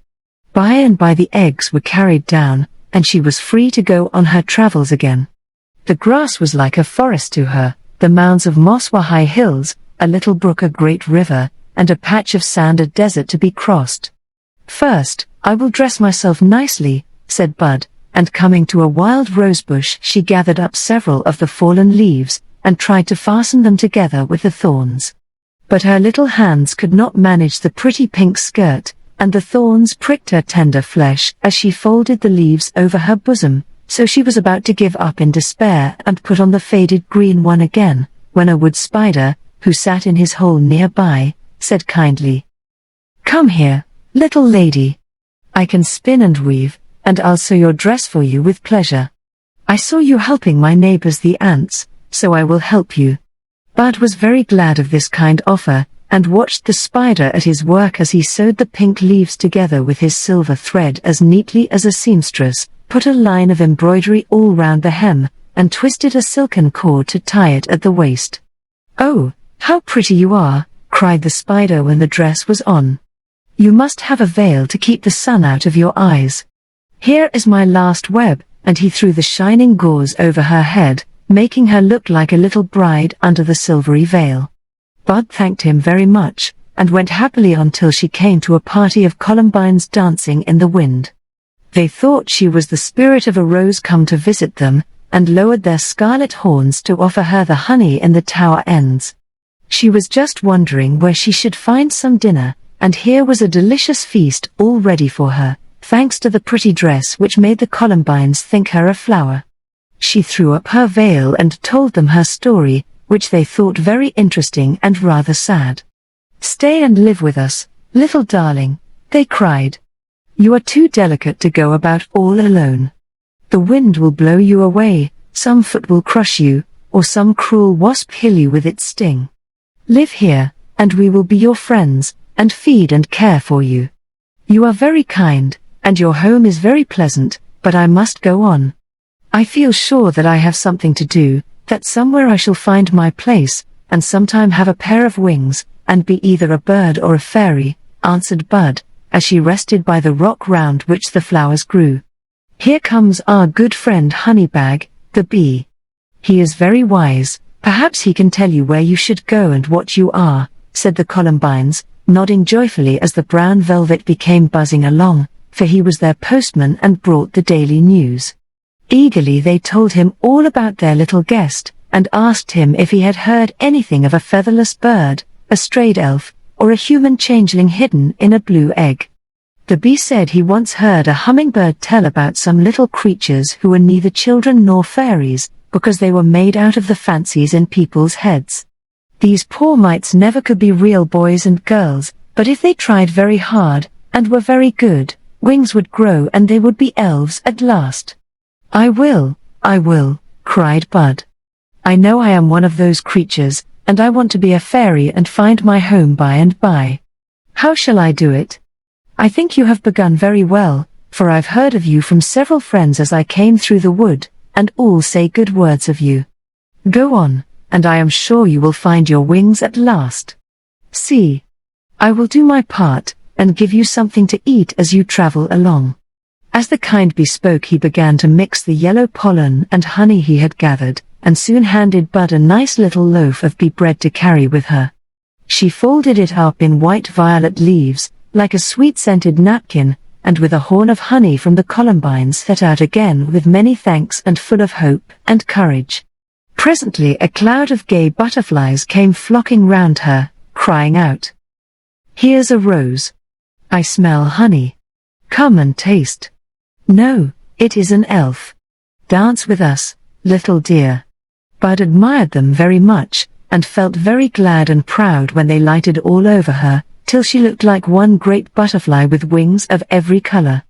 "I cannot play with you because I am not an elf, but if you will carry me on my way toward fairyland, I will give you my honey and my bread, for I go very slowly and want to get along as quickly as I can," said Bud, thinking that these pretty insects might help her. The butterflies were idle things and hated to work, but they wanted the dainty loaf and the flower sweets, so they said they would try to carry Bud and save her tired little feet. They held tightly to her belt, her hair, her frock, and all flew up at once, lifting her a little way above the ground and carrying her along in a cloud of blue and yellow, red and brown wings fluttering as they went. It was hard work, and soon the smaller ones let go, so Bud began to fall, and they were forced to lay her down on the grass while they rested and ate the bee bread every crumb. "Take me a little farther, and then you shall have the honey," said wise Bud, who was anxious to get on, and saw that the lazy flies would leave her as soon as her provisions were gone. "Up again," cried the great black and golden one, and away they went, all tugging stoutly. But though the tiny maid was as light as a feather, they had little strength in either legs or wings, and soon dropped her bump in the dusty path below. "Thanks. Here's the horn, now let me rest and get over my fall," said Bud, making up her mind that her own feet were safest, after all. The butterflies flew away, and the small traveler sat up to see where she was. A dismal groaning caught her ear, and close by she saw a rusty old beetle feebly trying to dig a hole in the sand. "What is the matter?" asked Bud. "It is time to die, and I want to bury myself," but I'm so weak I'm afraid I shall not get my grave ready in time, and then I shall be eaten up by some bird, or crushed by some giant's foot," answered the beetle, kicking and shoveling away as hard as he could. "But if you were dead you would not know it," said Bud. "Stupid child.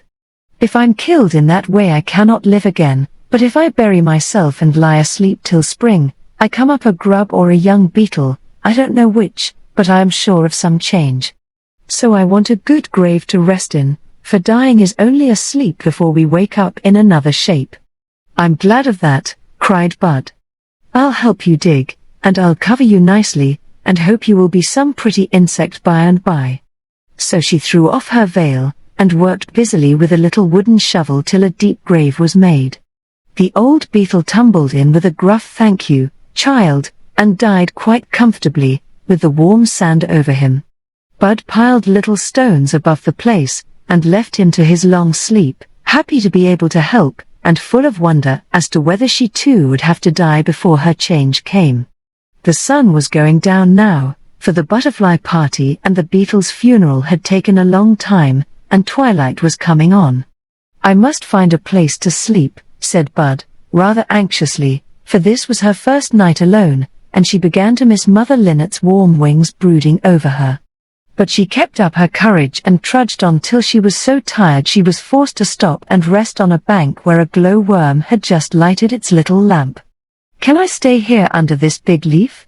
she asked, glad to see the friendly light and bathe her tired feet in the dewy grass. "You cannot go much farther, for the marsh is close by, and I see you have no wings, so you never could get on," answered the worm, turning his green lamp full upon the weary little wanderer. Bud told her story, and was just going to ask if there was anything to eat, for she was sadly hungry, when some very sweet voices called down to her from a tall bush over her head. "Come to us, dear. We are the marsh honeysuckles, cousins of the columbines you met today. Here is supper, with a bed, and a warm welcome for the good little creature Honeybag the bee told us about." Bud put up her arms to a great cluster of white flowers bending down to her, and in a moment lay in a delicious place, full of sweetest fragrance, while the honeysuckles fed and petted and rocked her to sleep before she could half thank them for their kindness. There was time for a good nap and a lovely dream before a harsh voice waked her up, and she heard a bat talking as it hung nearby, with its leathery wings over its eyes to shut out the light of the glowworm still strolling about on the bank. "Yes, the poor little boy wandered into the bog and was nearly drowned," said the bat. "It was that naughty Will-O-Wisp playing tricks again, and leading people out of the right path to splash into the mud. I've scolded him many a time, but he will do it, for he loves to make the woodman and the children think he is the light in their cottage windows till they fall into the marsh, and then he hides and leaves them to get out as they can." "What a wicked fellow," cried Bud, rubbing her eyes and sitting up to listen. "Of course he wouldn't mind you, for he knows you hate light, and he likes to tease you by flashing his lantern in your eyes," said the glowworm. "Yes, I do hate light of all kinds, and wish it were always night," scolded the bat. "I don't. I love sunshine and stars and fireflies and glowworms and all the bright things, so perhaps if I went and talked to Will-O-Wisp he would stop playing these naughty pranks," said Bud, much interested, and feeling that this would be a very good work to do for the dear children. "You couldn't keep him out of mischief unless you told stories all night. He loves tales dearly, but won't stay still and listen unless they are always new and very charming," said the bat, peeping out with one eye to see who the stranger might be. "I know hundreds. For I was born of a fancy, and my head is full of lovely ones, and I sing such merry songs all the birds used to listen to me for hours. If I could only reach this Will-O-Wisp I think I could amuse him till the people got safely home," said Bud. "Come and try, I'll carry you," said the bat, shutting his wings and looking like a black mouse as he crept nearer for Bud to mount. "No, no, stay with us, and don't go to that dismal marsh full of ugly things and bad air," cried the honeysuckles, trying to hold her fast with soft, sticky hands. But Bud was eager to do all the good she might, and bravely mounted her new horse, singing as she flew away. "On the bat's back I do fly after summer, merrily. "She won't do it," said the glowworm, putting out his lamp as he went to bed. "Alas, no. Poor little thing. She will die over there, and never be a fairy," sighed the flowers, looking like sad white ghosts in the dim light. A cloud of fireflies danced over the marsh, where frogs croaked, mosquitoes hummed, and tall yellow lilies rang their freckled bells. The air was damp and hot. A white mist rose from the water that glimmered between the forests of reeds and the islands of bog moss, and sleek muskrats and bright-eyed snakes glided about, while wild ducks slept with their heads under their wings in quiet corners. A strange, shadowy place, and Bud's heart died within her as she thought of staying here alone. But she did want to see if she could make the bad Willy behave better and not lead poor people into danger, so she held fast while the bat skimmed to and fro looking for the naughty fellow. Soon he came dancing toward them, a dark little body with a big head like a round lantern, all shining with the light inside. "What have you brought me, old Leatherwing? A pretty bride to cheer up the marsh, or an elf to dance at my ball tonight?" he said, looking at Bud with delight as she sat on the dusky bat, with her pink dress and silvery veil glimmering in the brightness that now shone over her like moonlight. "No, it is a famous storyteller, come to amuse you when you are tired of whisking about and doing mischief. Be very polite or I will take her away again," answered the bat, setting Bud down on a small green island among the bulrushes and tall marsh moss. "Let us hear one. Stop croaking, Speckleback, and do you ladies quit dancing while I listen. Go along, Leatherwing, she shall stay till tomorrow and see what she can do," said Willy Wisp, seating himself near Bud, while the frogs grew still and the fireflies settled on the leaves like little lamps, making the island as light as day. "It is late now, so when you hear the clock strike 12 you can stop and go to sleep, for the people will all be safe at home and Willy can do no harm. I'll come again soon. Good night." And away skimmed the bat, glad to find the darkest part of the marsh and hunt gnats for supper. Bud immediately began to tell the story of the merry cockchafer, and it proved so very interesting that soon a circle of frogs surrounded the island, laughing with their great mouths and winking their bright eyes as they listened. The wild ducks woke up and came to hear also. A water snake glided nearer, with his neighbor the muskrat, while the fireflies grew so thick on the reeds and moss that everything sparkled, and Willy Wisp nodded his bright head joyfully as he sat like a king with his court about him. Just in the most exciting place, when the cockchafer and the stag beetle were going to fight a duel about the lovely white moth, the clock struck 12, and Bud, who was very tired, stopped short, saying, "I will finish tomorrow at twilight. The last part is the best, for the ladybug and the wicked grasshopper do terrible things in it." They all begged eagerly for the end, but Bud was hoarse and must go to sleep, so everyone went away to talk about this new and charming creature who had come to make the long nights pleasant.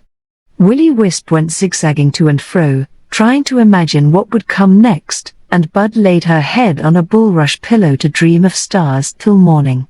She was rather troubled, when daylight came, to find herself a prisoner, for deep water was all round her island, and there was no way of escaping. She asked a pretty white duck to take her to a larger place, for here there was nothing to eat but the soft green buds of the sweet flag and the little sour balls of the wild cranberry vines. "I'm not a steamer, and I don't carry passengers," answered the duck, paddling away, for he wanted Bud to stay and tell more tales. So there she had to live for many days, watching the long-legged herons as they stalked about fishing in the pools, seeing how the rats built their curious houses, the frogs leapt and dived, the snakes glided to and fro, and the ducklings ate flies all day long. She talked with the yellow lilies, learned the song of the whispering reeds, and climbed up the tall stems of the bulrushes to look out over the marsh and long to be on the firm ground again. The bat forgot to come and see her, and Willy grew so fond of her stories that he would sit for hours while she told them, so no one came to harm, and Bud felt that she was really doing a good thing all alone there in the dreary bog. Everyone loved her and wanted her to stay, but by and by the summer was over, the fireflies died, and Willy Wisp grew pale and lazy and fell asleep easier each night, as if he too were ready to fade away till hot weather should make him lively and bright again. "Now I might go if I could find any friend to help me," said Bud, when the wild ducks said goodbye and the herons stalked away. "I will help you," said a water snake, popping his head up with a kinder look than one would fancy such fiery eyes could wear. "You," said Bud, much surprised, for she had never liked the snake very well, though she had always been kind to him. "I am your friend if you will have me. No one cares for me, I am so ugly and have had a bad name ever since the world began, but I hope when I shed my skin I may be handsomer or changed to something better, so I try to be a good snake and do what I can to make my neighbors happy. Poor thing. I hope you will be a pretty green adder, and live among the flowers like one I once knew. It must be hard to be contented here, and you are very kind to want to help me," said Bud, laying her little warm hand on the ugly head of the snake, who had crept up to bask in the sun. That pleased Forked Tongue very much, for no one ever petted him, and his eyes shone like jewels as he coiled his slender body nearer Bud's feet, and lifted up his head to answer her. "You want to go away and you shall. We shall all miss you sadly, but it will soon be cold and you need stay no longer, so I will ask my friend Sleek to gnaw these strong rushes till they fall and make bridges across the pools. You can go safely over them and find some warm, pretty place to live in till the summer comes again." "That is a fine plan. Thank you, dear friend, let us do it at once while Willy is asleep and no one sees us," cried Bud. So Sleek the muskrat came and made a road for her from one tuft of grass to another till she was safely on the land. Then she bade these ugly but kind friends goodbye, and gladly ran about the pleasant field where autumn flowers were going to seed and dead leaves falling fast. She feasted on wild grapes, dried berries, and apples fallen from the trees since the harvest was carried in. Everything was getting ready for winter, and Bud was glad to make herself a warm suit of mullen clothes, with a little hood of thistledown. She was fitting beechnut shells on her tiny feet for shoes when a withered plant nearby called out to her. "Are you going far, that you put on new clothes and stout boots, little stranger? I must travel till I find my own country, no matter how far away it is. Can I do any errand for you?" asked Bud, kindly. "Yes. Will you carry these seeds of mine to the great meadow over there? All my friends are there, and I long to be at home again. Someone picked me last spring and dropped me here. But I did not die, I took root and bloomed here, and must always stay unless someone will take my seeds back. Then I shall come up in my own place next spring and be a happy flower again." "I will do it," said Bud, "but I thought the wind took your seeds about for you. Some are too heavy.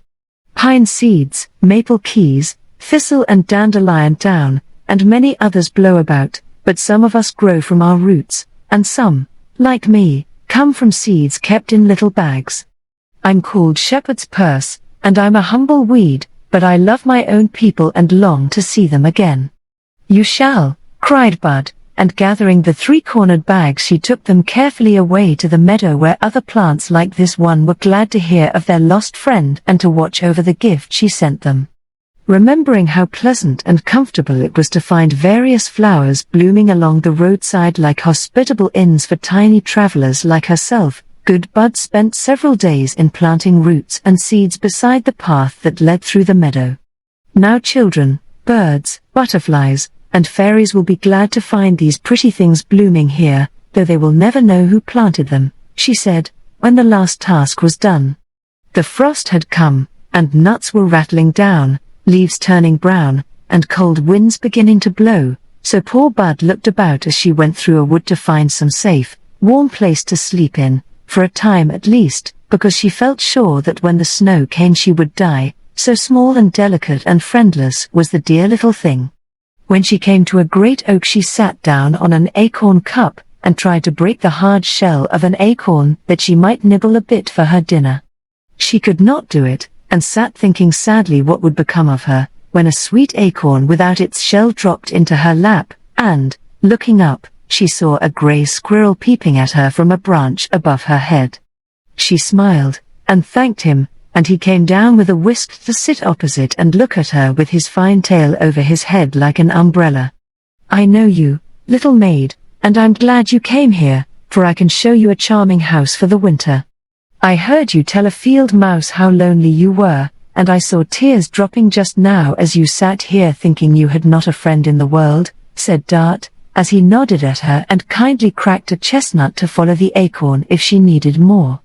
"Everyone is very kind to me, but everyone seems to go to sleep when autumn comes, so I felt alone and sad, and expected to die in the snow. But if I can find a cozy place to live in till spring I shall be very glad, and will do anything I can to pay for it," answered Bud, much comforted by her good dinner and a kind word.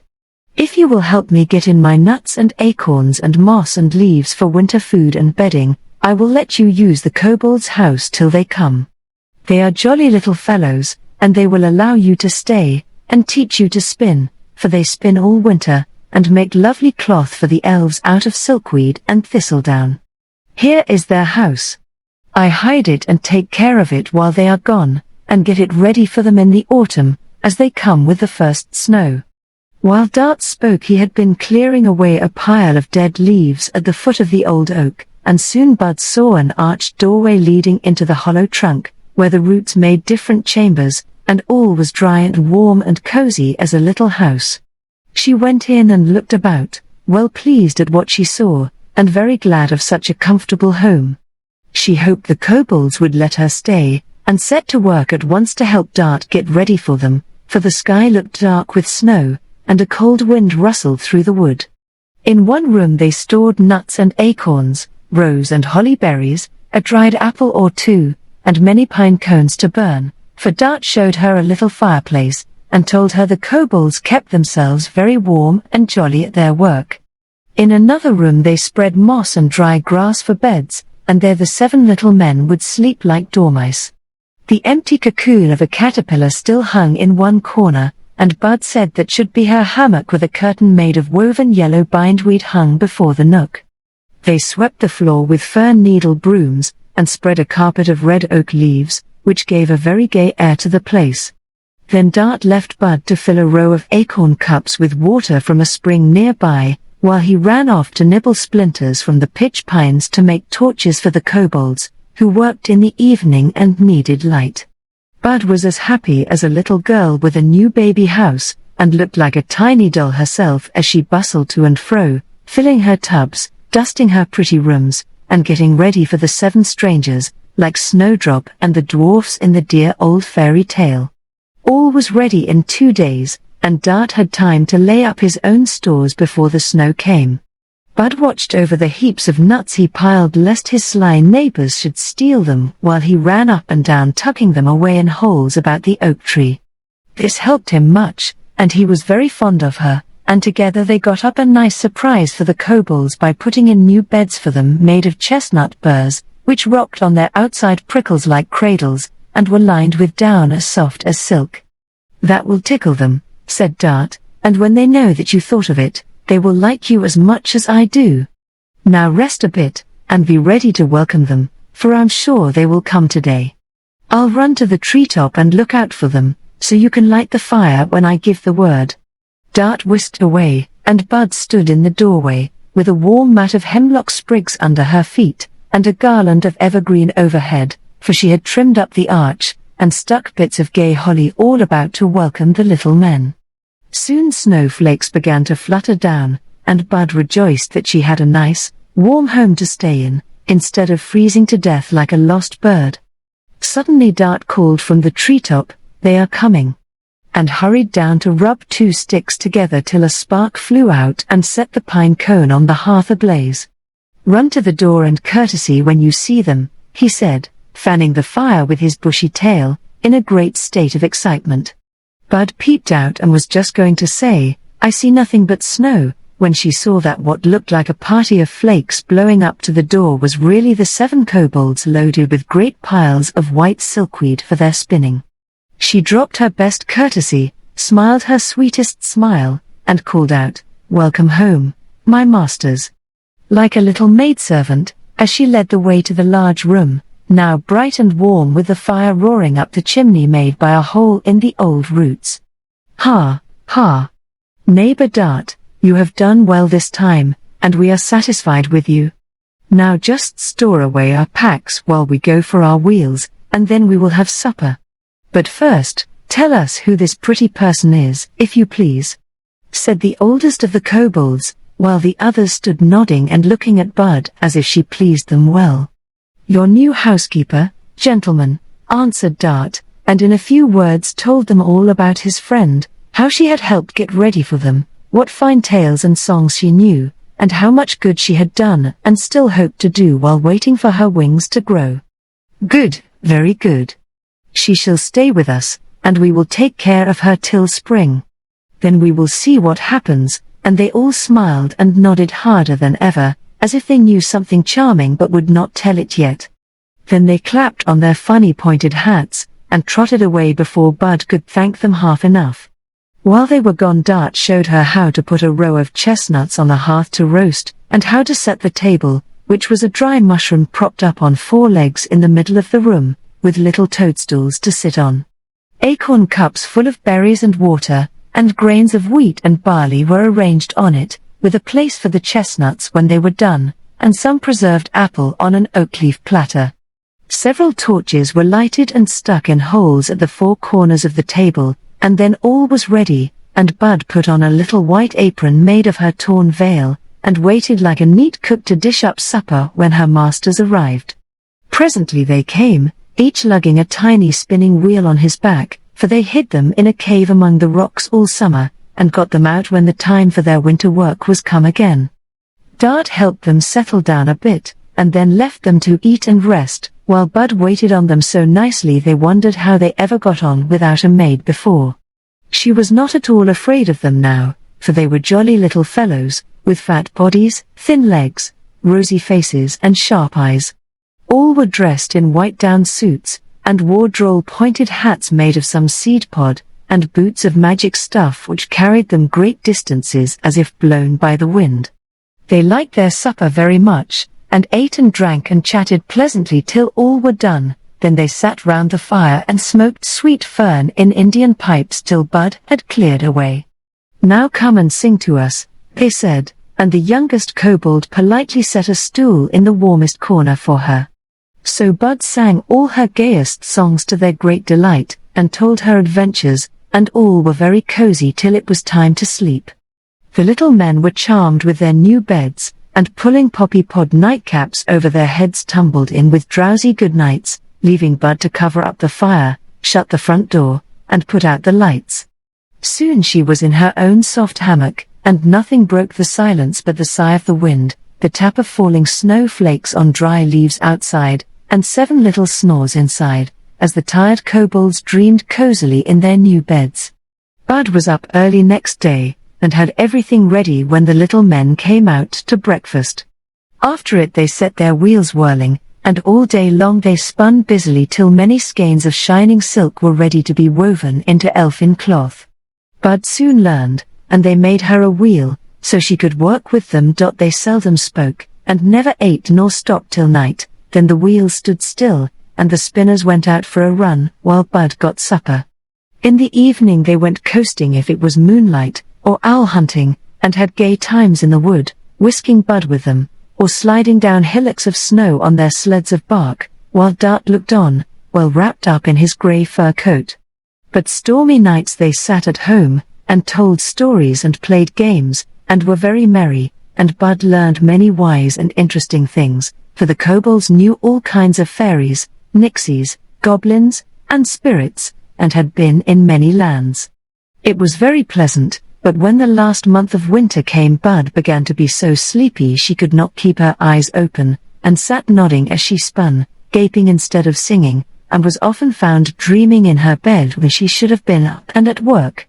She was much troubled about it, but could not help it, and the kobolds only laughed, slyly felt of her shoulders, and told her to sleep away, for their work was nearly done and they did not need her. One morning Bud did not wake up at all, and when the little men peeped at her there she lay rolled up in her hammock very like a chrysalis in its shell. "All right," laughed the imps, nodding at one another, "Let her sleep while the wings grow, and in May she will wake up to a prettier surprise than the one she gave us." So they finished their work, packed up the silk, and as soon as the snow was gone they hid their wheels, had a farewell feast with Dart, and departed, begging him to watch over Bud, and have their house ready for them next year. Day after day the grass grew greener, the buds larger, the air warmer, and the world more beautiful as spring flew over it, but Bud still lay asleep in her little bed, and the faithful squirrel went every morning to see that she was safe.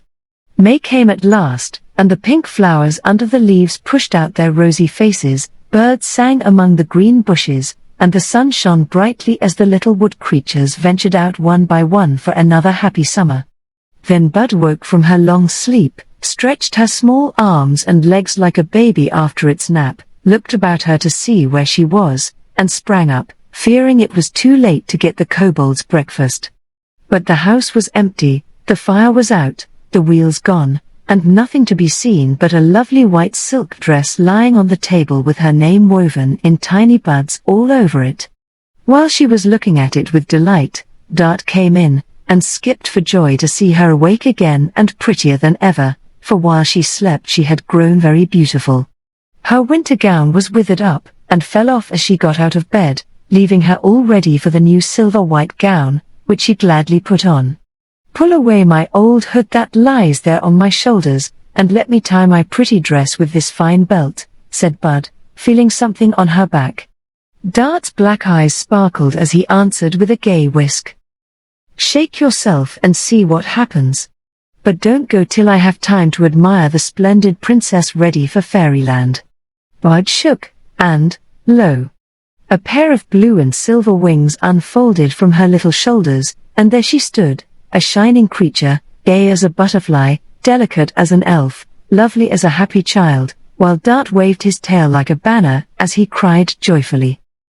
"The kobold said it would be so because you tried so hard to be and do good. Now you can go home and lead a happy life in fairyland." Bud could only clap her hands and laugh for joy, and try to see the beautiful wings she had worked and waited for so long. "Thank you very much for all your kindness to me, dear Dart. I will come again and see you and the little men if I can. Now I must go and try to fly before I set out for home," she said, and hastened to the door, where wood violets were watching for her with eager blue eyes, while the robins, wrens, and linnets sang to welcome her. There was no need to learn how to fly. The lovely wings lifted her lightly up, and away she went like a newborn butterfly glittering in the sunshine. It was so delightful that she could hardly bear to come down to the earth again, so she perched on a high branch of the old oak and took a peep at Dart's home before she said goodbye to him. "How shall I find my way to fairyland?" she asked, eager to be off, for the longing was stronger than ever in her heart. "I have come to show you the road," answered a shrill small voice, as a splendid hummingbird lit on the branch beside her, its breast sparkling like a jewel, and its long bill full of honey, while its quivering wings made the softest music. "I am ready. Goodbye, dear friends. Goodbye, great world. I love you, but I must go to my own people," cried Bud, and with a flash of the blue and silver wings she was gone. But for many a winter's night her story was told by the kobolds as they spun around their fire, and for many a long day did bird and bee, beetle, ant, and flower, love and remember little Bud. 11. The Flower's Story. Marian had been ill, and was still so weak that she had to lie on her bed many hours each day trying to sleep and rest. One winter afternoon when the snow fell quietly outside and the room was very still, with Nurse dozing in her chair, the kitten purring on the rug, and nothing new or pretty to look at but a bunch of pansies in a glass beside the bed, Marian said to herself with a sigh, "If I only had someone to tell me a story I should be able to get through this long day without fretting. But Mama is away, Nurse is tired, and I know all my books by heart, so what can I do, since I'm too tired to play with my dolls?" No one answered this important question, and Marian sighed again as she turned to look at the other side of the room, hoping to discover some help or amusement in that direction. The queer ladies on the great Japanese fan over the glass stared at her with their small eyes, but seemed too busy drinking tea out of red and yellow teapots to take any interest in the pale little girl on the bed. The pins sat primly in the blue satin cushion as usual, but neither the pearl fly, the golden rose-headed one, nor the funny morning brooch nurse was so fond of, with hair in it, and a picture of a fat baby at the back, could amuse Marion now. The dolls lay piled up in the cradle, with their poor arms and legs sticking out in all directions, sadly neglected by their little mamma, while the dear books upon the shelves had been read so often lately that they had nothing new and pleasant to offer now. Oh dear! I wish the birds on the wallpaper or the children in the pictures hanging round my room could sing and talk to me. I've been so good and patient, I really think someone ought to take pity on a poor little sick girl and do something to please her, said Marion, with a third sigh, heavier than the others. It made such a breeze that it blew one of the flowers out of the glass. Marion took it up and looked at it, ready for any playmate, even a lady's delight. It was a very pretty one, and showed such a smiling face among its dark and bright petals that the child felt as if she had found a friend, and kissed it softly, being rather tender-hearted just then as well as lonely. To her great surprise the flower nodded at her, and then a faint, sweet voice said, as she still held it close to her face, "Now I can speak, and am very glad to come and amuse you, for we have been pitying you very much, because we also are lonely and homesick so far from our own people. Why, you dear little thing, how lovely it is to hear you talk and see you smile at me. Please tell me all about yourself.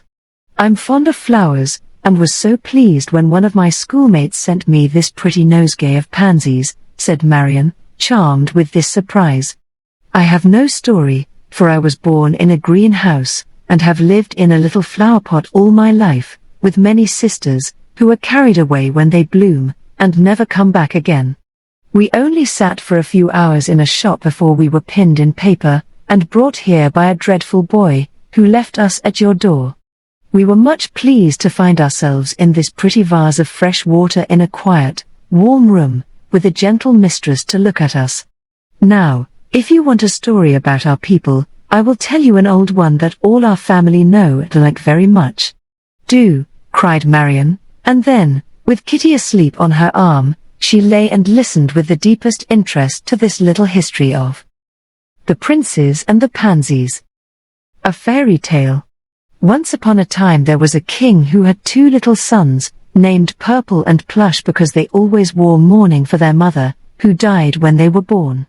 The king would not wear purple, which is the proper color for royal sorrow. He was a very selfish man, and cared only for his own comfort, so he lived in his splendid rooms, and amused himself among his books, quite lazy and contented in his green velvet dressing gown and red cap, sleeping a great deal, reading, and drinking wine so that he might forget the loss of his beautiful queen.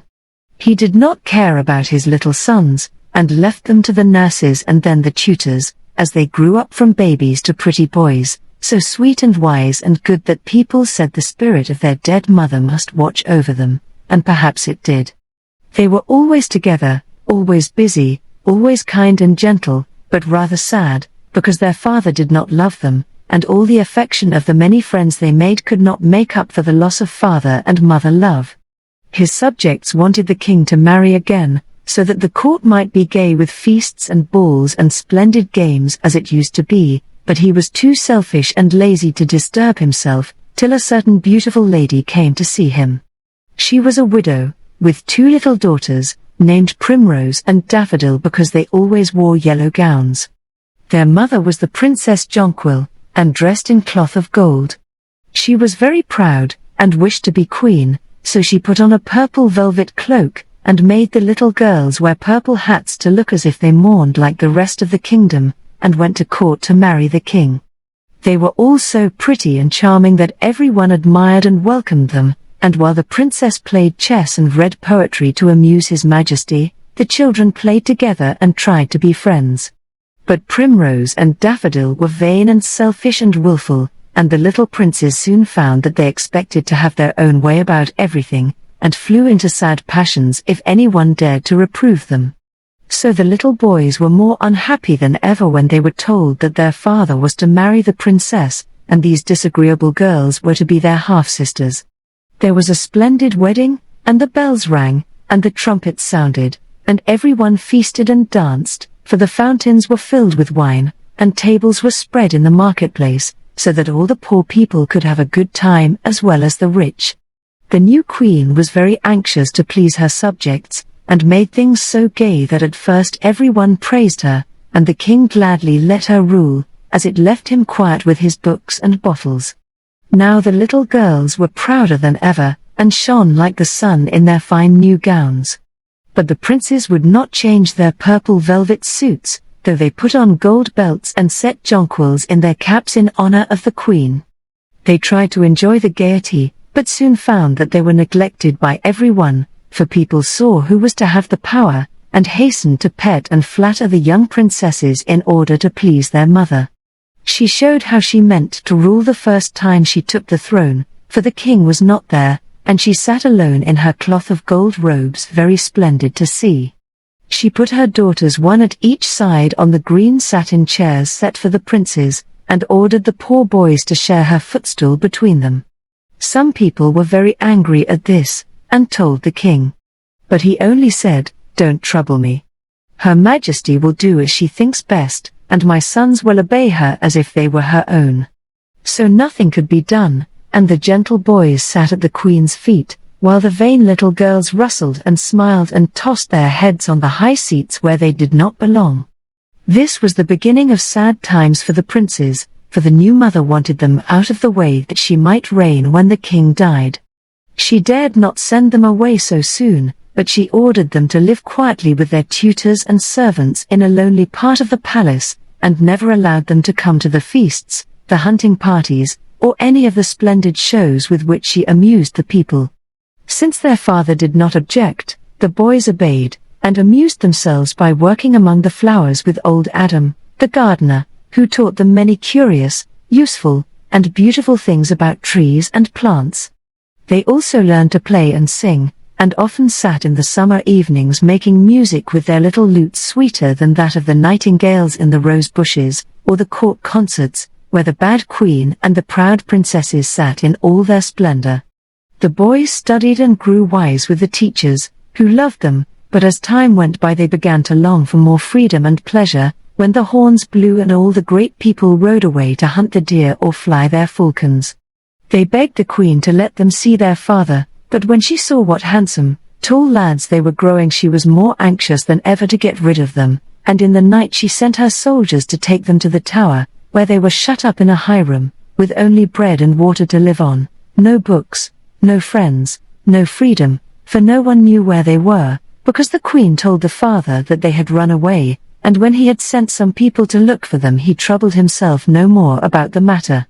So they lived for a year all alone in the tower, but they were not very unhappy, for the sun smiled in at them, birds built nests in the ivy that covered the grey walls, and the wind sang them to sleep as it roared or whispered round their high room. They loved and cheered each other, and kept up their courage till one day no bread and water was put in at the little wicket of the door. For 3 days no food came, and then they knew that the wicked queen meant to starve them to death. People thought them lost, and all but the few who were faithful forgot the princes and obeyed the queen, who now ruled over them like a tyrant, while her daughters grew more proud and selfish every day, and the old king slept most of the time, careless of everything but his ease. "Now, brother, we must escape, for it is plain that no one will help us, so we will help ourselves," said Purple bravely, resolving not to starve to death to please a cruel stepmother. "We will," cried Plush, "but how can we get out of this high tower with no ladder?" "We will make one. I've often planned it all, but thought it our duty to obey. Now it is right to take care of ourselves, and try to reach our father if we can. Let us braid ropes of the straw of our beds, the blankets and sheets, and as many of our clothes as we can spare.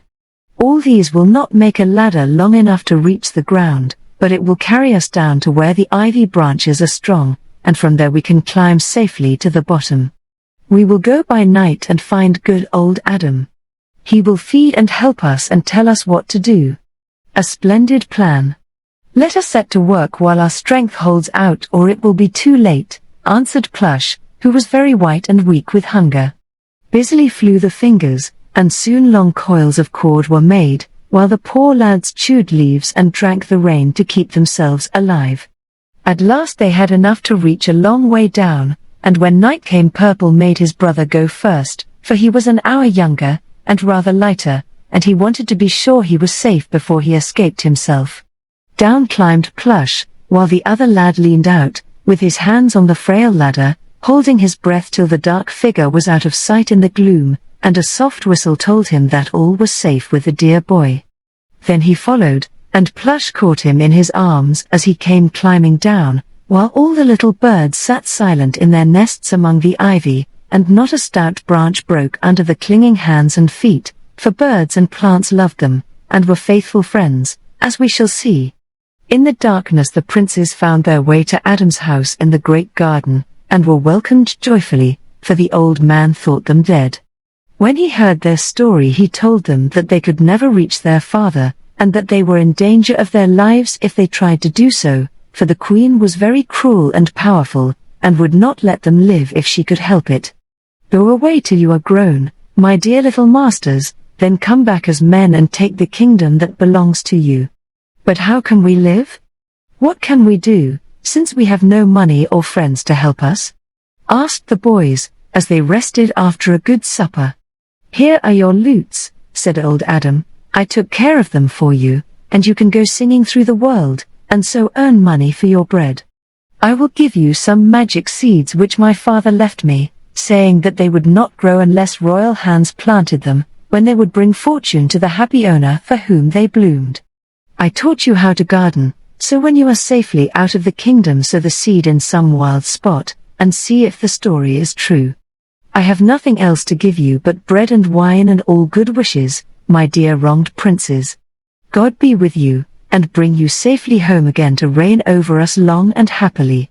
The brothers thanked him heartily, and at dawn stole out of the city with their lutes at their backs, wallets of food at their sides, and each wrapped in a russet mantle made out of Adam's old cloak. Freedom and fresh air soon gave them back their strength and courage, and when they were at a safe distance from home they began to sing and play in the villages as they traveled along. With their faded suits, bonny faces, and gentle manners, they were a charming pair of young troubadours, and everyone was glad to listen to the sweet music they made. Rich people threw silver into the caps they held up when the songs were done, and poor people gladly gave them food and bed since they had no money to give. In this way they got on very pleasantly through the winter, for in that country there was no snow, and the lads grew strong and brave trudging over hill and dale, with no enemies but wind and rain to fear, and leaving many friends behind them. They liked the free life, though it was hard, but they never forgot that they were princes, even when their purple suits were in rags and the russet cloaks worn out. Nothing mean or selfish, cruel or unjust, ever disturbed the peace of their honest hearts and clean consciences, and many generous acts, gentle words, and brave thoughts made the beggar lads kings of themselves at least, and very rich in the blessings of those whom they so kindly helped and comforted. When spring came they were far from home, and felt that it was time to try the fairy flowers. So they chose a sunny spot on a lonely moor, where the earth was rich, and a brook kept it moist, and no one cared what they did, and there they planted the seeds and tended them carefully. While waiting for the blossoms they built a hut of green branches, and lived on wild berries, the rabbits they snared, the fish they caught, and the black bread they bought of an old woman who came to look for herbs. They had saved a little money, and when that was gone one of them would wander off for a few days singing some more into the bag, while the other watched over the bed of tender plants fast growing green and strong. They wondered what the magic flowers would be, and often feared that they would never bloom, it was so long before any buds appeared. If no flowers come we shall know that we are not the right gardeners, though we are royal, said Purple, as he watered the bed one day. Then we will go on singing till we get round the world, brother. By that time we shall be men and can fight for our kingdom, answered Plush, weeding busily in among the low plants that spread far and wide with large tightly folded buds on all of them. Our old neighbor, the herb woman, is very curious about this plot of ours, and wants to know what we are going to raise here. I told her we did not know, but when the flowers came she might see them, because she is very wise, and this may be some new herb which will cure the sick. That would be a pleasant thing to do, even if we never made a fortune. Indeed it would. I'd rather make people happy than be a king, and so would you, brother. As the boys spoke, a very sweet perfume filled the air, and all the leaves rustled softly as if the south wind stirred them. Then everything was still again, and the larks twittered high above their heads as if they were telling some good news to the beautiful blue world far above the clouds. Next morning, when the princes went to their garden, lo! It was all in bloom, and lay there like a gold and purple carpet fit for a king. The flowers were pansies, but such as were never seen before, for these were very large and all alike, looking like little faces, half sad, half cheerful, as the yellow and the dark leaves framed them in. They were very sweet, and as they nodded in the wind seemed to be whispering something to one another so interesting that the lads longed to know the pretty story they were telling. "What can we do with them, and how can they bring us good luck?" said the elder brother, looking seriously down at the lovely things. "Enjoy them first, then sell them in little posies, and so make money, for they are the finest ever seen, and people will be glad to buy them," answered the younger, as he began to gather the great beauties at his feet. "So we can, and keep the seed, and go on planting and selling till we are rich. It is slow work, but we learn to be patient in the tower, and will wait to see what fortune Heartsease is to bring us," said Prince Purple, going down on his knees before a group of lovely flowers, who bent as if glad to be gathered by such gentle hands. "Heyday! What have we here? Surely you are fairy gardeners, my sons, to bring such splendid blossoms out of this wild moor," said a cracked voice behind them, as the old herb woman came hobbling up with her apron full of mushrooms and her basket of sweet-smelling roots and leaves. "Only pansies, mother, for the market," answered Plush, looking up with a smile. "See how sweet they are. You shall have the first because you are so kind to us," added Purple, offering her a bunch of them as gallantly as if he were kneeling to a queen instead of an old woman as brown and wrinkled as a withered leaf. "Good lads. I'll be still kinder and read the story these fine flowers are trying to tell," she said, as her eyes shone and her skinny hands turned the pansies to and fro. "I can read all plants, and so I learn many strange things. See if you understand this sad tale, for this is what is written on these flowers, and it must be true, for they cannot lie." The princes drew nearer and watched curiously as a trembling finger pointed out the different parts while the old woman spoke, glancing into their telltale faces now and then. "There are 5 leaves. This great golden one sits alone on her green seat at the top. These 2 smaller yellow ones, with a touch of purple in them, sit on either side, but these 2 purple ones have only 1 seat between them, though they are the handsomest of all. Now look here in the middle, and see this little image like a man in a green gown and a red cap hiding away in the warmest, safest place with a bag of seeds which will ripen by and by if he will let the sun in. Come now, do you see any meaning to that, my sons?" asked the old soul, with a sharp look at the boys, who blushed and smiled and sighed, but could not speak, for here was their own sad story truly told in the magic flower. The herb woman nodded wisely, but only said in a kind tone, as she put the posy in her bosom, "Heartsease won't grow for everyone, but all the world wants it and will pay well for it, so sell your pansies, lads, and earn a fortune worth having. I'll be in the marketplace when you come, and say a good word for you, though you don't need it with such bonny faces and gentle ways of your own." Then she went away, and the wondering princes made haste to pick all the flowers that were in bloom, tying the bunches up with sweet-scented grass, and laying them in baskets of green rushes which they had made. A pretty sight it was, for the little pansy faces seemed to smile up at whoever looked, the sweet breath called out, "Come and buy us," and the dew sparkled on the leaves like diamonds on the gold and purple robes of some queen. When the princes came to the town they stood in the marketplace and cried their wares like the other people with fruit and vegetables, but their faces were so noble, their voices so clear, their flowers so large and beautiful, that in spite of their poor clothes and humble work, everyone who saw and heard them felt that there was something strange and interesting about the fine boys who called so sweetly. Heartsease. Here's fresh heartsease. Pull by. Pull by. All who passed were charmed with the great pansies, for the like had never been seen in that country, so the baskets were soon empty, and more than one bit of gold shone among the copper and silver coins in their pockets, because the rich as well as the poor hastened to buy heartsease.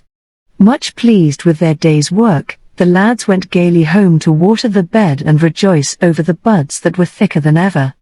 After that they sold flowers all summer long, for the magic pansies kept on blooming till the frost came, and everyone who bought them discovered that they really did bring comfort and happy thoughts, and this made high and low eager to get them.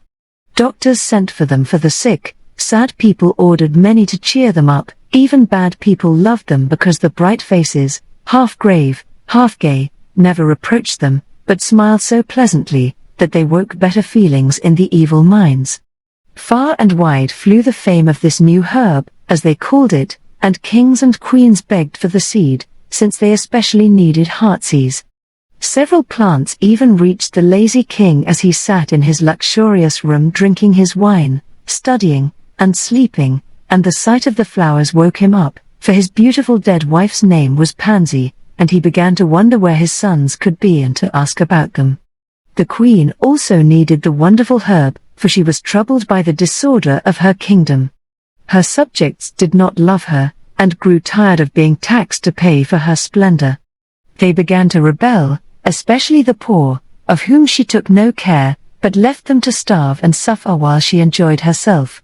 Even the rich and noble people became discontented and wanted to be still richer and nobler, and quarreled among themselves, and hinted that she had killed or banished the princes, who ought to be ruling, and would now do it better than she did.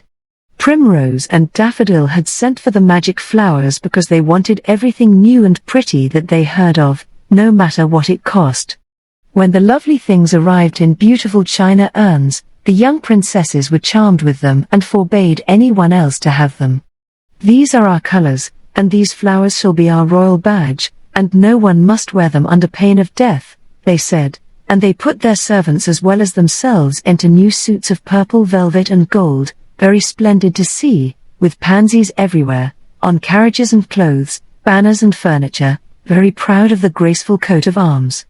But they, like their mother, soon found that the name meant something more than a pretty flower, for pensée is the French for a thought, and into their careless minds came thoughts of all the harm they had done, as if the breath of the new-fashioned violet reproached them, while the sweet little faces recalled the sad ones of the banished boys whose places they had unjustly taken.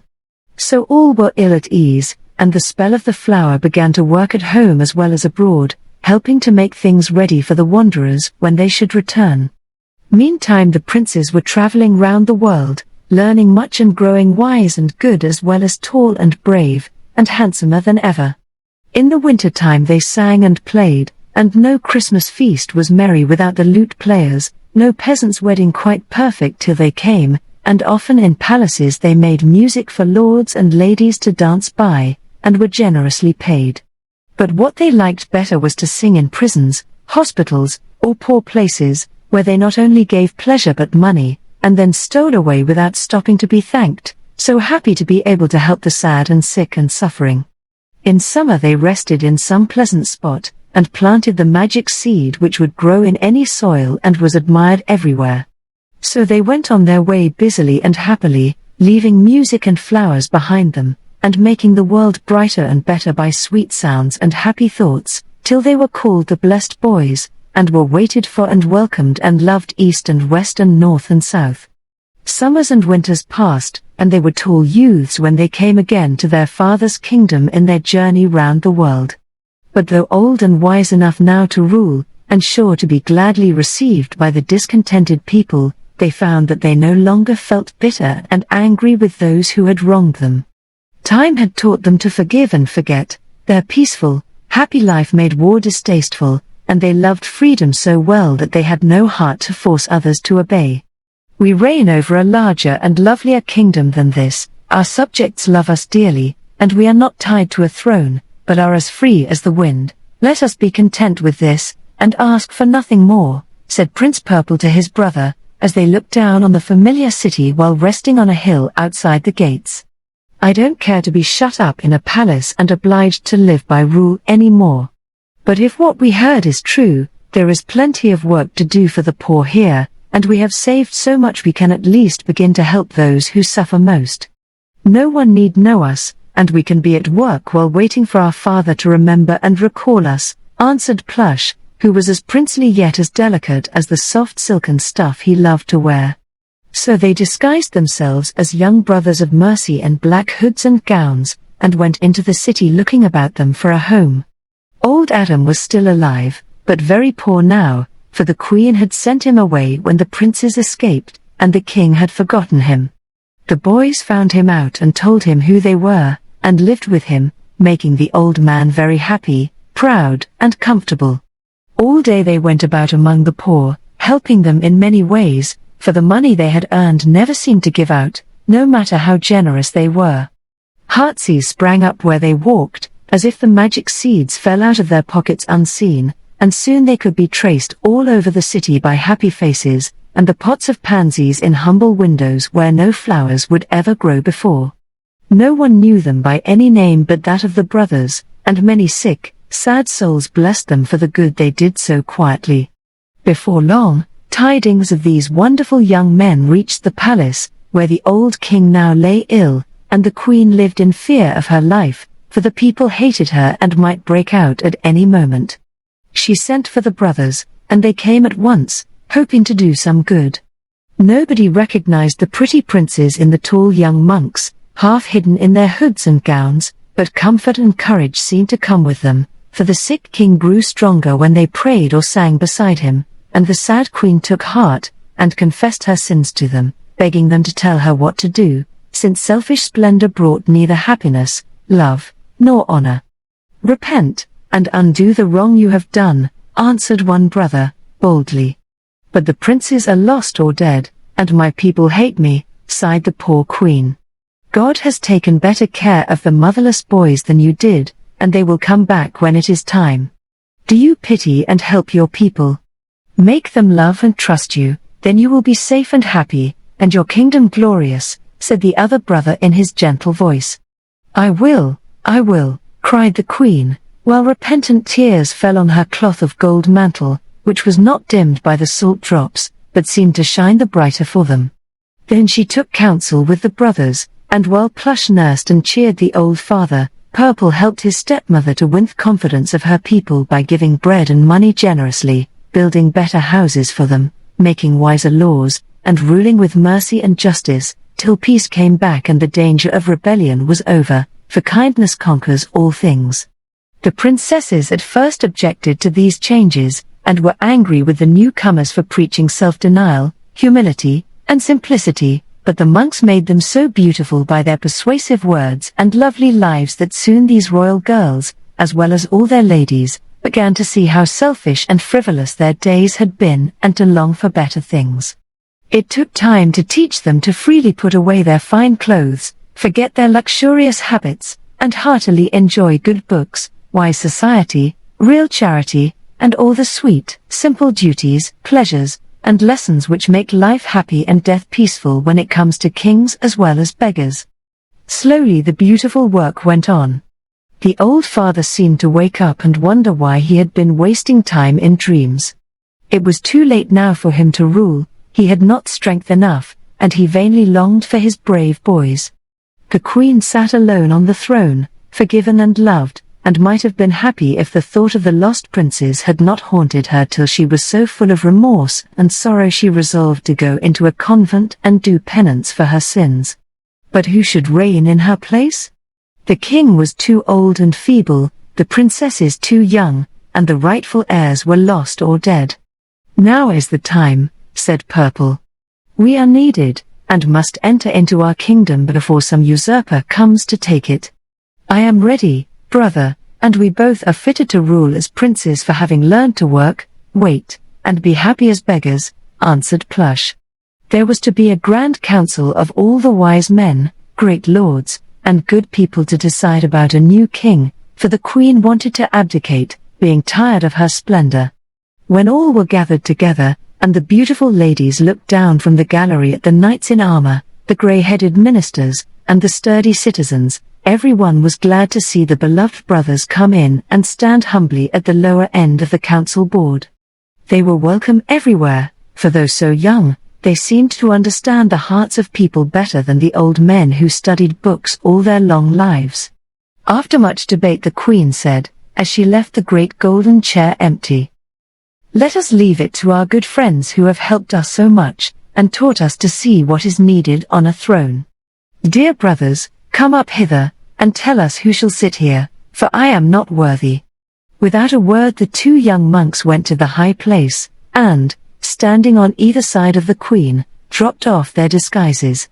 There, brave in purple velvet suits, with the golden heads and handsome faces of the royal boys, older and graver, but still the same, there were the lost princes, come to their own at last. People were so startled that for a moment no one spoke or stirred, all stood up and stared silently while Purple said, with a smile and gesture that won their hearts, "We are ready to take our rightful places, if you need us, glad to forget the past, forgive our wrongs, and try to make the future happier for all. We have been prisoners, beggars, gardeners, minstrels, and monks in our long wanderings. Now we are princes again, more fit to rule because of the hard lessons we have learned, while time and poverty and pain have taught us the value of patience, justice, courage, and mercy." As he ended, a great shout greeted them, and the queen fell at their feet praying for pardon, while Primrose and Daffodil hid their faces, remembering the cruel things they had said and done. There could be no doubt that the princes were welcome home and well beloved, for soon all over the city flew the glad news. Bells rang, bonfires blazed, people danced and sang, and feasts were spread in palaces and cottages in honor of the blessed boys. The old king was startled wide awake, and so delighted that he got straight out of his bed, cured of all his ills but age, as if by magic. The queen smiled again, and felt that she was forgiven. Penitent Primrose and Daffodil grew as sweet and gay as the flowers they were named for, and the princes fell in love with them in the good old fairy tale fashion. Everything was all right now, and the kingdom soon looked like a great garden of pansies, for the chosen flower blossomed everywhere, and rich and poor loved it. Before long 2 splendid weddings were seen at court, and a new throne was made, I.THE, for on it sat the twin kings with their young wives beside them. The old king abdicated at once, and the queen was so tired of reigning that she gladly devoted herself to her husband, both enjoying the happiness of their children, who ruled long and well over Pansyland, for they gave that name to their country out of gratitude to the flower that brought them friends and fortune, wisdom and heartsease. "That is a pleasant story, and I shall remember it," said Marion, as the teller leaned down to refresh itself with a sip of water after the long tale. "Remember also what it means, my dear," said the flower in its sweet voice. "Learn to rule yourself, make your own little kingdom a peaceful, happy one, and find nothing too humble to teach you a lesson, not even a lady's delight."